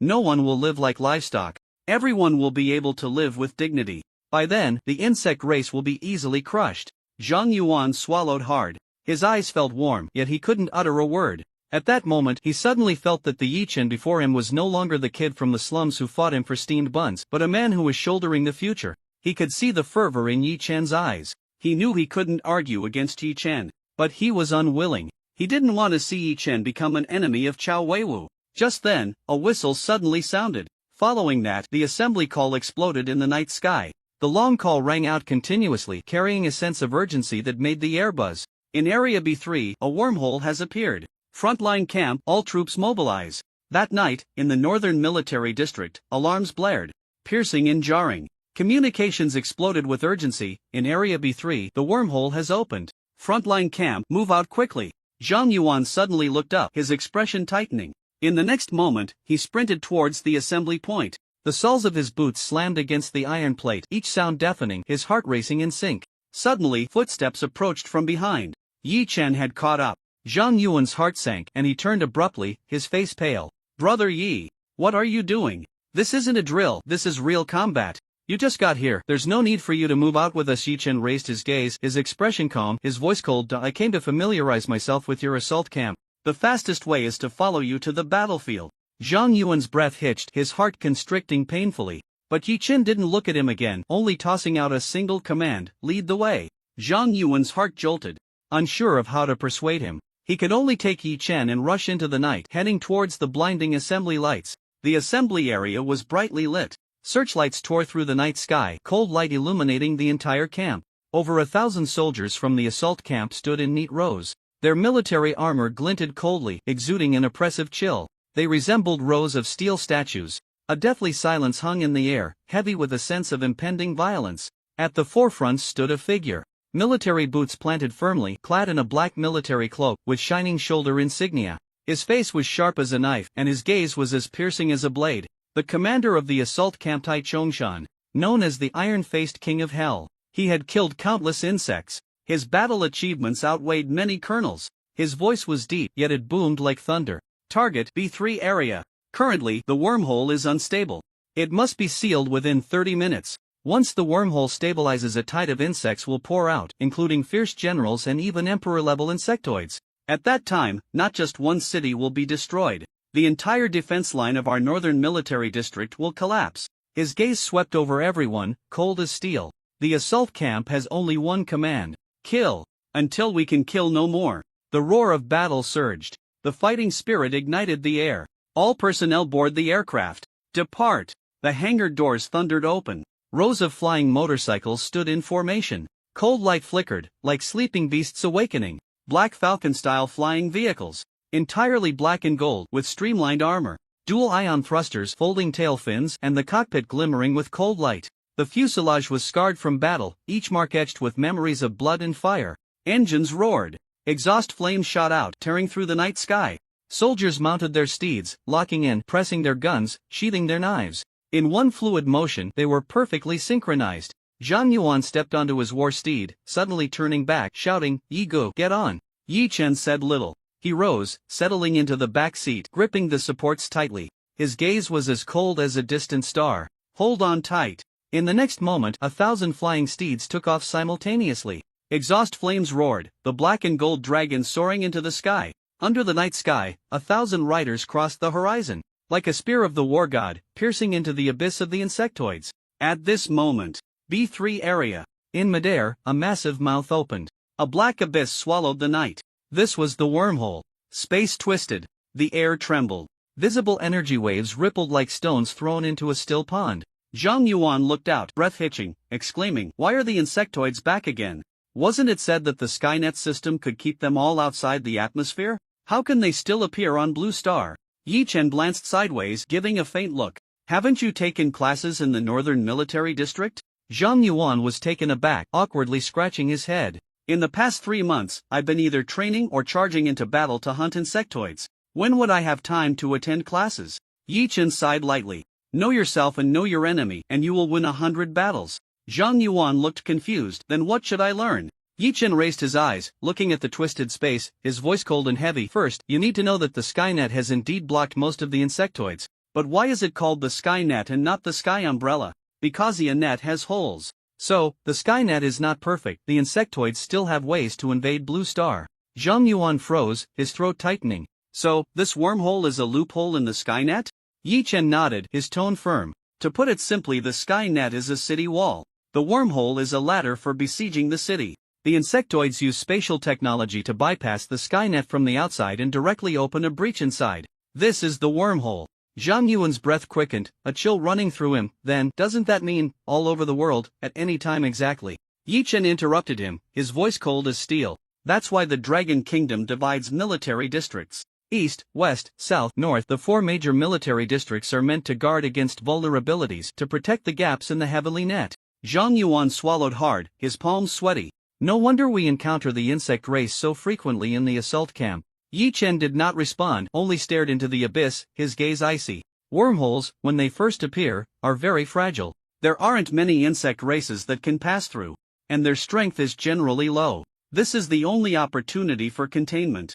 Zhang Yuan swallowed again, his eyes fixed on the location of the wormhole. Yi Chen paused for a moment, then continued, "If we let it go unchecked, once the wormhole stabilizes, valiant generals, even emperor-level insect races, will lead a tide of insects pouring down. By then the entire northern region will fall." The wind howled, like whispers from hell. The two fell silent, their expressions grave as they looked ahead, at the abyss-like wormhole. Captain Tai Chongshan, riding a black falcon war steed, was the first to dive. The engine roared, flames trailing a blood-red streak. He landed beneath the wormhole, his hands shaking as he drew out a military flag. The flagpole plunged into the earth, sinking deep. In an instant, black ripples swept around. The air twisted, light flashed, and an invisible wall thunderously expanded. The domain unfolded. Cold light flickered. as if chains wrapped around the void, sealing the entire area tightly. Heavenly Net Domain activate. Tai Chongshan's voice was like a war drum, shaking the heavens and earth. In a moment, the entire battle zone was enveloped in an invisible prison. The world was sealed. The wormhole roared within the cage, energy waves tearing through the air. Is this the combat method of the assault camp? Yi Chen raised his gaze, cold light flashing. Heavenly Net Domain. Once activated, no creature can enter or exit. This is humanity's first layer of insurance. To prevent the insect race from escaping through the wormhole. Only by inputting special commands can this prison be unlocked. Until then, this place is an absolute forbidden zone. Neither the insect race nor humans can leave this area. Tai Chongshan's voice boomed like thunder. Assault camp, listen up. The first wave from the wormhole must be blocked. Elite troops will arrive in 15 minutes. We must hold until that moment. His gaze was icy as he suddenly raised his battle blade, shouting furiously, all troops follow my command charge. The engine roared, war steeds howled. Tai Chongshan was the first to soar into the sky. He transformed into a black light, plunging into the depths of the wormhole. 1,000 steeds followed, roaring in fury. Yi Chen quietly watched that invisible light wall, his gaze growing colder. So that's it. The so-called Heavenly Net Domain is just an octagonal cage. The insect race cannot escape, and the assault camp cannot come out. His hand tightened slightly. A chill swept through his heart. If Chao Wei-Wu wants to kill me, he doesn't even need to send an assassin. He just needs to trap me here, waiting for the tide of insects to tear me apart. Clean, thorough, leaving no trace. Amidst the howling, Tai Chongshan's roar exploded again. Assault camp. Charge! The engine howled, flames bursting forth. Zhang Yuan gritted his teeth and suddenly turned his war steed. Brother Yi, let's go. Yi Chen nodded, his eyes sharp as blades. Go. The war steeds roared, their tails blazing. A stream of black and gold light surged with the 1,000-strong army, charging into the wormhole. Darkness. Complete darkness. Inside the wormhole was an expansive space. Entering here felt like falling into an endless void. There was no sky, no earth. Only surging energy tides wildly tearing through the space. Twisted light. Shattered shadows. Everything felt like a drowned world pulled into hell. Ahead, 2 pitch-black cracks floated in the void, like the eyes of hell staring intently at them. To the left was the entrance of the insect race. The abyssal gate, dark as ink, emitted a chilling metallic sheen. Low growls echoed from deep within the cracks, shaking their bones with a resonating hum. The next second buzz, a sharp sound of flapping wings suddenly pierced the dead silence. The first insectoid emerged from the abyss. It resembled a wasp but was larger than a warhorse. Its shell was pitch black, shimmering with a metallic cold light. Its head had 3 pairs of blood-red compound eyes, staring fiercely ahead, cruel, cold, and hungry. Its mandibles opened and closed with a grinding sound, like blades slicing through bone. Behind it, 2 pairs of membranous wings vibrated wildly. The air emitted a sharp howling sound. They did not fly, they tore through space, darting out. Its abdomen dragged a long tail stinger, glinting coldly, carrying deadly venom. The tip of the stinger had barbs, as if born to shred flesh and blood. It let out a sharp shriek. The darkness trembled, and the entire void roared. Following closely were the second, third, and fourth. Swarms of scout wasps crazily surged out from the depths of the vortex. Dense and numerous, like a torrent of death, they instantly filled the entire battlefield. Tai Chongshan's roar exploded through the channel. Hold the exit. Not a single bug is allowed to pass. For the first wave, use the ion cannons to wear them down. The cavalry of the ambush camp suddenly split. Tai Chongshan's voice was deep as thunder. First wave, firepower suppression. With a command, all the Black Falcon flying vehicles suddenly formed ranks. The war steeds hovered in the void, lined up neatly, their cold light shining. The cannon muzzles slowly rose. The ion energy cannon unleashed a blazing white energy beam, glaringly cold. Buzz-charging sound, instantly exploded. The light ring spread out, like ripples crazily undulating in the void. The air trembled. Energy surged violently. Each Black Falcon war steed was like a roaring beast poised to strike. The insect swarm charged forward. Thousands of scout wasps, densely packed, covered the entire battlefield. Their wings trembled, producing a piercing shriek, like countless blades slicing through the void. Zhang Yuan gripped the control stick tightly, his gaze sharp, fixated on the front. 3 months in the ambush camp. Fighting countless battles, he was no longer afraid of death. But this time, the swarm was too dense. So dense it was like a black tide, swallowing even the air. The entire ambush camp held its breath, staring intently at the swarm. Tai Chongshan's eyes were blood-red, fixed on the front. Wait for them to get closer. Closer. Closer. Now fire. Tai Chongshan roared. Boom. 1,000 Black Falcon flying steeds fired in unison. Countless ion beams tore through the darkness, transforming into a torrent of fiery destruction. In an instant, the entire void seemed to be ignited by the sun. Light spread everywhere. The insect swarm was instantly engulfed by flames. The shrieks pierced the eardrums. Carapaces shattered, membranous wings burned, venomous stingers exploded, swirling with green blood mist in the void. Boom! Boom! Boom! The insectoids exploded in chunks, turning to ashes. The first wave of the charge was completely crushed. Zhang Yuan's eyes lit up, his whole body trembling, as if ignited by flames. Well done! A suppressed roar came through the headset, igniting the fighting spirit in an instant. However, Tai Chongshan did not relax at all. His eyes were fixed on the entrance of the insect swarm. The gate of the abyss was still churning, shaking, like a giant beast awakening. A low rumble came again. The second batch of insectoids had already surged out. Their numbers were even more frenzied than before. Tai Chongshan suddenly waved his hand, roaring, "Second wave, charge! Everyone, prepare to annihilate!" The cannon muzzles were raised again. The energy light ring spread out once more, the buzzing sound shaking the chest cavity violently. Although the swarm had been annihilated, they did not retreat. More scout wasps surged out madly. The density was 3 times that of the first wave. They used their bodies to withstand the energy torrent, swarming forward. The void trembled suddenly. A low rumble came from deep within the wormhole, like a demon tearing flesh and blood. Buzz! The wormhole vortex twisted wildly, suddenly expanding. Light and shadow rolled, the black abyss expanded several times. The air seemed to be sucked dry. The entire void was swept by a furious wind, energy running rampant. Even the war steeds were violently shaken. Tai Chongshan suddenly looked up, his pupils constricting. Within the wormhole, a new terrifying figure lunged out, no longer just a single scout bee. This time, it's the elite soldiers of the insect race. The first Onion ant soldier. Its entire body is covered in a pitch-black exoskeleton, as tough as rock iron, and it's larger than a warhorse. Its mandibles resemble 2 giant blades, glinting coldly, and every time they open and close, they emit a sound of metal grinding. Once they bite down, they can even sever ion battle armor. Following closely behind are the locust soldiers. Their legs are like sharp spring steel blades, and with every step they take, the void shatters. Their wings beat, stirring up a terrifying airflow, like a storm. Their mouthparts are like spiral drill bits, capable of shredding steel into fragments. And deep within the wormhole, the scout bees continue to pour out. The wings buzz, like millions of knives being sharpened, drilling straight into the human brain. A dark mass descends, pouring down frantically, as if the entire void is being swallowed by a black tide. Damn it! Zhang Yuan's expression darkens as he maneuvers the flying cavalry to turn around, gripping his energy blade tightly, his killing intent blazing like fire. He roars, his voice deep and firm, "Brothers, hold the line." In the channel, Tai Chongshan's cold voice rings out, "The first wave has been eliminated. The wormhole is expanding again. Requesting support. Repeat, requesting support." The communication connects and the hoarse voice from the command center comes through. Heavy troops have been dispatched. Expected to arrive in 30 minutes.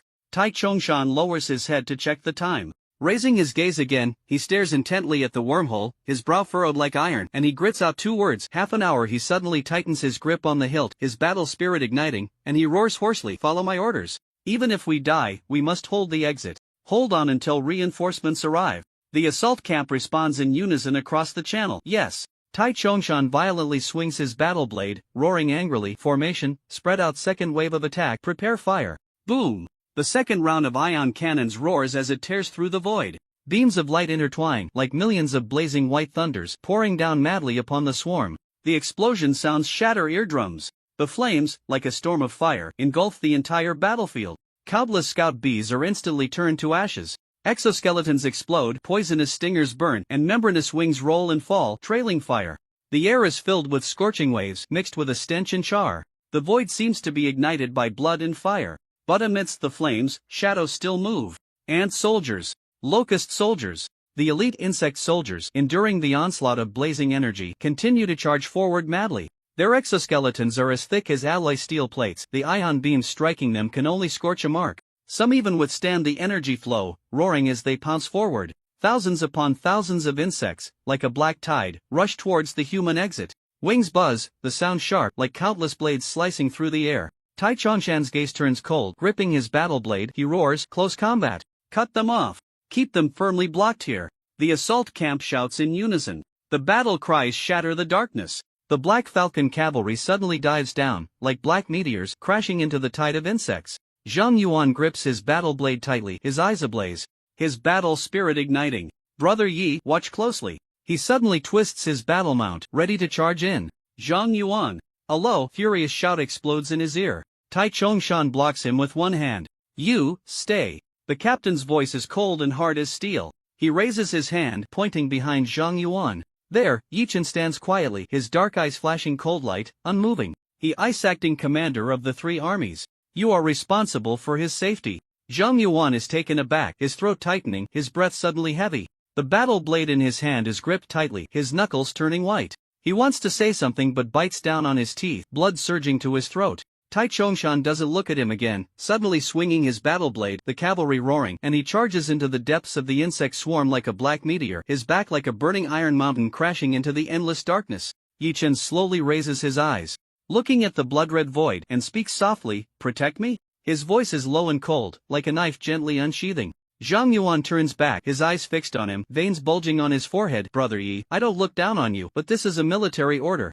Yi Chen's lips curled into a cold smile. Military order? Then listen carefully. I never intended to hide behind others to survive. He slowly drew out the shadow-devouring battle blade, its blade dark and shimmering with a chilling light. His voice, like the thunder of war drums, drowned out all the cannon fire. Zhang Yuan, charge with me. Zhang Yuan's pupils constricted sharply, his heart pounding violently. In the next moment, Yi Chen's figure flickered, like an arrow released from a bow, roaring out, directly into the tide of insects. The void trembled with a deafening roar. The insect tide pressed down madly, shadows obscuring the sky. Faced with the vast army of the insect race before him, Yi Chen moved. His figure flickered, like thunder erupting. No war chariot, yet faster than a war chariot. With each step, energy ripples exploded, the whole person resembling a shadow of a hunter, charging into the tide of insects. Black Scorpion, loaded. The gun body dark, cold light flickering, the energy chamber instantly lit up. First form continuous fire mode, roaring to life. Buzz, buzz, buzz. The ion barrage, like a storm, swept through the tide of insects. Scout bees exploded in clusters, shells shattered, blood plasma rolling, blooming with a bloody glow in the void. Second form sniper mode. Yi Chen's figure spun, one knee suspended in the air, the gun muzzle locked on. Boom! A beam of blazing white light pierced the void, accurately penetrating the skull of an ant soldier. The explosion echoed, flesh and shattered shells flying together. Third form heavy hammer mode, forcefully switching. Yi Chen suddenly closed in, the Black Scorpion gun body trembled, energy pulses instantly detonating. Bang! The chest armor of a locust soldier exploded in an instant, its entire body shattered into a mist of blood under the shockwave. The shadow-devouring blade, unsheathed. The pitch-black blade, exuding a chilling brilliance, resembled the wings of death formed from the night. Yi Chen's wrist moved, true energy surging out from within. In an instant, 6 shadows appeared. 6 phantoms suddenly separated from behind Yi Chen, blade light crisscrossing, tearing through the void. Swish swish swish. 6 streams of blade energy transformed into 6 streaks of dark light, sweeping across the swarm of insects. Shells shattered, joints splintered, bodies severed in two, as if made of paper. In an instant, the void resembled hell. Insect blood rained down, severed limbs danced wildly, Yi Chen's figure weaved through them, cold as an azura, killing like a dance. Every strike, precise to the extreme. Every blade, aimed at the vital points.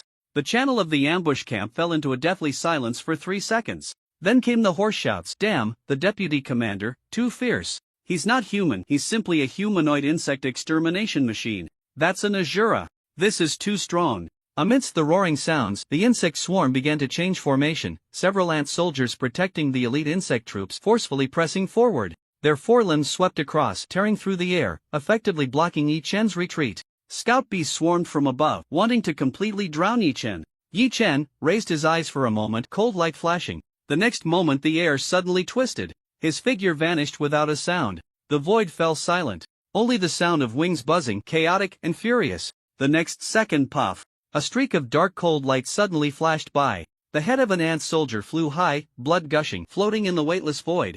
The scout bees scattered, shrieking sharply, frantically attacking. But the shadow disappeared again. Puff! Another deadly cut. The second elite soldier's body split in half, severed limbs rolling, blood mist exploding. In just 3 seconds, 3 heavy armored ant soldiers were completely shattered, their bodies rolling in the void. Energy fluctuations flashed again. Yi Chen slowly appeared 10 meters away. The blade hung low, dark blood from the insects dripping from the blade tip, tracing a cold light. The whole person, cold as a god of slaughter, returned from the darkness. And within the ambush camp, Tai Chongshan stared intently at that shadow. He watched Yi Chen weaving through the tide of insects. One shot, one blade. Every strike clean and decisive. The black scorpion's muzzle roared, the ion barrage pouring out, accurately killing. The shadow-devouring blade danced, 6 shadows emerged, instantly shredding the swarm of insects. Scout bees? Cut in two with one blade. Ant soldiers? The blade cleaved through joints, instantly decapitating. Even the most stubborn shell could not block that flash of cold light. He was like the Grim Reaper, reaping in the darkness. Not a single unnecessary movement. Not a sound of rage. Every strike was a deadly threat. Tai Chongshan's heart jolted. It turned out that this Yi Daishui was not just for show. It turned out that this genius was not the hero he was advertised to be. He tightened his grip on the battle knife, his throat constricting, cursing inwardly. How long has he been in the army? To be able to fight so skillfully, he really is a monster. No wonder the elders would bet on him. Such a genius can indeed command the 3 armies. However, in the next moment, Tai Chongshan's brows suddenly furrowed. Half an hour had already passed. The command center had not reacted at all. Their reinforcements had not arrived. Report to the command center. Assault camp, requesting support. Report to the command center. Tai Chongshan stared at the communicator on his wrist. The channel was dead silent. No matter how he called, the command center remained unresponsive. Half an hour. Enough time for the Jingwei troops to rush here from the northern military district. But where were they? Empty, devoid of anything. No energy waves of reinforcements, no echoes at all. A chill crept up his back to his heart. They had lost contact with the command center. At that moment, a soldier rushed to his side, voice hoarse, "Captain, we're running low on ammunition." Another, voice laced with blood, "Our battle knives have shattered. They've completely broken." The cries of the wounded echoed continuously in the headset. "Poison help. Can't hold them off. They've breached the first line of defense." Tai Chongshan suddenly looked up, gazing at the battlefield. Before him, blood and fire intertwined. The Black Falcon cavalry exploded, debris floating in the void, accompanied by shattered energy sparks. The line of the assault camp was being eaten away bit by bit. The soldiers fought desperately to hold the exit. Their ion guns had only a faint glimmer of energy left. The battle knives in their hands were riddled with chips, like brittle bones on the verge of shattering. They were still killing. Each roar, hoarse and low, burned with the last remnants of fighting spirit. At this moment, Zhang Yuan was already covered in blood. His battle knife had broken into 2 pieces. The blade was chipped, covered in bite marks, completely rendered useless. A sharp pain shot through his wrist. His joints felt like they were about to shatter. He gasped for breath, his chest heaving violently. Even the hand gripping the knife trembled. His gaze suddenly locked onto a spot. Yi Chen. That shadow was still killing. Gunfire danced wildly, blades flashed, 6 shadows emerged, like Azura slaughtering. The sound of the black scorpion gun was like thunder. The blade energy of the shadow devourer tore through the void, each strike precisely claiming lives. But no matter how fast he killed, speed could not match the growth of the insect tide. No matter how strong Yi Chen was, no matter how fiercely he fought, the insect race was multiplying. "Where's the support?" Zhang Yuan growled hoarsely. His throat felt like it was on fire. His eyes fixed intently on the exit behind. There was nothing. Half an hour, no, it was already close to an hour. Not a shadow of reinforcements. Boom! A sudden tremor erupted from deep within the wormhole. The void seemed to be torn apart. The wormhole vortex expanded wildly, instantly tripling in size. Energy waves rolled like a hellish abyss opening its bloody maw. New figures crawled out from the darkness. They were not scout bees, not ant soldiers, nor locust warriors. They looked more like humans. Human-shaped outlines covered in bone spurs, yet their heads retained the compound eyes of the insect race. Their limbs were long, and their fingertips were sharper than knives, made of bone blades. Their tails dragged long bone whips, glinting coldly, dripping with toxic green liquid. They walked through the void. With each step, the air felt like it was being crushed. Their blood-red eyes fixed firmly on the array of the assault camp. Insect race elites. Tai Chongshan's eyes twitched violently. His throat almost squeezed out a roar. Not good. The more stable the wormhole, the higher the level of the insect race. This wave was no longer elite soldiers, but killing units with quasi-human intelligence. How much longer could they hold out? The gap between the two sides would only grow larger. At this moment, the command room of the Northern Military District. Chao Weiwu stood before the light screen, his gaze icy. The battlefield images flickered on the wall. Yi Chen was covered in blood, fighting fiercely in the front lines against the tide of insects. Corpses floated in the void, and the bloodlight cast a red hue over the entire space. Suddenly, the door was pushed open. A figure rushed in. Xiaolong, his face filled with urgency, spoke in a low, suppressed voice. "Father!" Why haven't you sent troops to support the front lines in the B3 area? Chao Weiwu did not turn around. He simply replied calmly, the time is not right. Chao Long was taken aback, his brows furrowing sharply. Not right? His voice rose, tinged with anger. We've already received a distress signal from the front lines. Do you know their current situation? He suddenly pointed at the light screen. Look! On the screen, the front lines were on the verge of collapse. The energy cells of their firearms were depleted. Combat knives shattered, and soldiers fought barehanded. Blood mist swirled in the void. The front lines are out of ammunition and supplies. The soldiers are exhausted. If this continues, they will be completely annihilated. And the wormhole is becoming more stable, posing an even greater threat to the north. Chao Weiwu slowly raised his eyes, his gaze as cold as ice. He offered no explanation, only silence. Chao Long's breathing began to quicken. Suddenly, a thought flashed in his mind. His chest tightened instantly. Are you trying to use this tide of insects to let Yi Chen die in there? The command room fell into a deathly silence. The air felt frozen. Everyone held their breath, afraid to move. Chao Weiwu turned around. His eyes were frosty, locking onto Chao Long. He said nothing, but a mere glance was enough to suffocate. Chao Long's throat tightened, gritting his teeth as he growled, "For a Yi Chen, are you willing to drag it to this extent?" The atmosphere was taut. After a moment, Chao Weiwu slowly spoke, "The front lines are the sharpest blade of the north. I value them above all else. I will not easily discard this blade." He paused, his gaze suddenly turning cold.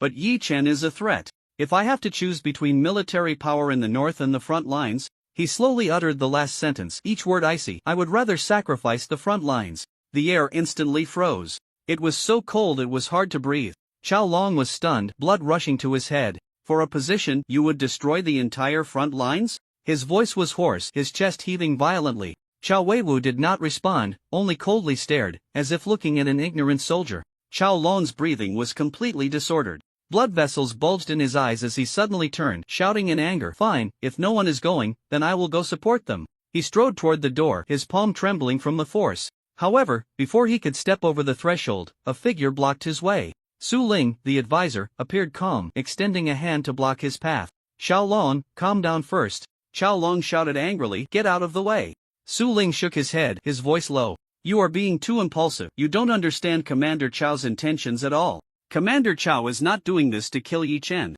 And certainly not to sacrifice the front lines." Chao Long was taken aback, his heart jolting. "What do you mean?" Su Ling slowly raised his eyes, staring at him, and uttered a cold remark. "He is trying to save Yi Chen." Chao Long was initially stunned. Then, he fixed his gaze on Su Ling, his chest heaving violently as if it would explode. "Save Yi Chen?" His voice was hoarse, filled with disbelief. "Yi Chen is currently trapped in the wormhole. He could die in the sea of insects at any moment. The brothers in the front lines are also in the wormhole, at risk of being wiped out at any time." Father not sending troops to support, and still saying he is saving him? His voice grew heavier with each word, each one pressing down like flames.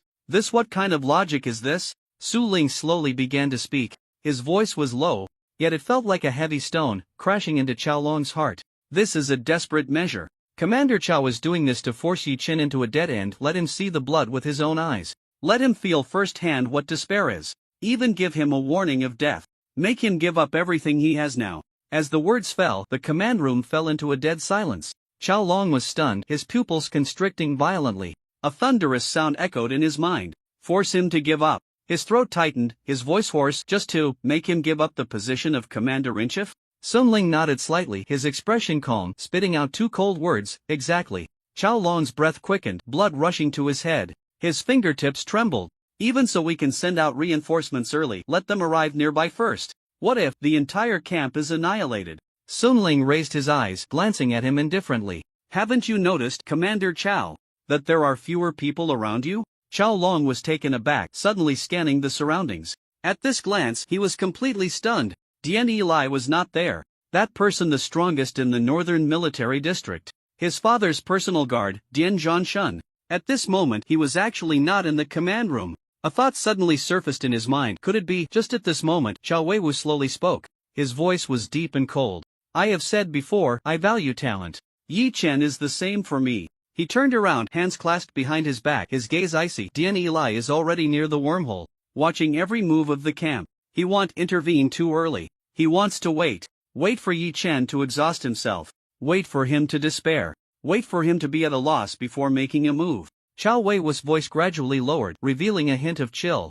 The camp is not only the most dangerous unit, it is also the unit that can completely break a person. Dying in battle is not terrifying. What is terrifying is the endless enemies in front and the comrades being torn apart. Such a powerless and desperate situation will make one feel fear, retreat, and even collapse. He slowly turned around, his gaze sharp as a knife, coldly uttering, "I do not want to kill Yi Chen. I want to destroy his confidence, kill his prestige. I want him to suffer from battlefield fear. Make him stay away from the battlefield, make him voluntarily withdraw from the military." The corners of Chao Wei's lips curled into a cold arc. His talent for combat is commendable. But if this path doesn't work, sending him to the research institute is also a good choice. Xin Ling looked at Chao Lon, slowly speaking. His tone was calm to the point of being icy. "This time is just a warning. If Yi Chen can understand, if he can know when to retreat and voluntarily give up the position of commander-in-chief, he can still live." He paused, his gaze darkening, his voice lower. "If after this crisis, he remains stubborn, then next time Commander Chao will truly have the intent to kill." The air was dead silent. Chao Long's breath was rapid, his eyes flickering with anger. His lips parted, wanting to say something. Suddenly Sun Ling's gaze suddenly fell on the light screen. His expression hardened, his voice revealing rare seriousness. "The wormhole is spreading too fast. The elite of the insect race has emerged." In the light screen, the wormhole vortex was expanding wildly. The void twisted and collapsed, cracks flashing with a chilling light. A new batch of figures slowly crawled out. They walked upright, covered in bone spines, with blood-red eyes. Their tails dragged long bony whips, dripping with green venom. With every step, the air felt like it was being crushed. Sun Ling whispered, as if holding back a breath of cold air, "It seems the camp can't hold on much longer." At this moment, the void trembled again. The wormhole expanded for the third time. A cold killing intent surged from the abyss. A figure slowly stepped out. Walking upright, the figure was tall, with bone spines ominously protruding. Its appearance resembled a hellish mantis, with blood-red compound eyes flashing with cold light. Mantis Hunter. Its arms were two chilling sides. The curvature of the blades was perfect, reflecting a dark green poisonous light. The insect armor was as black as iron, thicker and harder than the ant soldier's shells. But this monster moved like a gale. A shadow flickered, the void twisted, and in the next moment it had swept across 100 meters. The soldiers of the ambush camp had just raised their gun. Swish. A side-like flash sliced through the air. The soldier, along with his gun, was cleaved in two, blood mist swirling. Fire! A roar echoed. Bullets rained down like a storm, electric flashes erupting, shooting out in fury. The mantis hunter suddenly twisted its form, vanishing before everyone's eyes. In the next instant, it appeared beside another soldier. The side swung down, half a head soaring high. Screams, roars, gunfire intertwined into a hellish symphony. It was reaping. Fast. Too fast. The side shadows danced, light flickered, and bodies continuously drifted in the void. 10 seconds. In the ambush camp, a full 7 men were reduced to mangled limbs and blood mist. The blood color spread through the wormhole space, like a curtain of hell. The mantis hunter, like a swift wind, like a shadow. Each slash of the scythe was a signature of death. The soldiers of the ambush camp had no chance to resist before it. The hunter and the prey had completely reversed roles. Tai Chongshan's eyes were blood-red, his roar tearing through his throat. "Beast, come at me!" Gripping his battle knife, he charged out fiercely. The wind howled, the battle knife tore through the void, slashing at the mantis hunter. However, that blood-red compound eye suddenly flashed with a cold glint. The figure twisted, like a distorted lightning bolt, darting past in an instant. It dodged, not even looking back. It was evading. It was choosing. It was searching for the weakest flesh. In the next moment, its figure appeared behind a soldier who had just changed his energy cell. The side's cold light flashed. Blood exploded in the void, blooming into a stunning flower. "You beast!" Tai Chongshan roared, charging forward, but he lunged at nothing. The mantis hunter vanished again. It did not confront the strong Hedon. It was like a cunning ghost, only hunting the weakest prey. Every time the scythe flashed, it meant a life was extinguished. In the ambush camp channel, hoarse roars erupted. "Captain! No one can stop it. It's hunting our soldiers." Fear spread like a plague. The soldiers' fury could not shake the coldness of that shadow. Tai Chongshan's fingers turned white from clenching, his heart burning like a raging flame. He understood. If this continued, the entire ambush camp would be harvested by this monster, one slash at a time. Boom! Suddenly, the void trembled, erupting with a thunderous roar. A warhammer fell from the darkness, swift as a meteor. Bang! The side's shadow shattered. The mantis hunter's figure was violently thrown back, crashing heavily onto the fragments of the void, emitting a low metallic rumble. The insect shell cracked, green blood slowly drifting in the weightlessness. From the blood mist, a figure slowly stepped out. Clad in pitch-black battle armor, cold light glimmering, a black scorpion long gun hung at his side. The shadow-eating battle knife trailed a dark red arc. A figure emerged from the darkness. This person was Yi Chen. Yi Chen stepped out from the darkness. His voice was icy as he slowly uttered, "This bug, I will kill." As his words fell, the mantis hunter's eyes narrowed, its figure suddenly retreating violently. It sensed the breath of death. It no longer hunted, it wanted to escape. The void trembled, the scythe flashed, like a fierce wind sweeping through. It twisted its form desperately, its speed reaching its limit. A hint of fear flashed in its blood-red compound eyes. Yi Chen slowly raised the black scorpion heavy railgun. He continuously infused his true energy into the gun. The gun body flickered with cold light, the dark energy track slowly illuminating. Mode switch sniper. Energy compressed, gathered, a violent ion stream roared within the barrel. The air was completely locked by a chilling killing intent. The entire wormhole space seemed to freeze. Everyone watched the dark gun muzzle, breath held. Buzz energy charging complete, the gun muzzle glowed with a dark red destructive radiance. Yi Chen pulled the trigger. Boom! The black scorpion roared, the ion beam tore through the void, carrying the violent energy of destruction, blasting into the distance. The mantis hunter suddenly turned back. In its blood-red compound eyes, that deadly line of red light reflected, it desperately dodged, the scythe danced wildly. But it was useless. Put! The beam pierced through. Its head exploded in an instant. Green brain matter and shattered exoskeleton drifted slowly in the vacuum, like a blooming blood lotus. Silent, yet profoundly shocking. The entire venue fell silent. The soldiers of the frontline camp stood frozen, their eyes wide with disbelief. Breathing seemed to come to a complete halt. The next second beautiful. A roar erupted, shattering the wormhole space. The channel exploded, countless voices merging into a thunderous roar. Zhang Yuan, gripping the bloodstained hilt, suddenly threw his head back and shouted, "Brother Yi is so cool."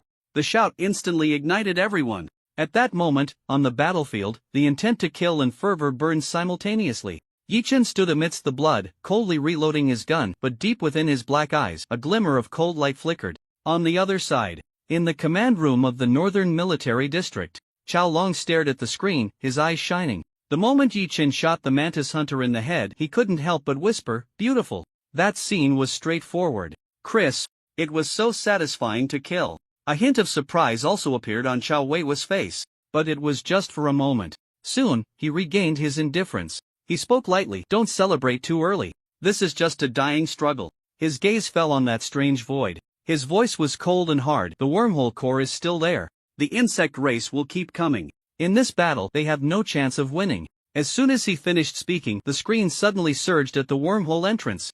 New shadows crawled out from the abyss. Not the mantis hunter, but more terrifying elite insectoids. Three-headed aberrations. Covered in barbs, their spiral claws glimmering with cold light, like two windmills. And a giant beast wrapped in exoskeleton, its head resembling a rhinoceros, with bone spurs on its back, exuding immense brute force. They opened their eyes in the darkness. Pitch black, yet glowing with a ghostly blue light. The entire scene instantly radiated a sense of oppression. A suffocating terror swept over. The members of the frontline camp looked at this scene, their hearts sinking. The fighting spirit ignited by Yi Chen just moments ago felt like it had been doused with a bucket of cold water. "Captain!" Someone couldn't help but shout, their voice trembling. "Where's the support? When will it arrive? If this continues, we're all going to die here." Upon hearing this, Tai Chongshan fell silent. His face darkened, as if a storm cloud loomed overhead, because he too didn't know when the support would arrive. Just then, someone suddenly spoke, their voice hoarse, piercing through everyone's hearts like a needle. "The support probably won't come.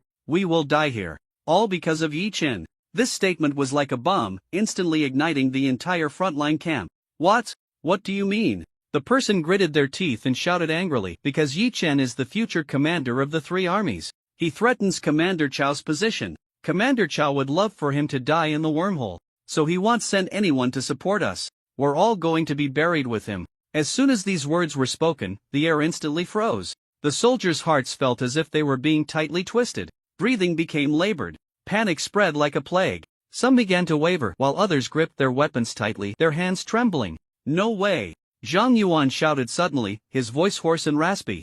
"Commander Chao would never abandon us. Just hold on a little longer. Support will definitely come." Yet even so, he himself felt uncertain. It had been 2 hours. From the Northern Military District to here, even if they ran on 2 legs, they should have arrived by now. But the battlefield remained eerily silent, only the roars of the insect race echoed. More and more people cast cold, piercing gazes towards Yi Chen. Their expressions were extremely complex: admiration, frustration, and deep resentment. Yi Chen fought bravely, no one could deny that. But they were going to die here all because of him. The air felt as if it was about to explode. At that moment, Tai Chongshan slowly walked over. His heavy footsteps sounded like war drums. He stopped in front of Yi Chen, his face cold, staring at him intently. Silence lingered for 3 seconds, the voice as hard as iron. If Commander Chow really wanted to kill you, he wouldn't come to support. Does that mean as long as we kill you now Commander Chow will send troops to save us? Zhang Yuan suddenly rushed forward. He stood in front of Yi Chen, fists clenched, eyes bloodshot. Who dares to touch my brother? They'll fight him to the death. His roar stunned everyone. Yi Chen looked up, glancing at him lightly. He reached out and patted his shoulder. In the next moment he pulled Zhang Yuan behind him. The atmosphere suddenly turned icy. My current identity is the commander of the 3 armies. His voice was deep, chilling to the bone. If Chao Weiwu really wants to use the insect race to kill me, then you everyone in the assault camp won't be able to survive. Because only the dead won't talk. The air fell into a dead silence. Everyone's heart trembled. Yi Chen continued, his voice colder and harder. If Commander Chow can really use you to set up a killing game, then it shows. In his eyes, you are nothing but discarded pawns. Since that's the case, rather than fighting among ourselves, it's better to join me and break out. Boom! This sentence shattered the silence like thunder. Tai Chongshan's eyes turned blood red. He suddenly turned around, swinging his knife and roaring, "Did you hear that? Whoever dares to say another word to disturb the morale, I'll execute him on the spot according to military law." The battle knife swept across, killing intent sweeping through. The assault camp fell silent one by one. After speaking, Tai Chongshan turned around, his gaze fixed firmly on Yi Chen. His voice was low, tinged with urgency. "At a time like this, you're still so calm. Do you have a way to deal with this?" Yi Chen slowly nodded. His movements were light, yet they felt like a boulder crashing into everyone's hearts. Tai Chongshan was stunned. His pupils suddenly constricted. His heart sank and then raced. "You really have one? Impossible. Absolutely impossible." In the command room of the Northern Military District, Chao Weiwu suddenly stood up, his voice booming as he stared at Yi Chen on the screen, waving his hands repeatedly. "To make the wormhole space collapse, there's only one way. Rush to the wormhole entrance and smash the core that maintains it." He gritted his teeth, his tone carrying a hint of reckless frivolity. "But after entering the insect race, it's the vast universe. The assault camp doesn't have any equipment to operate in space. Low temperatures, radiation, vacuum. Anyone who goes there will only meet a dead end." As his words fell, he laughed. The laughter was unrestrained, carefree, even somewhat relaxed. But Chao Long could see it. His father was anxious. Because Yi Chen, with just a few words, had completely resolved the contradictions within the assault camp. Even turned it around, planting a thorn in their hearts. This battle, even if the assault camp could return alive, their loyalty to Chao Weiwu would significantly decrease.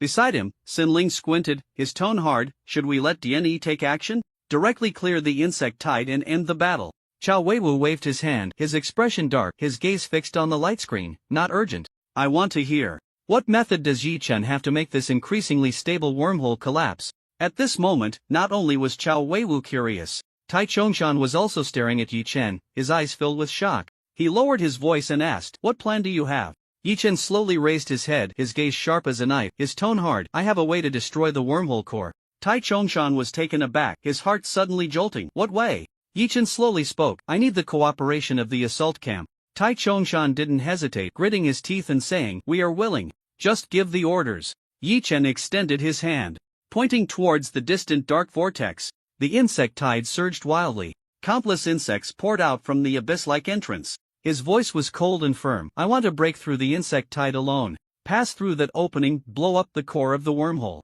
Boom! As the words fell, the entire place fell silent. The next second, the channel of the assault camp exploded. "What? Are you crazy? That's a death wish." Tai Chongshan couldn't help but roar in anger. "This is impossible. Yi Chen, do you even know what you're saying? Not to mention, you want to fight your way against the swarm to the entrance. Even if you really make it, behind the entrance is the vast, boundless universe. You're not carrying any equipment that can operate in space. Rushing in, what's the difference from seeking death?" If Yi Chen were at the Martial King level, Tai Chongshan wouldn't have stopped him for a moment. A Martial King can unleash their domain, racing briefly in the universe. But Yi Chen? He was only at the early stage of the Martial Master realm. He was still far from the Martial King, a distance of 100,000 miles. Want to survive in the universe?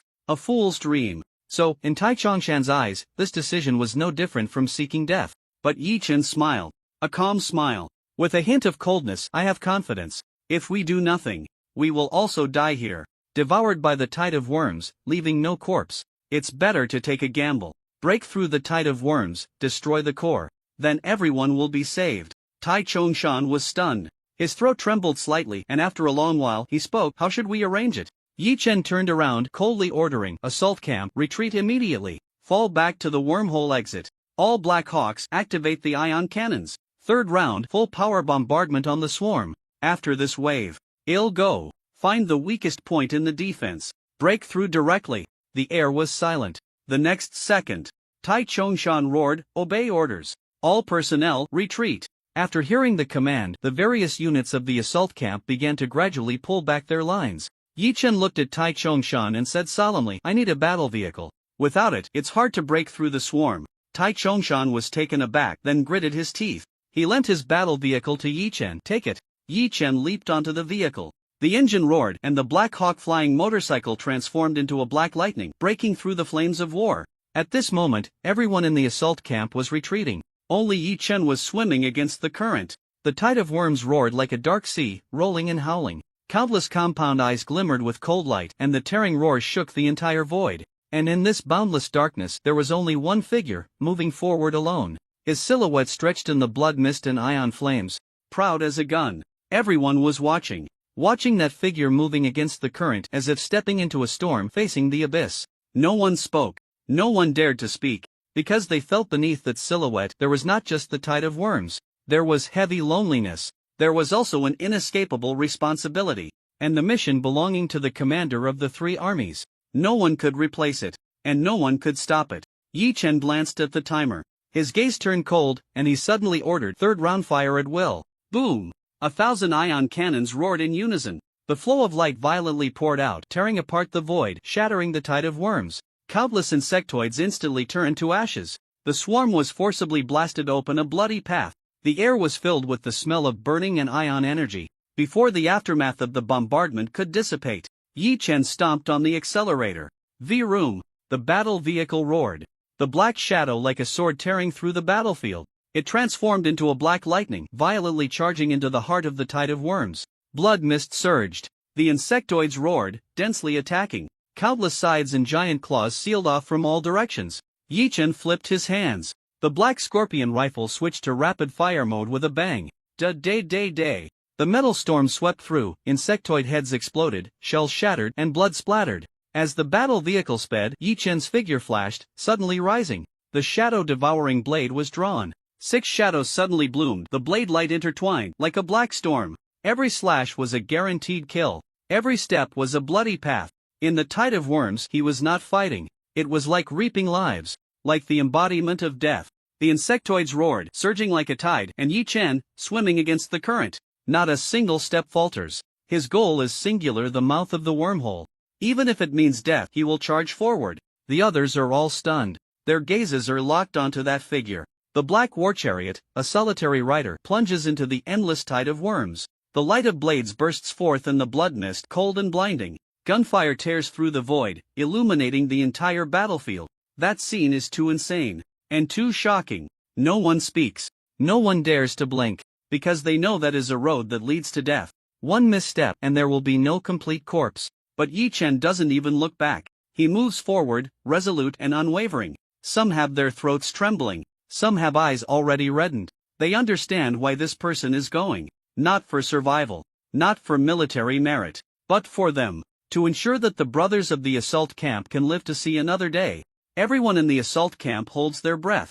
They can't help with anything. The energy of the Black Falcon is completely exhausted. The ion cannon can no longer be activated. The guns in their hands are out of bullets. Even the battle blades are shattered beyond recognition. The only thing they can do is one thing: watch. Watch as Yi Chen, alone, goes against the tide of worms, charging madly. The insect race seems to sense the danger. They roar wildly, surging in from all directions, wrapping around Yi Chen. That scene is as if darkness is swallowing light. Yi Chen's war chariot is submerged in the sea of worms. His figure pauses. The speed suddenly halts.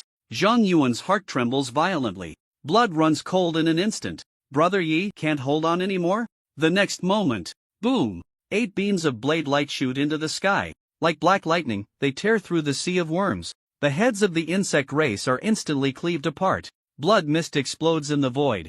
8 beams. The crowd is so shocked they can't speak. Because they see beside Yi Chen, 8 clones appear. The shadow-devouring blade manifests 8 shadows, killing alongside him. Blade light crisscrosses, cold brilliance tearing through the entire tide of worms. Before they can finish their astonishment. The 9th, the 10th, 2 beams of blade light erupt in succession. 10 blade shadows, like a raging tide, forcibly tear through the insect race's blockade, carving a bloody path. At this moment, the assault camp completely erupts. Some are filled with passionate blood, shouting out loud, "The commander is invincible! Kill!" The dead silence in their hearts is completely ignited. Not just them. Even in the Northern Military District command room, Chao Weiwu stands up abruptly at this moment, staring intently at the screen, his eyes filled with shock. Yi Chen exhales a breath of turbid air. Sweat flows down the side of his neck. His gaze, however, grows even colder.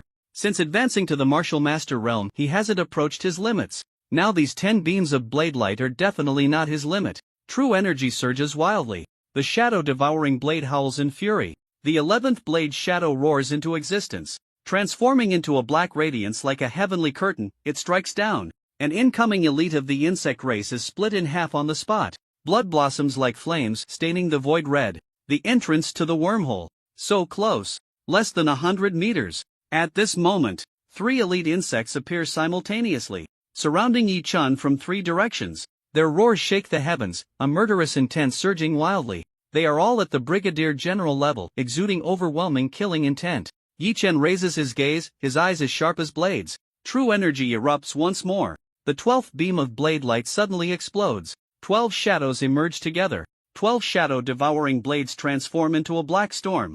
Slash! Boom! The 3 elite insects, before they can even make a move, are directly devoured by the 12 shadows, shredded to pieces. Blood-red light rain fills the entire void. The aura of slaughter drowns out the insect race's roars. The entrance to the wormhole. Right ahead. A step away. Suddenly, a terrifying aura descends with a roar. The entrance to the wormhole suddenly expands. The void trembles, the vortex surges wildly. Following that, a figure slowly steps out. It is a humanoid, but draped in cold insect armor. The shell is pitch black, cold light swirling, with patterns resembling ancient mysterious runes. Its eyes flicker with blood-red light, carrying endless killing intent. At this moment the entire place falls into silence, everyone's heart sank suddenly. It felt as if a colossal stone was pressing down on them, and their breath froze in an instant. It's over. Someone's throat was dry, trembling as they uttered 2 words. The brave general. The brave general of the insect race. A true harvester of war. A terrifying existence that crushed the martial king and swept across the battlefield. The frontline camp was engulfed in despair. Their hearts completely collapsed. They could not withstand it. They were so close to victory, yet it felt as if an abyss separated them. Despair spread like madness. The battlefield was eerily silent. Only the sound of the brave general's slow footsteps echoed in everyone's ears. However, just as everyone held their breath, Yi Chen charged forward. Without a hint of hesitation. Without an ounce of retreat. The war chariot sped wildly, blood-red blades soaring into the sky. The shadow-devouring blade roared suddenly. 12 dark shadows manifested, surrounding Yi Chen. Kill! He roared, and 12 beams of light tore through the void. Like a black tide of annihilation, they poured down. Boom! The air trembled, the wormhole shook, and blood light erupted.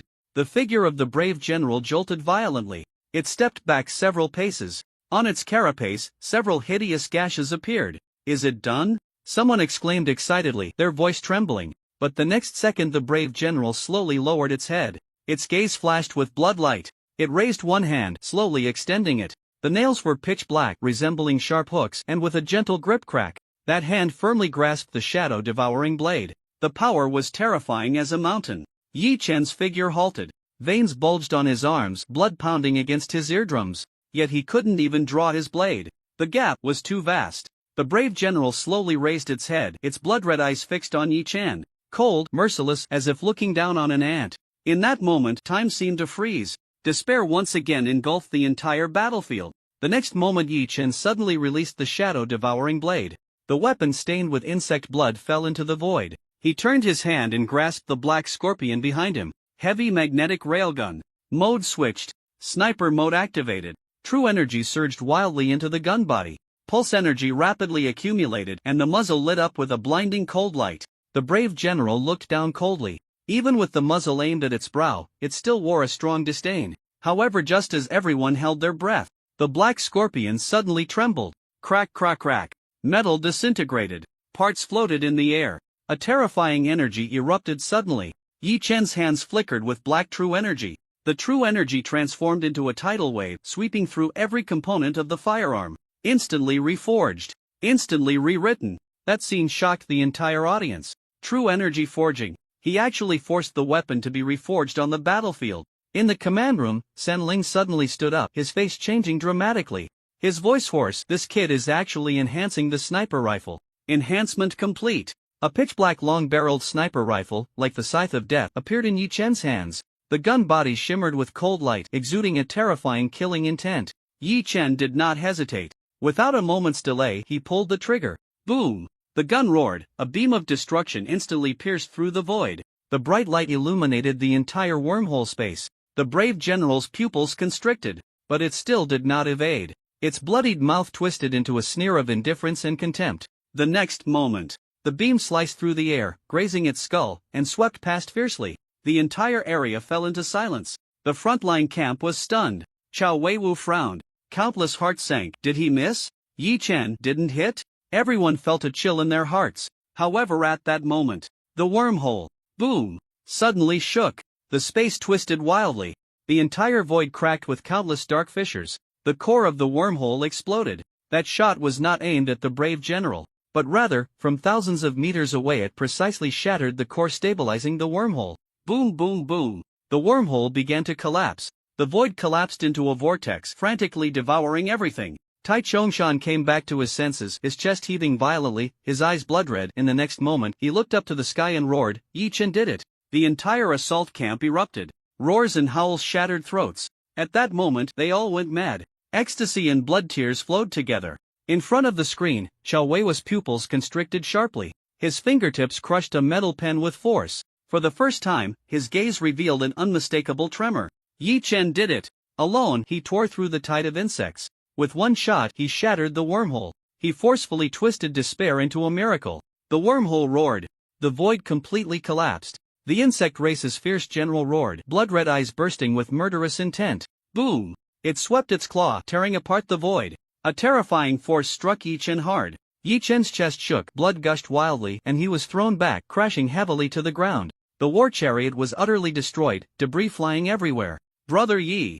Zhang Yuan roared, his eyes blood-red. The fierce general howled, a giant shadow blocking the sky. The tide of insects surged madly, darkness like the sea, instantly engulfing Yi Chen. Just then, boom! Countless Black Falcon war chariots, engines burning, completely overloaded. One after another, they crashed fiercely into the tide of insects. The will to fight, no life, only death. Brothers, charge! Cover Commander Yi, retreat! Tai Chongshan roared, the war chariot roaring, transforming into a streak of fire, rushing into the heart of the swarm. Engines exploded, flames devoured. The violent shockwave lifted countless insect bodies. Roaring, exploding, howling. The soldiers of the assault camp surged like a torrent of burning steel. One war chariot after another detonated completely. Flesh collided, black falcons turned into flames, carving a bloody path. Zhang Yuan rushed over, grabbing Yi Chen's shoulder, holding him tightly. He roared, tearing his throat, Brother Yi, let's go. Yi Chen propped himself up, covered in blood, his eyes blood-red, fists clenched tightly. I can still. Before he could finish, Zhang Yuan suddenly yanked him, shouting, the wormhole is going to collapse. If you don't leave now, you won't make it out. We can die, but you can't die. Behind them, Tai Chongshan roared to the sky, leading the remaining brothers in a mad charge. The cries echoed through the collapsing void, cover the commander. Cover Yi Chen's retreat. One soldier after another charged into the swarm. Blood sprayed wildly. Debris flew everywhere. Flames turned the wormhole into a blood-colored hell. Yi Chen's fists were clenched so tightly that blood seeped out. His eyes were a sea of red. The wormhole trembled. The collapsing darkness crazily devoured everything. Yet, he could only be dragged by Zhang Yuan, sprinting towards the exit. Behind them were the soldiers' roars. Countless blood shadows rushed into the sea of insects without hesitation. At that moment, it felt like hell was burning. Boom! The insect race's fierce general roared, blood light soaring to the sky. In the next moment, the manifestation of the law appeared. A massive black shadow, like a towering demon god, shattered the void, charging towards Yi Chen with destructive pressure. It finally understood Yi Chen was the greatest threat. This child must not leave alive. The might of the law swept through the entire wormhole. The void shattered, space ruptured. Zhang Yuan felt as if his organs were being crushed, his throat tasted sweet, and blood nearly spewed out. Fear gnawed at his nerves. He knew that once this claw fell, both he and Yi Chen would have no place to die. Yet, he still held on to Yi Chen tightly, gritting his teeth, running for their lives. With all his strength towards the exit. Just then at the exit, a tall figure suddenly appeared. The cold wind swirled, and his silhouette stood like an unmoving iron tower.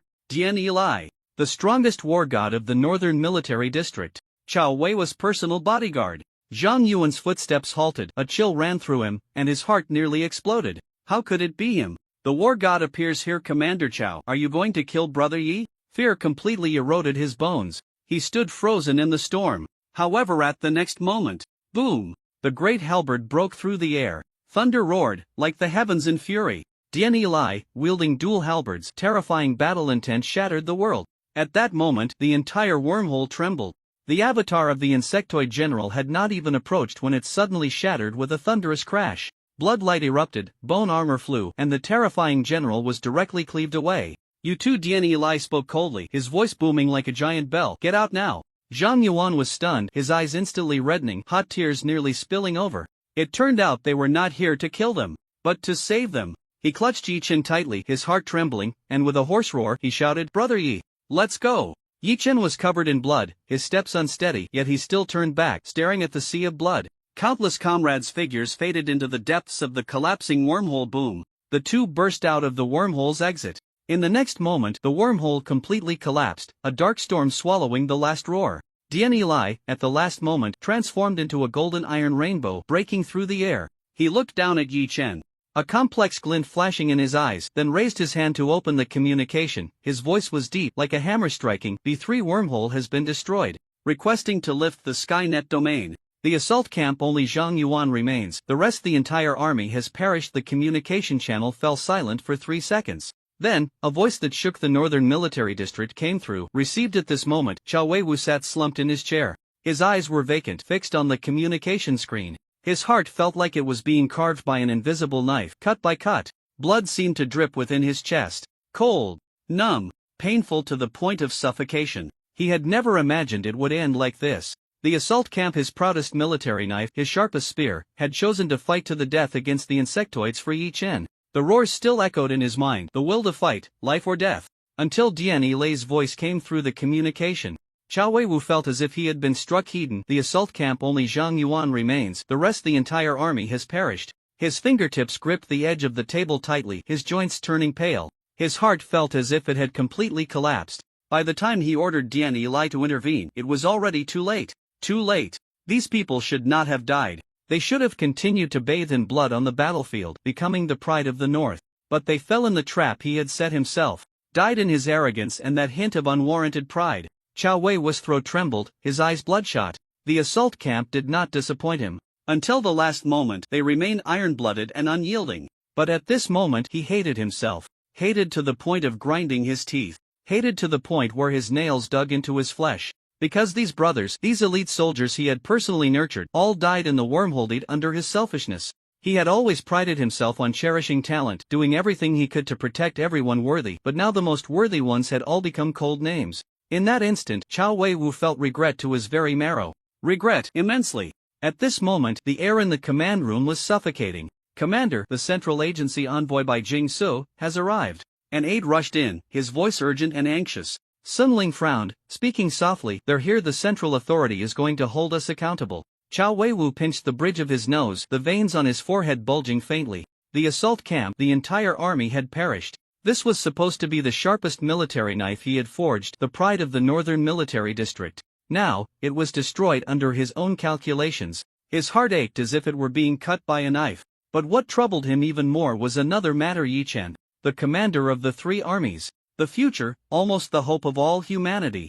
The focus of all eyes. And now, the whole world was watching the northern military district. Yi Chen had narrowly escaped death, almost perishing in the tide of insects. And all of this was simply because he had not sent troops to support. This matter would become a sharp sword. A sword that everyone could wield to strike at him. Chao Wei slowly raised his head, his gaze sharp as a knife, whispering, Karma is coming. Boom! The door to the command room was pushed open. The cold wind swept in. A tall figure stepped in. White hair, like snow. A cold light flowed over him. By Jinxa, Central Envoy, Blade of the Central. The footsteps were clear. Tap, tap, tap. Each step felt like a hammer striking the heart. Sun Ling instinctively held his breath. The officers were silent as the grave. The air was cold enough to frost. Bai Jingce raised his eyes. His gaze was as cold as ice. It fell on Chao Weiwu. No unnecessary movements. No extra expressions. He simply spoke. His voice was low and cold.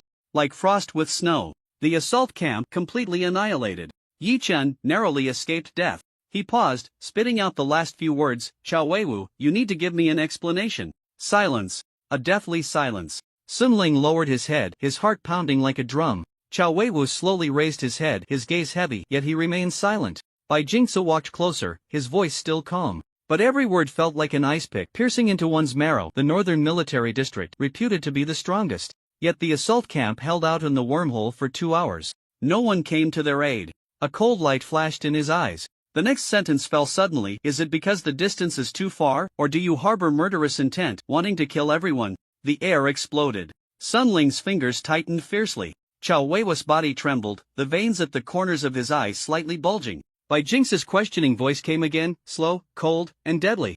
Are you plotting against the Zerg, or? In that moment, his gaze was sharp as a blade. Your own compatriots? Chao Weiwu's spine suddenly stiffened. For the first time, his eyes showed a tremor. His breath quickened for a moment but was forcefully suppressed. His fingertips dug into his palm, blood rising. Bai Jingce looked down at him. His voice was deep, yet it suffocated everyone. If today this matter does not give the people an explanation, the Central will personally provide you with one. Bai Jingce's cold words fell, and the entire command room instantly froze. Now, where is Ji Chen? He spoke again, continuing, I want to personally confirm that he is safe.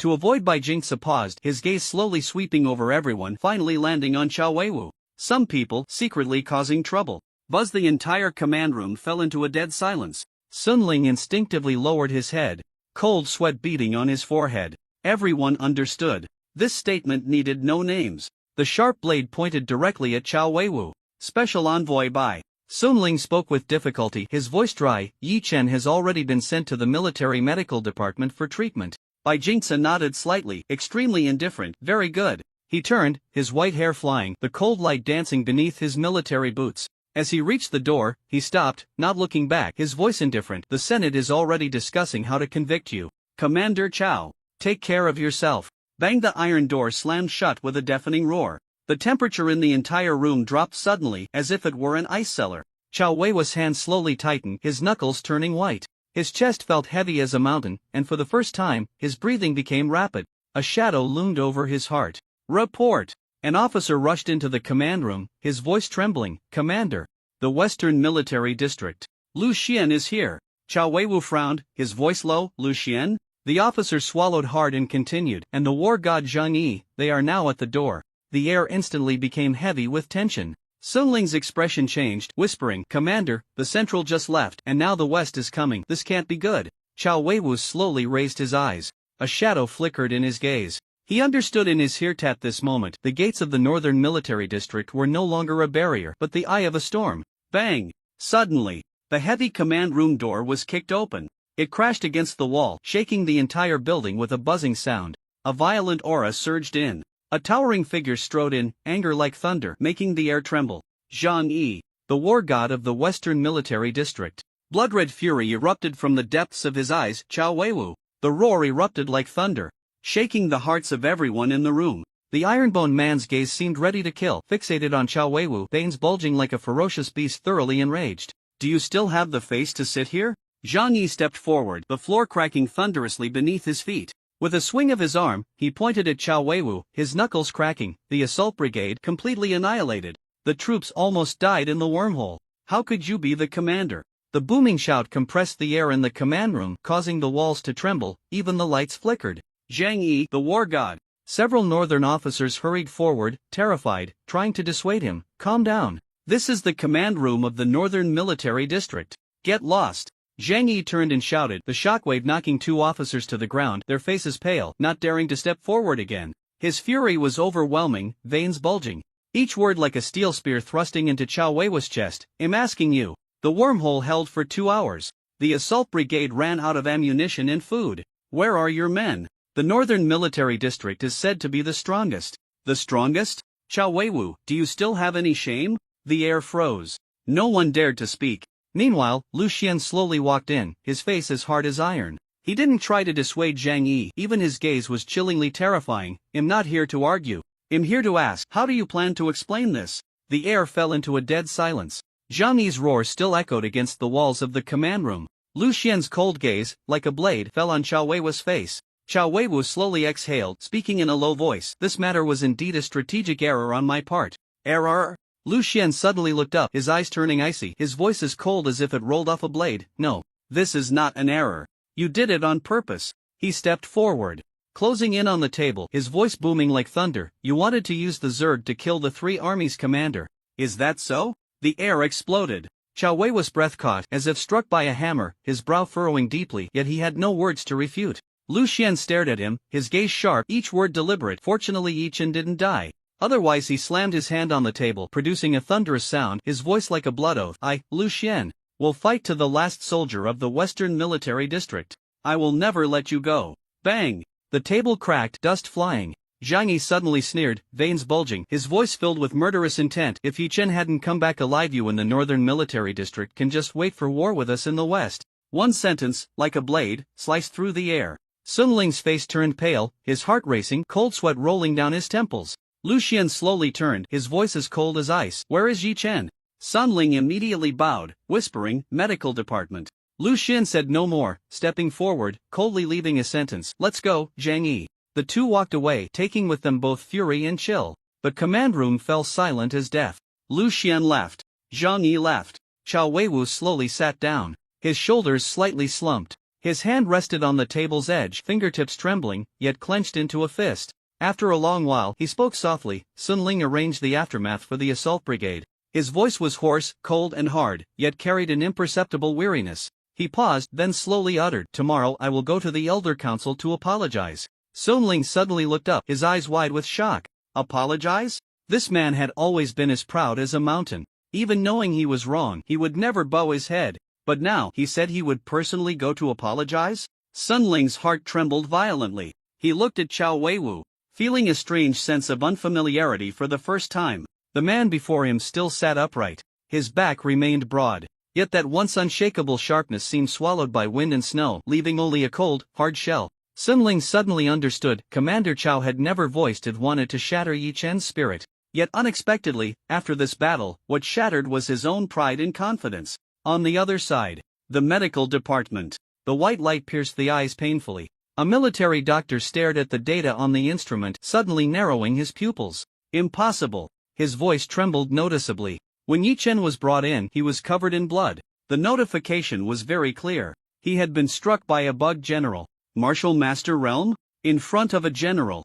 It was as fragile as paper. To come back alive was already a miracle. But now data fluctuated. The fractures in the bones were closing. The internal injuries were half healed. The doctor breathed rapidly, his voice hoarse. Is this still a human? Footsteps suddenly echoed.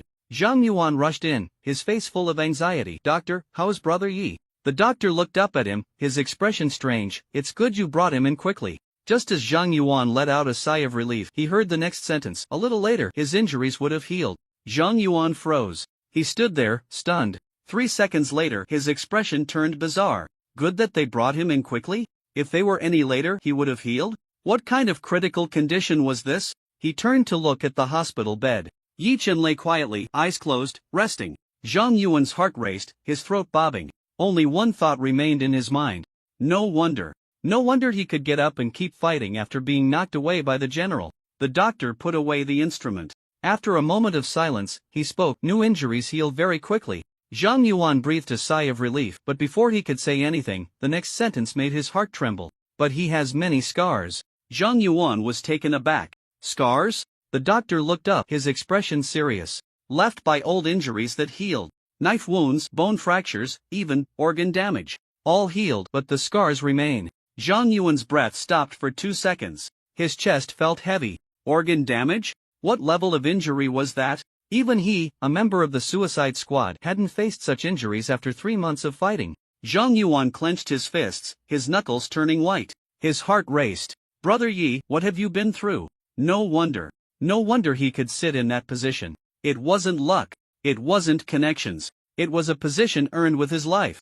Just then, the door to the ward was pushed open. Bai Jingce walked in, dressed in a white trench coat with cold lines and steady steps. No pleasantries. He just glanced at Yi Chen. That glance was like confirmation or perhaps evaluation. Special envoy? Zhang Yuan saw the badge on Bai Jingce and quickly stood at attention. You all go out first, I have something to say to him, Bai Jingce said flatly.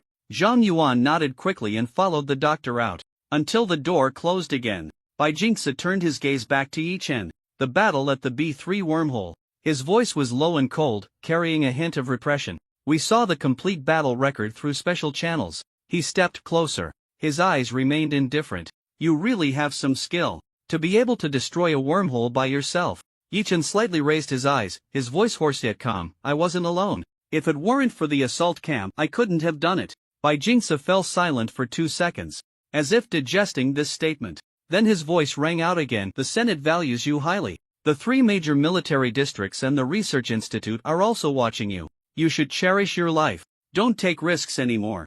As he spoke, he took out a badge from inside his trench coat. Silver white, with a cold gleam. It was engraved with complex patterns, a faint light swirling around it. He gently placed the badge beside Yi Chen. His voice was even lower than before. In danger, inject your true energy to activate the device above. I will be transported over immediately.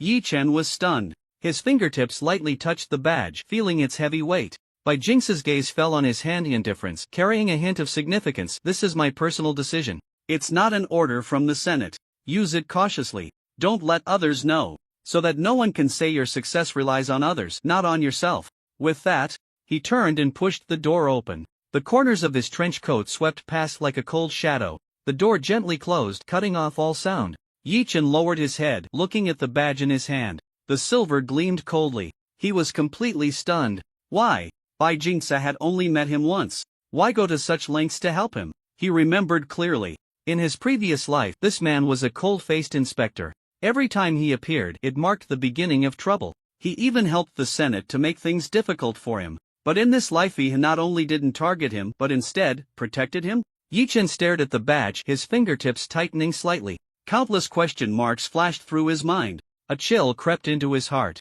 Could it be that Bai Jingce was fishing for evidence? Before he could think further, the door was pushed open. Heavy footsteps approached, filled with anger. Lu Xian walked in front, his face ashen. Zhang Yi followed closely behind, his entire face dark enough to drip water.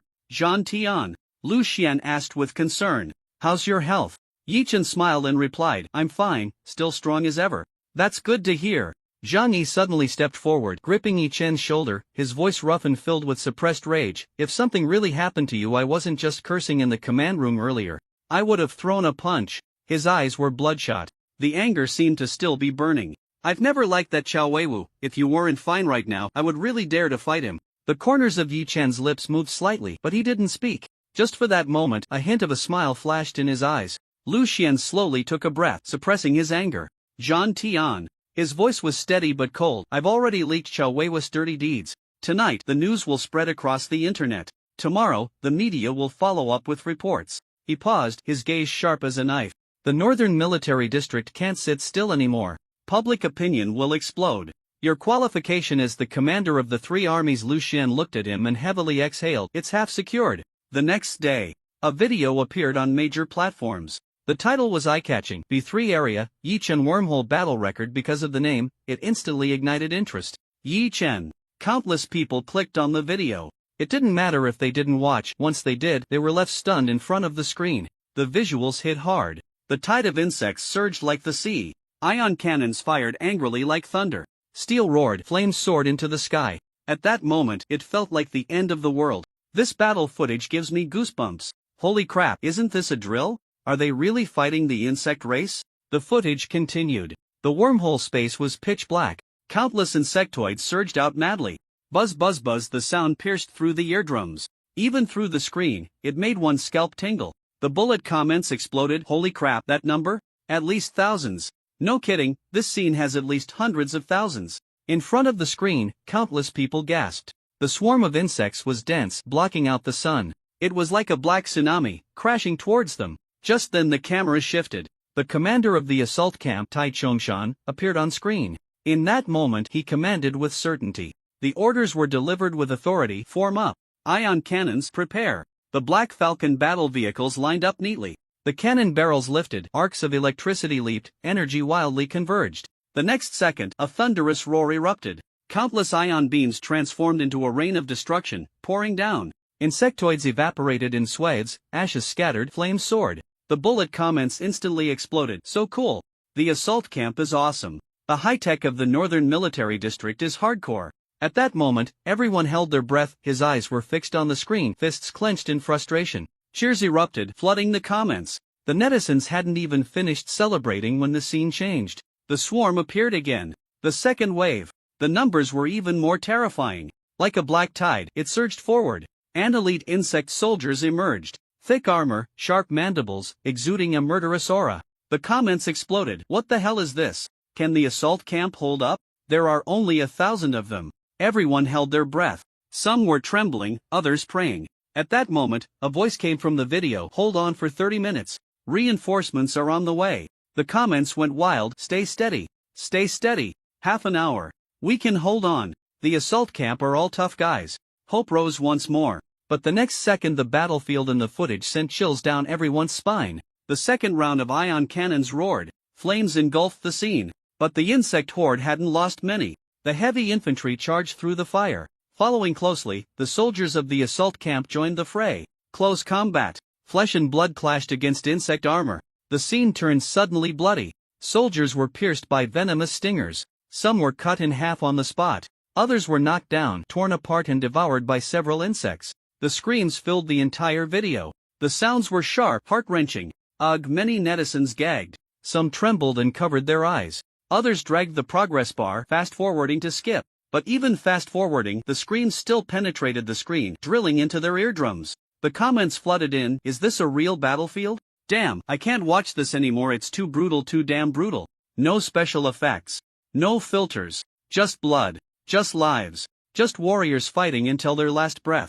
Just when everyone was about to despair, the camera suddenly turned. A shadow charged into the swarm. Rifle in hand, blades flashing. Several shadows followed him. Yi Chen. He had arrived. With one slash, he shattered insect armor. With one shot, he pierced through an insect soldier. Every strike was decisive and clean. Every move was a lethal blow. The comments exploded. Damn. Yi Chen is amazing. So cool.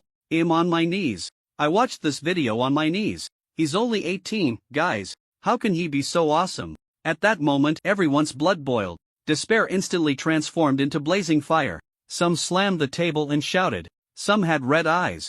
Others spammed, "This is the commander of the three armies." The comments kept pouring in. Yi Chen is invincible. The assault camp are all heroes. Brothers, hold on. But soon, someone noticed the time. Half an hour had passed. Where's the support? Didn't they say to hold on for 30 minutes? The comments began to fill with question marks. The footage continued to play. The soldiers of the assault camp were drenched in blood. Some had broken blades. Some had run out of ammunition. Some picked up shattered swords, hacking with broken edges. The scene grew increasingly brutal. The bodies piled up. The insect tide continued to surge. Why hasn't anyone come yet? What's the Northern Military District doing? How many brothers from the assault camp have died? The comments had completely changed. Just a second ago, they were filled with fervor. A second later, they were all anger. Someone shouted, "Damn, the video timeline has already passed 40 minutes. Where's the half-hour support? Is the Northern Command asleep?" The video continued to play. It wasn't calm, it wasn't hopeful. It was despair. Blood flew across the screen. The soldiers of the assault camp fought until their swords shattered. The insect tide continued to surge. Just then a roar suddenly came from the screen. The support isn't coming. Commander Chow has no intention of sending anyone. He wants to leave Yi Chen here. Maybe we all have to be buried with him. The voice thundered, crashing into the ears of every audience member. The barrage instantly spiraled out of control. What? Chow Weiwu? Some began to spam wildly. No way? Isn't he the spiritual leader of the Northern Military District? How dare he? Emotions exploded completely. Comments surged for power. He can even throw his own people away? The assault camp is full of iron-blooded men. He's colder than the Zerg. More people frantically flooded the screen. What about Yi Chen? Who's going to save them? Countless individuals trembled with anger. Some cried, some cursed, some slammed the table directly. Damn it. If this is true, I will never recognize Chao Weiwu as a hero again. Just as everyone was about to be consumed by rage, the screen shook again. Yi Chen spoke. His voice was calm, yet deafening. I will go alone to destroy the wormhole. The barrage froze for a second. The next moment, it exploded. Alone? Is he crazy? Commander, come back. But in the video, Yi Chen had already taken action. He turned, drew his knife, loaded his gun, and drove the war vehicle straight into the swarm of insects. The tide of bugs spread like an ocean, overwhelming. Yet, he was all alone. At that moment, the image was etched in people's hearts, a lone rider against 1,000. Unwavering. The blade light tore through the insect tide. The blood light illuminated the void. In the dark wormhole, only that solitary figure burst forth with endless light. The barrage went wild. The commander has gone mad. A real man. Damn. I'm crying. The comments section exploded. Yi Chen, awesome. This is the true light of humanity. He will definitely win. He will definitely bring the assault camp back. In the footage, Yi Chen charged fiercely towards the wormhole entrance. Every step carried a thunderous killing intent. Every swing of the knife revealed a flickering blade light. The barrage on the screen instantly exploded. This kid is too fierce. So cool. Yi Chen is invincible. But just as Yi Chen was within 5 meters of the Zerg commander appeared. An invisible sense of oppression rushed over and the barrage fell silent. It's over, there's no way to beat this. This is a huge gap then. Yi Chen stopped. He even fell into a disadvantage in front of the Zerg commander. At that moment, everyone clenched their fists. Come on. Just a little more, the last bit.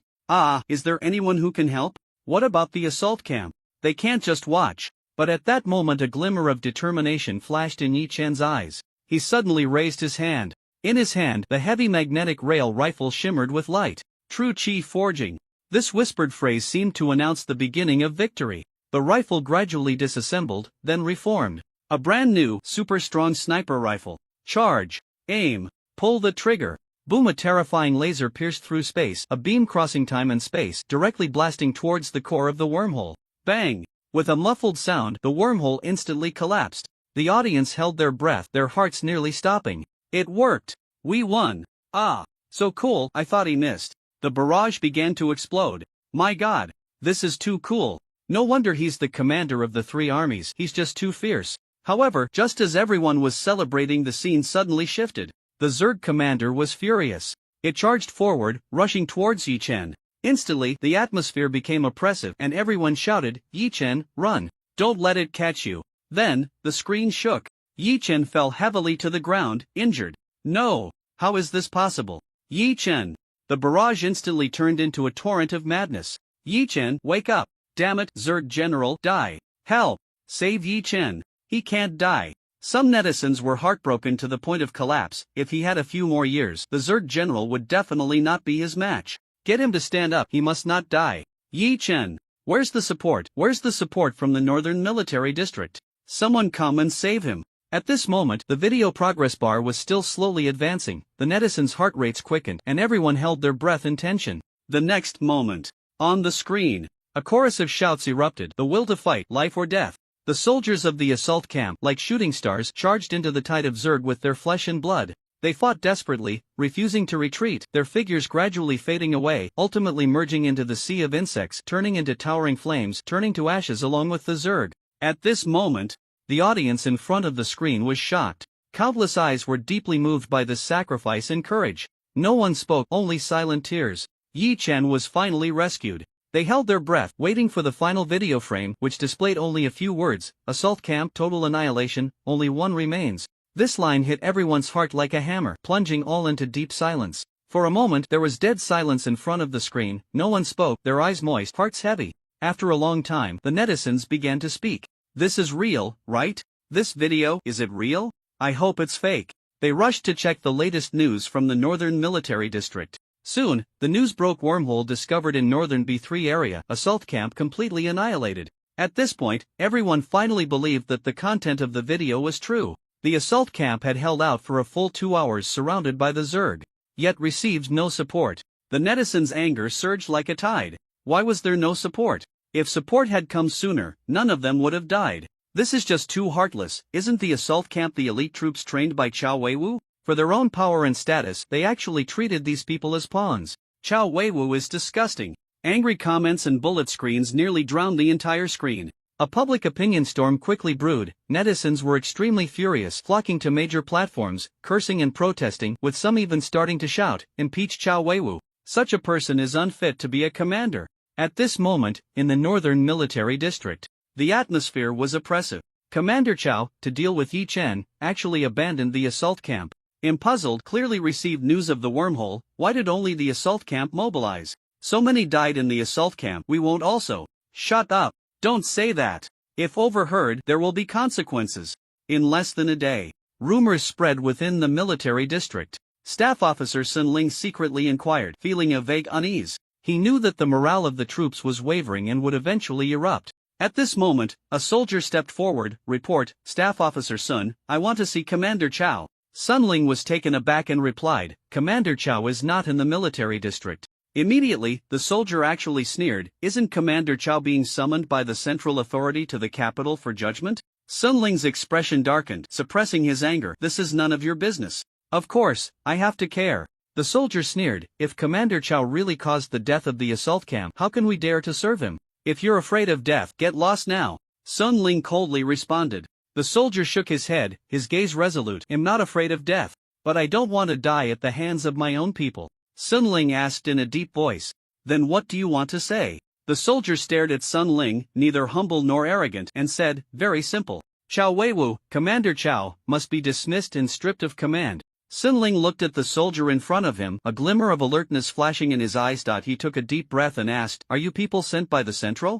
The soldier nodded, his expression indifferent. That's right, I am one of the Central. He paused and continued, the elders have long suspected that Chao Weiwu harbored murderous intentions towards Yi Chen. So, they installed a recording device on Yi Chen early on. Every move Yi Chen made in the wormhole was recorded. Sun Ling's expression changed slightly, a chill rising in his heart. The soldier looked at Sun Ling, his tone calm. Not only that, now, the morale in the northern military district is in turmoil. It is precisely the fire we have ignited. He paused, his tone heavier. Now, Chao Weiwu has already lost the support of his troops. At this moment, there is only one way: acknowledge Yi Chen as the commander of the three armies and resign voluntarily, taking responsibility for this matter. Chapter 167. Civil war is about to erupt at this moment in the imperial capital, the Central Judgment Hall. 3 elders and 7 special envoys sat in a circle before Chao Weiwu. The atmosphere was serious and oppressive. Lin Taihe spoke first, his voice cold.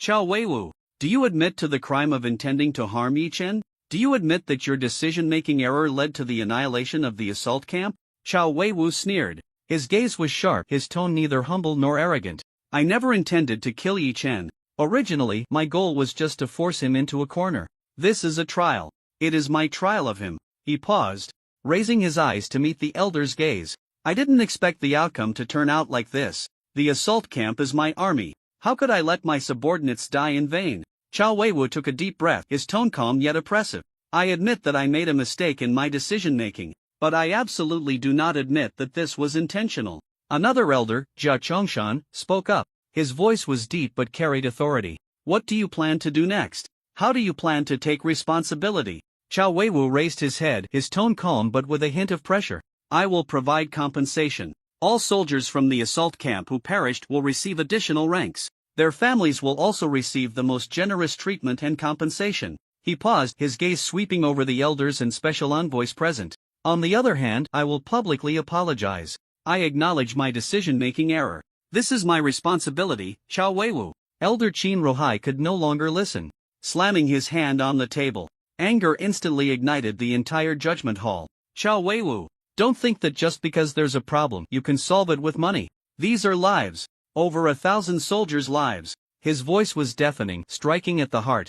Originally, they could have lived. And now you have caused their deaths. Qin Rohai pointed at Chao Weiwu, his face pale with rage. You are unworthy to sit in the commander's position. You need to get out of here right now. Resign from your position immediately. As soon as these words were spoken, everyone's gaze once again focused on Chao Weiwu, eager to see how he would choose. Chao Weiwu slowly opened his mouth. His voice was neither hurried nor slow but carried a chill. The assault camp has been completely annihilated. I am more saddened and heartbroken than you. I can name every soldier in the assault camp. I remember every contribution they made. His gaze shifted directly to several elders. And what about you? The Elder Council is merely using the death of the assault camp to weaken my influence in the Northern Military District, so that Yi Chen can step over me to rise to power. A cold laugh broke the oppressive air. From this perspective, how are you, a group of blood-sucking elders, any better than me? As soon as these words were spoken, the expressions of several elders darkened instantly. Before they could speak, Xiao Weiwu had already raised his head and coldly said, "If you want me to get out, fine, let me step down from the position of commander, and I can. But first, ask my subordinates. First, ask my soldiers whether they are willing." Xiao Weiwu's voice gradually rose, carrying an oppressive weight. "Don't think that the morale of the Northern Military District can be shaken by just a few of your words. I, Xiao Weiwu, have always been generous towards my subordinates and those with talent. Do you believe it? If I leave the Northern Military District, those who follow me will not just be soldiers. There will also be all the war gods of the Northern Military District. All the senior officers. Even several other advisors will follow me. By then, Yi Chen, even if you can take control of the Northern Military District, it will only be an empty position of military power with no one to command." Lin Tai has suddenly slammed the table. His angry shout echoed throughout the hall. "Xiao Weiwu, do you dare to threaten the Senate?" Xiao Weiwu slowly raised his head. His gaze was as cold as a knife. "Threaten?" He laughed, a chilling smile. "You all have plotted against me one by one. What do I have left to fear?" His voice suddenly rose, filled with fierce dominance. "At worst we all fight it out. Whoever's fist is stronger gets to speak." At that moment, the hall fell silent. Even the air seemed to freeze. The elders were shocked. The envoys' expressions changed. They did not expect Xiao Weiwu to say such words. This was not just a fit of anger. This was stirring the very foundation of the military. If the Northern Military District truly turned against the central government, what would happen to the Dragon Nation? The insect race would take the opportunity to invade. Other countries would also take advantage of the situation. By then, war would sweep across the entire Dragon Nation. Lives would be devastated. The land would be shattered. Qin Ruhai was burning with anger. He slammed the table. "Someone, arrest Xiao Weiwu for treason." The air instantly froze. A coldness spread and a murderous intent surged. At that moment, "Stop!" The door was pushed open. A cold voice broke the deadlock. Everyone was startled and turned around abruptly. Yi Chen. He walked in. Standing tall, his military uniform neat, his steps steady, his black hair was clean and his expression calm. The moment Qin Ruhai saw him, his brows slowly relaxed. Lin Taihe squinted his eyes, remaining silent. Jia Chongshan's gaze softened. Bai Jingse withdrew his cold eyes, gently raising his gaze to look at him. Even Xiao Weiwu's breath slightly paused. The sharp light in his eyes gradually retracted, revealing a rare hint of guilt. The tense atmosphere felt as if it had been paused by this figure. The air began to flow again. Yi Chen walked to the center of the hall. His gaze was calm, his voice steady. "Elders, envoys, and Commander Chao, I have something to say to you." Yi Chen stepped into the arena. His voice was calm, yet it sent a tremor through everyone's hearts. In the assault camp, 1,352 people died. All died in the wormhole. If support had arrived 10 minutes earlier, they would not have died. The entire hall fell into dead silence. I am not here to assign blame, because blaming one person will not bring back any life. I am here today to ask one thing: are we still going to fight the insect race? Can our dragon nation still hold on? His voice grew colder. If we are to fight, then stop the power struggles. If we want to win, we must set aside our hatred first. The Northern Military District is the Great Wall of our Dragon Nation, our strongest spear and shield. I hope this Great Wall stands shoulder to shoulder with me, not as an obstacle in front of me. As soon as these words were spoken, Xiao Weiwu's hand slowly clenched. The elders gradually raised their heads. They looked at Yi Chen, unable to suppress the shock in their hearts. They did not expect such profound words of righteousness to come from the mouth of an 18-year-old youth. Immediately after, Yi Chen turned to look at the elders' seats. The insect race will not wait for us to finish arguing. The next wormhole may open in the imperial capital. Perhaps it will bloom right at your doorstep. If at this moment we are still fighting for power, then it would be making a joke of all humanity. Inside the tribunal there was a deathly silence. The air seemed to freeze into ice. Lin Taihe stared at Yi Chen, his voice slowly rising. "Yi Chen, you said, what is your opinion?" Yi Chen raised his head. His gaze was calm, yet sharp. "My opinion is very simple." He paused, his voice resonating. "Xiao Weiwu's actions have already aroused public outrage. This is not a minor mistake. This is a huge strategic blunder. The assault camp, over 1,000 lives, all buried in the wormhole. His words, each one, struck at the hearts of the people. Chao Weiwu frowned deeply, but he did not speak.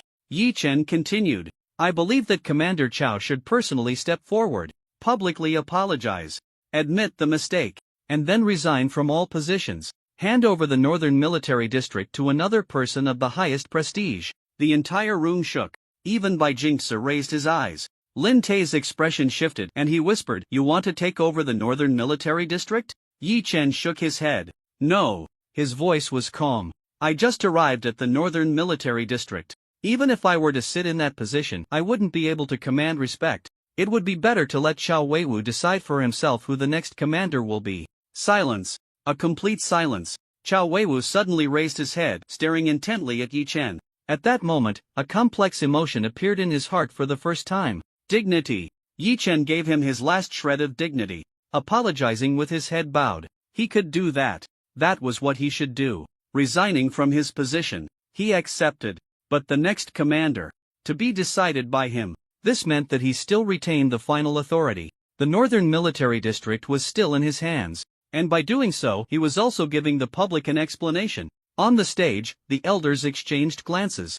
No one expected Yi Chen to make such a proposal. This was too lenient. Qin Rohai slammed the table, angrily shouting, Absurd! Such a punishment is simply child's play. Chao Weiwu's decision-making error led to the deaths of over 1,000 soldiers from the assault camp. According to military law, even if he were to be thrown into prison immediately, it would not be excessive. The voice echoed, and the entire room fell into a dead silence. Yi Chen slowly raised his head. His gaze was as calm as water. Elder Qin is not wrong. The deaths in the assault camp are a painful sacrifice. But may I ask, why has the Northern Military District become the top of the 3 military districts? Because of Chao Weiwu. In these years, how many military achievements has the Northern Military District accomplished? How many talents has Chao Weiwu supported? How much has he sacrificed for the Dragon Kingdom, for humanity? The elders fell silent. Yi Chen's voice was steady and powerful. If, based solely on one mistake, he is to be completely cast into the abyss. May I ask, what does this mean for other commanders? They will be afraid. Afraid to make decisions, afraid to take responsibility, afraid to be held accountable. At that time, they will be timid on the battlefield, not daring to give orders. Can we still fight against the insect race? As his words fell, the entire hall was deathly quiet. Lin Taiha frowned, Jia Chongshan fell into deep thought, and Qin Rohai pressed his lips tightly together, saying nothing. Even Bai Jingse, in his cold gaze, flashed a hint of surprise. The 3 elders remained silent for a long time. After a moment, Lin Taiha suddenly asked, Yi Chen, Chao Weiwu almost got you killed. Why do you still want to speak up for him? Yi Chen looked at Chao Weiwu, his expression calm. In the final moments, our survival was entirely thanks to Dian Eli, the war god, coming to our aid. Dian Eli is Chao Weiwu's personal bodyguard. In the end, he was the one who saved me. This shows that Chao Weiwu did not intend to harm me. Otherwise, Dian Eli would not have left me alive. On the contrary, Chao Weiwu truly did not want me to die. That is why he sent his most trusted bodyguard to protect me. Only no one expected Xian's Haining would fight so fiercely. Upon hearing this, Chao Weiwu suddenly burst into laughter. Tears welled up in his eyes. The whole person revealed a relieved smile, as if the injustice had finally been vindicated. Ah, Yi Chen, you understand me, you truly understand me. Did you all hear that? I said, I really didn't mean to harm him. I also said, I truly didn't know Xian's Haining would fight so hard for him. If I were given another chance to start over, I would absolutely not abandon Xian's Haining. I regret it, I regret it. You all think I abandoned Xian's Haining, think I am heartless and ungrateful. In reality, I am suffering more than all of you. I regret more. I feel 1,000 times, 10,000 times more heartache. Chao Weiwu looked at Yi Chen, his expression excited. But he slowly shook his head. You are one of the few who understands me. You are also the genius I value the most. What a pity. What a pity. It's a pity that you were initially Lu Xian's soldier. It's a pity that you are still young, with insufficient merit and qualifications. What I regret even more is you are so damn excellent. Yet you are not my son. If you were my son, I would pass my position to you. In the Northern Military District, no one would dare to disobey. What a pity. What a pity. Chao Weiwu looked up to the sky and roared. The adjudication hall fell into a deathly silence. Even several elders were stunned. A few special envoys also turned their eyes, frowning slightly but did not speak. Yi Chen remained silent, looking at this warlord with a complex expression. After a moment, Lin Taihe slowly stood up, his expression solemn. He exchanged a few low words with the other two elders. Finally, a steady voice rang out, then we will follow Yi Chen's proposal. Chao Weiwu, select a new commander to succeed the Northern Military District. Chao Weiwu, you must publicly apologize. Additionally, the Senate has decided to detain you in the Central Agency's prison for 3 years. As punishment, the atmosphere in the entire adjudication hall instantly froze. Qin Ruhai still stared at Chao Weiwu with a cold, fierce gaze. Jia Chongshan sighed slightly, his expression complex. Chao Weiwu raised his head, a hint of relief flashing in his eyes. He slowly spoke, all right, Chao Weiwu, accept the punishment. Then, several guards came forward to take Chao Weiwu away. The matter came to a close. However, Yi Chen did not intend to leave. Instead, he raised his head and continued, elders, I have one more matter to report. The elders were taken aback. Lin Taihe spoke up, oh, go ahead. Yi Chen, you have made great contributions in the north and the rewards have not been given. What do you want? Yi Chen slowly shook his head. The rewards can be discussed later. Right now, there is a more serious matter. As soon as these words were spoken, the atmosphere in the adjudication hall tightened instantly. Lin Taihe frowned. What matter? Yi Chen's expression grew serious as he uttered a sentence in the B3 wormhole. When I was reforging the sniper rifle, I reforged the scope. The magnification distance has increased several times. When I shot and exploded the core of the wormhole, I saw. He paused, a cold light flashing in his eyes. Outer space. Beyond Blue Star, the insect race is gathering. And their gathering direction is above Longhua. Boom! The adjudication hall exploded in an instant. Several elders' faces changed dramatically. And even Bai Jingce and other special envoys suddenly looked up. Jia Chongshan's breathing quickened. Yi Chen, are you sure you didn't see it wrong? Yi Chen's gaze was like a knife. Absolutely not wrong. Qin Ruhai suddenly stood up. The chair crashed to the ground with a dull sound. He roared, Military Department. Immediately adjust the satellite images. I want the latest. Real time. The messenger dared not breathe, operating quickly. Buzz, the big screen lit up and the pitch-black universe appeared before everyone. Dead silence. No insect race. Only a few scattered starlights. The entire room was terrifyingly silent. Lin Taihe slowly exhaled, his voice deep as he spoke. Shantian, are you too tired in seeing things? Yi Chen raised his head, his gaze sharp and cold. Illusion? His voice was low but resolute. If I were hallucinating, could I still shoot through the core of a wormhole? The air froze once more.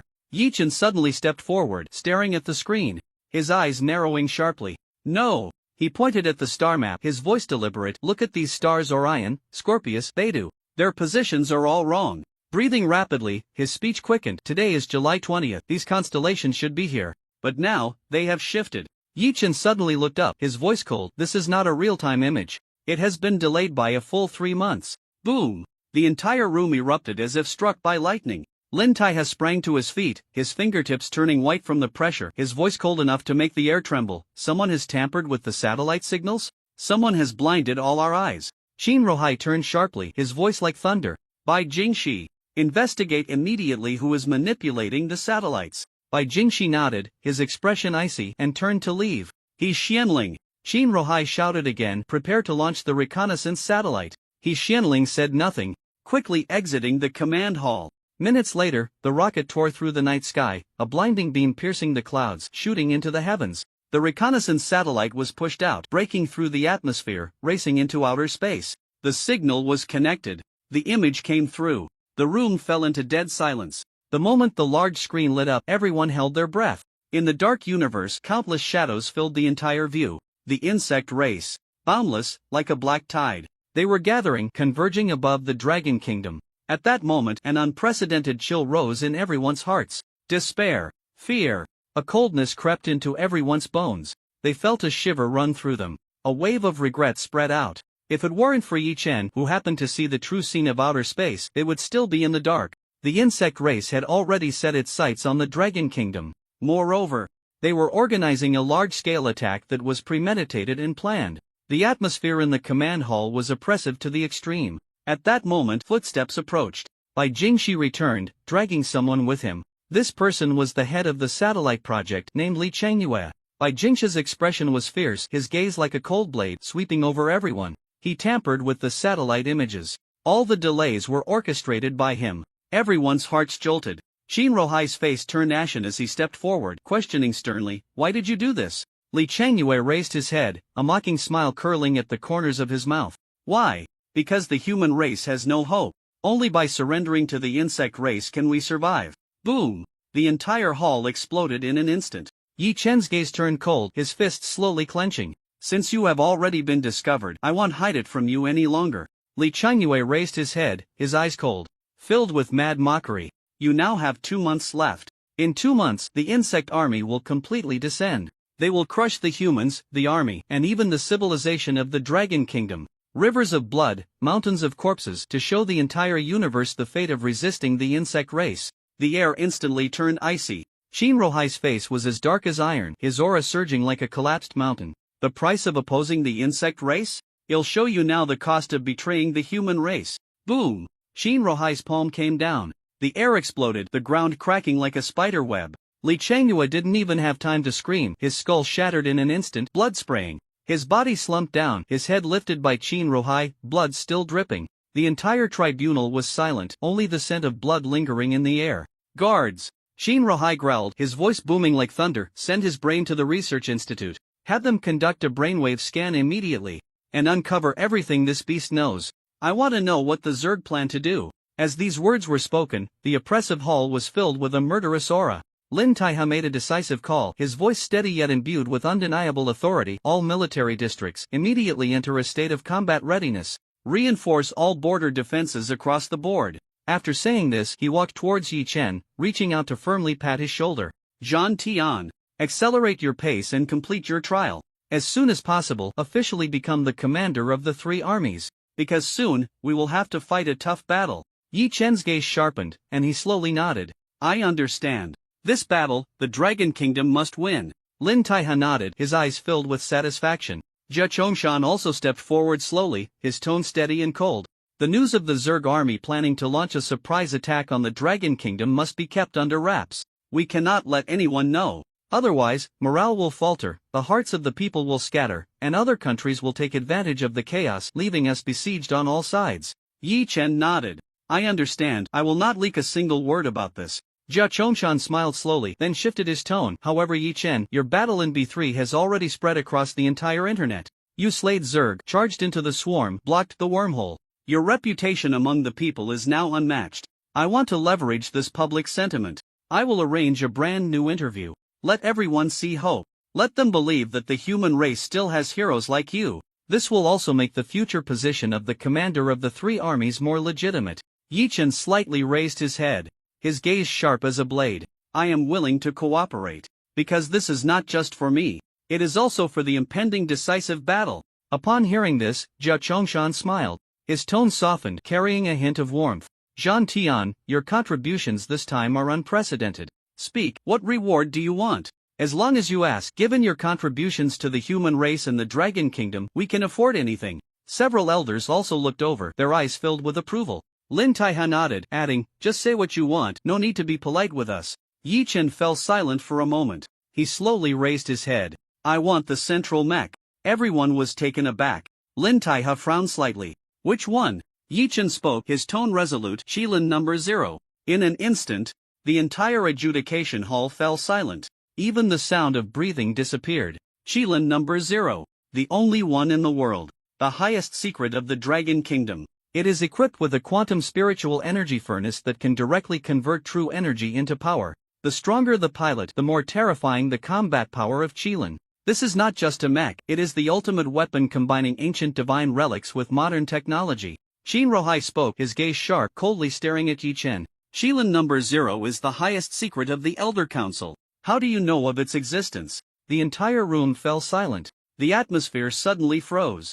Yi Chen's expression remained unchanged as he calmly replied, I came across it while reviewing materials. His voice was faint, yet there was not a hint of hesitation. No one could detect any flaw. In reality, he knew clearly that this was not something he had seen in the materials. It came from his previous life. In his last life, Qilin number 0 had once caused a sensation throughout the Dragon Kingdom. At that time, the pilot of the mech was none other than Bai Jingce. He had witnessed the shocking scenes of that battle firsthand. Qilin number 0, in Bai Jingce's hands, unleashed an utterly terrifying power. Blade cutting through the heavens. Light cannons shattering stars. Even the Emperor-level Zerg were forced to retreat in defeat. Unfortunately, during that battle, Jinxa fell into a trap set by the Zerg. His mind was completely eroded, ultimately going berserk and starting to slaughter his own people. He remembered that he had personally destroyed Qilin number 0 at that time, forcibly rescuing that cold, unfeeling yet loyal man. Yichen slowly clenched his fists. In this life, he wanted to change everything. If he could obtain the Qilin 0. Even though he was only at the martial master level now, he was confident he could face the elite insectoids Hedon. The elders exchanged glances, falling into silence for a moment. Lin Taiha slowly spoke, his voice carrying a hint of seriousness. The Qilin is not yet fully debugged. It is still in the testing phase. He paused, his gaze sweeping over Yichen. Moreover, the Qilin is not a traditional mech. It is a semi-intelligent mech that has awakened some consciousness. If it does not recognize you, forcing it to operate will only lead to one outcome: rejection, or even backlash. Yi Chen's expression was calm, but his eyes ignited with fighting spirit. I am confident. I can gain the Qilin's recognition. Shinrohai snorted coldly, his hands clasped behind his back, his gaze shifting to Shiraisaku, then back to Yi Chen. Do you know? When the Qilin was first developed, the first designated pilot was Shiraisaku. Shiraisaku nodded slightly, not denying it. Shinrohai continued. But even he could not synchronize his mental power completely with the Qilin. To make the Qilin move, it all depended on his personal strength, forcibly suppressing the mech and compelling it to operate. Shinrohai fixed his gaze on Yi Chen, enunciating each word. If Shiraisaku couldn't do it, are you sure you can? Yi Chen did not back down. Instead, he revealed a faint smile. If it were just about strength, I couldn't compare to Shiraisaku. But the Qilin is not just cold, hard steel. Its awakening of consciousness means it needs belief, it needs will. On this point, I will not lose to anyone. The elder's eyes all shook in unison. Lin Taiha slowly nodded, but soon furrowed his brow. You don't even have a mech pilot license, do you? Without even the most basic qualifications, we cannot let you operate the Qilin directly. Yi Chen nodded, not arguing. I understand. I am willing to accept all assessments. Lin Taiha slowly spoke, his voice deep and powerful. We can list you as a preliminary pilot for the Qilin. But the premise is that you must first pass 2 hurdles. First, gain the Qilin's recognition. Second, obtain a formal mech pilot license. Yi Chen nodded, his gaze steely. No problem. At this moment, Jia Chongshan spoke up, his tone softening. The Eastern Military District is the most advanced place for mech technology in the entire Dragon Country. It is also the cradle for cultivating top mech pilots. I propose that after you complete the trials in the Northern Military District, you go to the Eastern Military District for training. Once you obtain your mech pilot license, we will officially grant you the rights to use the Qilin. Yi Chen smiled slightly, responding decisively, good. Shinrohai stared at Yi Chen. That determined expression stirred something in his heart. Since you seem so confident, then come with me. As he turned, he looked back at Shiraisaku. You come along too? Shiraisaku asked no further questions, merely nodding lightly. The 3 left the judgment hall. The military hover vehicle slowly entered the underground passage. Along the way, cold light flickered, and defenses were tight. Every access point was guarded by armed sentinels, their very presence exuding a sense of lethal intent. The vehicle descended deeper, plunging 1,000 meters underground, until a massive steel city gate appeared before them. This was the most secretive military research base in the Dragon Country. The vehicle came to a stop. Shinrohai walked at the front. His fingerprint, iris, and voiceprint were verified one by one. Beep! The heavy metal door slowly opened. Blinding white light suddenly illuminated the space. Yi Chen looked up, momentarily holding his breath. Before him was a sea of steel. Mechs stood in neat rows, cold, sharp, and full of power. Some were entirely dark gold, with arms like giant axes capable of cleaving mountains. Others bore energy blade wings, shimmering with azure light. Resembling celestial beings descending from the heavens, these models, Yi Chen had never seen in his previous life. He felt a shock in his heart. The Dragon Country is quietly accumulating such power. Shinrohai continued forward, leading them through the corridor to a heavy alloy steel door at the deepest point. This door was thicker than any he had seen before. The cold texture weighed heavily on his heart. Shinrohai reached out his hand. Password, fingerprint, iris, voiceprint for layers of verification. Click. The steel door opened completely. Inside the warehouse, the lights instantly illuminated, as bright as day. A colossal machine slowly revealed itself. Qilin No. 0 type. It stood quietly on the energy base, like an ancient divine beast in slumber. The entire machine was interwoven with silver and dark gold, its lines sharp, smooth, and fierce. On both sides of the shoulder armor, runes of ancient divine relics were carved. A ghostly blue glow flickered in the darkness, like a brand from some ultra-ancient civilization. The helmet part resembled a dragon's head yet carried the nobility and majesty of a Qilin. In the eye sockets, 2 energy crystals were embedded, glowing faintly. It seemed that in the next second, it would awaken and overlook all beings. In the center of the chest cavity, an energy core pulsed quietly, a faint golden halo spreading, breathing power like a heart. That was the quantum energy furnace Dragon Country's top secret, capable of directly converting true energy and spiritual energy into power.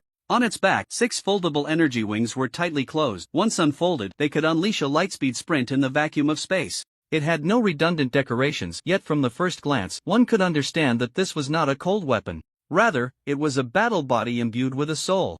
Qilin No stood quietly. Its 30-meter massive body resembled a steel giant. The black gold armor shimmered with a ghostly sheen under the cold light. The shoulder armor's arc was sharp, and on its back, runes of ancient divine relics were inscribed. A pair of mechanical eyes, seemingly alive, cold and eerie, looked down upon everything. Around them, researchers stood at the control console in the distance, their fingers rapidly tapping on the light screen. The synchronization chamber hung within the mech's chest cavity. That was the only entrance, also the heart of the Qilin. When Bai Jingce and Qin Rohai stepped into the hall, everyone instinctively stopped their actions. Elder Qin, the research supervisor, quickly approached, his expression serious. Are we going to conduct the synchronization test? Qin Rohai nodded, his voice steady. That's right. But the pilot is not Special Envoy Bai.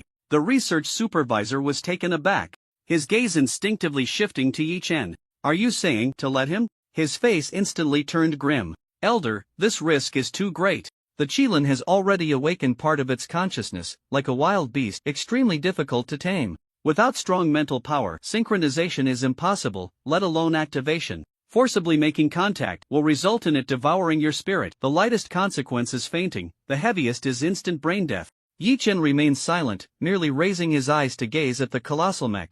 The black gold armor, under the lights, resembled a lurking divine beast. Qin Rohai looked at Yi Chen, his brow slightly furrowed. Are you sure you want to try? Sure. Yi Chen's voice was calm, yet carried an unshakable sharpness. If I can't even control it, what do I have to fight against the insect race? Just a few short words plunged the entire hall into a deathly silence. The research supervisor opened his mouth, wanting to say something, but was stopped by Qin Rohai raising his hand. Open the chamber. Qin Rohai's gaze was like a knife as he slowly uttered these 2 words. The alarm sounded, and the heavy alloy chest armor slowly opened. Inside was the pitch-black synchronization chamber, the internal light a ghostly blue, like the pupil of an abyss, waiting for prey to step in. Everyone in the room held their breath. Yi Chen stepped forward, each step like a drumbeat, heavy yet resonant. The synchronization chamber slowly opened. The ghostly blue light, like the pupil of a beast, coldly stared at everything. The research supervisor fixed his gaze on Yi Chen, his tone extremely serious. Remember, if you feel any mental tearing, exit immediately. Otherwise, you might die. Yi Chen did not respond. He simply stepped inside. The moment the hatch closed, the entire hall fell into a deathly silence. Everyone held their breath. The connection began. Synchronization rate 137. The researchers frantically pounded on the light screen. Their voices trembling. The Qilin is resisting. The mental fluctuations are exceeding the limit. Before the words were finished, the alarm suddenly went silent. The hall was engulfed in dead silence. Everyone's pupils constricted. On the light screen, the numbers skyrocketed. 3560821000. The synchronization rate has reached its limit. The researchers' voices turned hoarse. This is impossible. They stared blankly at the scene before them. The Qilin, once cold and indifferent, suddenly shone with a blazing golden light. It was not rejecting. It was not going berserk. Instead, it was surrendering. The massive mech slowly knelt down, one knee touching the ground, its head slightly bowed. It was as if it was paying homage to its king. Is this the recognition ceremony? It is bowing to the new master? The research supervisor was horrified, his voice trembling to the point of breaking. Shirai Sako, whose gaze was usually icy, was shaken for the first time. He watched in disbelief as this mech, which he could not fully conquer, behaved like a pet before Yi Chen. Qin Rohai's expression shifted, a flicker of shock crossing his eyes. The Qilin has the core technology of ancient divine relics. Why does it show such affinity towards you? The researchers whispered hoarsely. This is not synchronization, this is complete resonance. Since the Qilin's birth, this is the first time someone trembled as they uttered a sentence. Yi Chen, what is his relationship with the ancient divine relics? The synchronization test was complete. The numbers on the big screen stopped at 100 and locked in place, no longer fluctuating. The research hall was silent. The air felt frozen. No one dared to speak, no one dared to breathe. The next moment, boom! The entire base felt like it was struck by war drums. A massive energy pulse erupted from within the Qilin, flames shooting into the sky, illuminating the entire hangar. The silver-white and dark gold mech slowly raised its head. Those deep blue eyes suddenly lit up, resembling two stars. Cold, sacred, carrying the majesty of a king overlooking all. The ground trembled slightly. The energy base emitted a piercing buzzing sound. Dozens of chains crack broke apart, sparks flying. The Qilin had completely broken free from its restraints. It had moved. The research supervisor's voice trembled like a shattered string. The surrounding researchers were in a frenzy, some forgetting to breathe, others bursting into tears. There really is someone who can completely awaken its performance. Boom! The quantum energy furnace in the Qilin's chest suddenly erupted with golden light, resembling a small sun. The light flowed along the mech's runes, wildly dancing, illuminating the ancient imprint. Every rune was breathing, as if awakening from a distant super-ancient time. The energy fluctuations are exceeding the limit. The energy index has surpassed the safety threshold. It is resonating. It is achieving absolute resonance with the pilot. The researchers' shouts tore through the air. They frantically filmed, their fingers trembling, unable to complete their sentences. This machine is coming to life. Yi Chen, sitting in the synchronization chamber, was completely engulfed by golden light. His body data was off the charts. Heart rate accelerated, brainwaves skyrocketed. Mental synchronization rate, 100 energy fusion, breakthrough critical, mech control authority fully unlocked. The researchers' voices turned completely hoarse, impossible. In previous tests, no one has ever reached this level. The Qilin it regards Yi Chen as its master. Boom! The mech's eyes suddenly shone to the extreme, like two suns falling. The next moment, the six-folded energy wings behind the Qilin exploded open. The roar shook the hangar, shockwaves overturning countless documents and equipment. The air instantly turning into a violent storm. Shirai Sako stared at this scene, the indifference in his eyes completely shattered. He slowly clenched his fists, his knuckles turning white, murmuring, "This is the true form of the Qilin." Shinrohai felt a numbness in his heart, his eyes reddening as he whispered, "From now on, this will be the throne that belongs solely to Yi Chen. This is simply a weapon tailor-made for him." The camera zoomed in inside the synchronization chamber. Golden light surged as Yi Chen opened his eyes. Before him, it was no longer the cold walls of the mech chamber. Instead, it was a golden, radiant Qilin beast. It bowed down, kneeling like a devout guardian, its aura ancient and sacred. Looking at the golden beast before him, Yi Chen raised his hand. His fingertips gently touched the forehead covered in runes. In an instant a massive force surged from his fingertips into his body, sweeping through his senses like a tidal wave. The figure of the beast then transformed into golden light, merging into his chest. Boom! The entire world twisted. His vision overlapped completely with the visual system of the Qilin. The scene shifted, and he saw his fingers turn into dark golden mech arms. He tentatively moved his fingers. The steel fingers of the Qilin synchronized perfectly. With a gentle fist clench, air trembled, energy surged. In that moment, Yi Chen could feel the true energy within him resonating wildly with the quantum energy furnace. This sense of power so strong it made his blood boil and his soul tremble. He even couldn't wait to fully unleash the Qilin's performance, to see how terrifying its power could erupt. However, just then, alarms blared. The shouts of researchers echoed throughout the hangar. "Enough! Stop immediately! Leave the synchronization chamber now!" Yi Chen froze for a moment. Ultimately, he suppressed the restlessness in his heart. He withdrew his consciousness and exited the mech chamber. The hatch opened, the golden light dissipated, and the air returned to silence. Researchers swarmed in, even the instruments trembling. Someone checked Yi Chen's vital signs while unable to hold back their questions. "Are you feeling unwell anywhere? Is there any mental pain? Is there any irregularity in your heart rate?"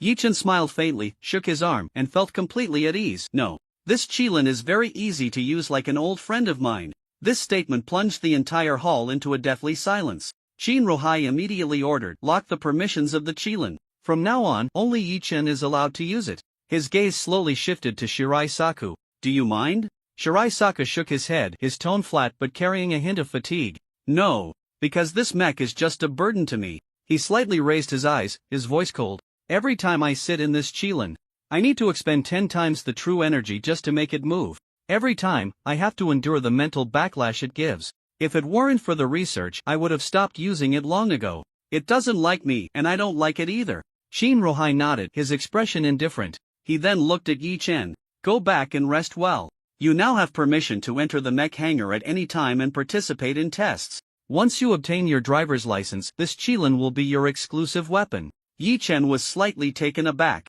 In fact, he still felt a bit unsatisfied. He even wanted to participate in more tests. But seeing Qin Rohai's expression, he sensed that Qin Rohai seemed to want to send him away. So, Yi Chen said nothing. He simply nodded in silence, bowed to Qin Rohai and the group of researchers, then turned to leave. The air was silent until he disappeared at the end of the corridor. Only then did the researchers quickly approach, speaking in low voices.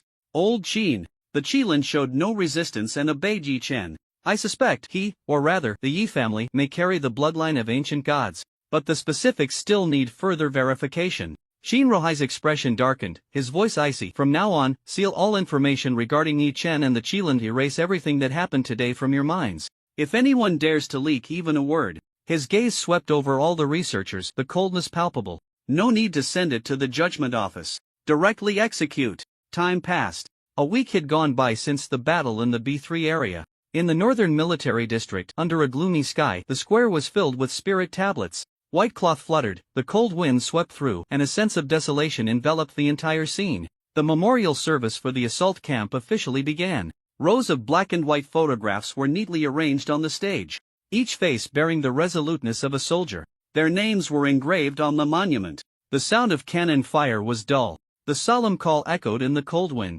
Few relatives came to pay their respects, more were comrades. They raised trembling hands, holding strong liquor, pouring cup after cup onto the ground, tears blurring their eyes. Brother, go well. In the next life, let's be comrades again. The liquid soaked into the earth like blood, staining the ground at their feet. Zhang Yuan knelt before the spirit tablet, gripping the hem of his clothes tightly, his shoulders shaking violently. He howled, crying until his voice was hoarse. He was also a member of the assault camp, but now he was alive while his brothers were all dead. If it weren't for Tai Chongshan holding him down, if it weren't for him taking Yi Chen away, he would rather have charged into that tide of insects with them. On the stage, Chao Weiwu walked slowly, his black military uniform crisp, yet unable to conceal the fatigue and weariness that enveloped him. His temples were graying, his eyes bloodshot, and his steps heavy as a mountain. He stood before the spirit tablet, silent for a long time. Taking a deep breath, he picked up the microphone, his voice hoarse. This battle is my fault. The wind howled, drowning out his breath. Chao Weiwu raised his head, his gaze sweeping over the rows of spirit tablets, his hands gripping the podium tightly.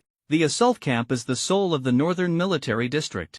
Yet, I pushed them into a desperate situation. His voice suddenly rose, filled with a tearing pain. It was my arrogance that harmed them. Everyone bowed their heads. Some couldn't help but redden their eyes. Chao Weiwu took a deep breath, his voice low but resolute. I will take responsibility. From today on, I will step down as the commander of the northern military district. The new commander will be Deputy Commander Chao Zixio. As soon as he finished speaking, a figure slowly walked up the steps, over 2 meters tall, like an iron tower. A resolute face, cold and chiseled. The military uniform on him was pressed straight by the shoulder insignia, his aura as heavy as a mountain, making it hard for people to breathe. He stood beside Chao Weiwu, and everyone involuntarily held their breath. This man Chao Zixio, a legend of the northern military district. He commanded troops to guard the northern border, annihilating countless wormholes and slaughtering waves of insects. He had personally led teams to hunt down emperor-level insect races, forging iron-blooded military achievements. Such a man, just standing on the stage, inspired awe. No one dared to question his qualifications. No one dared to deny his strength. Chao Zixio took the appointment. His gaze, sharp as a knife, swept across the crowd, finally landing on Zhang Yuan. He slowly walked down the steps, approaching Zhang Yuan. A heavy hand patted Zhang Yuan's shoulder, carrying a weighty force. From today on, you will live. You will rebuild the assault camp. His voice was deep, like the beating of war drums, striking into everyone's hearts. Carve their names into steel, write their will into the battle flag. The story of the assault camp will continue. The will of the assault camp is to fight to the death. This spirit must never be broken. Zhang Yuan's face was streaked with tears, his shoulders shaking violently. He gritted his teeth, suddenly kneeling down, nodding heavily. I promise. I will definitely do it. Chao Zixio stepped onto the stage, standing tall like a gun. His gaze swept across the crowd, his voice deep and resonant. In this battle, we acknowledge it was a decision-making error. The brothers of the assault camp paid with their lives for this. His fist slammed heavily on the podium, producing a dull thud. But the true culprit is the insect race. They are the real murderers. We can admit our mistakes, but the Zerg won't. So, the only thing we can do is to kill them all. The audience fell silent for half a second. Then, anger ignited. Countless eyes turned red in unison. Kill all the Zerg. Avenge the frontline troops. With the will to fight, we live or die. The shouts surged like tidal waves, shaking the entire venue. The previously low morale of the military was completely turned around in that moment. Internal conflicts were forcefully suppressed. All hatred was focused in one direction against the external enemy. As the crowd dispersed, Chao Weiwu stood quietly to the side, watching his son being surrounded by countless people, a complex look flashing in his eyes. He turned his head to Sun Ling and said lightly, "This speech was written by you, right?" Sun Ling was taken aback, then smiled. "How did you know?" Chao Weiwu raised his eyes, his tone flat. "He is my son. I know what level he is at." Sun Ling nodded slightly, then lowered his voice. "Commander Chao, why did you agree to the elder's judgment? Are you really planning to stay in the central prison for 3 years? Chao Weiwu withdrew his gaze and let out a gentle sigh. "I'm tired. I might need a rest." He paused, his tone indifferent, with a hint of sarcastic laughter. "With my status, the Senate wouldn't dare to treat me poorly. These 3 years, I just need to find a quiet place to read a few books." Sun Ling's eyes flickered, a smile appearing at the corner of his mouth. "I see, hiding your light and avoiding the sharp edges." Chao Weiwu waved his hand, chuckling softly. "Now, I'm no longer the commander." "Don't call me Commander Chao. Just call me Old Chao." Sun Ling was silent for a moment, then looked up at Chao Weiwu. "What about Yi Chun? Should he continue to be the acting commander of the 3 armies?" Chao Weiwu slowly exhaled, his expression calm. "Actually, I've always had high hopes for him. Letting him be the acting commander is also quite good. Although Zi Xiu is brave, he is not as good as Yi Chen in other aspects. If he follows him for a while, he might learn something." Sun Ling nodded gently, responding in a low voice. "Then you can rest assured. I'll take care of the rest." The memorial service ended. The heavy atmosphere lingered for a long time. Chao Zixiu walked up to Yi Chen. His gaze was steady, carrying a hint of sincerity. "I watched the battle at the wormhole. You fought beautifully, you are a born leader." He paused, speaking earnestly. "In my opinion, no one is more suited for the position of acting commander of the 3 armies than you. I, Chao Zixiu, acknowledge your strength as the commander of the Northern Military District." Yi Chen looked at him quietly, without speaking. Chao Zixiu patted Yi Chen's shoulder. His hand was heavy, with the cold, hard touch of metal armor. He stared at Yi Chen, his eyes open and respectful. "I watched the complete footage of this battle. You single-handedly charged into the tide of Zerg, and you even blew up the core of the wormhole. Yi Chen, you truly are a hero." At this point, Chao Zixiu smiled. It was a hearty, blood-filled laugh. "No wonder my father likes you so much." He extended his hand, fist clenched tightly. "Thank you. Thank you for holding up the battlefield. Thank you for restoring the reputation of the Northern Military District." Yi Chen bumped fists with him. The collision of their fists made a muffled sound, like a silent oath. Chao Zixiu laughed even more heartily, his gaze fervent. "If you ever need me, just say the word. But I have one more request. I hope you stay in the Northern Military District for a while longer. Get to know this place, understand it. Here, we don't lack for warriors. But we need a leader who can earn everyone's respect." Yi Chen looked at him and nodded. "I promise you." Only then did Chao Zixiu smile and turn to leave. His back was broad, like a heavy city wall, carrying the toughness and iron blood of the Northern Military District.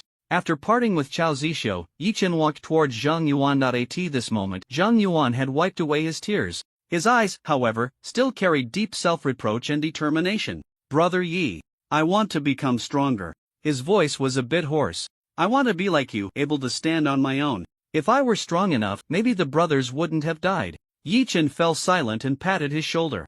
Zhang Yuan continued, his fists clenched tightly. "My current strength is too weak. Weak to the point of being ridiculous. With someone like me, how can I rebuild the assault camp?" Yi Chen looked at him, his tone firm. "Don't rush. Your talent is not low. What you lack is just time." Just then, Zhang Yuan handed over a knife, the shadow-devouring blade.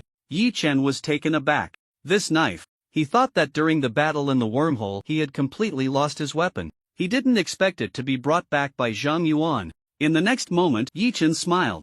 This guy really hadn't changed. His speed in looting was faster than the Zerg. "That gun couldn't help you retrieve it, but this knife brought it back for you." Zhang Yuan smiled as well. He looked at Yi Chen, his eyes full of desire. "Brother Yi, I want to become stronger. Is there any way for me to quickly become strong?" Yi Chen stared at Zhang Yuan and slowly spoke. "Cultivation has no shortcuts." Zhang Yuan clenched his fist, his eyes dimming a bit. Yi Chen paused but then continued, "However, if we talk about quickly becoming strong, there is indeed a path." Zhang Yuan suddenly looked up. "What method?" Yi Chen's gaze deepened as he uttered 4 words. "Ancient God ruins. Enter. Come out alive. Maybe you can obtain the inheritance of the ancient gods. If successful, your talent will be further enhanced. As long as you find the right training method, you can still become powerful. Zhang Yuan whispered those 4 words.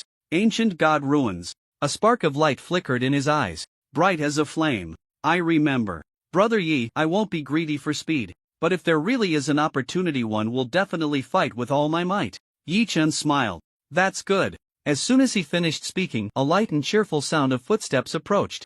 A woman walked over. Tall, with slightly curled long hair, wearing a pair of black-framed glasses, her smile exuding professionalism. Brother Yi, do you remember me? Lu Yu, a reporter sent by the Central Agency.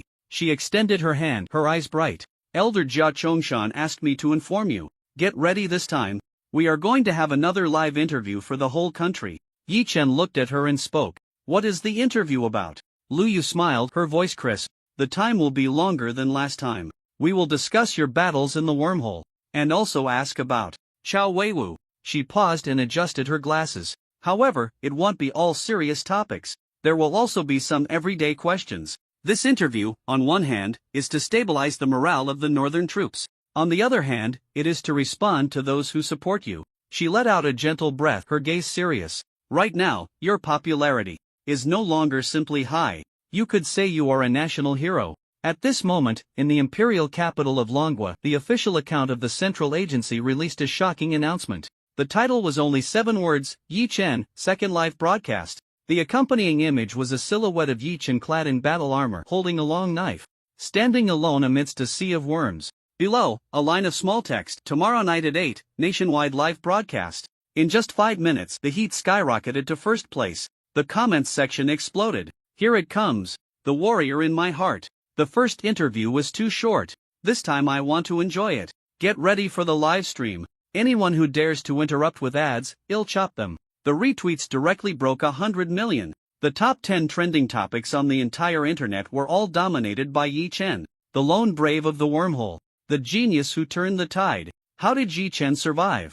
Major media outlets launched special preheating columns overnight. Countless short video platforms showcased Yi Chen's heroic figure battling the insect tide. Every comment echoed just 2 words, War God. On the streets and in shopping malls, images of Yi Chen were everywhere. Children mimicked his stance with a knife. Some even bought black scorpion models to display in their homes as treasures. I'll be on guard at 8 o'clock tomorrow night. Brothers, I bet this time the comments will crash the official server. Yi Shuai, please open an account and take on a disciple. That fervor swept across the entire dragon country. Even overseas social media platforms erupted. Lighthouse Country, the Federation, countless netizens flooded the screens. This is a real man. One person, single-handedly holding back the insect tide, forcibly blasting the core of the wormhole. How is that possible? Inside the central building of the imperial capital, the live broadcast room was being meticulously prepared. Lights, equipment, camera positions all were set up. On the interview stage sat a familiar face, Lu Yu. She looked at the camera, her lips curling up as she softly uttered 4 words. The equipment is ready. We must present our best state to interview Dai Shuai tomorrow. At this moment, in the underground of Dragon Country, in a nest constructed of dirt and rock, it was dark and damp, the air thick with a sweet, metallic scent. Deep within the cave, a web-like structure clung to the wall, countless white threads intertwined to form a massive white cocoon.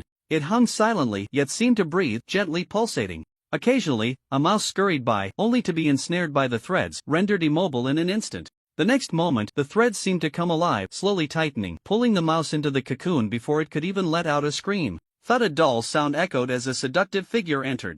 It was a woman, tall and alluring, dressed in black leather, her steps light yet carrying a deadly danger. She held a bulging black burlap bag, approaching the white cocoon and suddenly fag.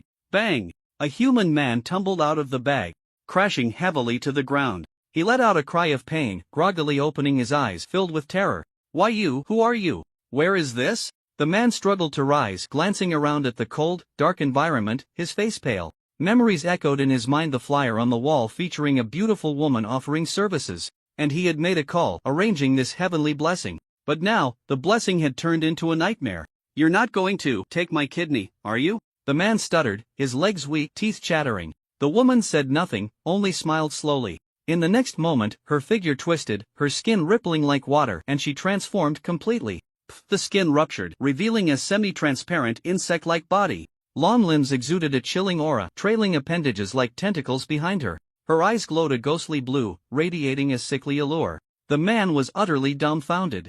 Breathing rapidly, his body felt hollow, and a heart-wrenching scream escaped his throat. Insect race, valiant general. Yes, this woman was one of the 7 celestial generals of the insect race Ming Yuan. Her enchanting voice rang out, yet it carried a suffocating chill. Be quiet, it will be over soon. Whoosh! The man attempted to retreat, but his foot slipped, landing on the white threads. They immediately stuck to his calf, and in the next instant, a dense mass of threads extended from all directions, wrapping around his body, pulling and tightening. No! Help! His screams pierced the cold space but quickly turned hoarse. He struggled desperately, only to have the threads tighten further, dragging him into the crack of the white cocoon. Crack, crunch, crunch. The sounds of gnawing, bones shattering, and flesh being crushed came in waves. The man's cries grew weaker until they faded into complete silence. The devouring was over. The white cocoon suddenly trembled. A wave of intense energy surged from within. That aura was cold and violent, as if it came from a beast of the abyss. In the midst of dead silence, heavy footsteps echoed.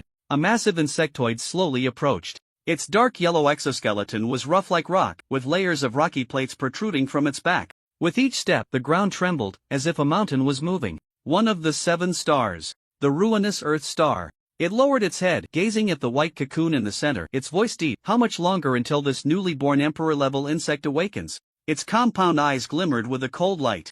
Recently, the human race has deployed underground sonic scanners. We can't hide for too long. Before the words fell, a slender figure emerged quietly from the shadows, clad in dark green armor. Its surface was covered with twisted vine-like patterns, and sharp wooden thorns sprouted from its fingertips. With each breath, it carried a faint metallic sweetness. One of the 7 stars. The forest wood star. It slowly spoke, its voice hoarse. I can feel the power within the white cocoon is restless. Yi Yuan will awaken soon. A sickly cold light flashed in the forest's eyes. But not yet. It needs more blood food. Yi Yuan is like a growing larva. No matter how much it eats, it's never enough. A rumble echoed as a figure exuding a fiery aura emerged from another tunnel. Its crimson exoskeleton flowed with lava-like patterns. One of the 7 stars. The crimson flame. It impatiently lashed out a fiery whip, shattering nearby rocks, its voice like thunder. How much longer do we have to wait? I've had enough. I want to kill. I want the blood of humans to dye this place red. Yi Yuan wants to eat? Then fine, he'll go hunt a few hundred people and throw them to him. Ming Yuan slowly stepped out, her translucent body trailing a liquid tail blade. Her breath was gentle yet carried a chill. Don't be impulsive. The human monitoring system is everywhere. I can't dare to linger in obvious places, let alone hunt large numbers of humans. The crimson flame was seething with rage, its tail blade smashing against the wall. So when are we supposed to wait until? Ming Yuan lowered her eyes, her red lips parting to utter a name. However, recently, the human news has been promoting someone. A young genius, Yi Chen. A strange smile flickered in her eyes. I heard that's Yi Yuan's son. At that moment, the white cocoon suddenly shook. A terrifying energy erupted from the cocoon. Boom! The entire underground base was instantly swept by a fierce wind. The walls cracked, and debris fell.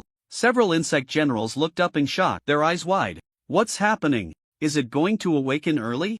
Ming Yuan's enchanting face slightly stiffened. She slowly raised her eyes, her gaze chilling. Could it be? Because of Yi Chen? She uttered those 3 words. In the next moment, the cocoon burst forth with blinding light. A violent aura surged out. The roar was deafening. Following that, a low growl echoed from deep within the cocoon. Anger. Brutality. As if it wanted to tear everything apart. A cold glint flashed in the forest's eyes, and it spoke softly, as expected.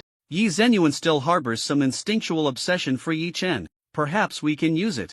Capture Yi Chen and use him to stimulate Yi Yuan to fully awaken. The crimson flame let out a strange laugh, its eyes burning with crimson flames. Ha ha ha. I've long been tired of this place. I've always wanted to kill my way out and wipe out the human race. Since we're capturing Yi Chen, let's also turn this area into a hell. Ming Yuan licked her lips, letting out a cold laugh. It's been a long time since I tasted the thrill of the hunt. As for Yi Chen, before capturing him, I want to enjoy him first. I wonder what it's like to indulge in this human genius. The low, rumbling voice of the ruins sounded like rocks being crushed. If we continue to hide here, we will eventually be discovered by the Dragon Kingdom. Rather than passively defending, we should take the initiative to attack. First, divert the military district's attention, then take away Yi Chen. As the words fell, several insect clan generals exchanged glances. The killing intent suddenly surged. Very well. Let's take advantage of that live broadcast. Turn Yi Chen into our sacrificial offering to awaken the Emperor. Let them witness how the future genius falls into our insect clan's hands. Let their heroes become their eternal despair. In the darkness, the low growl of the insect clan shook the entire underground world. The air was thick with the scent of blood and slaughter. Meanwhile, in the imperial capital, at the Central Elder Council, in the hall, a light screen floated. The latest satellite images were projected in midair. The swarm of insects covered the sky like a black ocean, densely packed, surrounding the outer orbit of the blue star. The three elders, Lin Taiha, Jia Chongshan, and Qin Rohai, wore serious expressions. Qin Rohai spoke in a deep voice. In the past half-month, I ordered multiple orbital strikes on the insect swarm. Missiles launched one after another. Unfortunately, it was all in vain. The number of insects is too great, and their breeding speed is more than 100 times, even 1,000 times faster than that of the human race. He raised his hand and pointed heavily at the light screen. That vast sea of insects was dark and endless. If they launch a full-scale attack, the Skynet system won't hold. Once billions of insects pour down, even if the 3 military districts join forces, they won't be able to stop this apocalyptic disaster. The hall fell into a dead silence. Jia Chongshan slowly spoke, turning his gaze to Lin Taiha. What about the other countries? What is their stance? Lin Taiha exhaled a breath of foul air. A few have good relations and are willing to provide support. But he sneered, changing his tone. It's not free. They want supplies, technology, and our core research data in exchange. Jia Chongshan furrowed his brow deeply. Lin Taiha continued. There are also some countries. They verbally claim to offer aid without conditions. I don't believe it. If they really come, it's probably not to help us but to stab us in the back amidst the chaos. Once we let our guard down, the rear will become a second battlefield. At that time, we will be attacked from both sides. Bang! Jia Chongshan slammed his fist on the table. Damn it! Even at this time, they are still thinking of scheming against each other. Do they not understand when the lips are gone, the teeth are cold? If the insect clan breaks through the Skynet, there will be no safe ground on the entire blue star. Qin Rohai's gaze was as cold as a blade. They are not unaware. It's just that some would rather wait for the Dragon Kingdom to exhaust its energy and then reap the benefits. The air was suffocating. The insect swarm on the light screen seemed like a black curtain, swallowing the stars. Qin Rohai snorted coldly. When relying on mountains, they collapse. When relying on people, they run away. In the end, we still have to rely on ourselves. Lin Taiha sighed deeply, rubbing his temples, his face filled with exhaustion. Why are there so many distressing matters happening one after another lately? Qin Rohai's tone suddenly softened a bit. There is no good news. Yi Chen, I didn't expect he would completely lift the restrictions on the Qilin. With such talent, the future is promising. He raised an eyebrow, throwing out a question. But I just don't understand, why does Jia Chongshan still want to do a live broadcast? Such talent should be sent to the center for 360-degree protection without dead angles. Jia Chongshan smiled helplessly. Previously, I asked Yi Chen for his opinion. This kid doesn't like being controlled. He paused, his expression gradually becoming serious. The reason I let him be exposed to the spotlight is also for my own considerations. Qin Rohai frowned. What do you mean? Jia Chongshan slowly spoke, each word deliberate. Right now, the biggest threat is the insect army from beyond the stars. But they haven't moved yet. So, before the external enemy arrives, we must first resolve the internal threat. He shifted his tone, his eyes sharper. Previously, several insect clan generals who had disappeared underground within the Dragon Kingdom have not shown up. If the insect army launches a full-scale attack, with the generals coordinating inside and out, the consequences are unimaginable. Lin Tai's expression instantly darkened. Are you suggesting exactly? Jia Chongshan said in a low voice, a glint of coldness flashing in his eyes. This live broadcast is bait. Yi Chen, once he appears in the public eye, it will inevitably draw out those lurking insect spies. Qin Rohai gasped. You're crazy. This is gambling with Yi Chen. I'm not that foolish. Jia Chongshan's voice was kept very low, yet it carried an undeniable coldness. I have already made arrangements. This time, several central envoys will secretly protect Yi Chen. If the enemy dares to come, then we will catch them all in one net. Lin Taiha couldn't help but laugh. Jia Chongshan, you old fox, usually looking so amiable, yet hiding such sinister tactics in your heart. Jia Chongshan narrowed his eyes slightly, a faint smile on his face, but it revealed a hint of ruthlessness. All's fair in war. Moreover, this is for the sake of humanity. He paused, lowering his voice, but it carried a murderous intent. I have given the envoys a death order. The enemies coming this time may include Emperor-level insects. They are already prepared. Lin Tai's expression tightened. Emperor level, you mean exactly? Jia Chongshan slowly spoke, his gaze sharp as a knife. If Yi Yuan dares to come, This time, let him have no place to be buried. The next day, morning, At the dormitory entrance of the Northern Military District, a few people arrived carrying a makeup case. we are the makeup team. Yi Chen was taken aback. Makeup? Yes. Commander Yi, you have an interview today. Your image is very important. Yi Chen was speechless. I'm just going to chat for a bit, not walking the red carpet. The makeup artist smiled. You are now a national idol. Billions of people are watching. Your demeanor needs to be on point. Besides, you have a good base, so you don't need much makeup. Just your eyes. The makeup artist paused, Looking at Yi Chen's gaze. Too sharp. A little softer would be more approachable. Yi Chen sighed. Fine, do as you wish. The makeup artist immediately got to work. The powder puff gently swept across and his hair was meticulously styled. Perfect. Maintain this state and use this makeup for the interview tonight. Yi Chen looked at himself in the mirror, his brows and eyes softened a bit yet still fierce. It doesn't seem much different. He really wasn't skilled in makeup. Then, the photographer spoke up. Commander Yi, let's take a few more fixed shots. Strike a few poses, look cooler. Yi Chen nodded lightly, casually raising his hand. Click. The camera flashed, taking several shots in quick succession. Good. Next, the gun pose. The photographer suddenly stopped, looking around. Where's the gun? What about the black scorpion rifle? Yi Chen's expression remained calm. Lost it in a wormhole. The photographer was taken aback, his expression twisting. Are you kidding me? That was the coolest prop. Go find the Northern Military District and request a new one. Just as Yi Chen was about to speak, a communications soldier jogged over, loudly reporting, Report. The commander of the Northern Military District, Chao Zixio, has sent someone to deliver a new gun to Deputy Commander Yi. As Yi Chen turned around, he saw a familiar figure striding towards him. He was momentarily stunned. Zhang Lai? Zhang Lai wore a broad smile, quickly approaching, calling out with a strong voice, Brother Yi. His voice carried the excitement of a long-awaited reunion. When I came to the Northern Military District, I was thinking of finding a chance to see you. But I didn't expect that on the very night you went out to battle with the assault team. Zhang Lai shook his head, a hint of helplessness flashing in his eyes, mixed with uncontainable excitement. After that series of events, I didn't even have a chance to say hello. Finally, I get to see you today, he said, lifting a black metal box in his hand and with a thud, placed it on the table. Brother Yi, this is for you. He pressed the password and the lid of the box slowly popped open. Inside lay a brand new heavy magnetic rail rifle. Its entire body was a deep black with cold, sharp lines, and the energy rail glowed with a ghostly blue light, resembling a slumbering beast. A flicker of pride shone in Zhang Lai's eyes, his voice tinged with excitement. This is the latest model. Stronger than the Black Scorpion, its power has increased by a full 2 levels. It has a longer range, faster energy conversion, and the hammer mode has been directly upgraded to destruction mode. He gently ran his hand over the rifle, as if introducing a priceless treasure. The official distribution hasn't been fully rolled out yet. Right now, only a select few top-tier forces can get their hands on it. The commander said this one is specially prepared for you. The photographer stood by, eyes wide with disbelief. Damn, this gun is so freaking cool. The camera clicked, capturing a close-up shot, nearly making him drool. Yi Chen reached in and took the brand new heavy magnetic rail rifle out of the box. The cold metal pressed against his palm, its steady weight exuding a sense of heft. The energy veins along the rifle faintly lit up, accompanied by a low humming sound, as if responding to its master.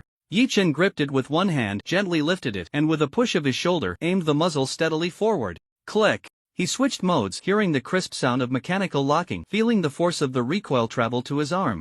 In an instant, a familiar aura of killing intent surged back to his heart. Not bad, Yi Chen murmured, a smile slowly curling at the corners of his mouth. The photographer's eyes lit up, nearly jumping with excitement. Great. Great. Hold that pose. Perfect. Damn, it's so cool. One more, turn your gaze a bit to the left. Yes.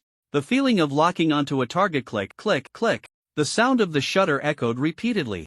Zhang Lai stood to the side, watching that familiar figure, a myriad of emotions flashing in his eyes. He opened his mouth, as if wanting to say something, but the words caught in his throat and he swallowed them back. In the end, he simply smiled, his voice low. Brother Yi, you go ahead with your business. I won't disturb you. With that, he turned and quickly left. Noticing Zhang's actual expression, Yi Chen directly abandoned the photographer and chased after him out of the studio. At the end of the corridor, Zhang Lai was about to turn a corner. Zhang Lai. Yi Chen called out. Zhang Lai stopped, turned back, a hint of surprise in his eyes. Brother Yi? Why aren't you taking pictures? Yi Chen walked up quickly, a smile on his lips. What's there to take pictures of? None of that matters. We've known each other for quite a while.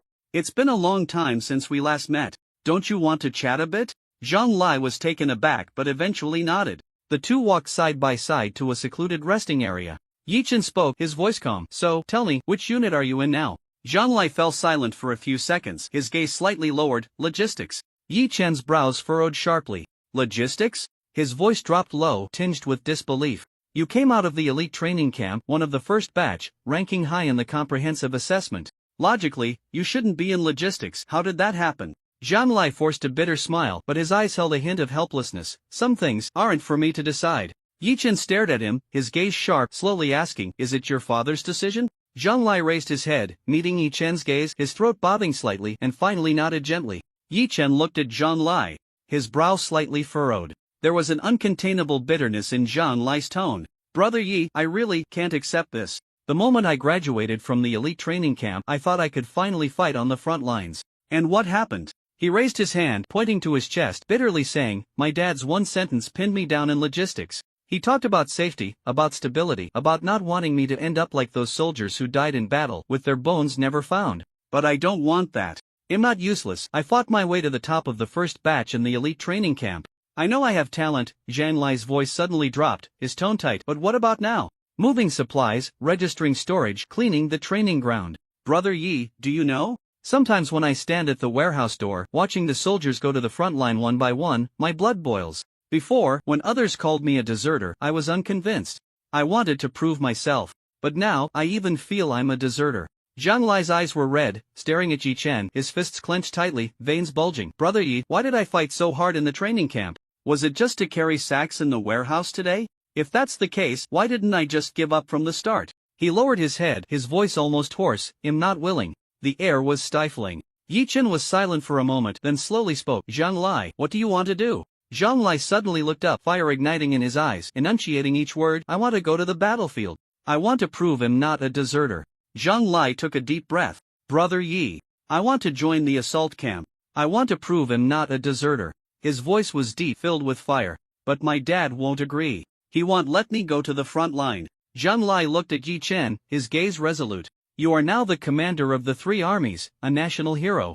If you speak, my dad will listen. Then, he'll ask you to say a word for me. Yi Chen was silent. He had never met Zhang Lai's father. But from Zhang Lai's words, he could sense it was a person with a strong desire for control. After a moment, Yi Chen raised his hand and patted his shoulder. I can help you. After all, the path is under your feet. How to walk, you decide. You won't regret it. He stared at Zhang Lai, his voice cold and steady. First, go register. Transfer to the assault camp. If your dad tries to stop you, let him come find me. The tone shifted. Yi Chen's expression suddenly turned cold. But remember, the assault camp is a place of life and death. After the recent battle in the B3 area, almost the entire army was wiped out. Now, only one person remains. If you want to go in, you must be prepared to sacrifice for the country.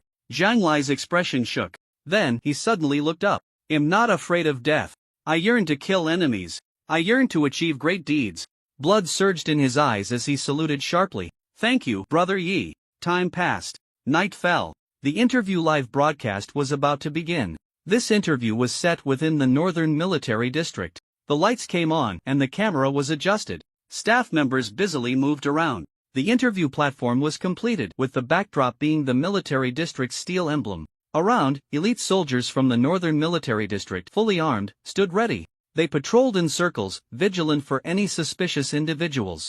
Not far away, female reporter Lu Yu was adjusting her makeup. Her delicate face appeared capable and confident under the lights. She took a deep breath.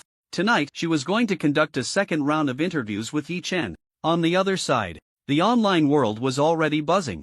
The barrage sections of major platforms were refreshing wildly. Commander Yi is coming on. I can't wait. I wonder what it's like to fight against the elite insectoids.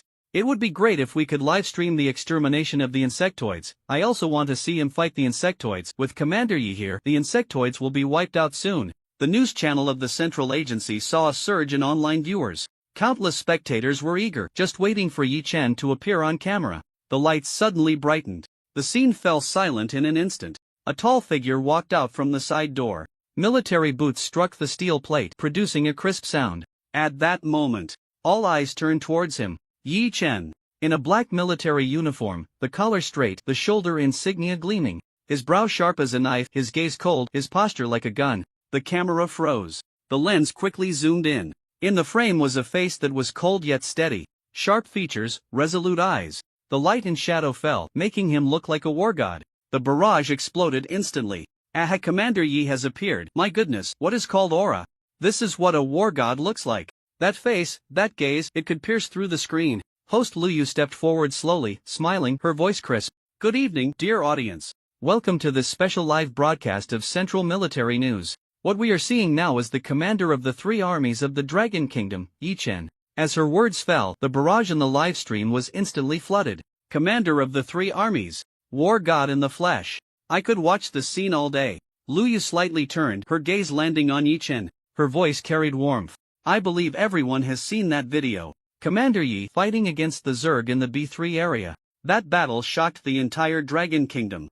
She paused, her eyes sharp, her tone suddenly rising. But what if I tell everyone that was Commander Yi's first battle in the wormhole space? Would you be surprised? Boom! The barrage exploded instantly. First time? What a joke! That battle was a complete crush. Wow! To stay so calm during the first fight against the Zerg? Is this real? My god, daring to confront the Zerg for the first time, what courage! On the other side of the screen, countless netizens were shocked, jaws dropping. No one expected that bloody battle was actually Yi Chen's first step into the wormhole space. Calm, decisive, killing like the wind. The live stream room was in complete chaos. Lu Yu took a small step forward, her gaze fixed on Yi Chen's face. Her voice slowed, carrying a hint of seriousness. Commander Yi. In the face of despair, you remained calm. Have you never been afraid? As soon as the words fell, the barrage in the live stream went wild. Good question. I want to know too. Just watching the Zerg in the video makes my scalp tingle. Is Commander Yi really fearless by nature? The camera zoomed in. Yi Chen's expression remained unchanged, his face stern. His voice was deep, exuding strength. Afraid. Of course I'm afraid. But when I think behind me is my country, the cities in the north, millions of people, thousands of homes, I am no longer afraid. Not only is my aim steadier, but my blade is also faster. He paused, his gaze resolute, his voice heavier. Because I firmly believe justice will prevail. The human race will prevail. Boom! The barrage in the live stream exploded again. Tears of joy. This is a true hero. So young, yet carrying the weight of the entire nation. Cheers for Commander Yi, pride of the Dragon Kingdom. Countless netizens had red eyes, raising their national flags in front of the screen. At this moment, Yi Chen's face was as tense as stone. Serious. Earnest. It seemed that every word he spoke was weighty. In reality, he was trying hard to suppress a laugh. All those words just now, were the official interview script prepared in advance? The Central Agency wanted to mold him into the youngest war god idol. Even the lines were written beforehand. Yi Chen was just reciting them. It was just some sentences were too fiery, too pretentious. When he read them out loud, he felt awkward himself. The only thought in his mind, this is so cringeworthy. At this moment, Yi Chen was undergoing an interview.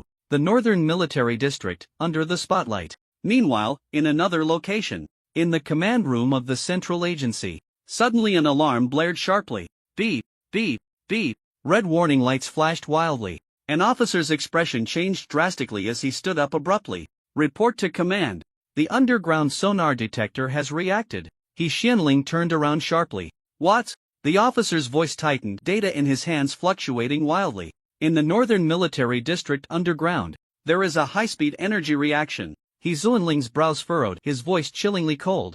Zerg? Is it the Zerg? The officer swallowed hard, his eyes filled with terror. It's the Zerg. According to the energy curve assessment, it's the Zerg general that escaped earlier. They really came. He Xianling stared at the screen, sneering. Just as expected. Immediately notify the elite forces of the Northern Military District. Once the insect race's fierce generals appeared, deliver a direct lethal strike. Make sure to wipe out all intruders. As the orders were given, the entire command room suddenly fell into a heavy silence. Meanwhile, at the interview site, Lu Yu's headset light flashed. Inside, urgent dispatch sounds came through. After listening, her expression shifted slightly, but she quickly regained her composure. In front of the camera, she smiled faintly, her lips curling into a professional confidence. Ladies and gentlemen, do you want to know how our military district deals with the strong of the insect race? Do you want to see with your own eyes our campaign against the insect race? As her words fell, the live stream exploded. What's going on? Campaign against the insect race? Now, this is the thrilling part I want to see. Must see. Please live stream the whole thing. On the other side of the camera, Yi Chen raised an eyebrow, his expression slightly stunned. This part wasn't written in the script. A sinking feeling in his heart. Did the Central Command change the script on the fly? And didn't tell him? Isn't this the Northern Military District? Where are they going to find the insect race? At this moment, the live stream's popularity skyrocketed. Netizens were frantically flooding the screen. I want to see. Damn. The previous battle video from Area B3 made me so frustrated. Yes, I want to see rivers of insect blood. Will there be a live battle? This scale is too impressive. Please start quickly. The next moment, the ground shook violently. Boom! A deep rumble erupted from beneath their feet. The camera shook violently, the image instantly blurring. The live stream was suddenly filled with question marks. Is this special effect too amazing? Director, are you serious? The tremor made my phone shake off my hand. The next second, crack! A fissure opened beneath Yi Chen's feet, tearing the earth apart. Steel bars snapped, concrete shattered, and shockwaves surged. Lights collapsed, and filming equipment crashed to the ground. At that moment, a white shadow flashed by like lightning. Bai Jingce, one of the 7 envoys of the Central Command. He grabbed Yi Chen and lifted him up with force. Boom! The two leaped onto a high platform, overlooking the entire scene. Almost simultaneously, crack! The ground completely exploded. In the endless darkness, 4 terrifying figures slowly stepped out. Their armor was cold, and their claws glimmered. Their presence was like an abyss. The 4 humanoid insect race generals made their grand entrance. Wood General, Sun Luo. Earth General, Huang Lei. Fire General, Qi Yan. Water General, Ming Yuan. Suddenly, the fissures beneath their feet gaped like an abyss.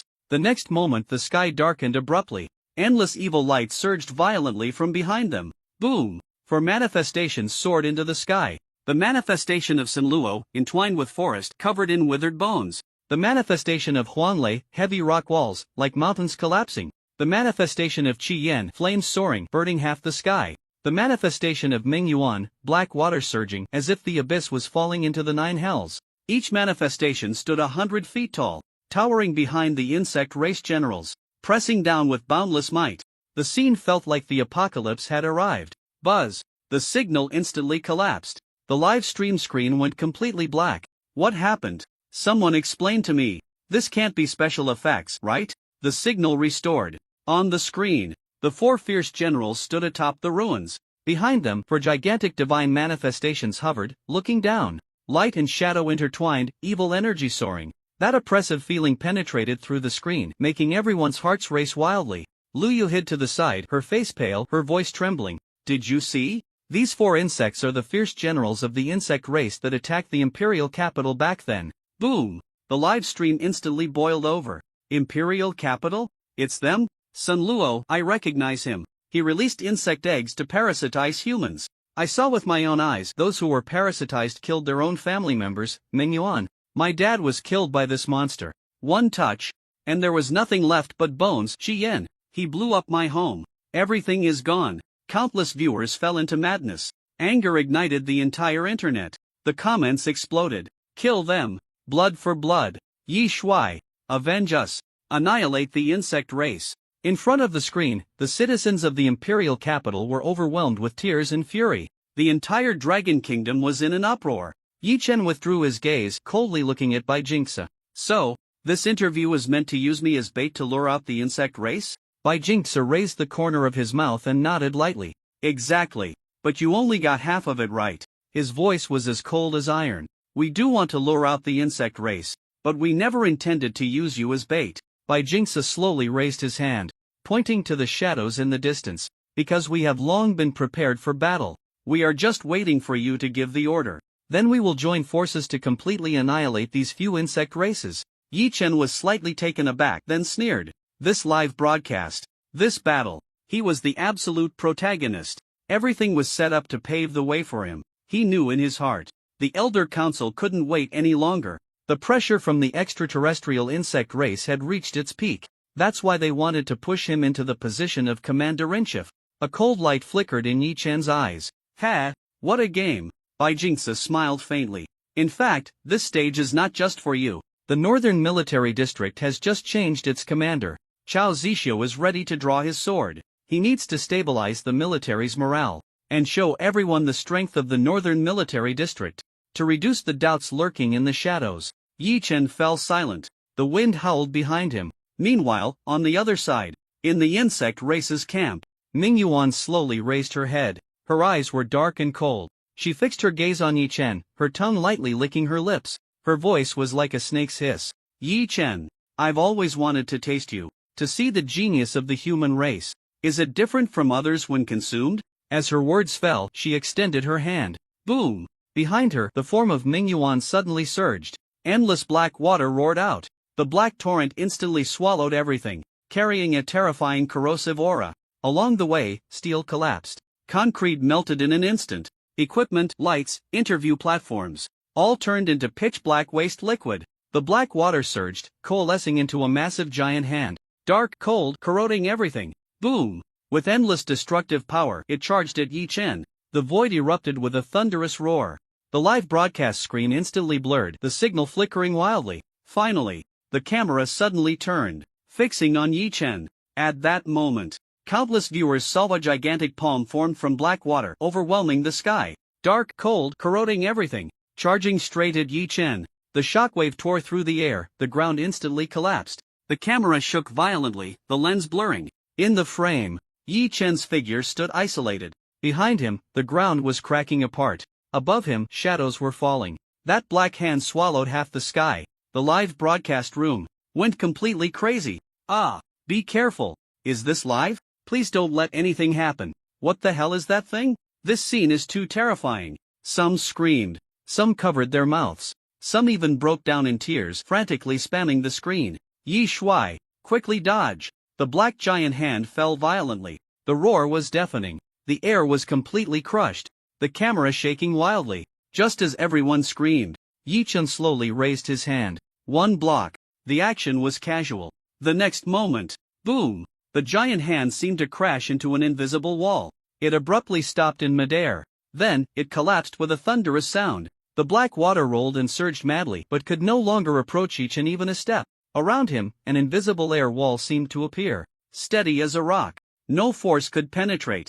The live broadcast room was in complete uproar. It was blocked. Wow, so handsome. Yi Shuai is amazing. What realm is this? The attacks of the insect race's fierce generals are completely ineffective?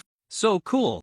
The god of Longhua. The netizens breathed a sigh of relief and flooded the screen with comments. At this moment, the scene froze. Yi Chen's figure stood, cold and imposing as a mountain. But beyond the camera, Yi Chen slightly turned his head, looking into the distance. By Jinxa. Those eyes, calm as water. Yet, in his heart, he sneered. This power is not his. He hadn't even used his true energy. At his current realm, it was impossible to withstand the manifestation attack of Ming Yuan. This wall of air. Completely, it was Bai Jingzi exerting his strength. Bai Jingzi stood with his hands behind his back, his gaze sharp, a faint smile at the corner of his mouth. His lips formed a gentle command. Don't get distracted. Focus on the enemy. Or look at the camera. You are the protagonist. Command the battle. Yi Chen's eyes darkened, and he nodded slightly. Then, he slowly turned around, his gaze locking onto Ming Yuan. Ming Yuan was stunned. That pair of enchanting eyes, for the first time, showed fear. She stared at Yi Chen but noticed behind Yi Chen, that figure standing on the high platform, dressed in white like snow, exuding an aura like an abyss. A cold glance, killing intent like a knife. God of War level. Ming Yuan's heart trembled violently. This was not an ordinary guard. This was a God of War level powerhouse. Not good. She suddenly turned around and shouted sharply. Retreat. Her voice was cold and trembling. At the same time, she fixed her gaze on Huang Lei, roaring hoarsely. Quickly retreat. Huang Lei stomped his foot fiercely. Boom! The ground instantly cracked. A huge fissure opened, like an abyss gaping wide, leading straight to the earth. The four fierce generals of the insect race trembled, preparing to burrow underground. The netizens went wild. Ha ha, they are scared. For insect race fierce generals, scared away by just a glance from Yi Shuai? Don't let them escape. Kill them. Avenge the imperial capital. Blood for blood. On sight. Yi Chen slowly raised his head. His expression was indifferent, his gaze sharp. Extreme cold hell, leave them behind. His voice was as cold as iron, crashing down. The next moment, Bai Jingzi moved. Buzz. The air suddenly solidified. He raised his hand, grasping at the void. A silver-white long sword appeared out of thin air. Its cold light overwhelming. The long sword struck the ground, its edge roaring. Jinxa softly uttered 2 words. Extreme cold hell. Boom! The sword body suddenly erupted with endless coldness. A cold wave roared out, sweeping across the land. Centered on Jinxa, a frenzied ice blue aura spread wildly in all directions. Crack, crack, crack. The ground instantly froze. The fissures were filled with ice, turning into a crystalline ice river. The cold air surged across the ground. In an instant, black mysterious water was completely frozen. Mingyuan's manifestation, the giant hand, froze in midair. The next moment, boom, frozen solid. The entire void transformed into a blue-white extreme cold world. Ah! Mingyuan let out a piercing scream. Her body was instantly covered in frost. In the blink of an eye, she turned into an ice-blue statue. The cold air surged, the cold light chilling. Huan Lei roared angrily, stomping fiercely. Boom! The fissure collapsed. The ground shook. He tried to forcefully burrow underground. But crack! His feet suddenly stopped. The frost instantly solidified. A thick ice wall rose from the ground, blocking his path. Amidst the roaring sound, the ice sealed like a tide, spreading instantly. Crack! Crack! Crack! The ground beneath their feet was completely frozen. The 4 insect race fierce generals had nowhere to escape. Their steps stiffened, their legs completely sealed in frost.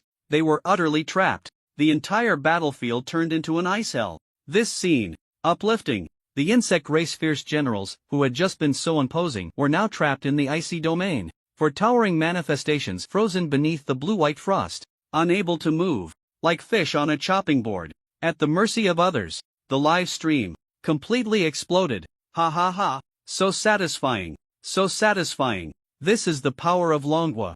The insect race fierce generals are nothing but this. Kill them all. The camera cuts back. Shirai Saku, holding a long sword, stands tall. His gaze, however, falls on Yi Chen. A hint of confusion flashes in his eyes. This kid, how does he know about my extreme cold hell? He remembers. This move is rarely used. Only a few people are aware of it. Only those few special envoys know his trump card. But now, the live broadcast is ongoing. He can't speak directly. He can only speculate quietly. Perhaps he has seen my file? Yet Yi Chen remains unfazed, coldly staring ahead. In his heart, however, a cold smile emerges. In his previous life, Shirai Saku had been mentally controlled by the insect race, losing his sanity. He had crazily attacked his own people. It was this very move he used. And he was the one who woke him up. This chill he knows all too well. Boom! Suddenly, the crimson flame moved. The roaring explosion of flames surged into the sky. The scorching flames burned the air, evaporating the frost. Amidst the roar, the ice wall beneath his feet shattered instantly. The crimson flame roared, eyes blazing with fire. Human race, do you think you can trap me? He swung his hand fiercely. Buzz! Countless crimson fire insects howled out. Dense and overwhelming, blocking out the sun. They danced like burning fireworks. In an instant, they charged at Yi Chen. The firelight painted the sky red. The live broadcast screen instantly turned blood-colored. The crimson flame laughed maniacally, his voice like thunder. Ridiculous, what a bunch of nonsense about human heroes. Today, in front of millions I will turn you, this so-called hero, into dust. Boom! The raging flames went wild, engulfing half the screen. The bullet comments flooded the screen. Yi Commander! Be careful! Damn, this scene is too terrifying. The fire insects, dense as a storm, like a crimson downpour, sweeping in. Boom! Boom! Boom! One by one, the insect bodies slammed against the invisible barrier. In the next moment, explosion! The terrifying heat wave transformed into a torrent of flames. Wave after wave. Energy surged violently. The entire barrier trembled madly, buzzing incessantly. The camera captured the flames soaring to the sky, the red light swallowing the entire screen. The live broadcast room was in complete chaos. What is this scene? Is it a volcanic eruption? Yi Commander! Is something going to happen? Yi Chen stood in the center of the flames. Around him, the layer of invisible air wall twisted wildly. Light and shadow trembled, airwaves rolled. Boom! Boom! Boom! Each self-explosion sounded like the thunder of hell. The heat was terrifying to the extreme. In just a moment, the originally stable barrier suddenly showed cracks. Crack! A faint sound of breaking echoed through the void. The true energy wall began to shake. Buzz, buzz, buzz. The flames crazily seeped through. The firelight, like a venomous snake, pierced through the gaps. In the next second, countless fire insects, carrying intense energy, broke through the barrier, charging straight at Yi Chen. Less than a meter away from him, the camera zoomed in frantically. The scene shocked the entire audience. The live broadcast room was completely out of control. Damn! Can't hold on. Yi Commander! Get away! This isn't a script, right? Everything seemed to freeze in that moment. The fire insects were less than half a meter from Yi Chen. The heat wave scorched the air. The next moment, zing! A blinding beam of light suddenly cut through the sky. A massive laser, carrying destructive power, crashed down. Boom! Boom! Boom! The swarm of fire insects was completely swept away. A series of violent explosions, like a doomsday frenzy. The firelight engulfed everything, deafening. The aftermath surged, stirring up monstrous waves. The filming crew turned pale. Someone exclaimed, suddenly shutting off the camera. They were scared. Scared that in the next second, the screen would show Yi Chen being blown into a mist of blood. However, just as that terrifying wave of fire surged in, a hand firmly grasped Yi Chen's arm. Whoosh! Yi Chen's figure flickered, pulled into the shadow of the high sky. Shirai Saku spoke coldly. Sorry. I didn't expect that the self-explosion of these fire insects could even break the true energy shield. It seems I underestimated the elite insectoid generals. His gaze was as cold as frost, but deep down he felt a heavy weight. Just moments ago he had almost lost Yi Chen. Yi Chen shook his head, a cold smile curling at the corners of his mouth. It's fine. Don't take all the glory for yourself. Let the Northern Military District show their faces too. Bai Jing's brows furrowed slightly, but he said no more. At this moment, the live broadcast screen went completely black. A dead silence ensued. The netizens exploded. Why did it go black? What happened? General Yi, is something wrong? A few seconds later, the signal was restored. The screen shifted. Yi Chen was safe and sound, dressed in military uniform, standing at the edge of the battlefield, his back as stern as a mountain. The netizens instantly collapsed. Aha, he's still alive. You scared me to death. General Yi is amazing. My heart almost stopped. In the next moment, the camera lifted. The scene shifted to the sky. Under the night sky, a space battleship hovered above the battlefield. The massive ship resembled a divine weapon from beyond the heavens. Its hull shimmered with a cold light.